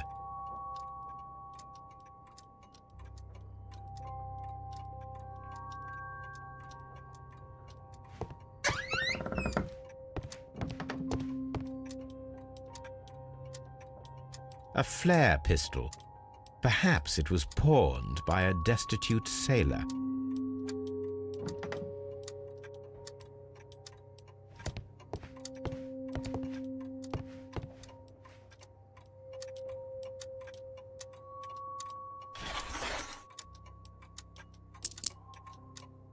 The ram's heads.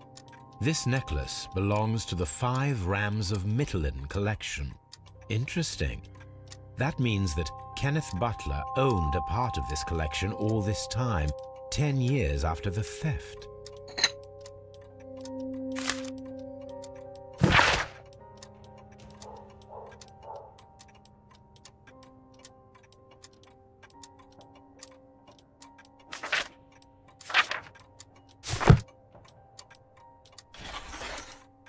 It looks as though Mr. Butler kept a careful record of his operations.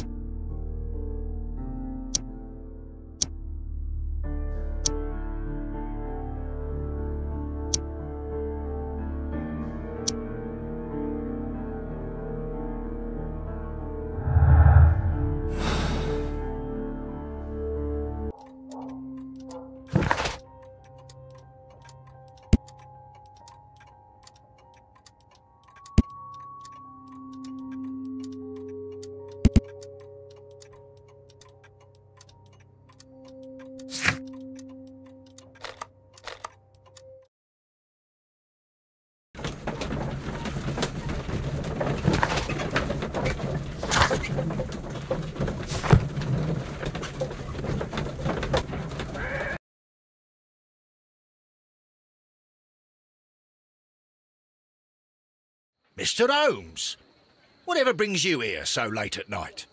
I'm interested in the case of young Leighton Chapman. He was arrested earlier this evening and accused of a double murder. I beg your pardon? That case is quite clear to the police. Or are there any new facts that we don't know about? Who knows, Inspector? Look, you are free to investigate, of course, Mr. Holmes. Chapman was arrested with a revolver in his possession, which you can find in the evidence room. The suspect himself is in custody. Did you find anything else on his person? A few personal belongings. Nothing particular, Mr. Holmes. Thank you, Lestrade.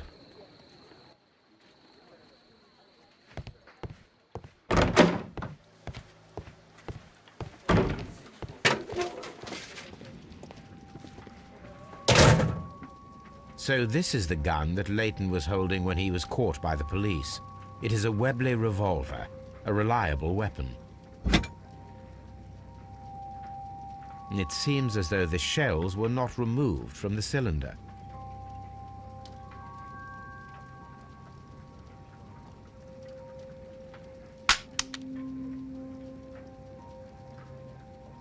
Two out of the 6 shells have been fired.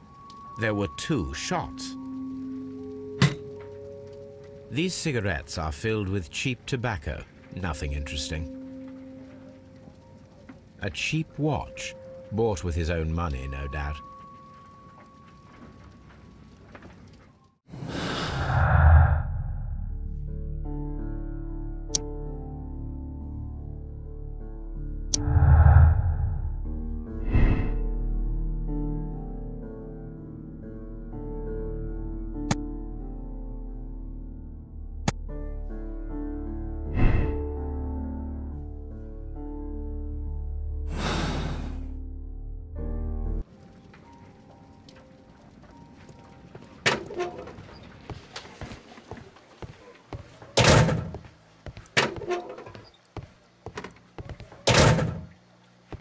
Please escort this suspect for interrogation.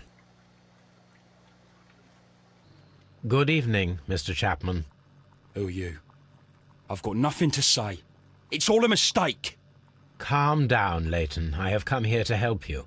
To find out if you truly are innocent, as your younger brother Wiggins has told me. My brother? You know him? Then that means you're... Sherlock Holmes.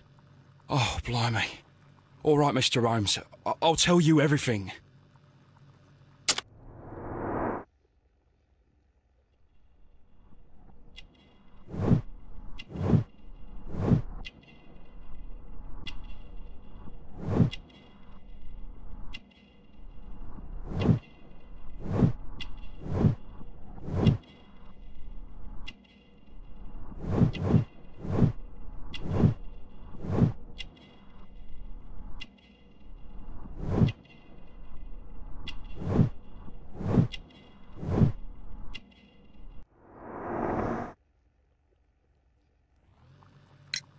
Good. Tell me your account of what happened.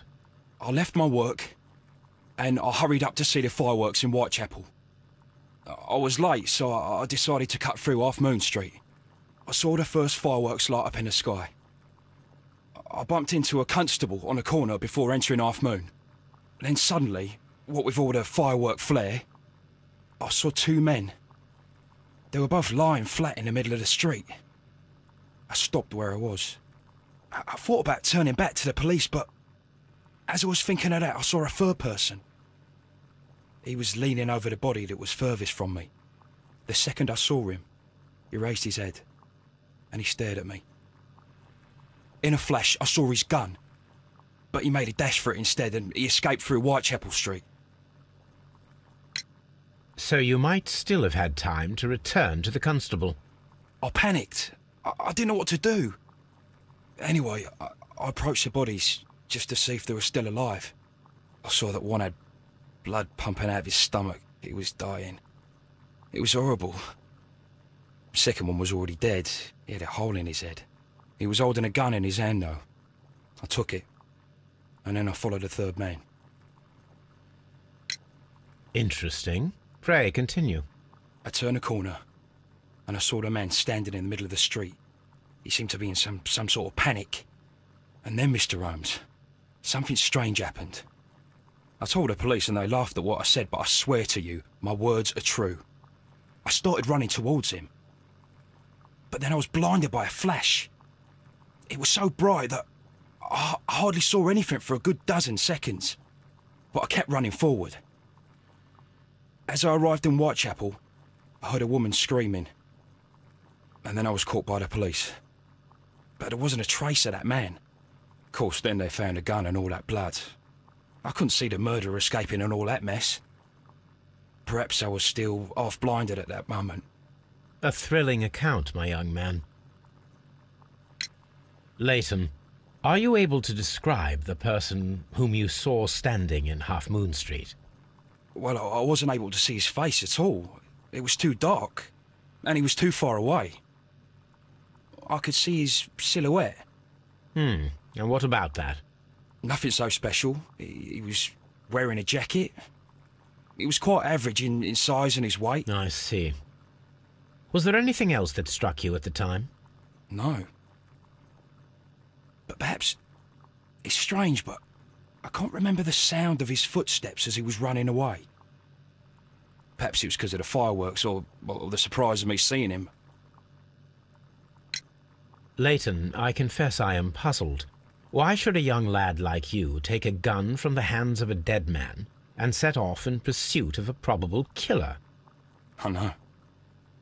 I keep wondering that, but at the time it was like a reflex. A criminal ought to be arrested, and he was armed. You were willing to risk your life. That was a little foolish, unless you wanted revenge. No, Mr. Holmes. I was just being brave and stupid. I'm sure that you were, but I believe that you may have recognized one of the victims, Brian Vercotti. You knew that gentleman well, did you not? However could you know that? You have a typical tattoo of the Westgate Brotherhood upon your hand. I observed exactly the same mark upon Mr. Vercotti. You came to know him from your sharing a past prison sentence. Am I correct, Mr. Chapman? God. You're right, Mr. Holmes. Would you tell me a little about Brian Vercotti? We were convicted for a robbery. Once in prison, both of us joined one of these fraternities. During that year, we tried to help each other out, you know? You were quite young then, I believe. Yes, Mr. Holmes, we were. We'd only stolen a pound of meat. After we were released, and when I saw what my little brother had become, I decided to work towards living an honest life. And Vercotti? He had a hard time. His sister had died in a Whitechapel dispensary while he was in prison. He had no family anymore. Our paths split. He fell back into crime. So you lost him? Yes. And for around 2 years, I heard no news of him at all. We shall see you soon, young man.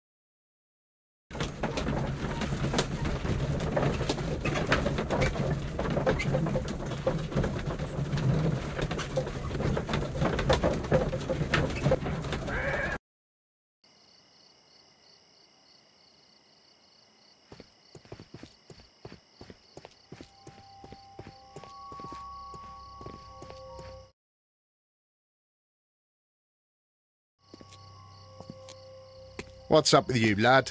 What are you waiting for? I'm waiting for my brother to be released. Your brother? The one that you caught, beat up and imprisoned.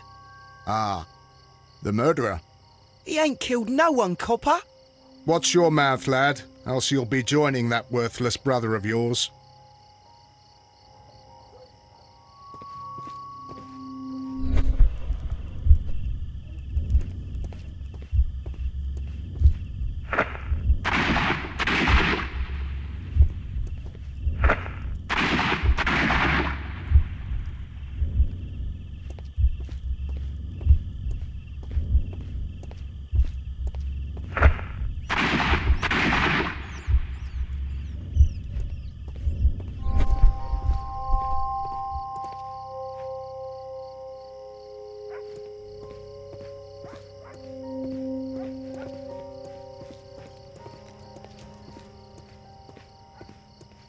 I am unable to see any higher.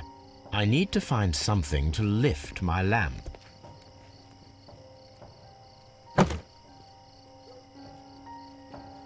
This should be useful.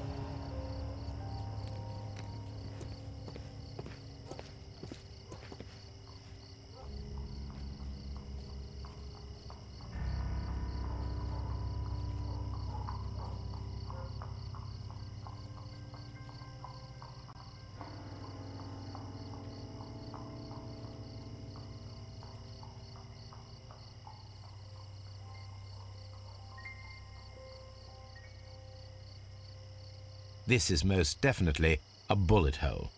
The brick cracks are fresh. Watson, there was a third shot fired in this street.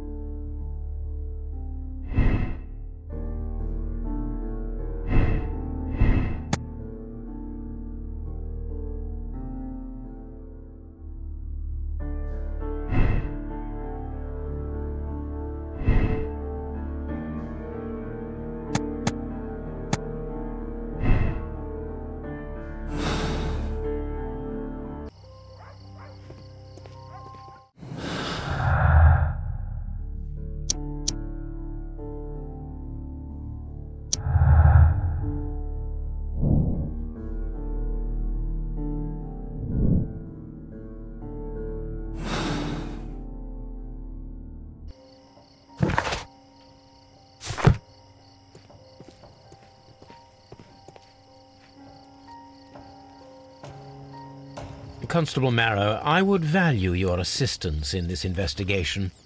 It would be my pleasure, Mr. Holmes. I would like to make sure that there are no places in Half Moon Street where a man could hide while you were running through it with your lamp. All right, Mr. Holmes, what should I do? Take your lamp and start walking, just as you did before, and try to find me. Understood.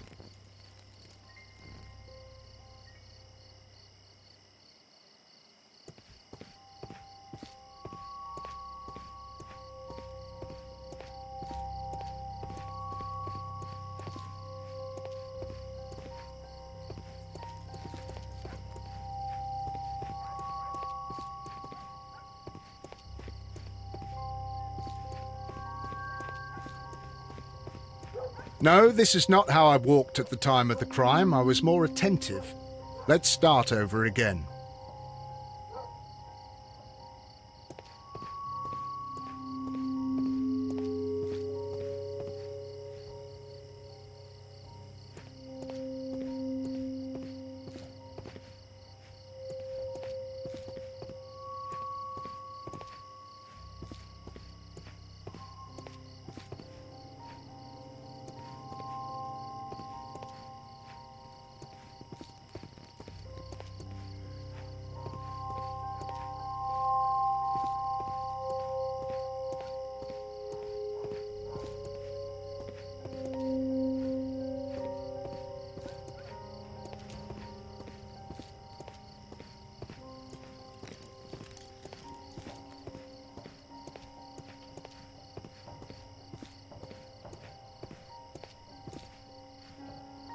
I can see you very well, Mr. Holmes.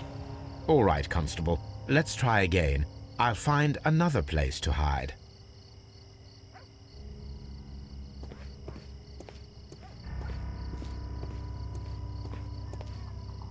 Here you are, Mr. Holmes. All right, Constable. Let's try again. I'll find another place to hide.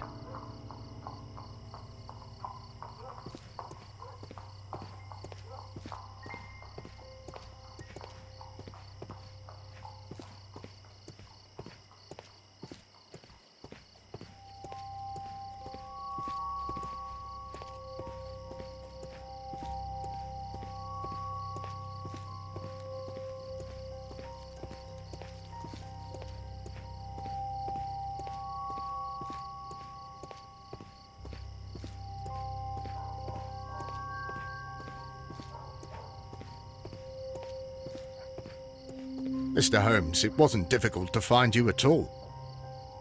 It is obvious now. No one could escape Constable Marrow's lamp while hiding in the street.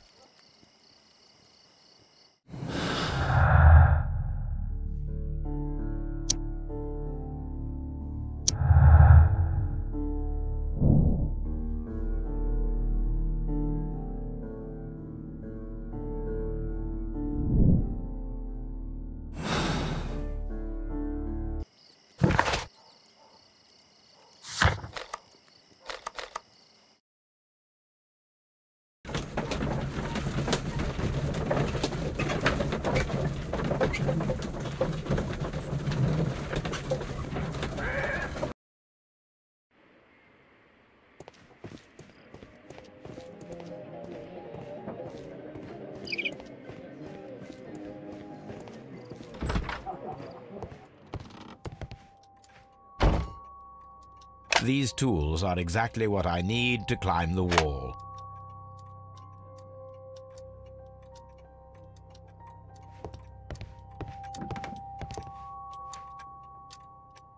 This is exactly what we need in order to imitate the flash of the fireworks.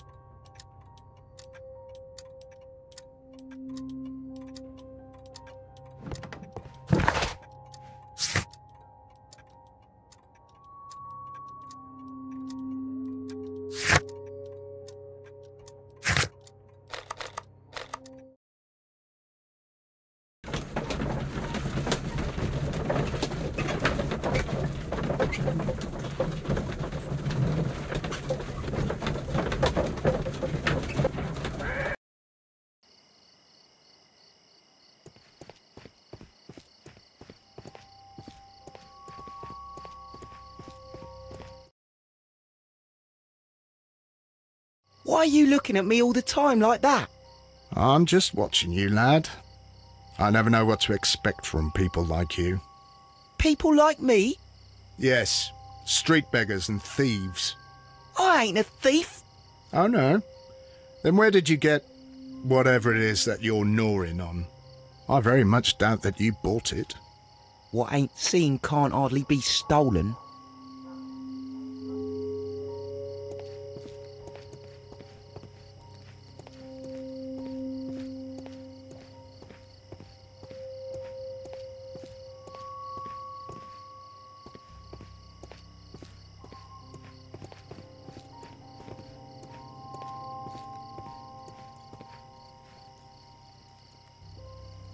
Constable Marrow, Watson, I would like to perform another kind of reenactment with your help. I'm listening, Mr. Holmes. I want to check if Leighton's testimony can be trusted. If someone could vanish into thin air at a specific moment. But Holmes, I don't see how. I am going to be the mysterious gentleman whom Leighton followed. I will stand exactly where he saw him before he was blinded by the flash. Watson, you will be Leighton. When I fire the signal flare, you should start to chase me. I understand, Holmes. You, Constable Marrow, just play your part and do exactly as you did. Just, please, wait 5 seconds after the signal flare. I doubt that Polly Powell would have screamed any earlier. As you say, Mr. Holmes. Let us begin, then. Catch me if you can.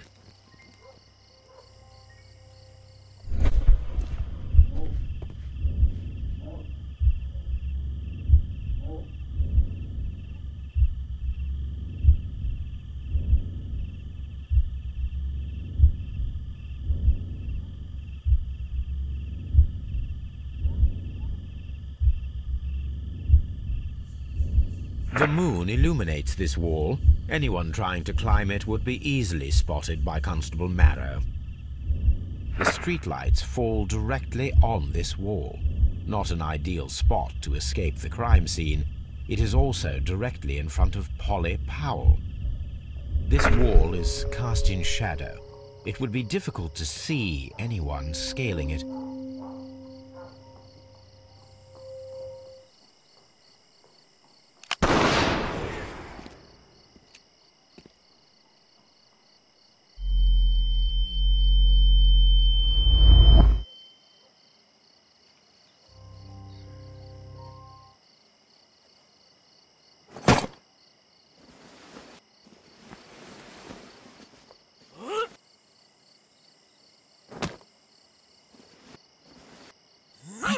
Barely see anything.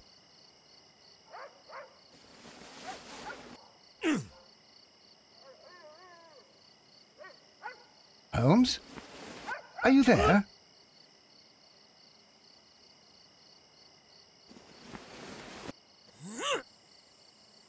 I should try climbing faster.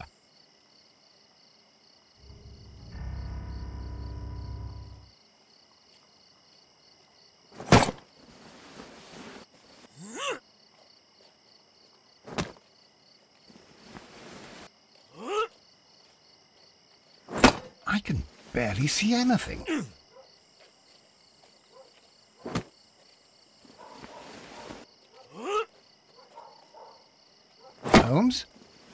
Are you there?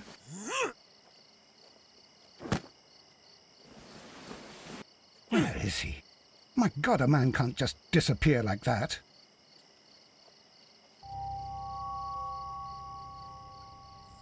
Holmes?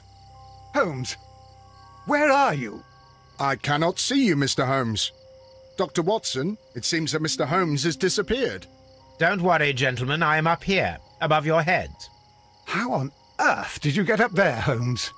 I am using crampons and a climbing axe, although the person we are looking for did not leave any traces of such tools.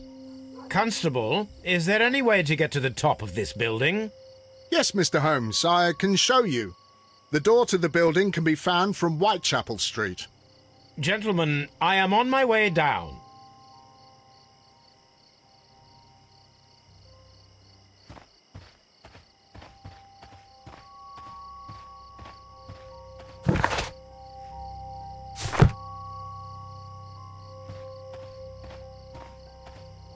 This is the back door of the building with the attic floor that you required, Mr. Holmes.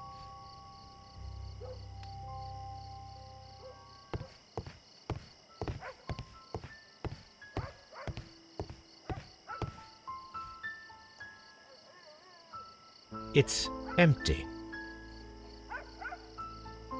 Someone broke through the window to get inside the attic, but in his haste he ripped his jacket.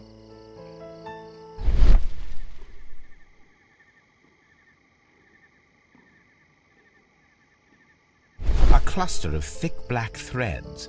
They're unusually strong. I should examine them under the microscope.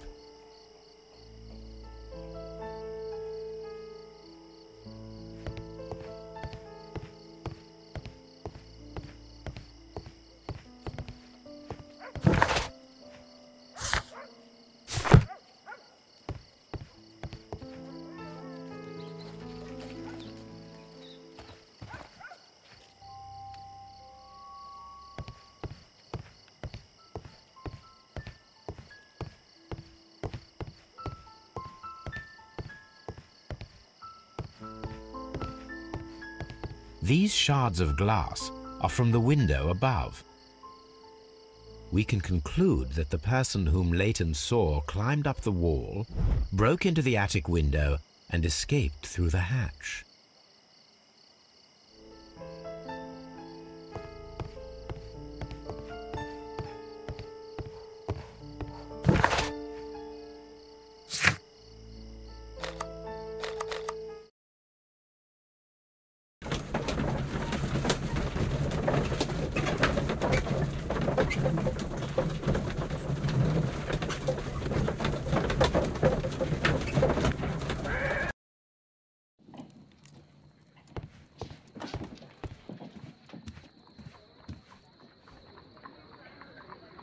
Let us take a closer look.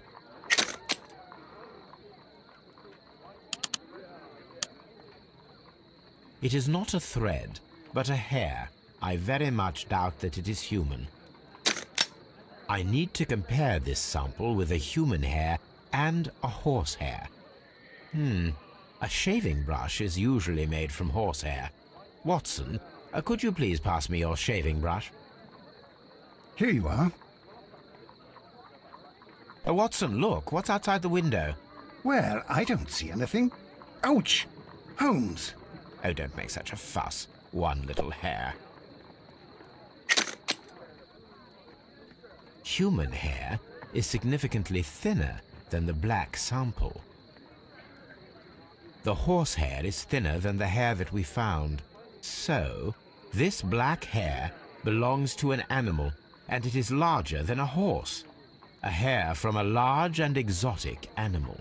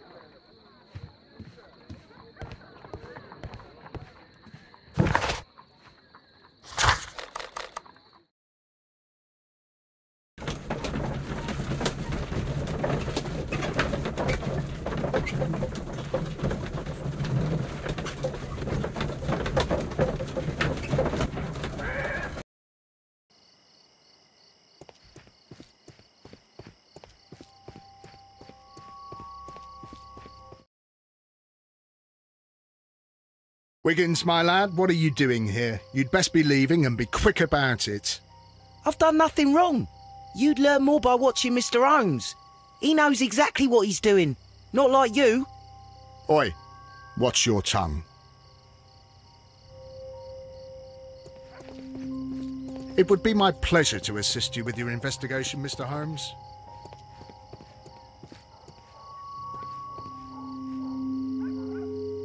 Mr. Holmes? We have good news for you, Wiggins. The investigation has proven very interesting so far. We found facts and details that confirm your brother's innocence. I knew it, Mr. Holmes. But for now, Wiggins, we need your help. Anything you like, Gov. I need you to locate a circus that has stopped over in London. It needs to have disposed of at least one exotic animal, a very large one. You can count on me, Mr. Holmes.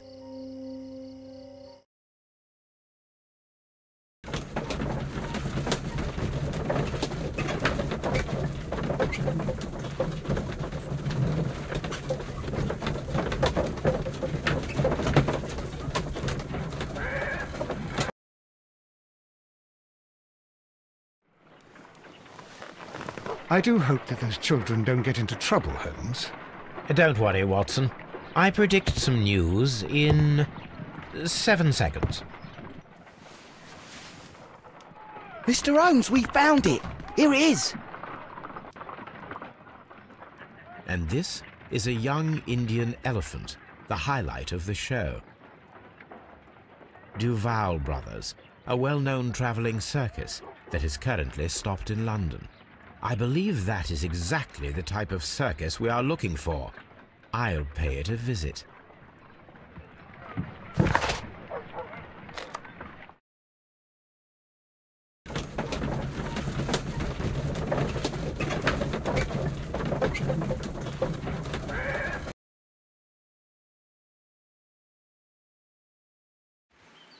Aye, you! Stop right there. Good morning, sir.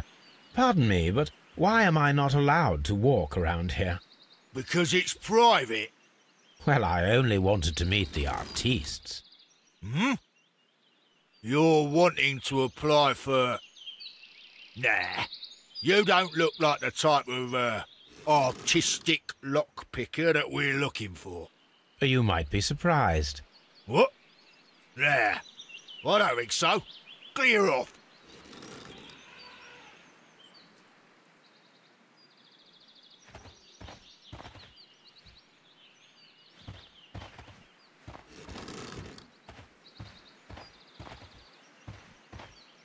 You're a bit slow to catch on, eh? Get lost.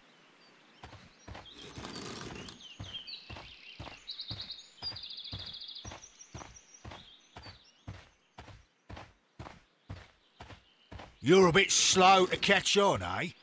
Get lost.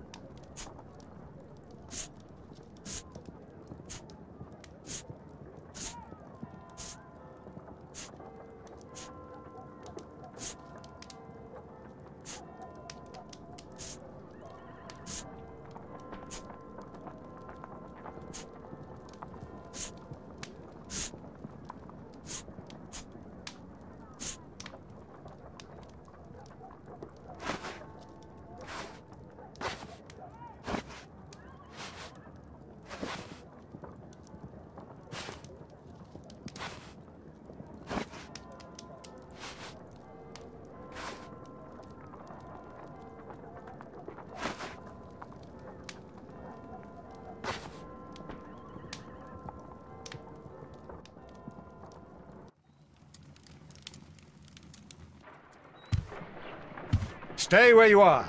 What are you doing here, and where is Sherlock Holmes? Calm down, Watson. Take deep breaths now. It's me. Thank God, Holmes. I can't get used to your disguises. Thank you, Watson. That means I am ready to go.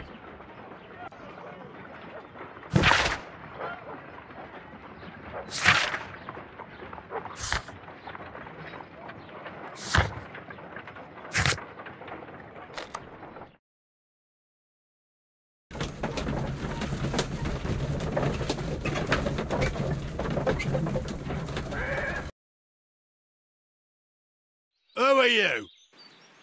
What's your name? My name is Nigel. I'm here to open the locks. Talented, eh? Let's see. Go inside the marquee and show yourself to Charles Foley. And I'd highly advise you not to trick him. Got that? I've got it.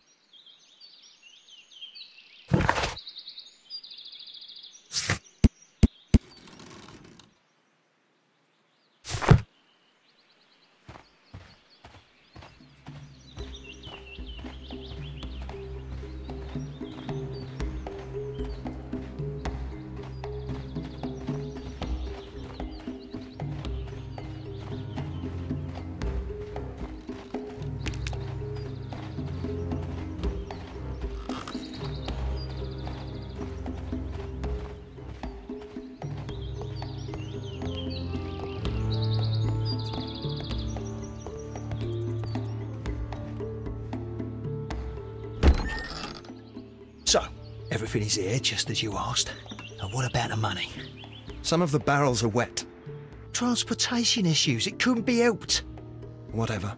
We'll be here after midnight to pick up the supplies. I want to be paid first. No. You'll be paid after we make the transfer, as I said. Right. I hope that no one saw you. The police are on the lookout. Of course not. I'm a professional. Glad to hear it. Be ready for tonight, then.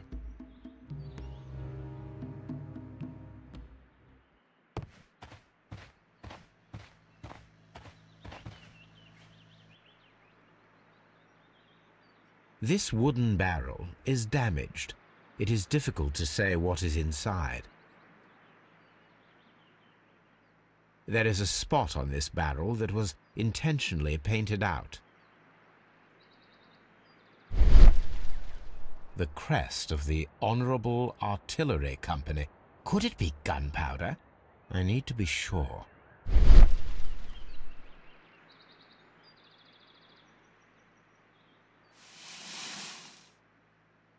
Judging by the fractions and the scent, I can confirm that it is, in fact, gunpowder. The barrels are roughly clustered. It seems as though they were brought here in a hurry.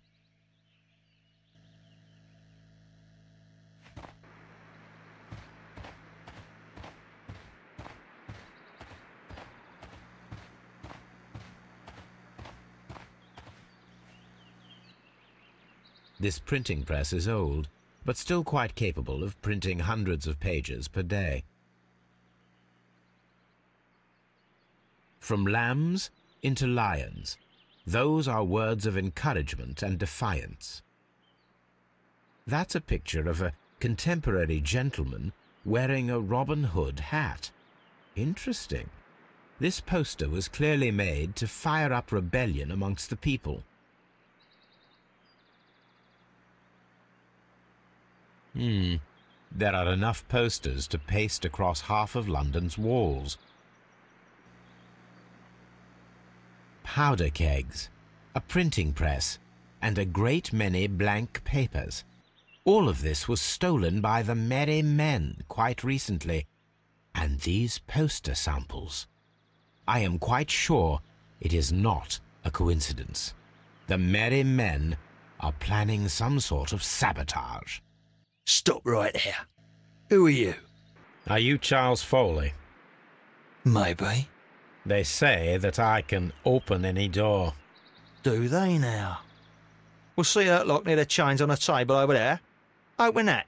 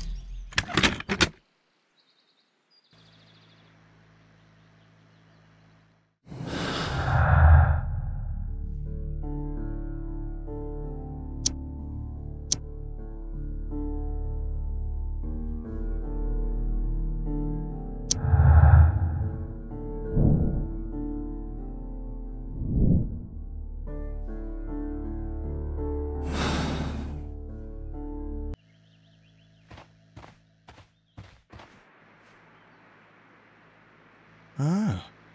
Well, they're right. What's your name? Nigel Shirley, from York.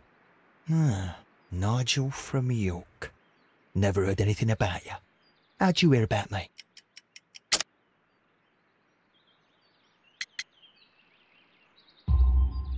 It's a long story. I met your brother, Vincent the Butcher Foley, in prison. He told me all about his betrayal and all about you. Before I was released, he told me that you might find a job for me one day and pay me some money for me craft. Well, he died. 7 days ago, in prison. I'm sorry to hear that. That's all right. The traitor has paid the blood price for it. And you'll do the job anyway, because I need a talented lockpicker. I know just where to search for his legacy. It's all about the Hellenistic treasures, isn't it? Osh, you fool. Now, listen up. You'll come with us tonight, and you better mind yourself. Us? Wait, who's coming then? Billy, Jack and me. And what will I get for that? We'll share the loot.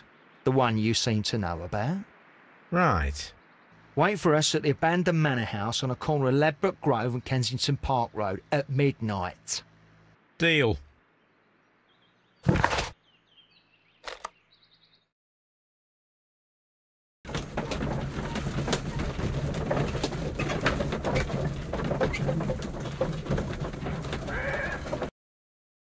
Here I am at the manor. Somewhere inside it are the Hellenistic treasures.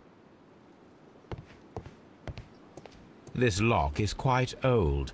It shouldn't be much of a challenge.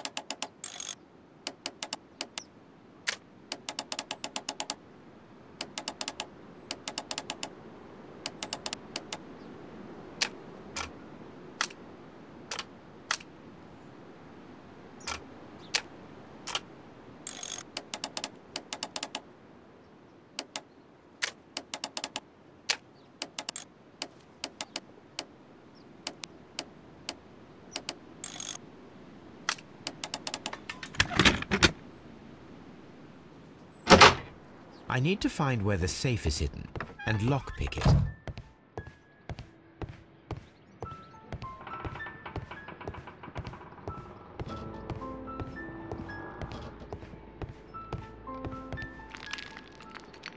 This cupboard is an absolute mess. Several books have fallen from the shelves. It seems as though this cupboard can be moved. I'll give it a try.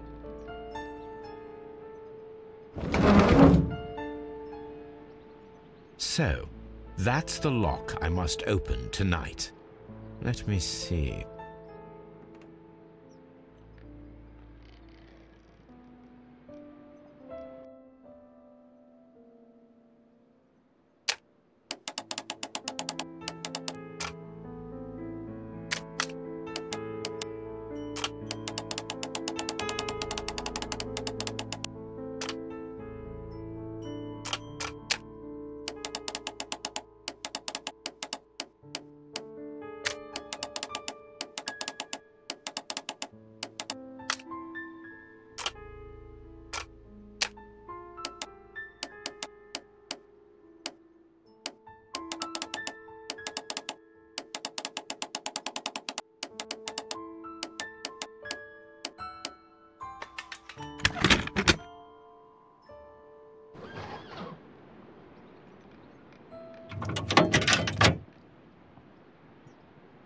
What a surprise. I recall that precious key around Foley's neck. It might prove a decent fit. I suppose they hired me to only open the first lock. Let us wait for the thieves, trap them, and find out. Let us check the thieves' possible escape routes in the event that they are caught off guard by the police from the front door.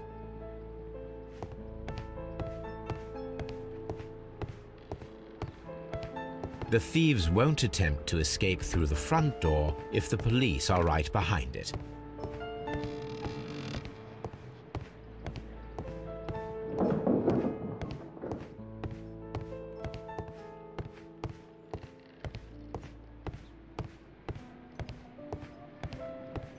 Although this window is high above the ground, it would be possible for one of the thieves to attempt to use it for their escape.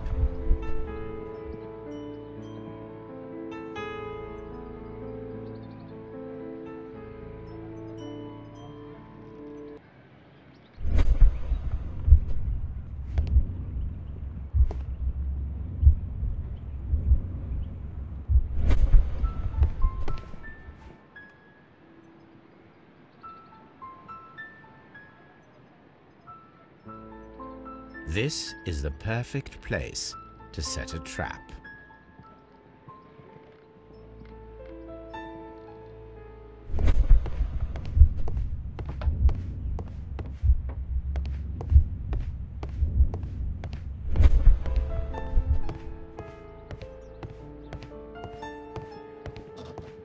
This door is a perfect means of escape in an emergency.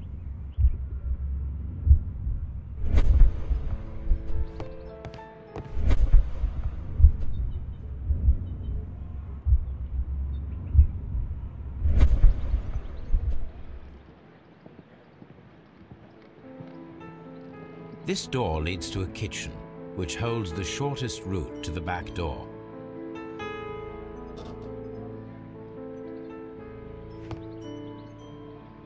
This should be useful.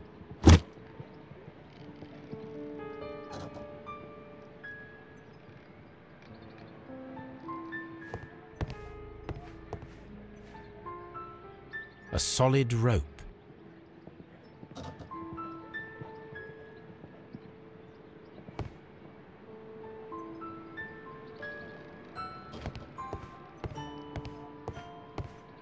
The ground floor window is a perfect way to escape the police.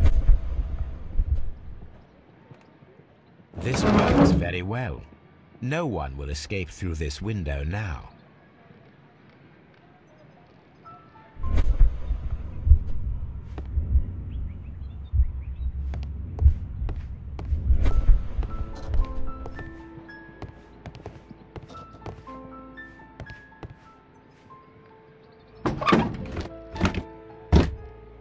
There is no ladder. If anyone falls here, he will need assistance to get out.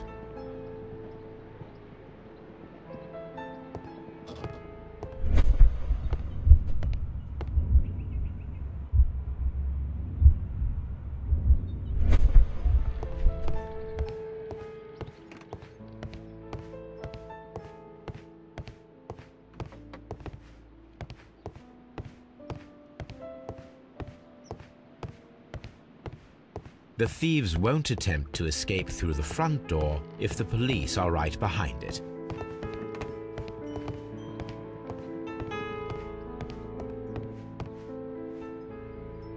This should be useful.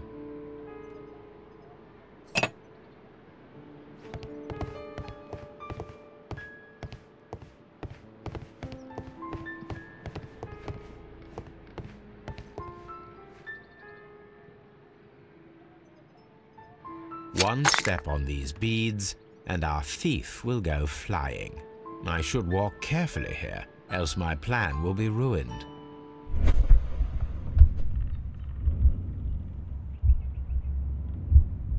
Any thief who finds his way upstairs will roll down very quickly.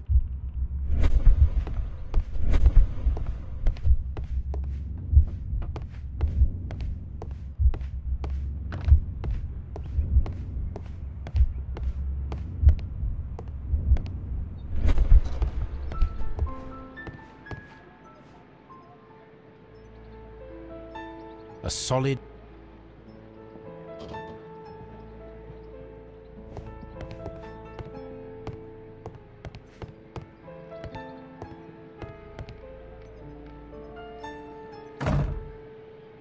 The door is now blocked.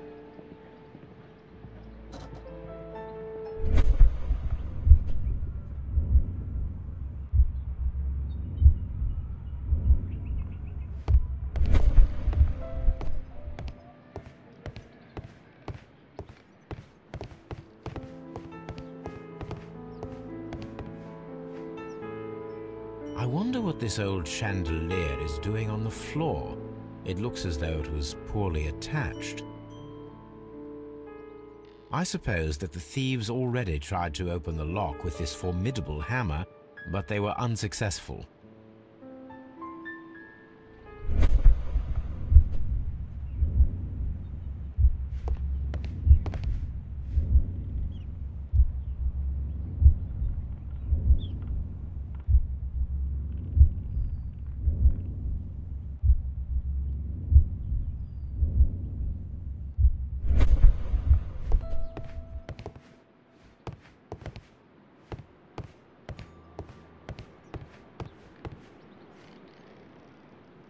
This should be useful.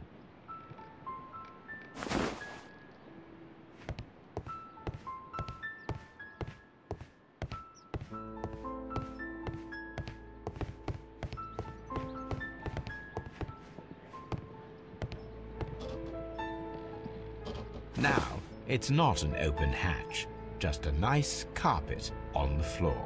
I should walk carefully here, else my plan will be ruined. Now, if a thief runs through the kitchen, he'll pay a surprise visit to the cellar. The door is now blocked. This should be useful.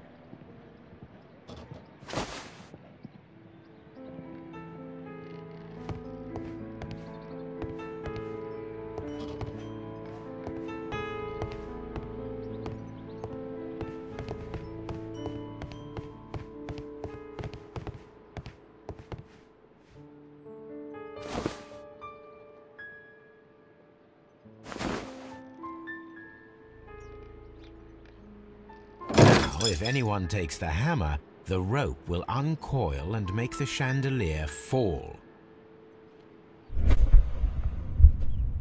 If he runs through the dining room and takes a sledgehammer to force open the door, the chandelier will knock him down. The traps for my circus companions are all prepared. I can leave now, but I'll return later with Charles Foley and his companions.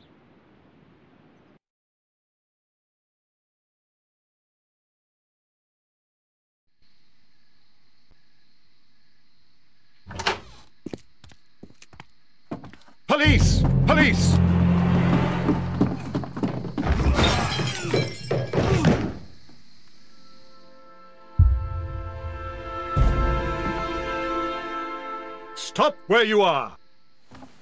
Where are they? Trapped, Watson, with your assistance. How so? Well, you sounded just like a real bobby, my dear fellow. You startled them into the traps. I did? I assure you, Watson, it was quite an entertaining show. They will not escape the house now. You scum! And this is the pistol used for the murder in Half Moon Street. How do you know about that? Have you closed the case yet, Sherlock? Mycroft, what are you doing here? Did you follow me? Sherlock, it may seem that I used you, but you should be pleased to know that you have served our Queen well, in this instance. So now, let us catch the big fish. But this man is not one of the merry men? No. Then why exactly are we here, Sherlock? This gentleman, Charles Foley, has been involved in a double murder, and the hunter of a set of valuable antiques, the Hellenistic treasures, which disappeared in a theft many years ago. You're no better than the coppers!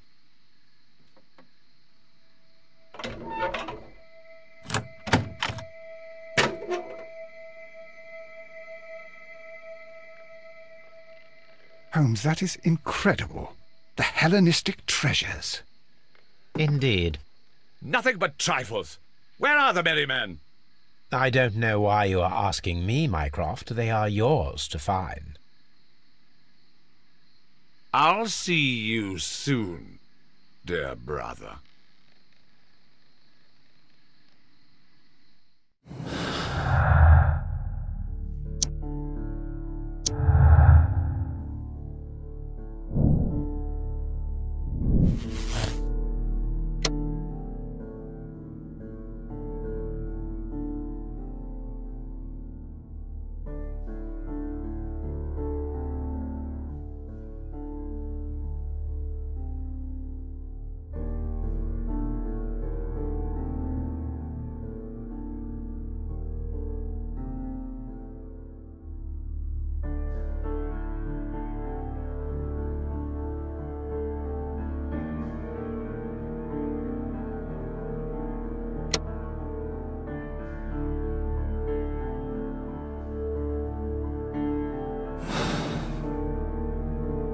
Don't move.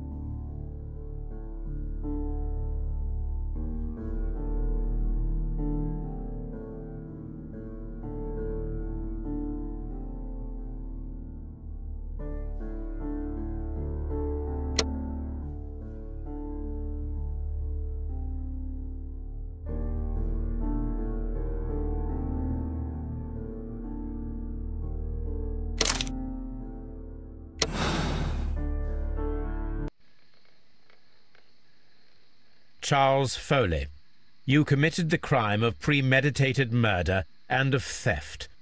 You will be severely punished for your deeds. You are pitiful, you Scotland Yard dog.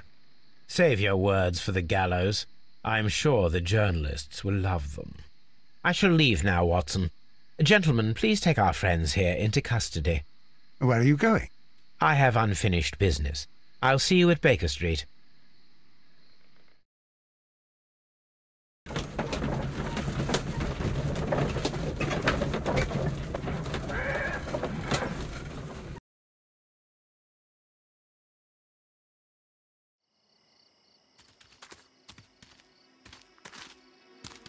Be careful with the lamps. Don't bring them too close to the barrels. Good evening, gentlemen. Who's there? That is of no importance. What matters is who you are and the plans that you have here. So you can stop us from carrying them out? Eventually, yes. Hey, careful. You'll blow us all up. I'm listening. We are a group known as the Merry Men. But I suppose you knew that already.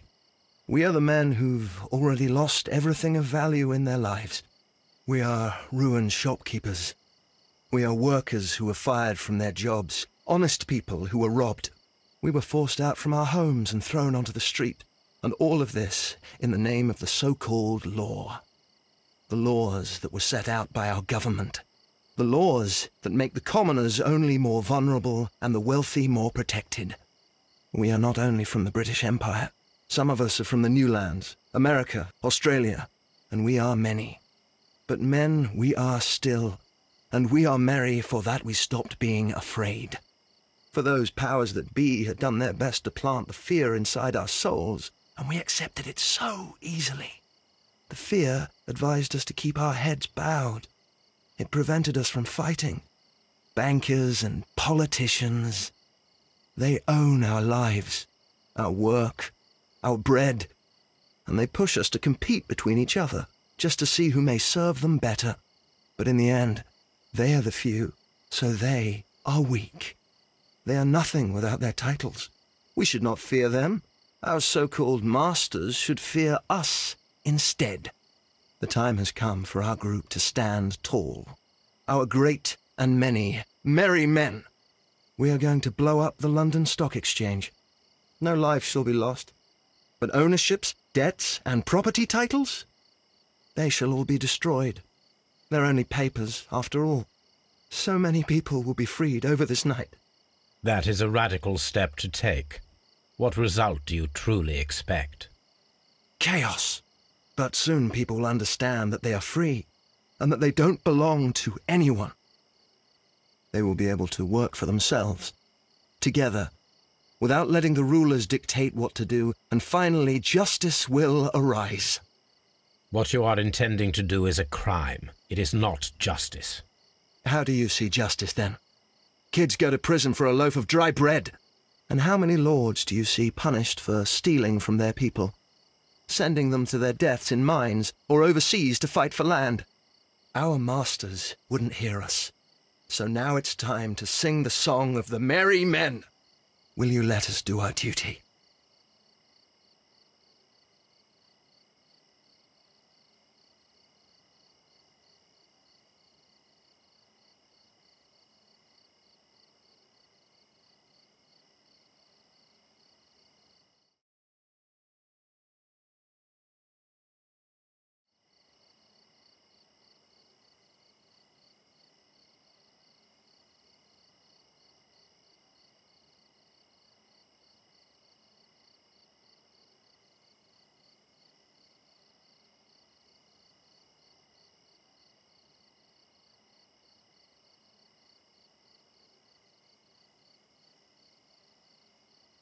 When the law serves only the few, it can no longer be trusted. Every man is equal, and he has a right to choose his own way. And I shall not stop you.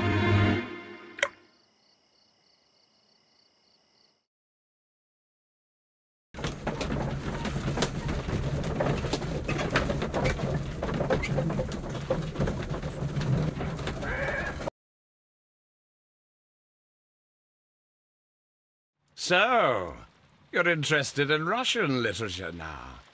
Quite, lately. It is an interesting book. I remember a few lines. Really? I tried reading it myself, but I had a hard time understanding it. Yes, Doctor.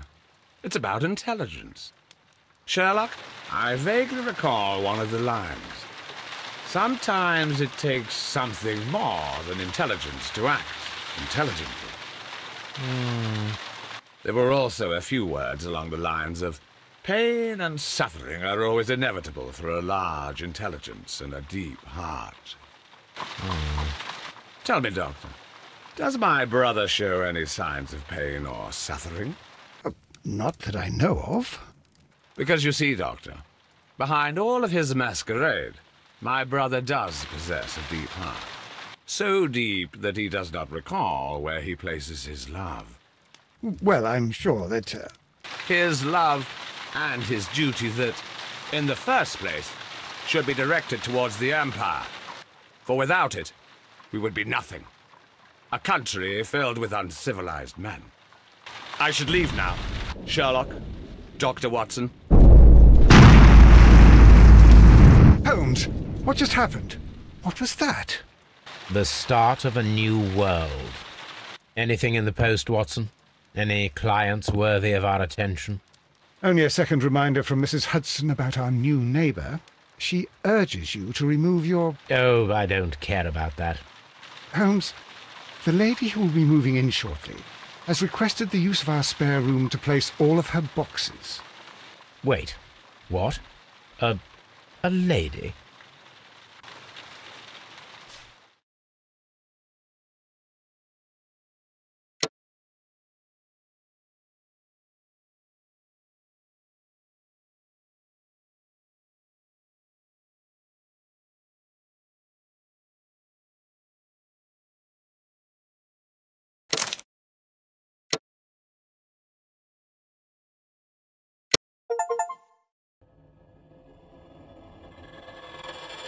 you